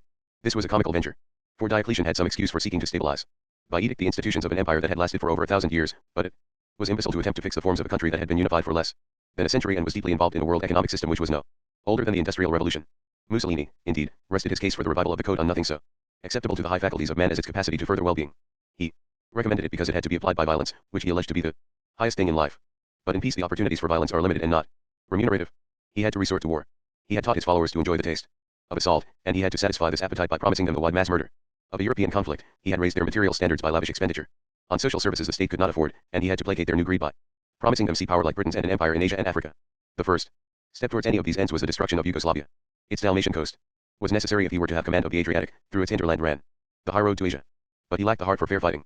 Traditionless, he had not learned what all but the most primitive communities have learned, that it is better for both parties to a conflict if there is no treachery on either side. He therefore strove to win his battle beforehand by fomenting revolution among Yugoslavian nationals in Croatia and Macedonia. But there he made an error. Belonging to the bored and underemployed urban class which is always glad of the excitement of a street fight, he could not understand that peasants quickly tire of guerrilla bands, trailing backwards and forwards over their lands, interrupting work vitally necessary to a good harvest. So he looked north, to Austria. Vienna still stands. That is to say, it is as it was. A great town engenders its tradition, which cannot be destroyed, because it is sown through the brains and loins of all men born within it or under its shadow, and because it determines the form of local customs and thus forever afterwards constrains those who enter it from other parts to its way of living. So it was with Constantinople, which was made by the Byzantines in the image of their magnificent dreams, which imposed those dreams on the Turks, of wholly alien natural genius, who drove out the Byzantines. So it is with Vienna. That city seemed at first to accept the destiny it had thrust on itself by its provocation of war. Henceforth it had to be poor, for it had always been that by nature. Only the merciless exploitation of its peasants and its Slav subjects had enabled it to support the extravagance of its aristocracy, the solid comfort of its bourgeoisie. But in its diminishment it might have known an age as great as its own. 18th century had it reconciled itself to being a small town without vainglory but glorious in its university and its opera, its baroque palaces and art galleries, its lilacs and chestnuts, its abundance of Jewish genius. It could not, however, check the tradition which had struck its roots deeper and deeper during the 19th century, which was growing rankly among the ruins of Vienna and was even spreading rankly through another soil. For this tradition had found its perfect instrument in Adolf Hitler. It must always be remembered that Hitler is not a German but an Austrian, and nothing he has brought to post-war Germany had not its existence in pre-war Austria. There is nothing original in his demonic fancies save their intensity. He is a man of the same class as Lucchini and Mussolini, a recruit to the hopeless and helpless urban proletariat, and like them he is mindless and possessionless, and, so far as the human tradition goes, traditionless. He did not know why the difficult and sometimes dangerous process of thinking is held in esteem. He did not know that 1400 years before an emperor had proclaimed that a ruler must be not only glorified with arms, but also armed with laws, and that all communities have been forced to hold that opinion or perish. He had not an inkling that it is actually healthy for the human race to prefer what is agreeable to what is disagreeable. He was a poor craftsman, with no pride in his craft, which was natural enough in the child of one of those parasites on our social system, a douanier. But what he had heard in his childhood lingered in his ears. His father's native village was only a few miles from The family estate of Schoenerer, who founded the pan-German movement that swept Vienna at the end of the last century, and there is nothing in Mein Kampf which was not in Schoenerer's program. There is the same racial pride, the same anti-Semitism, the same hatred of the Slavs, the same hostility to the church. Schoenerer's movement was, however, stultified by his determination to find his followers among the educated classes. There was a hair-splitting tendency in those who had been exposed to culture which rendered them unable to admire the simplicity and strength of this platform, in which every plank was cut from hatred or vanity. Two leaders, neither of them peasants or workmen, both bureaucrats, recognized that the only hope for their faith lay in spreading it among the Caliban class of urban workers who were outside the trade unions.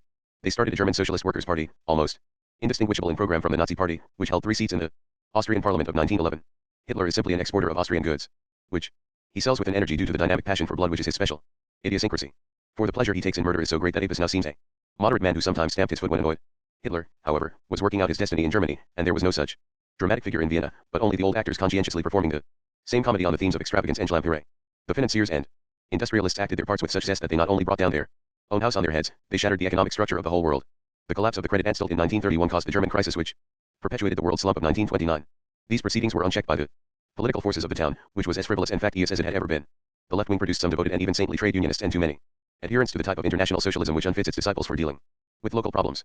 All alike were feckless and unaware that when a socialist elected authority spends money as if socialism were already established, although it is not yet strong enough to overthrow capitalism, it provokes a formidable reaction. The right wing was what might have been expected from a community which was still capable of looking over its teacups and saying to a foreign visitor, "Can you tell me if Mr. So-and-so belongs to the first or second rank of English society?" The only hope for Austrian independence lay in comradeship with the Danubian states, who might have formed with her a solid block of defiant young nations, ready to face the rising forces of Nazism and fascism, with their backs against an even more defiant Russia and Turkey. But Austria was still sneering at all peoples to her east, still vaunting herself as the frontier of Europe. She looked west for her salvation, and when, like the rest of the world, she tumbled into the pit of the slump, she conceived the sick fancy that all her troubles would be ended if she were joined in a customs union with Germany. This, with a good sense that has been more than justified by the subsequent course of history, was forbidden by the powers as a threat to European peace, but in any case it was useless as a prescription for Austria's economic malady, for Germany was as sick as she was, and two states which are bankrupt for precisely similar reasons are not more solvent than one. Some of the right-wing politicians were aware of this, but there was nothing shrewd in their awareness.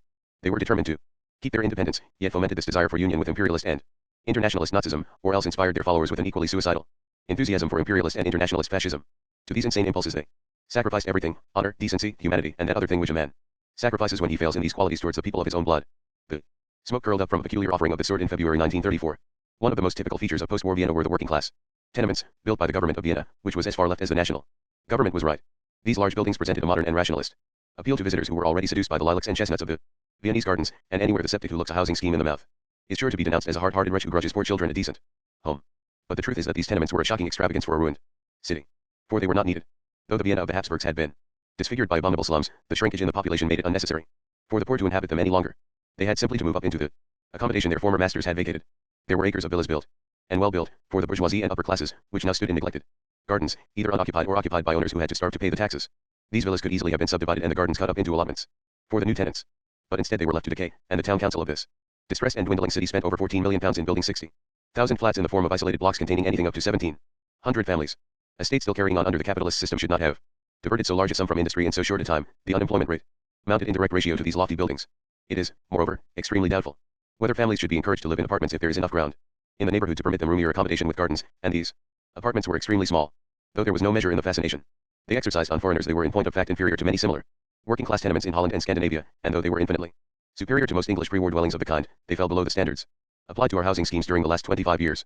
It is said that the motives which inspired the Viennese municipal authorities to build these blocks were not simple. To be accepted as a tenant, the citizen had to satisfy certain tests which in fact guaranteed him as a social democrat. If he followed a trade, he had to be a trade unionist. Thus these apartments put solid blocks of socialist voters into various districts that might otherwise have returned right-wing representatives. If this be true, then the Karl Marx Hof and the Goethe Hof rival the Tower of Babel in architectural irony.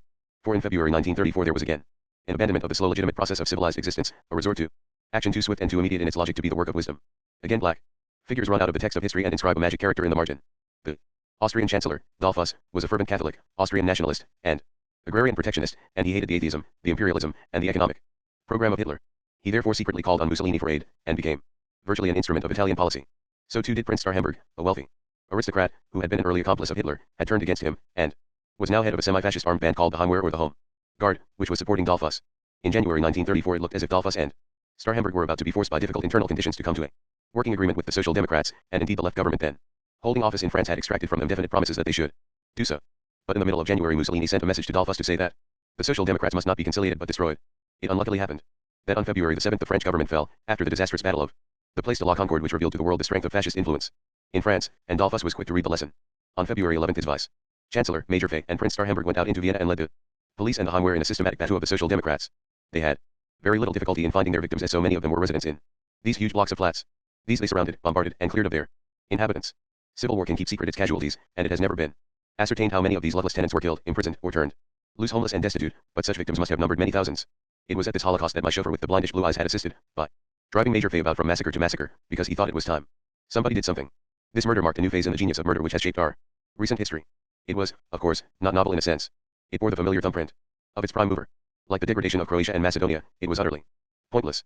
It could serve no possible purpose, for had Mussolini marched into Austria, it would have been the armies of other countries, not the unhappy tenants of the Karl Marx Hof and the Goethe Hof, who would have resisted him. And the crime is also reminiscent of others committed by Austrians in its cold inhumanity.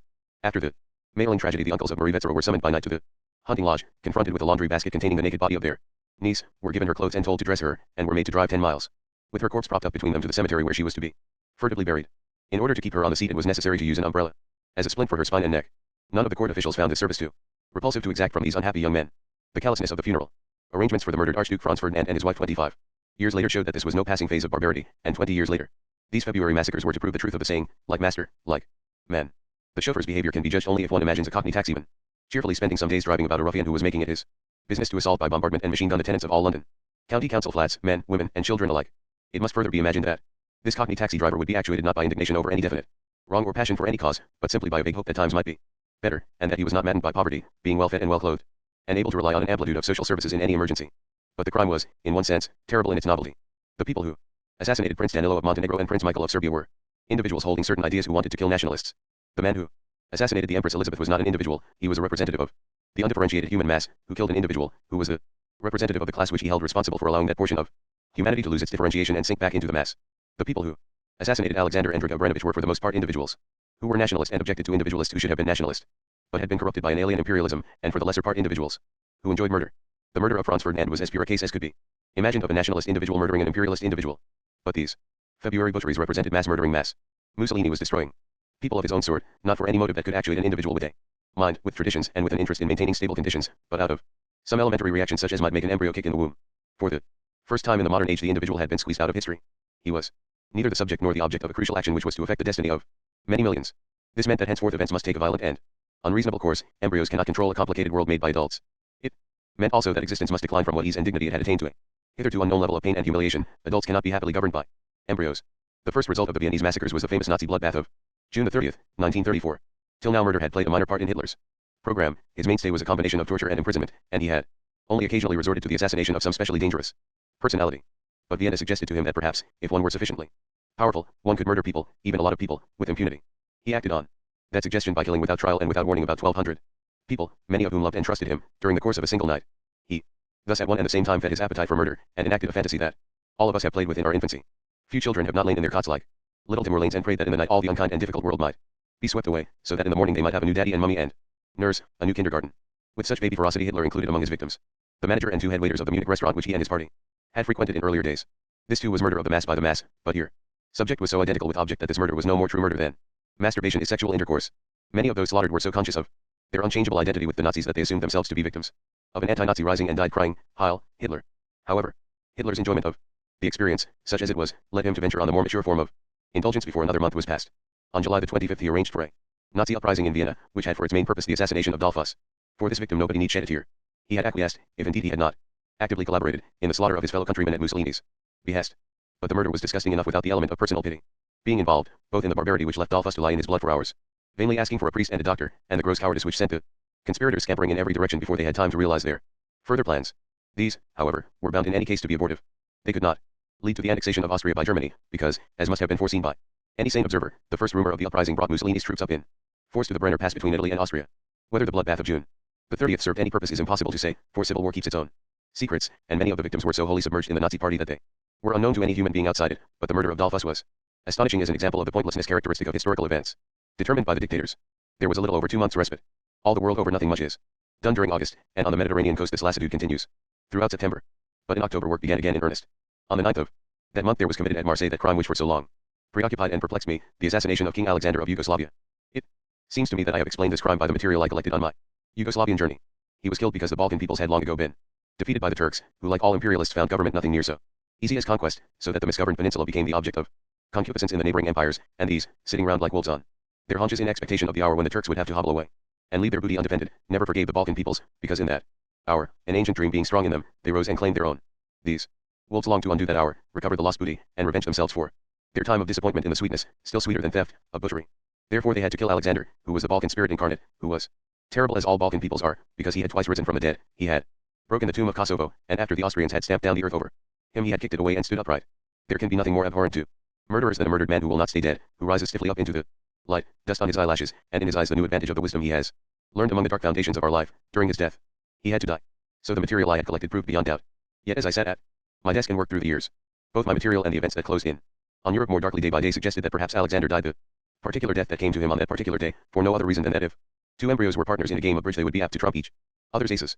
Mussolini and Hitler were bound to join in an alliance of negativism against the positivism of the rest of the world, yet for a time they vied with each other in feudal murder. Mussolini killed the Viennese Social Democrats in February, Hitler killed his comrades in June and, flown with his success, got Dollfuss in July. Mussolini, not to be outdone, brought down his man in October. The murder of Alexander was an idea that had its roots deep in history, but perhaps it was dragged across the threshold of the world of fact simply by the spirit of competition in crime. This very pointlessness gave the crime a terrifying point. The representatives of life, without mind, that is without memory or will, had killed the representative of life that had raised itself from death by letting 500 years deposit no dust of forgetfulness, by resolving that though the heart were transfixed by the sword it should persist in beating. History, it appeared, could be like the delirium of a madman, at once meaningless and yet charged with a dreadful meaning, and there existed a new agent to face this character of our age and intensify it. The kind of urban population which Mussolini and Hitler represented had been drawn away from the countryside to work on the production and distribution of machinery and manufactured goods, and this mechanical effort had given us the aeroplane. It was the dictator's perfect tool. For, by raining bombs on the great cities it could gratify the desire of the mass to murder the mass, and by that same act it would destroy the political and economic centers of ancient states with pasts that told a long continuous story, and thus make an assault on mind, tradition, and what makes a settled hearth. Such warfare must mean ruin for all, for mass was nearly balanced by mass, and because it would be beyond the power of the world to rebuild what it had taken centuries and unclouded faith in destiny to build, save in an equal number of centuries and by an equal poetical achievement of the soul. But experience of this would not avail to stop these wars, for this was the giving phase of our human cycle, and defeat and extinction would be as eagerly pursued as victory. This I could deduce from the facts I was working on, and it was confirmed by the newspapers every day I wrote. These recorded the advance of a state of universal and imbecile war and worse beside, for they recorded the rehearsal of such a conflict, carried on openly and unimpeded by Germany and Italy on Spanish soil, while the powers it threatened, though still splendid with inherited strength, sat by in cataleptic quiet. In the country it sometimes happens that the sleeper awakes to an unaccustomed stillness. It is as if silence stretched for miles above him, miles around him, and daybreak does not bring the usual sounds. He goes to his window and finds that the world is under snow. White the lawn, white the trees, white the fields beyond, black the frozen water on the path. No birds and beasts are abroad, and no laborer comes out to work. Nothing is heard but the singing of the blood in the ears, and in the pure life forms stand forth in their purity. The air, too, is cleansed by cold and is like absolution in the nostrils. Such sounds as there are, as the cry of a wild swan, such motions as there are, as the lope of a gray squirrel over the roadway, are more than they would be in a less lustrated world. That day, that week, the next week, the snowfall is an austere and invigorating delight, but if month passes month, and the snow still lies and the waters are still black, life is threatened. Such snows and ice are well on the heights which are frequented only for adventure, but ill on the lowlands where the human process is carried on. The cattle cannot drink when the springs are frozen at their sources, the sheep cannot find the hidden grass, seed cannot be sown in the adamantine earth, the fruit trees cannot put forth their buds. If the snow does not melt and the waters flow, beauty becomes a steely bondage and then a doom, by which all animals must die, and man among them. We tell ourselves, when the whiteness lasts too long, that all seasons have their term and that the spring has always come in time, and so it happened this year and last year. But it may not happen so next year. Winter has often made this visit that far outstays safety and consumes leaf and flower and fruit and loin. Snow has covered first threshold, then windows, then chimneys, of many an upland farm, enclosing at the last a silence that does not thaw in the spring sunshine. Sometimes fields and orchards that had not been thought to lie too high have been burned by cold as by fire, and those who tended them have gone down starving to the plain. And there was once an ice age. In England there was such a stillness, such a white winter of the spirit, and such a prolongation of it that death was threatened.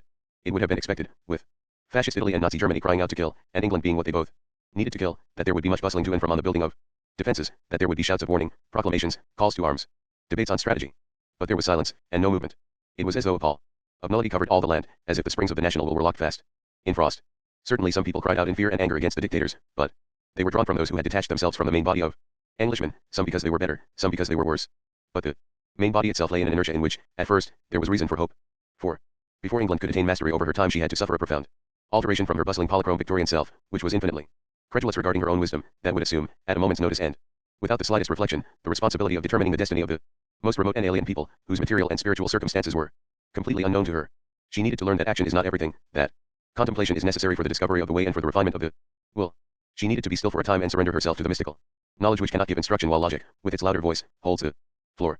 It was good that she should lie under quiescence as under snow, that there should be no coming and going, that the air should be cleansed by scepticism, and that Only the simplest and most fundamental activities should be carried on, to reveal the essential qualities which had been forgotten in the more crowded days.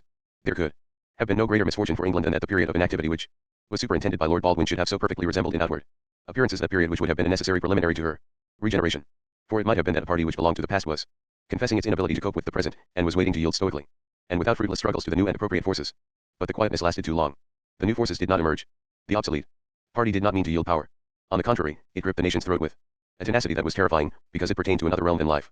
For the grip of a living man must relax if he grow tired. It is only ghostly hands that, without term, can continue to clench. But these were not honest ghosts, for had they been such, they would have reenacted the pomp of Elizabeth's power, even if the dust lay thick. On the national stage, they would have repeated the imperturbable insolence of Victoria, even if the words came hollow from the fleshless thorax. They were, however, as much strangers to all tradition of English pride as though they were alien in blood. Mussolini and Hitler threw courtesy away and yelled at our statesmen as waiters in a cheap foreign restaurant might yell at kitchen boys.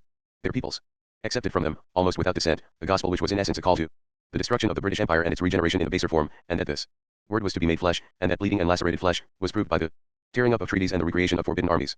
The prospect was unprecedented in its horror, because the mindless, traditionless, possessionless urban proletariat was delighted by the prospect of making air warfare. In Germany and Italy, the people as a whole licked their lips over the promise of air warfare that was held out to them by their leaders. But the governors of England hardly stirred. Their faces were bland bags. They gave no orders for our defense, although not one sane man in the continent of Europe but knew that soon England would be bombed from the air. We built no planes. The farmer's family, when the snow rises above the threshold and above the windows and still does not thaw, must have felt as we did. Violence is the more terrible when it comes softly, when there is no sound but the throbbing of the alarmed blood in the ears. But our woe was worse than would be known by the victims of a natural catastrophe, for it was not nature that was handing us over to death, but people of our own blood, people of a class whom we looked on with a filial trust. We knew that they would bully us out of claiming our full adult privileges when we came of age. We knew that they would make us pay them too much of our weekly wages as a return for providing us with a home, but we trusted them to act in any last resort as our loyal parents, who would fight to the death in the defense of their young. But here came death, and they did not defend us. Rather was it that they had taken away our weapons and bound our arms to our sides and opened the door to our enemies, saying, "Yes, we have them ready for you, we have trussed them up for killing, you will have no trouble with them." Many of us thought then that our governors were consciously betraying us because they wished to establish a totalitarian system in this country, and were eager to cooperate with Nazi Germany and Fascist Italy in the enslavement of Europe. Indeed, thus alone could there be explained the British policy of non-intervention in the Spanish Civil War, which was in fact a furtive discouragement of any action, however illicit, that might have aided the survival of an independent and friendly Spain, and a furtive encouragement of all actions, however illegal, that enabled our natural enemies the Germans and Italians to establish themselves on both flanks of our natural allies the French. To some small degree the allegation of treachery was valid. The coarser kinds of rogue love money, and the city therefore must inevitably hold a high proportion of them, and these were solidly pro-Nazi and pro-fascist. Finance certainly threw some considerable influence on the side of complete surrender to Germany, on condition that the wealth of England be allowed to remain in the same hands as before. There were also certain influences in the Foreign Office, which were against the defense of England. The British minister to a certain Danubian country never ceased throughout his tenure of office to carry on fervent propaganda in favor of the Nazi plan for dismembering this country, and an attaché at a certain important Central European legation made a point of intercepting visitors, and urging on them the manifest superiority of the German people to all others, the wrongs it had suffered from the peace treaty, and the necessity for showing penitence by giving the Nazis all they demanded. But these were as much exceptions to the general mood as was a desire to arm against the dictators. The governors of England have proved beyond doubt their innocence of that particular crime. If they had wished to establish fascism, they would certainly have attempted a coup d'état in the days of shame and bewilderment that followed Munich. But from that action, as indeed from all others, they refrained. Now it was plain that it was not sleep which made the earth so still, it was death. As extreme cold can burn like fire, so an unmeasured peace was stamping out life, after the fashion of war. Presently war itself would come, but it would destroy only what had already been destroyed. Our houses would fall on our broken bodies, but it was long since our hearthstones had been warm, and our bodies were as destitute of will as corpses. Under an empty sky lay an empty England. There is a pretense that this was not so, that Munich was not negative but positive, that Neville Chamberlain signed the treaty because he knew his country to be unprepared for war and therefore wanted to gain time for rearmament. If this were true, it would still not acquit him of blame, since he had been a member of the government which was responsible for the lack of arms, but it is a lie. He and his colleagues made no use of the respite to defend their people. Here and there individuals who individually loved life worked frantically in the army, in the navy, in the air force, in the factories, but the mass of England was still inert. Our governors stood beside us as we lay bound and helpless at their feet, smiling drunkenly without the reasonable excuse of consumed alcohol, while the strange treacherous spirit which possessed them continued to issue invitations to our enemies, saying, "Come quickly and finish them now, they can do nothing against you." I, like all my kind, who could read and write and had traveled, was astonished. But as I looked round on this desolate historical landscape, which was desert beyond my gloomiest anticipation of where my ill fortune might bring me, it was not unfamiliar. I have been here before, I said, and that was true, for I had stood on the plain of Kosovo. I had walked on the battlefield where Christian rulers, faced with those who desired to destroy their seat and their faith and their culture, resigned themselves without need to defeat, not from cowardice, not from treachery, but in obedience to some serene appetite of the soul, which felt fully sanctified in demanding its gratification. The difference between Kosovo in 1389 and England in 1939 lay in time and place and not in the events experienced, which resembled each other even in details of which we of the later catastrophe think as peculiar to our nightmare. There was in both the strange element of a gratuitous submission to a new menace of a technical sort, even as the Nazis threatened us by their ardently prepared air force, so the Turks subdued the Balkan peoples by their ferocious and ingenious use of cavalry, and even as the English, though they made good guns and planes and were good artillerymen and aviators, built up no defenses against attack from the air. So the Balkan peoples, though they had horses and a fine tradition of horsemanship, and a long acquaintance with Turkish methods of warfare, gathered together no appropriate counter forces. There was in both the same vertiginous spectacle of a steep gradient slanting from unchallenged supremacy down to abjection. The great Serbian Emperor Stephen Dushan, who was the most powerful monarch in the Europe of his time, died only 34 years before Kosovo. Munich was only 37 years after the funeral of Queen Victoria. Defeat, moreover, must mean to England the same squalor that it had meant to Serbia. 5 centuries hence gentleness would be forgotten by our people. Loutish men would bind plowshares to their women's backs and walk beside them. Unashamed, we would grow careless of our dung, ornament, and the use of foreign tongues, and the discoveries made by the past genius of our race would be phantoms that sometimes troubled the memory, and over the land would lie the foul jetsam left by the receding tide of a conquering race. In a denkmal erected to a German aviator, the descendant of his sergeant in the 16th generation, a wasted man called Hans, with folds of skin instead of rolls of fat at the back of his neck, would show a coffin under a rotting swastika flag, and would praise the dead in a set, half-comprehended speech, and point at faded photographs on the peeling wall, naming the thin one Goring and the fat one Goebbels, and about the tomb of a murdered Gauleiter women, wearing lank blonde plates, listless with lack of possessions, would picnic among the long grasses in some last recollection of the strength through joy movement, and their men would raise flimsy arms in the Hitler salute, should a tourist come by, otherwise saving the effort. In the town's homeless children, children of homeless children, themselves of like parentage, would slip into eating houses and grovel on the dirty floor for cigarette butts dropped by diners reared in a society for long ignorant of the nice. That is defeat, when a people's economy and culture is destroyed by an invader. That is conquest. That is what happens when a people travels too far from the base where it has struck its roots. It seemed that there was no help for us, for the government was contriving our defeat, was beyond reason and beyond pity, caught up in a painful, brooding exaltation, like the Tsar Lazar.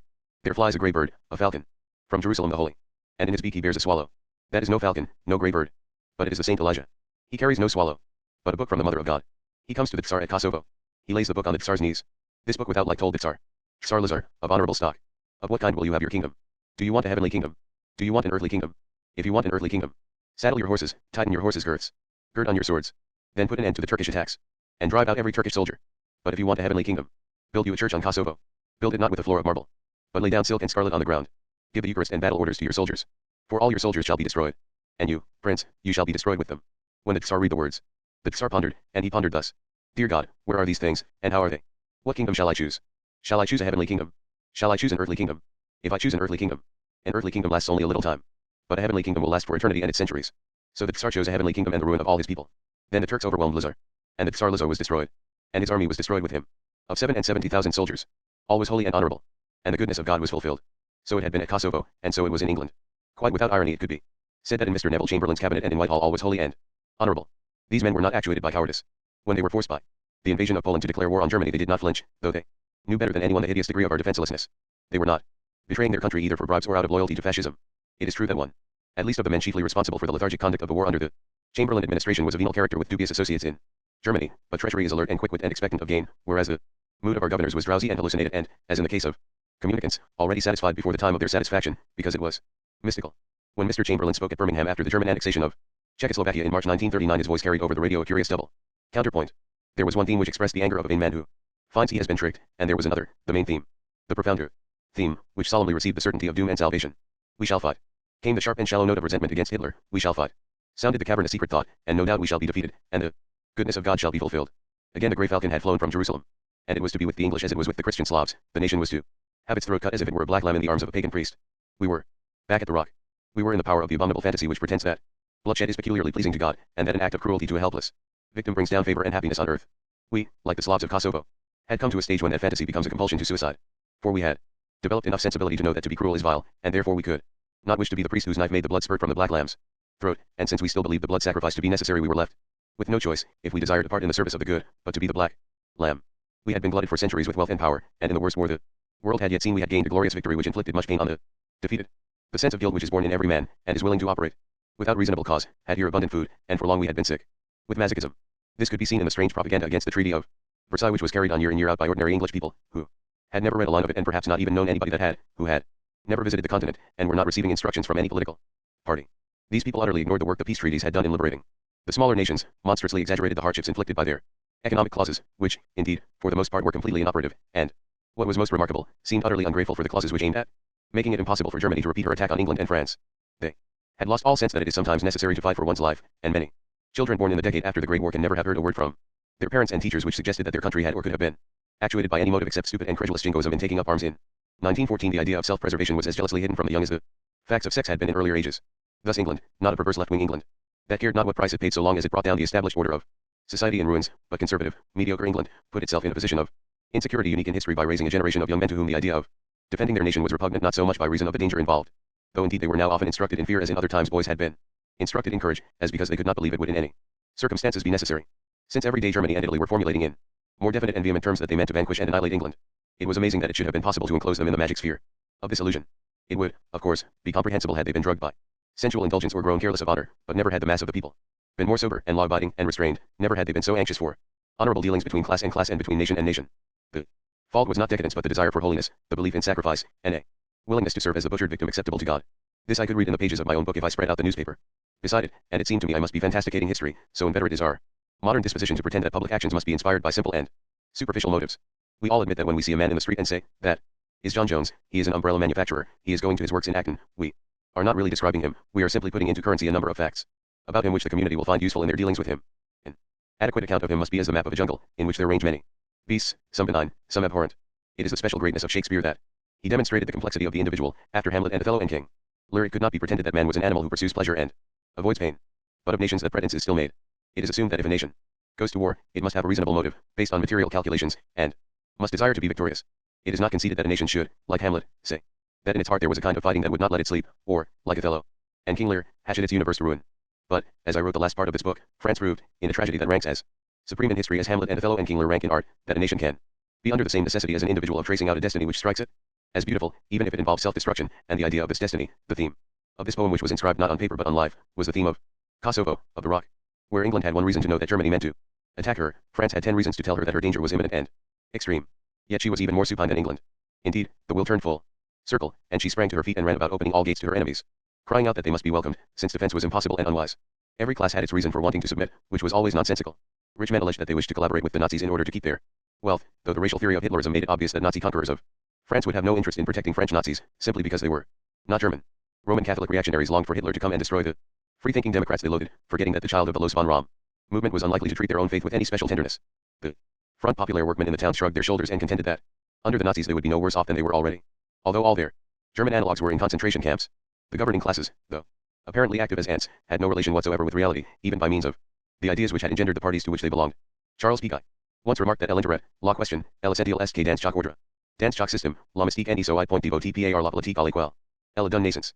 That catastrophe was accomplished in the perspiring and meaningless political life of Paris. All these people achieved unity in their common preparation of the altar on which they were to offer themselves as a sacrifice. For, almost without dissent from a single group, they diverted the money that should have been spent on tanks and airplanes and poured it into the Maginot Line, which could not fulfill any defensive purpose since it was unfinished and could be outflanked. Lest this should not be enough, an immense army of traitors sprang up to meet the Germans as soon as they crossed the frontier and handed over fortress and bridgehead, railway, and canal. Neither in them, nor in the fugitives who choked the roads and prevented the loyal French forces from resisting the invaders, was there any sense of shame. There could be no cause of shame in a nation that found itself consummating the martyrdom to which it had dedicated itself. Lest the world should miss the significance of this solemn and exultant surrender, 2 soldiers of the sacred French army once led by Joan of Arc, 2 soldiers who had not been careless of glory in their prime, Marshal Pétain and General Weygand, announced it in voices which age paradoxically yet appropriately caused to resemble the bleating of young lambs. France, they said, was corrupt and must be regenerated by defeat. It is hard to guess what this could mean save that they were governed by the myth of Kosovo, of the rock. There was nothing Christian in such speeches. Long ago the church had declared that its altar required nothing but the reasonable and unbloody sacrifice of the bread and the wine. This was the propaganda of black magic, of paganism. Now we in England stood alone. Now we, who had been unchallenged masters of the world, were poor and beset like the South Slavs.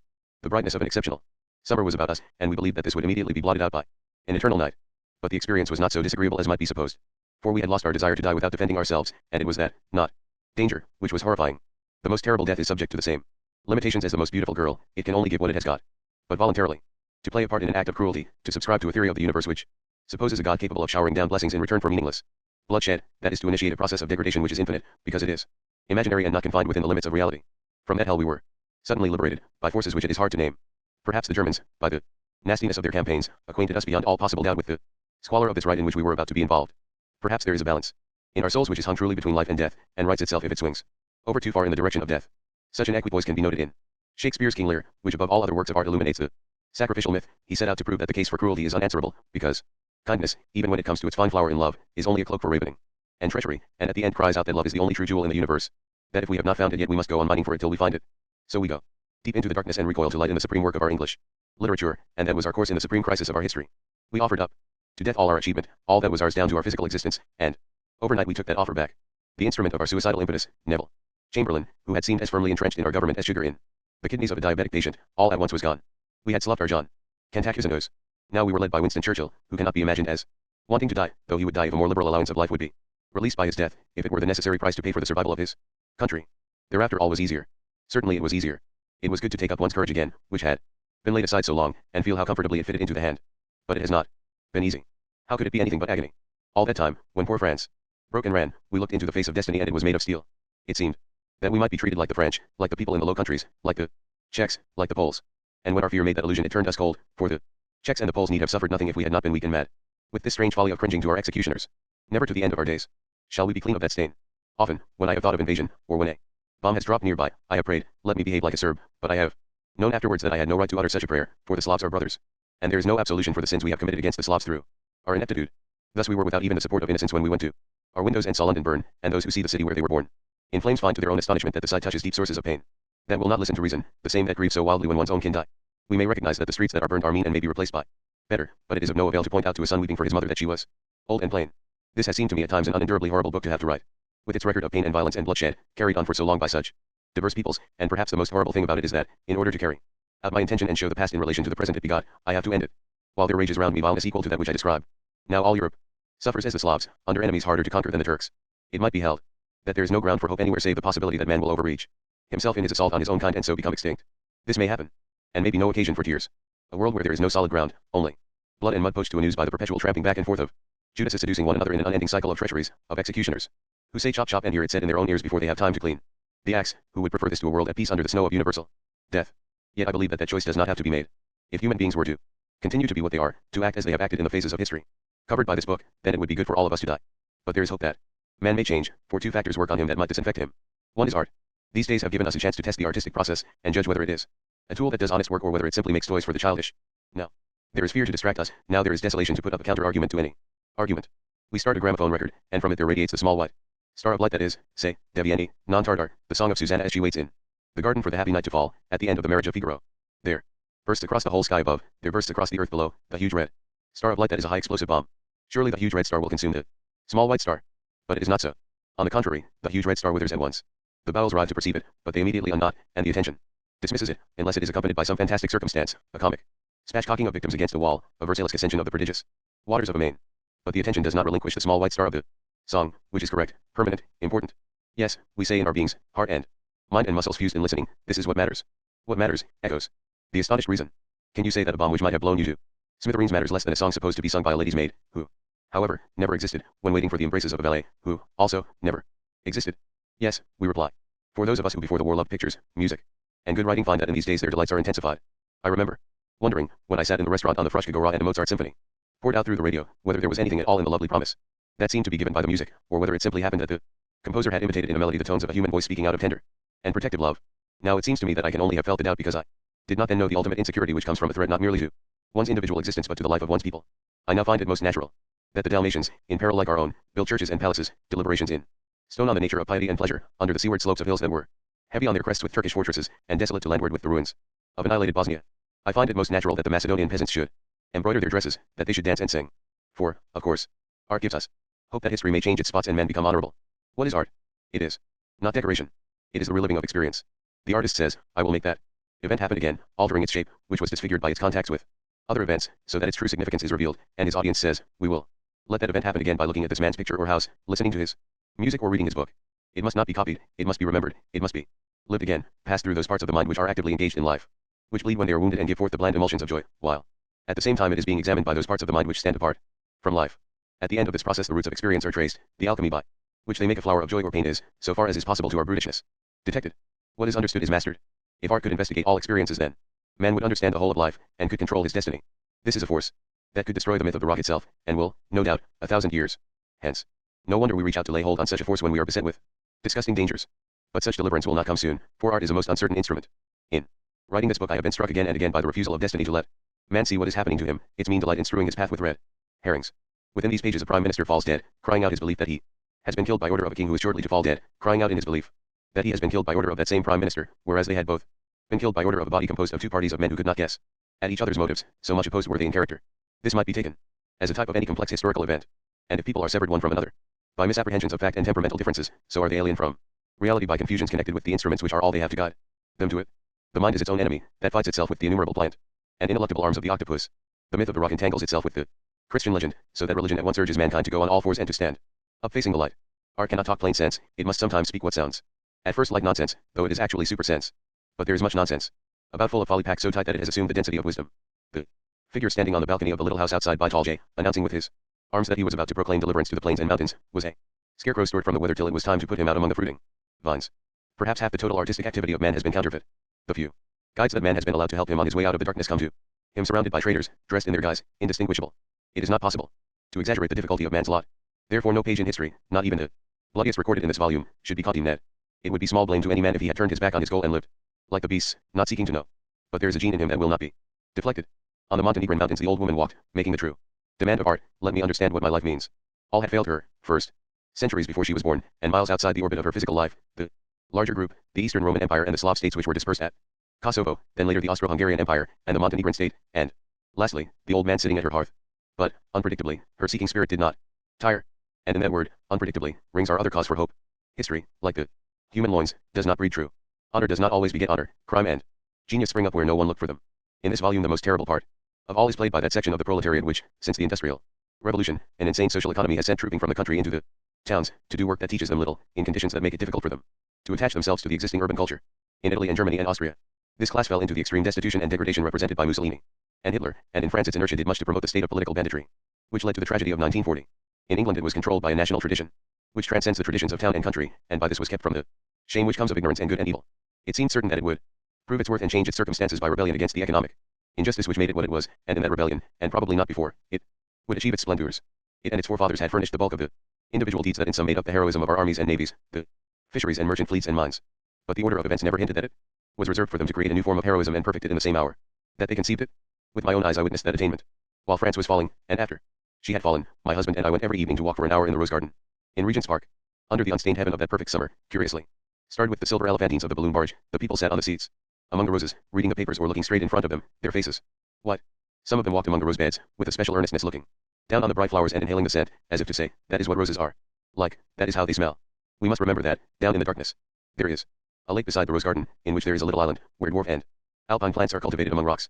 Across the Chinese bridge that joins it to the mainland there slowly moved the procession, as grave in their intention to see the gay fragilities between the stones as if they were going to a lying in state.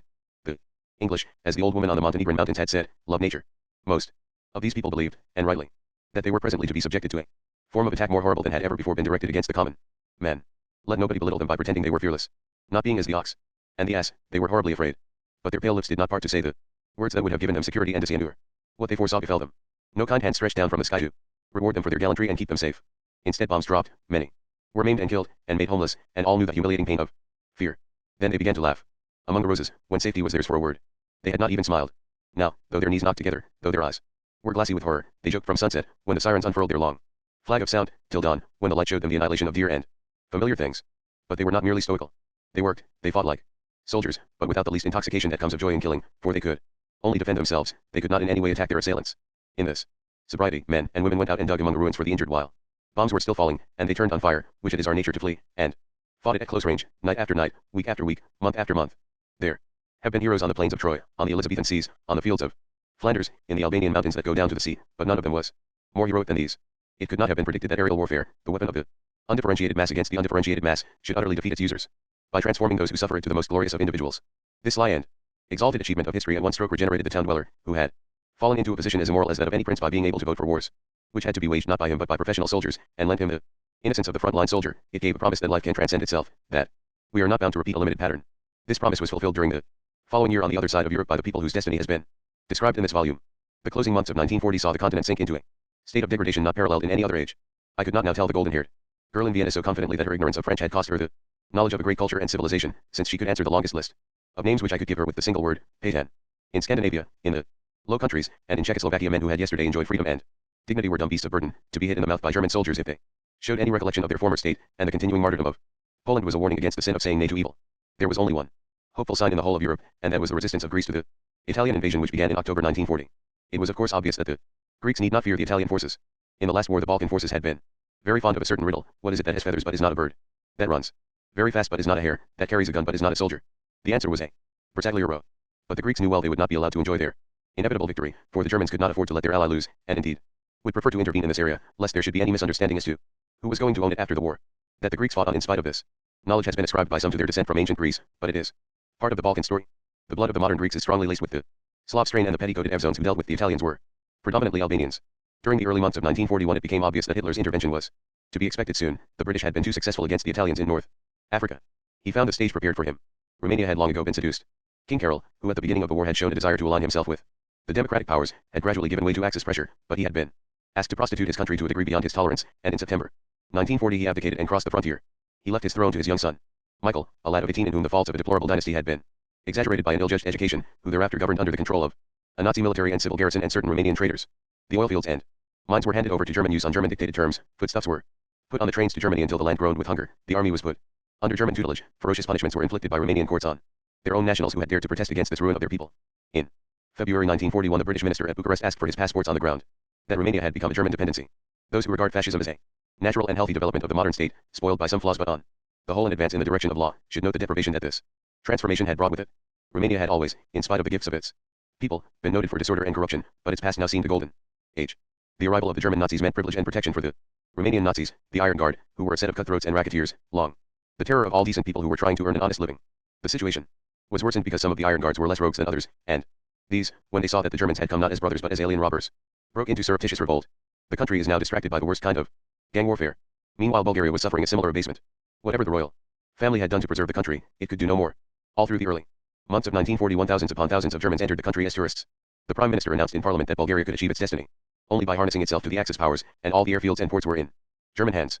Here, too, the extension of German influence meant a retrogression from the native standards of civilization. The invading Nazis worked in collaboration with the criminals who had formed IMRO after it had been corrupted by Italian money, and these gunmen and blackmailers, white slavers, and drug peddlers, whom the joint action of King Boris and King Alexander Karageorgevich had driven back into the rat holes where they belonged, came out again and jostled off the streets the normal Bulgarian men and women, who, till the rise of Hitler, had been living in greater serenity than their kind had known for 1,000 years. By the month of March there were 500,000 Germans in Bulgaria, and every trace of honorable and independent national life had been suppressed. Now the position of Yugoslavia was desperate. It was now wholly encircled by the Axis powers and their victims, for Hungary, still grumbling and mumbling, Nemsaha, had become a vassal as pitiable as France. No aid could reach her from the Allies. Greece would not let the RAF use its airfields as bases for an attack on the gathering forces in Bulgaria, on the ground, for which some pro-German influence may have been responsible, that it was at war with Italy and not with Germany.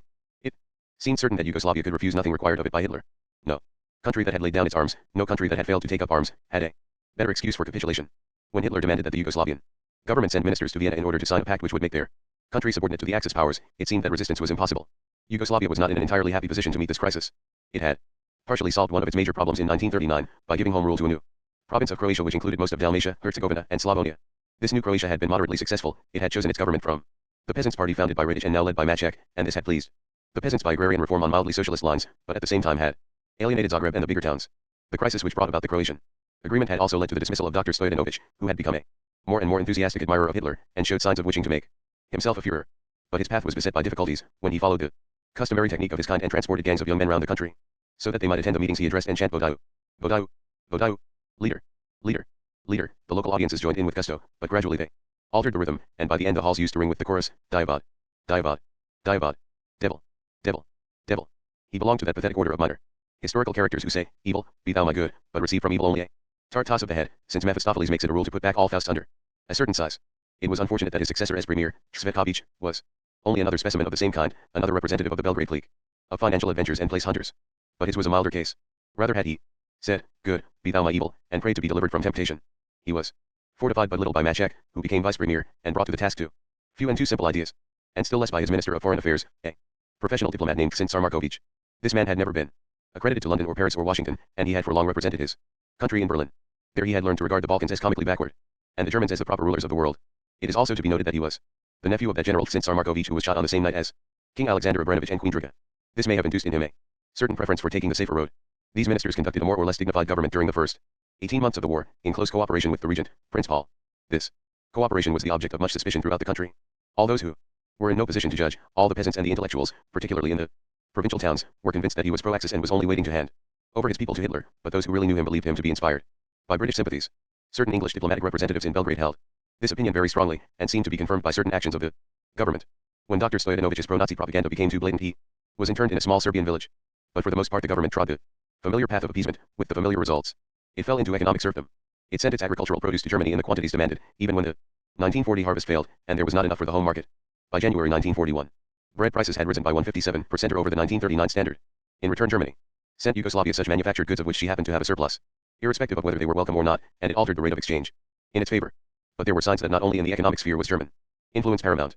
The Minister of War, General Nedic, looked over his shoulder at Romania and came to the conclusion that if Yugoslavia were not to suffer the same fate, it had better go to the assistance of Greece and drive the Italians out of Albania before Hitler could send his armies into the peninsula. He was at once dismissed and replaced by a pro-Axis general. As time went on, and the situation developed, according to General Nedic's apprehension, the government refused to take any precautionary steps. They would not, even secretly, hold any conversations with the British or Greeks. It could not be doubted, therefore, that the Yugoslav government would accept Hitler's invitation to Vienna, and there would jump through any hoop held up to them. Immediately before, it is true, it had made a gesture of independence by deporting Dr. Stojanovic and putting him in the hands of the British authorities in Greece, but this was an astute move which at once removed him from the possibility of injury at the hands of anti-Nazi Yugoslavs, and placated them. On March the 25th, Cvetkovic and Sincar Markovic towed the line and took the train for Vienna. Their Ribbentrop received them in the Belvedere, the superb Baroque palace which was built for Prince Eugene of Savoy and was the home of Franz Ferdinand and Sophie Chotek, which looks over the lawns and fountains of its terraced gardens to the spires and domes of the city which has added so much beauty to art and so much infamy to life. In these high rooms, which are full of a cold secondary brightness, reflected from ancient gilded mirrors and immemorially polished floors, the Yugoslav ministers were asked to sign the familiar tripartite pact by which every country devoured by the Axis binds itself not to lift a finger against its devourer. They were also asked to pledge themselves not to permit in their territories any activity directed against the Axis, and to bring their national economy into harmony with the new economic order of the Reich. This would mean, as it had meant to all the other subjugated countries, enslavement of the national mind, starvation of the national body. There was also imposed on Yugoslavia an ignominy peculiar to the moment. The pact bound it to permit the passage of German war material on the railways to Greece, and it was not to retain the right of inspection of such traffic. This meant that troops also would probably be carried. Thus Yugoslavia was forced to help Germany to knife in the back a Balkan brother, her kin by blood and tradition, in order that the ministers might be able to put up some sort of defense when they went home. The Germans inserted clauses which guaranteed the existing frontiers of Yugoslavia and promised it an outlet on the Aegean Sea. But this was a grimace which popped the tongue out of a leering mouth, for Germany had already promised the Bulgarians substantial slices of Yugoslavia, and some of these actually barred the way to the Aegean Sea. The same spirit which had invented these clauses must have smiled to see that when Cvetkovic and Sincar Markovic signed this degrading pact, they were watched by Count Chano and the Japanese ambassador. The presence of Count Chano committed several offenses against delicacy. The blood of King Alexander and of many Yugoslav peasants and policemen was on his hands, at a moment when his people had made themselves the laughingstock of the world by their poor performance on the battlefield. It was not fitting that he should gloat over the abasement of a people who had never failed in courage and had been defeated only by the defection of other and stronger powers, and he was grinning at shame and ruin inflicted by one who was preparing to shame and ruin his own Italian compatriots. The presence of the Japanese ambassador violated a more fundamental standard. Although the Germans have pondered so long on the problems of race, they had not realized that it is never right for a white man to behold the humiliation of a black or yellow man, never right for a black or yellow man to behold the humiliation of a white man. When Hitler received Cvetkovic and Sincar Markovic after the ceremony, he presided over such a situation as is dear to his heart. No concession to human dignity had been made. As the ministers went back to Belgrade that night, they must have had one consolation, and one consolation only. Henceforth their people might live in slavery, but they would live. No Yugoslav need die before the term of his natural life. But Yugoslavs did not want the life thus bought for them. With their subtlety they saw it for what it was, with their simplicity they spat on the hands which offered it. For many days, ever since it was first whispered that Yugoslavia was to be asked to submit to the yoke of Germany, the whole country had been declaring that it would prefer resistance and death. There was no class that did not make its protest. Although the army had been peppered with pro-Axis generals, the officers grimly demanded that they should be allowed to fight alongside the Greeks. The intellectuals, who did not use the same spectacles as the army, now saw eye to eye with them. 4. Cabinet ministers resigned, and Cvetkovic found it hard to replace them. Many civil servants resigned their posts, from the governors of Croatia and the Vardar province, down to humble folk who when they left their offices walked out into starvation. The priests and monks of the Orthodox Church preached to their congregations that they must not let the government sign them away to an alien domination which cared nothing for good and evil, and would not allow the Slav soul its own method of doing the will of God, and the Patriarch Gavrilo went to Prince Paul and bade him not misuse the power of the regency to destroy the state which had been left in his care. But fiercest of all were the peasants. Everywhere they crowded into the towns and villages to cry out against the shame that the government was forcing on them. When it became known that the Prime Minister and the Minister of Foreign Affairs had been to Vienna and had signed the pact, the passion of the people blazed up into a steady flame. Now the police would no longer use their weapons against the demonstrators or arrest them, and the army was so disaffected that all troops, including officers, had been confined to barracks. The whole country demanded that the pact must not be ratified, and that arms must be taken up against the Germans. It must be realized that this demand was not made by people who were ignorant of what modern warfare means. Many of those who were most insistent in their call for action were middle-aged and elderly people who had known in the last war what it was to be wounded and hungry and homeless. Moreover, they had all followed the news and were well aware of what aerial bombardment had done to London and Rotterdam and Berlin, and some of them remembered the first use of airplanes in warfare, when the Serbian fugitives were bombed as they fled across Kosovo. It must also be realized that these people knew quite well that if they made war against Germany they would certainly be defeated. There were a few communist boys and girls who, not realizing that Stalin was still as devoted a practitioner of the policy of appeasement as Neville Chamberlain, believed that if they stood up against Hitler, Russia would put out its strong arm and protect them. But for the rest, no Yugoslav was under the delusion that his small and ill-equipped and encircled army had any chance of victory against the immense mechanized forces of Germany. He was also well aware of the kind of vengeance that Hitler would take on a people who combined the offenses of being Slav and having resisted him. He knew very well that he must soon be in the hands of the same sort of jailers that had taken care of Princip and Shabranovich. To Prince Paul, who was essentially though accidentally not a Serb, the aspirations of his people must have seemed inconveniently extraordinary and extraordinarily inconvenient. He dealt with the situation in his own way. He welcomed the returning Prime Minister and Minister of Foreign Affairs at a suburban station of Belgrade, telegraphed a message of thanks to Hitler, sending him good wishes for the further prosperity of the great German people, and later took train for Slovenia, where he had a villain bled. Some thought he meant to decamp over the frontier into Austria, but this is improbable, for he left his wife and children in Belgrade. Merely he wanted to rest, to pretend that nothing was happening. While he was traveling through this country, in which he had never struck root, though he had no other, in which, with his facile but uncreative artistic temperament, he had been a kind of gypsy, Belgrade woke again from the sleep in which she had spent the last few years and was possessed by the genius of her history, harsh, potent, realistic, demonic, furtive, and nocturnal. Late on the night of March the 26th, the wife of General Dusan chief of the Air Force, was puzzled because he was so wide awake. He expressed the opinion that perhaps he had drunk too much coffee. At 2:30 in the morning he was still awake, and showed no surprise when there was a knock at his front door. What does all this mean? She asked. Only, said the general, that there has broken out a revolution, and I am the leader of it. She answered, in a wifely spirit, nonsense, it's no use telling me that you are the leader of a revolution. Her incredulity was not unnatural. General Simovic, who was 58 years old, had never been a fire eater. He had not been one of the regicides, and he had not belonged to the Black Hand. In appearance he is like many Yugoslav officers. He is tall and spare, but his thick neck would take a deal of breaking. He has a pouched, deliberate, humorous eye, and a weather-beaten skin. He was admitted to be a brilliant soldier and was an acknowledged authority on tactics, but he had 5 times been dismissed from important posts for reasons that were both creditable and, under his handling, amusing. The first of these famous disputes concerned 2 students of a military college whom he plowed in an examination, although they were relatives of an influential politician. The later ones concerned more serious matters. In such controversies he showed to advantage, for he was possessed of a subtle wit that could express itself in simple terms, and with apparent artlessness, in the half-smiling grumble of the old soldier, could pin down a character or a situation with a phrase that the most lapidary author could only envy. This felicity was supported not only by considerable intellectual gifts but by the kind of sturdy character that comes of an honorable family and national tradition. He was descended from a Herzegovinian who had fled to Serbia at the time of the revolt against the Pashas, and had become a true man of the Shumidia, fighting for national independence under Karađorđe and Miloš Obrenović, and begetting sons that took his place in later wars.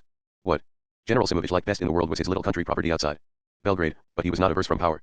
Because of this man's instructions, stealthy figures, murmuring passwords, had slipped through the shadows of the city all night long, effecting certain changes.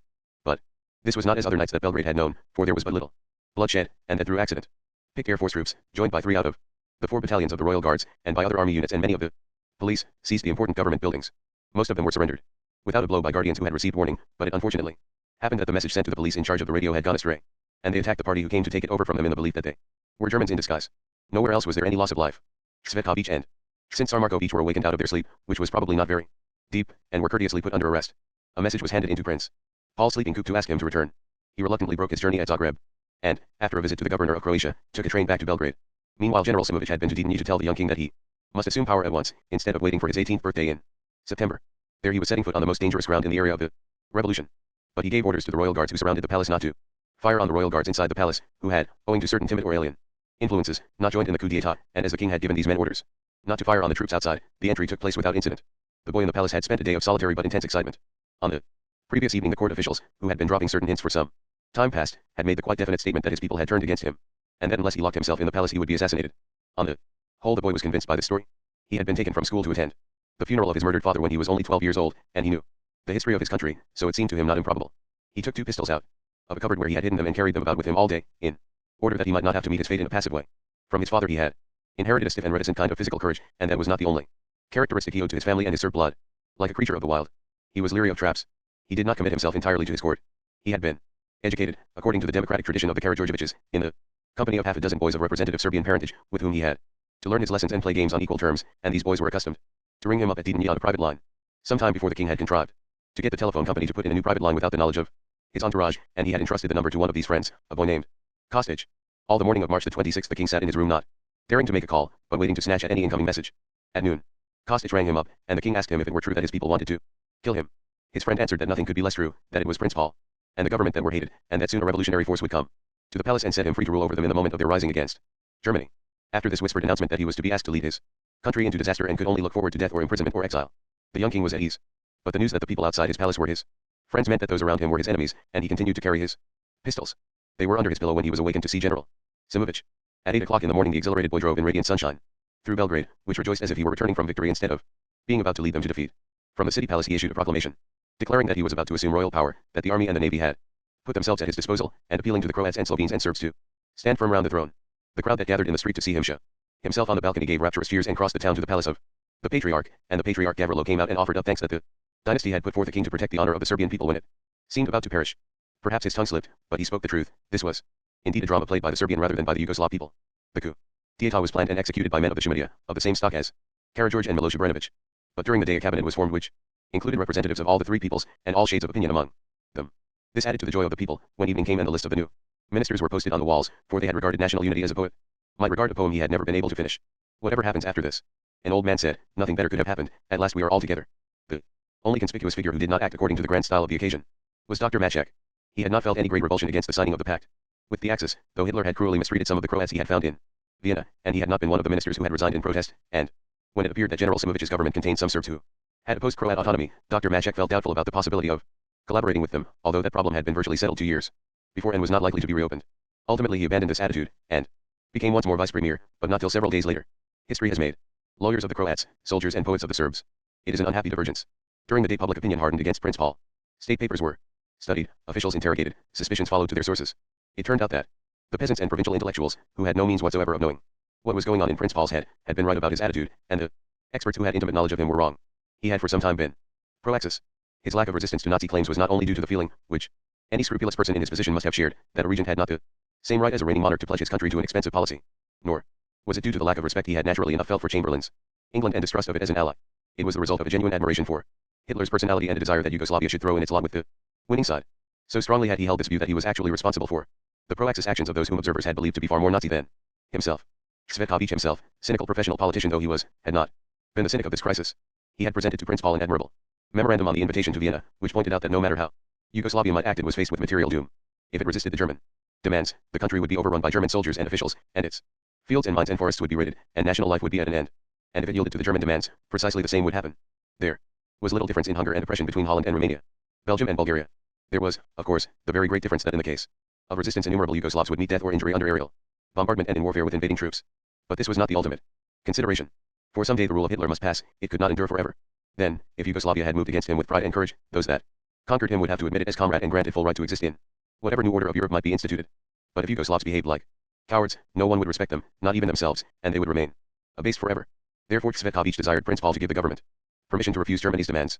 This is a characteristically Serbian point of view, and is based on their experience of Turkish conquest, and their emergence from it.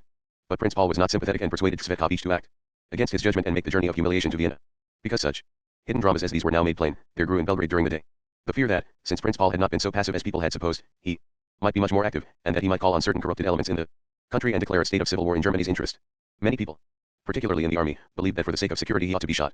At 7 o'clock in the evening General Simović went to the station to meet the train that was bringing Prince Paul back from Zagreb. He had given orders that another train was to be ready to proceed to the Greek frontier.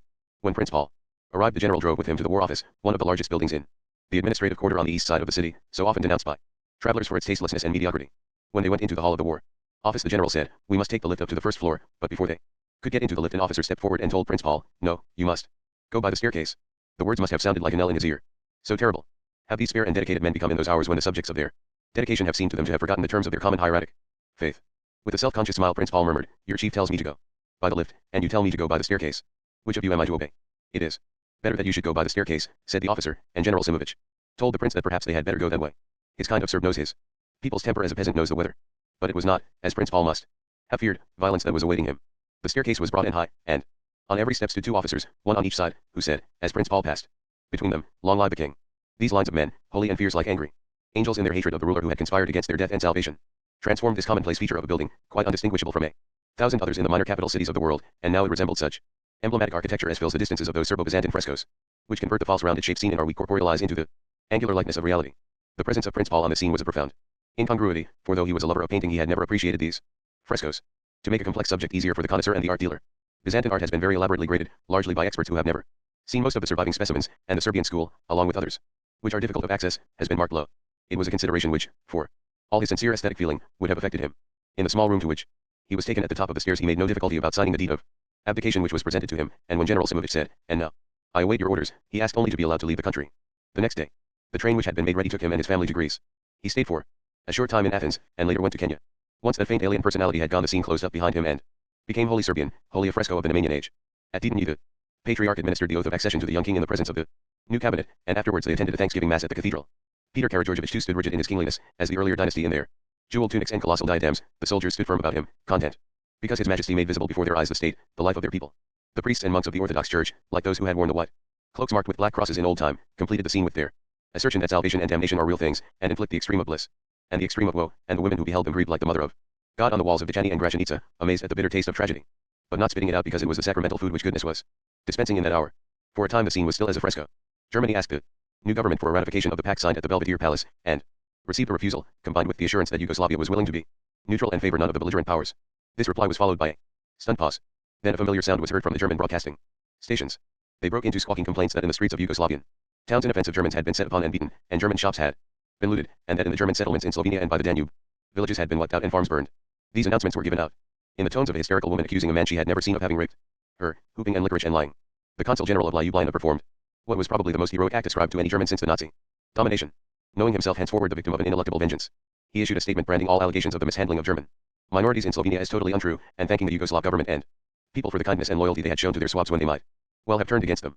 But the matter of veracity was, of course, beside the point. The radio campaign was simply a warning to Europe that yet another innocent people was about to perish. Why did the Yugoslavs choose to perish? It must be reiterated that it was their choice, made out of full knowledge. On none of them did their fate steal unawares. Their leader, General Simovic, knew that he could lead his army only to defeat, which could not long be delayed. When he had been chief of staff some years before, he had worked out a scheme of national defense, perfectly adapted to this crisis, which provided against attack from any quarter by concentrating the reserve armies in the central districts and building radial roads as lines of communication. But his successor pigeonholed this scheme and by a disposition of his own had drawn a cordon of troops all round the country, with a terrible gap on the Bulgarian frontier, from which, he had too optimistically conceived, no attack was now likely to come. In existing conditions this disposition meant that the German mechanized forces would pour into the country from every direction, would simultaneously pierce the front at a number of places, and would be able to cut off and surround the several defending armies. The situation was perfectly understood by all military ranks, and the vast crowds who thronged the churches and took communion showed that the civilian population were not behind them in understanding. This determination to resist oppression and bleed for it rather than submit and be safe cannot be explained any more than the resolution of the English town dweller, by fearlessness. These people, being artists, knew death for what it is. The young soldiers who talked with Dragutin on the slopes of Kimak knew that the ghosts around them whimpered, "Ya, Matka. Alas, mother," and could not overpass the bitterness that had befallen them on the battlefield. My friend Militsa has a most delicate mind, most delicate flesh, and both would flinch before the spreading chill of the grave. Nor were they governed by the myth of the rock. They did not desire defeat as a coin to buy salvation. Often idiot God. They did not offer themselves up as black lambs to an unsacred priest. The appetite for death that comes on all human beings when they have enjoyed the fullness of life, because we as yet know only the swing of the pendulum and not the motion of growth, had in the Yugoslavs been glutted by Kosovo and the Turkish conquest. This was a state and a people that, above all others, wanted to live. Yet in this hour the Yugoslavs often repeated the poem of the Tsar Lazar and the Grey Falcon, which above all other works of art celebrated this appetite for sacrificial self-immolation. All was holy, all was honorable, they quoted, looking down from the tall tower of prescience on the field of their coming fate, and the goodness of God was fulfilled. It was factually inappropriate. In the Yugoslavia of 1941 there was no one who would have bought his personal salvation by consenting to the subjugation of his people, and no one who would not have preferred to be victorious over the Nazis if that had been possible. It was their resistance, not their defeat, which appeared to them as the sacred element in their ordeal. Yet the poem sounded in their ears as a prophecy fulfilled in their action, a blessing given across the ages by omniscience perfectly aware of what it was blessing behind the curve of time, and indeed none who loved them could read it now without a piercing sense of appositeness. It applies, and the secret of its application lies in the complex nature of all profound works of art. An artist is goaded into creation on this level by his need to resolve some important conflict, to find out where the truth lies among divergent opinions on a vital issue. His work, therefore, is often a palimpsest on which are superimposed several incompatible views about his subject, and it may be that which is expressed with the greatest intensity, which his deeper nature finds the truest, is not that which has determined the narrative form he has given to it. The poem of the Tsar Lazar and the Grey Falcon tells a story which celebrates the death wish, but its hidden meaning pulses with life. An earthly kingdom lasts only a little time, but a heavenly kingdom will last for eternity and its centuries. Goodness is adorable, and it is immortal. When it is trodden down into the earth it springs up again, and human beings scrabble in the dust to find the first green seedling of its return. The stock cannot survive save by the mutual kindness of men and women, of old and young, of state and individual. Hatred comes before love, and gives the hater strange and delicious pleasures, but its works are short-lived. The head is cut from the body before the time of natural death, the lie is told to frustrate the other rogue's plan before it comes to fruit. Sooner or later society tires of making a mosaic of these evil fragments, and even if the rule of hatred lasts some centuries it occupies no place in real time, it is a hiatus in reality, and not the vastest material thefts, not worldwide raids on mines and granaries, can give it substance. The Yugoslavs, who have often been constrained to sin by history, are nevertheless well aware of the difference between good and evil. They know that a state which recognizes the obligation of justice and mercy, that is to say a state which forbids its citizens to indulge in the grosser forms of hatred and gives them the opportunity to live according to love, has more chance to survive in the world than a state based on the scurrying processes of murder and rapine, and they know too that if a state based on love bows to the will of a state based on hatred without making the uttermost resistance, it passes into the category of the other in the real world. Therefore they chose that Yugoslavia should be destroyed rather than submit to Germany and be secure, and made that choice for love of life, and not love of death. At dawn on April the 6th German planes raided Belgrade and continued the attack for 4 days. Germany had not made a declaration of war, and Belgrade had been proclaimed an open town. 800 planes flew low over the city and methodically destroyed the palace, the university, the hospitals, the churches, the schools, and most of the dwelling houses. 24,000 corpses were taken away to the cemeteries, and many others lie buried under the ruins. On April the 7th the German Foreign Office announced that their troops had penetrated 20 miles over the frontier. Thereafter all happened as had been foretold. Invading troops encircled the country. From everywhere came the Germans and the Austrians, their age-old hatred of the Slav now perfectly equipped with the mechanical means of expression. The Italians shamelessly appeared in Dalmatia and Croatia, whereby themselves they had never dared to go. In Budapest, 4 months after Hungary had signed a pact of eternal friendship with Yugoslavia, Count Teleki committed suicide. From shame because his cabinet was ready to give Germany permission to send its troops over Hungarian railways and use Hungarian airports, and now these procurers sent their own troops over the border towards the Danube. The eastern frontier was crossed by the German mechanized forces which Bulgaria had long been nourishing, who brought with them not only the Bulgarian army but the worst of IMRO. These invaders cut off and cut to pieces the defending forces. On the 18th of April the German government made an announcement that the Yugoslav army had capitulated. But this was not true.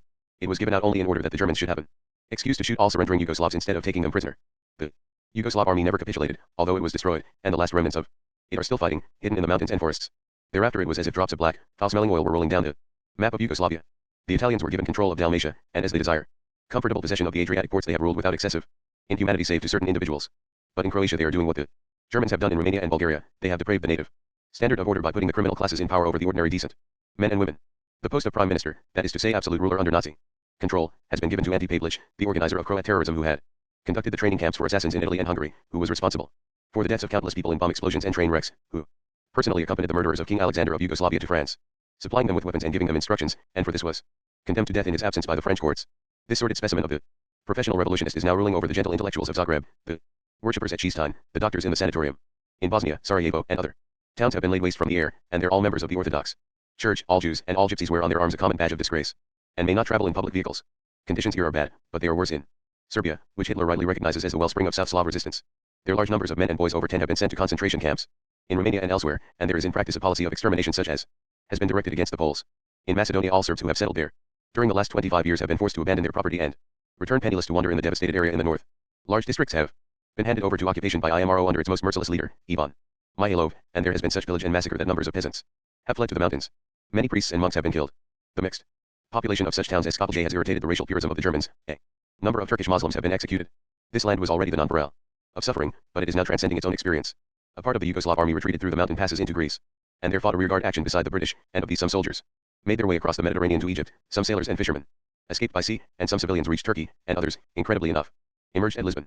The government sent King Peter out of Belgrade at the beginning of the air raids, to stay at the monastery of Ostrog, a bleak pigeonhole in a Montenegrin cliff.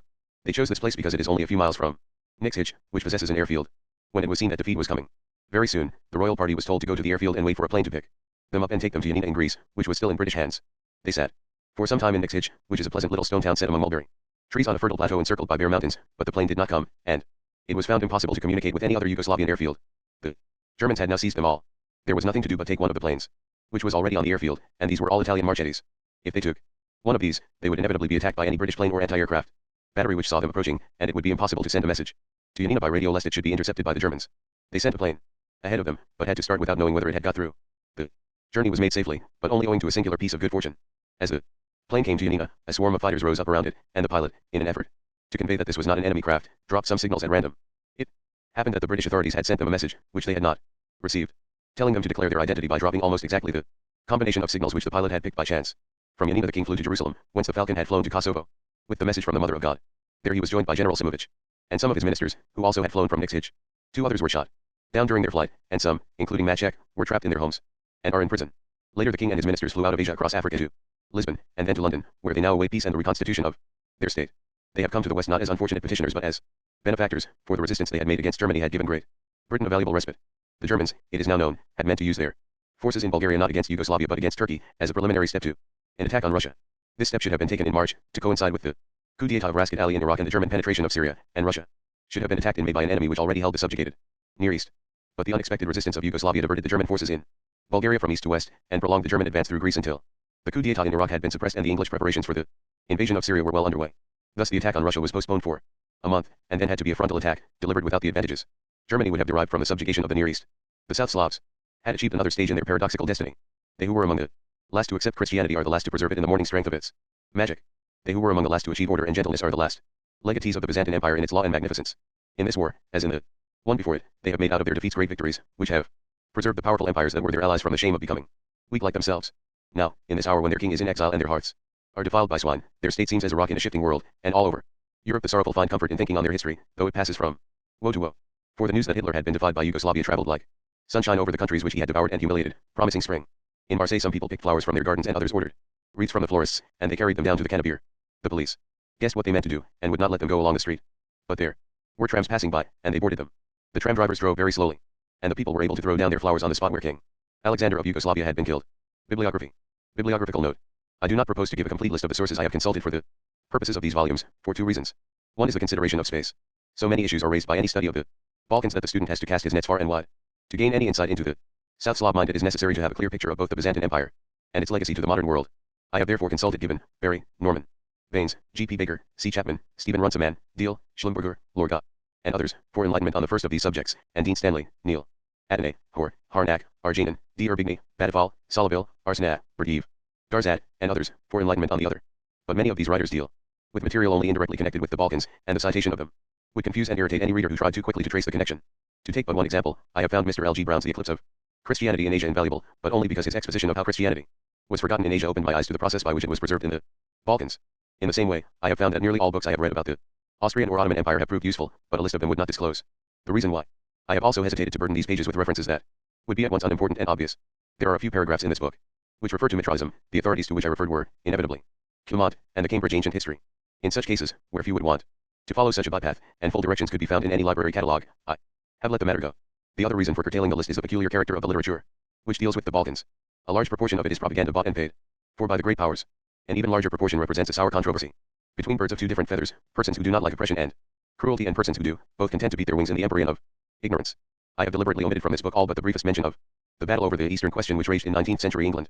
I have wanted to give a picture of the reality of South Slav life, and the picture of Turkey in Europe given by the English controversialists was usually entirely subjective. It is to be hoped that some expert historian will at some future date deal with this curious example of the difficulty humanity experiences in acquiring information about itself. When whole periods have been seduced into such fantasies, it is only to be expected that individual authors have succumbed. Hence there are a number of books I have consulted which I have omitted from my bibliography because I could not conscientiously mention them without comment so adverse as to be libel loss.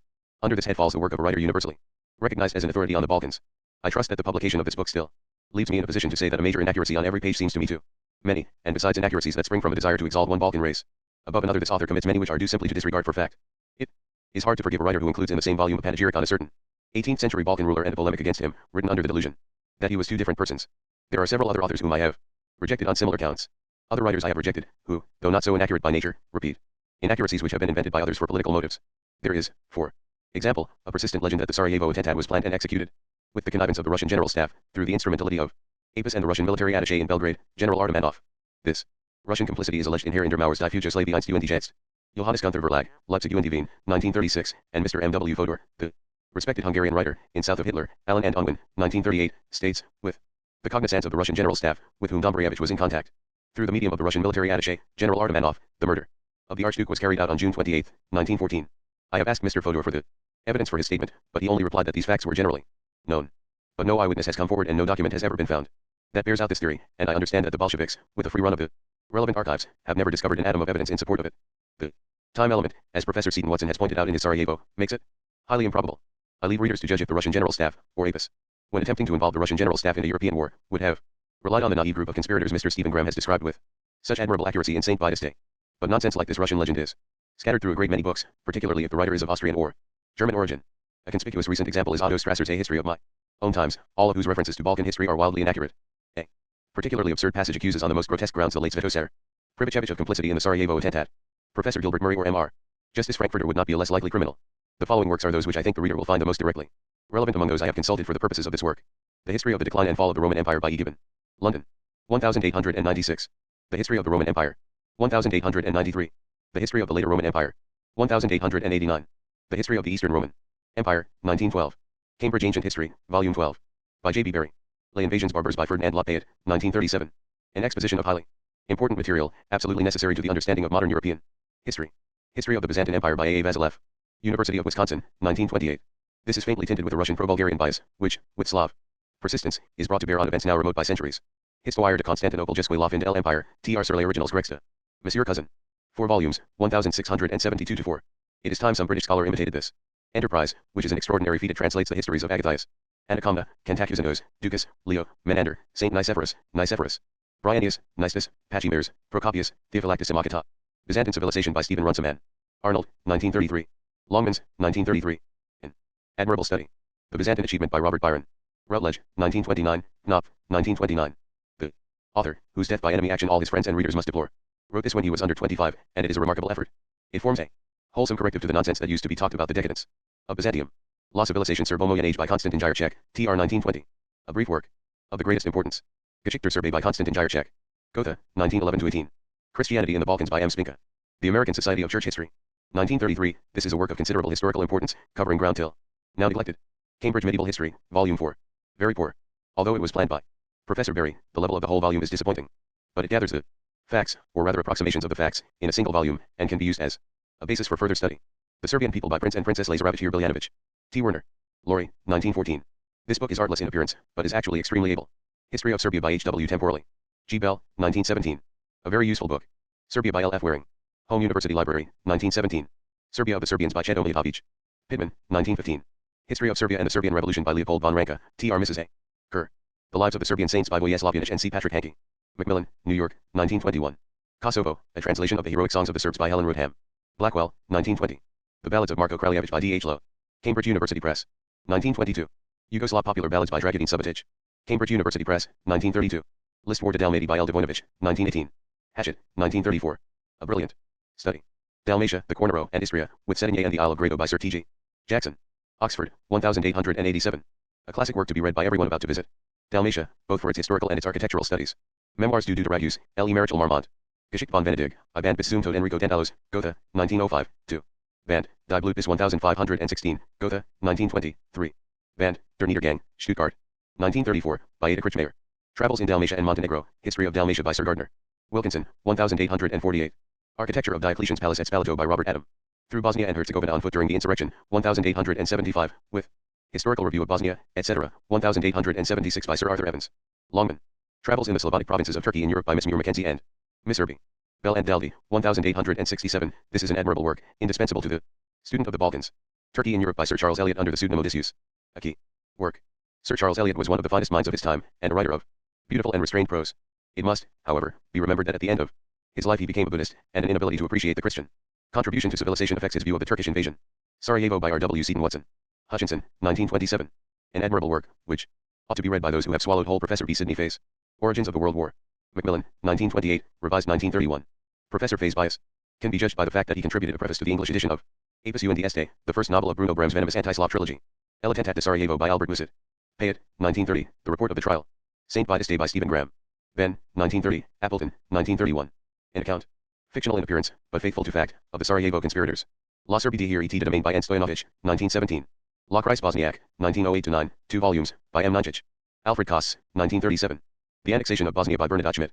Cambridge, 1937. The Great Powers and the Balkans, 1875-78, by M. D. Stoyanovich. Cambridge. University Press, 1938. A Royal Tragedy by Chet Omljatović. The Southern Slav Question and the Habsburg Monarchy by R. W. Seton Watson. 1911. The Habsburg Monarchy by H. Wickham Steed. Constable, 1913.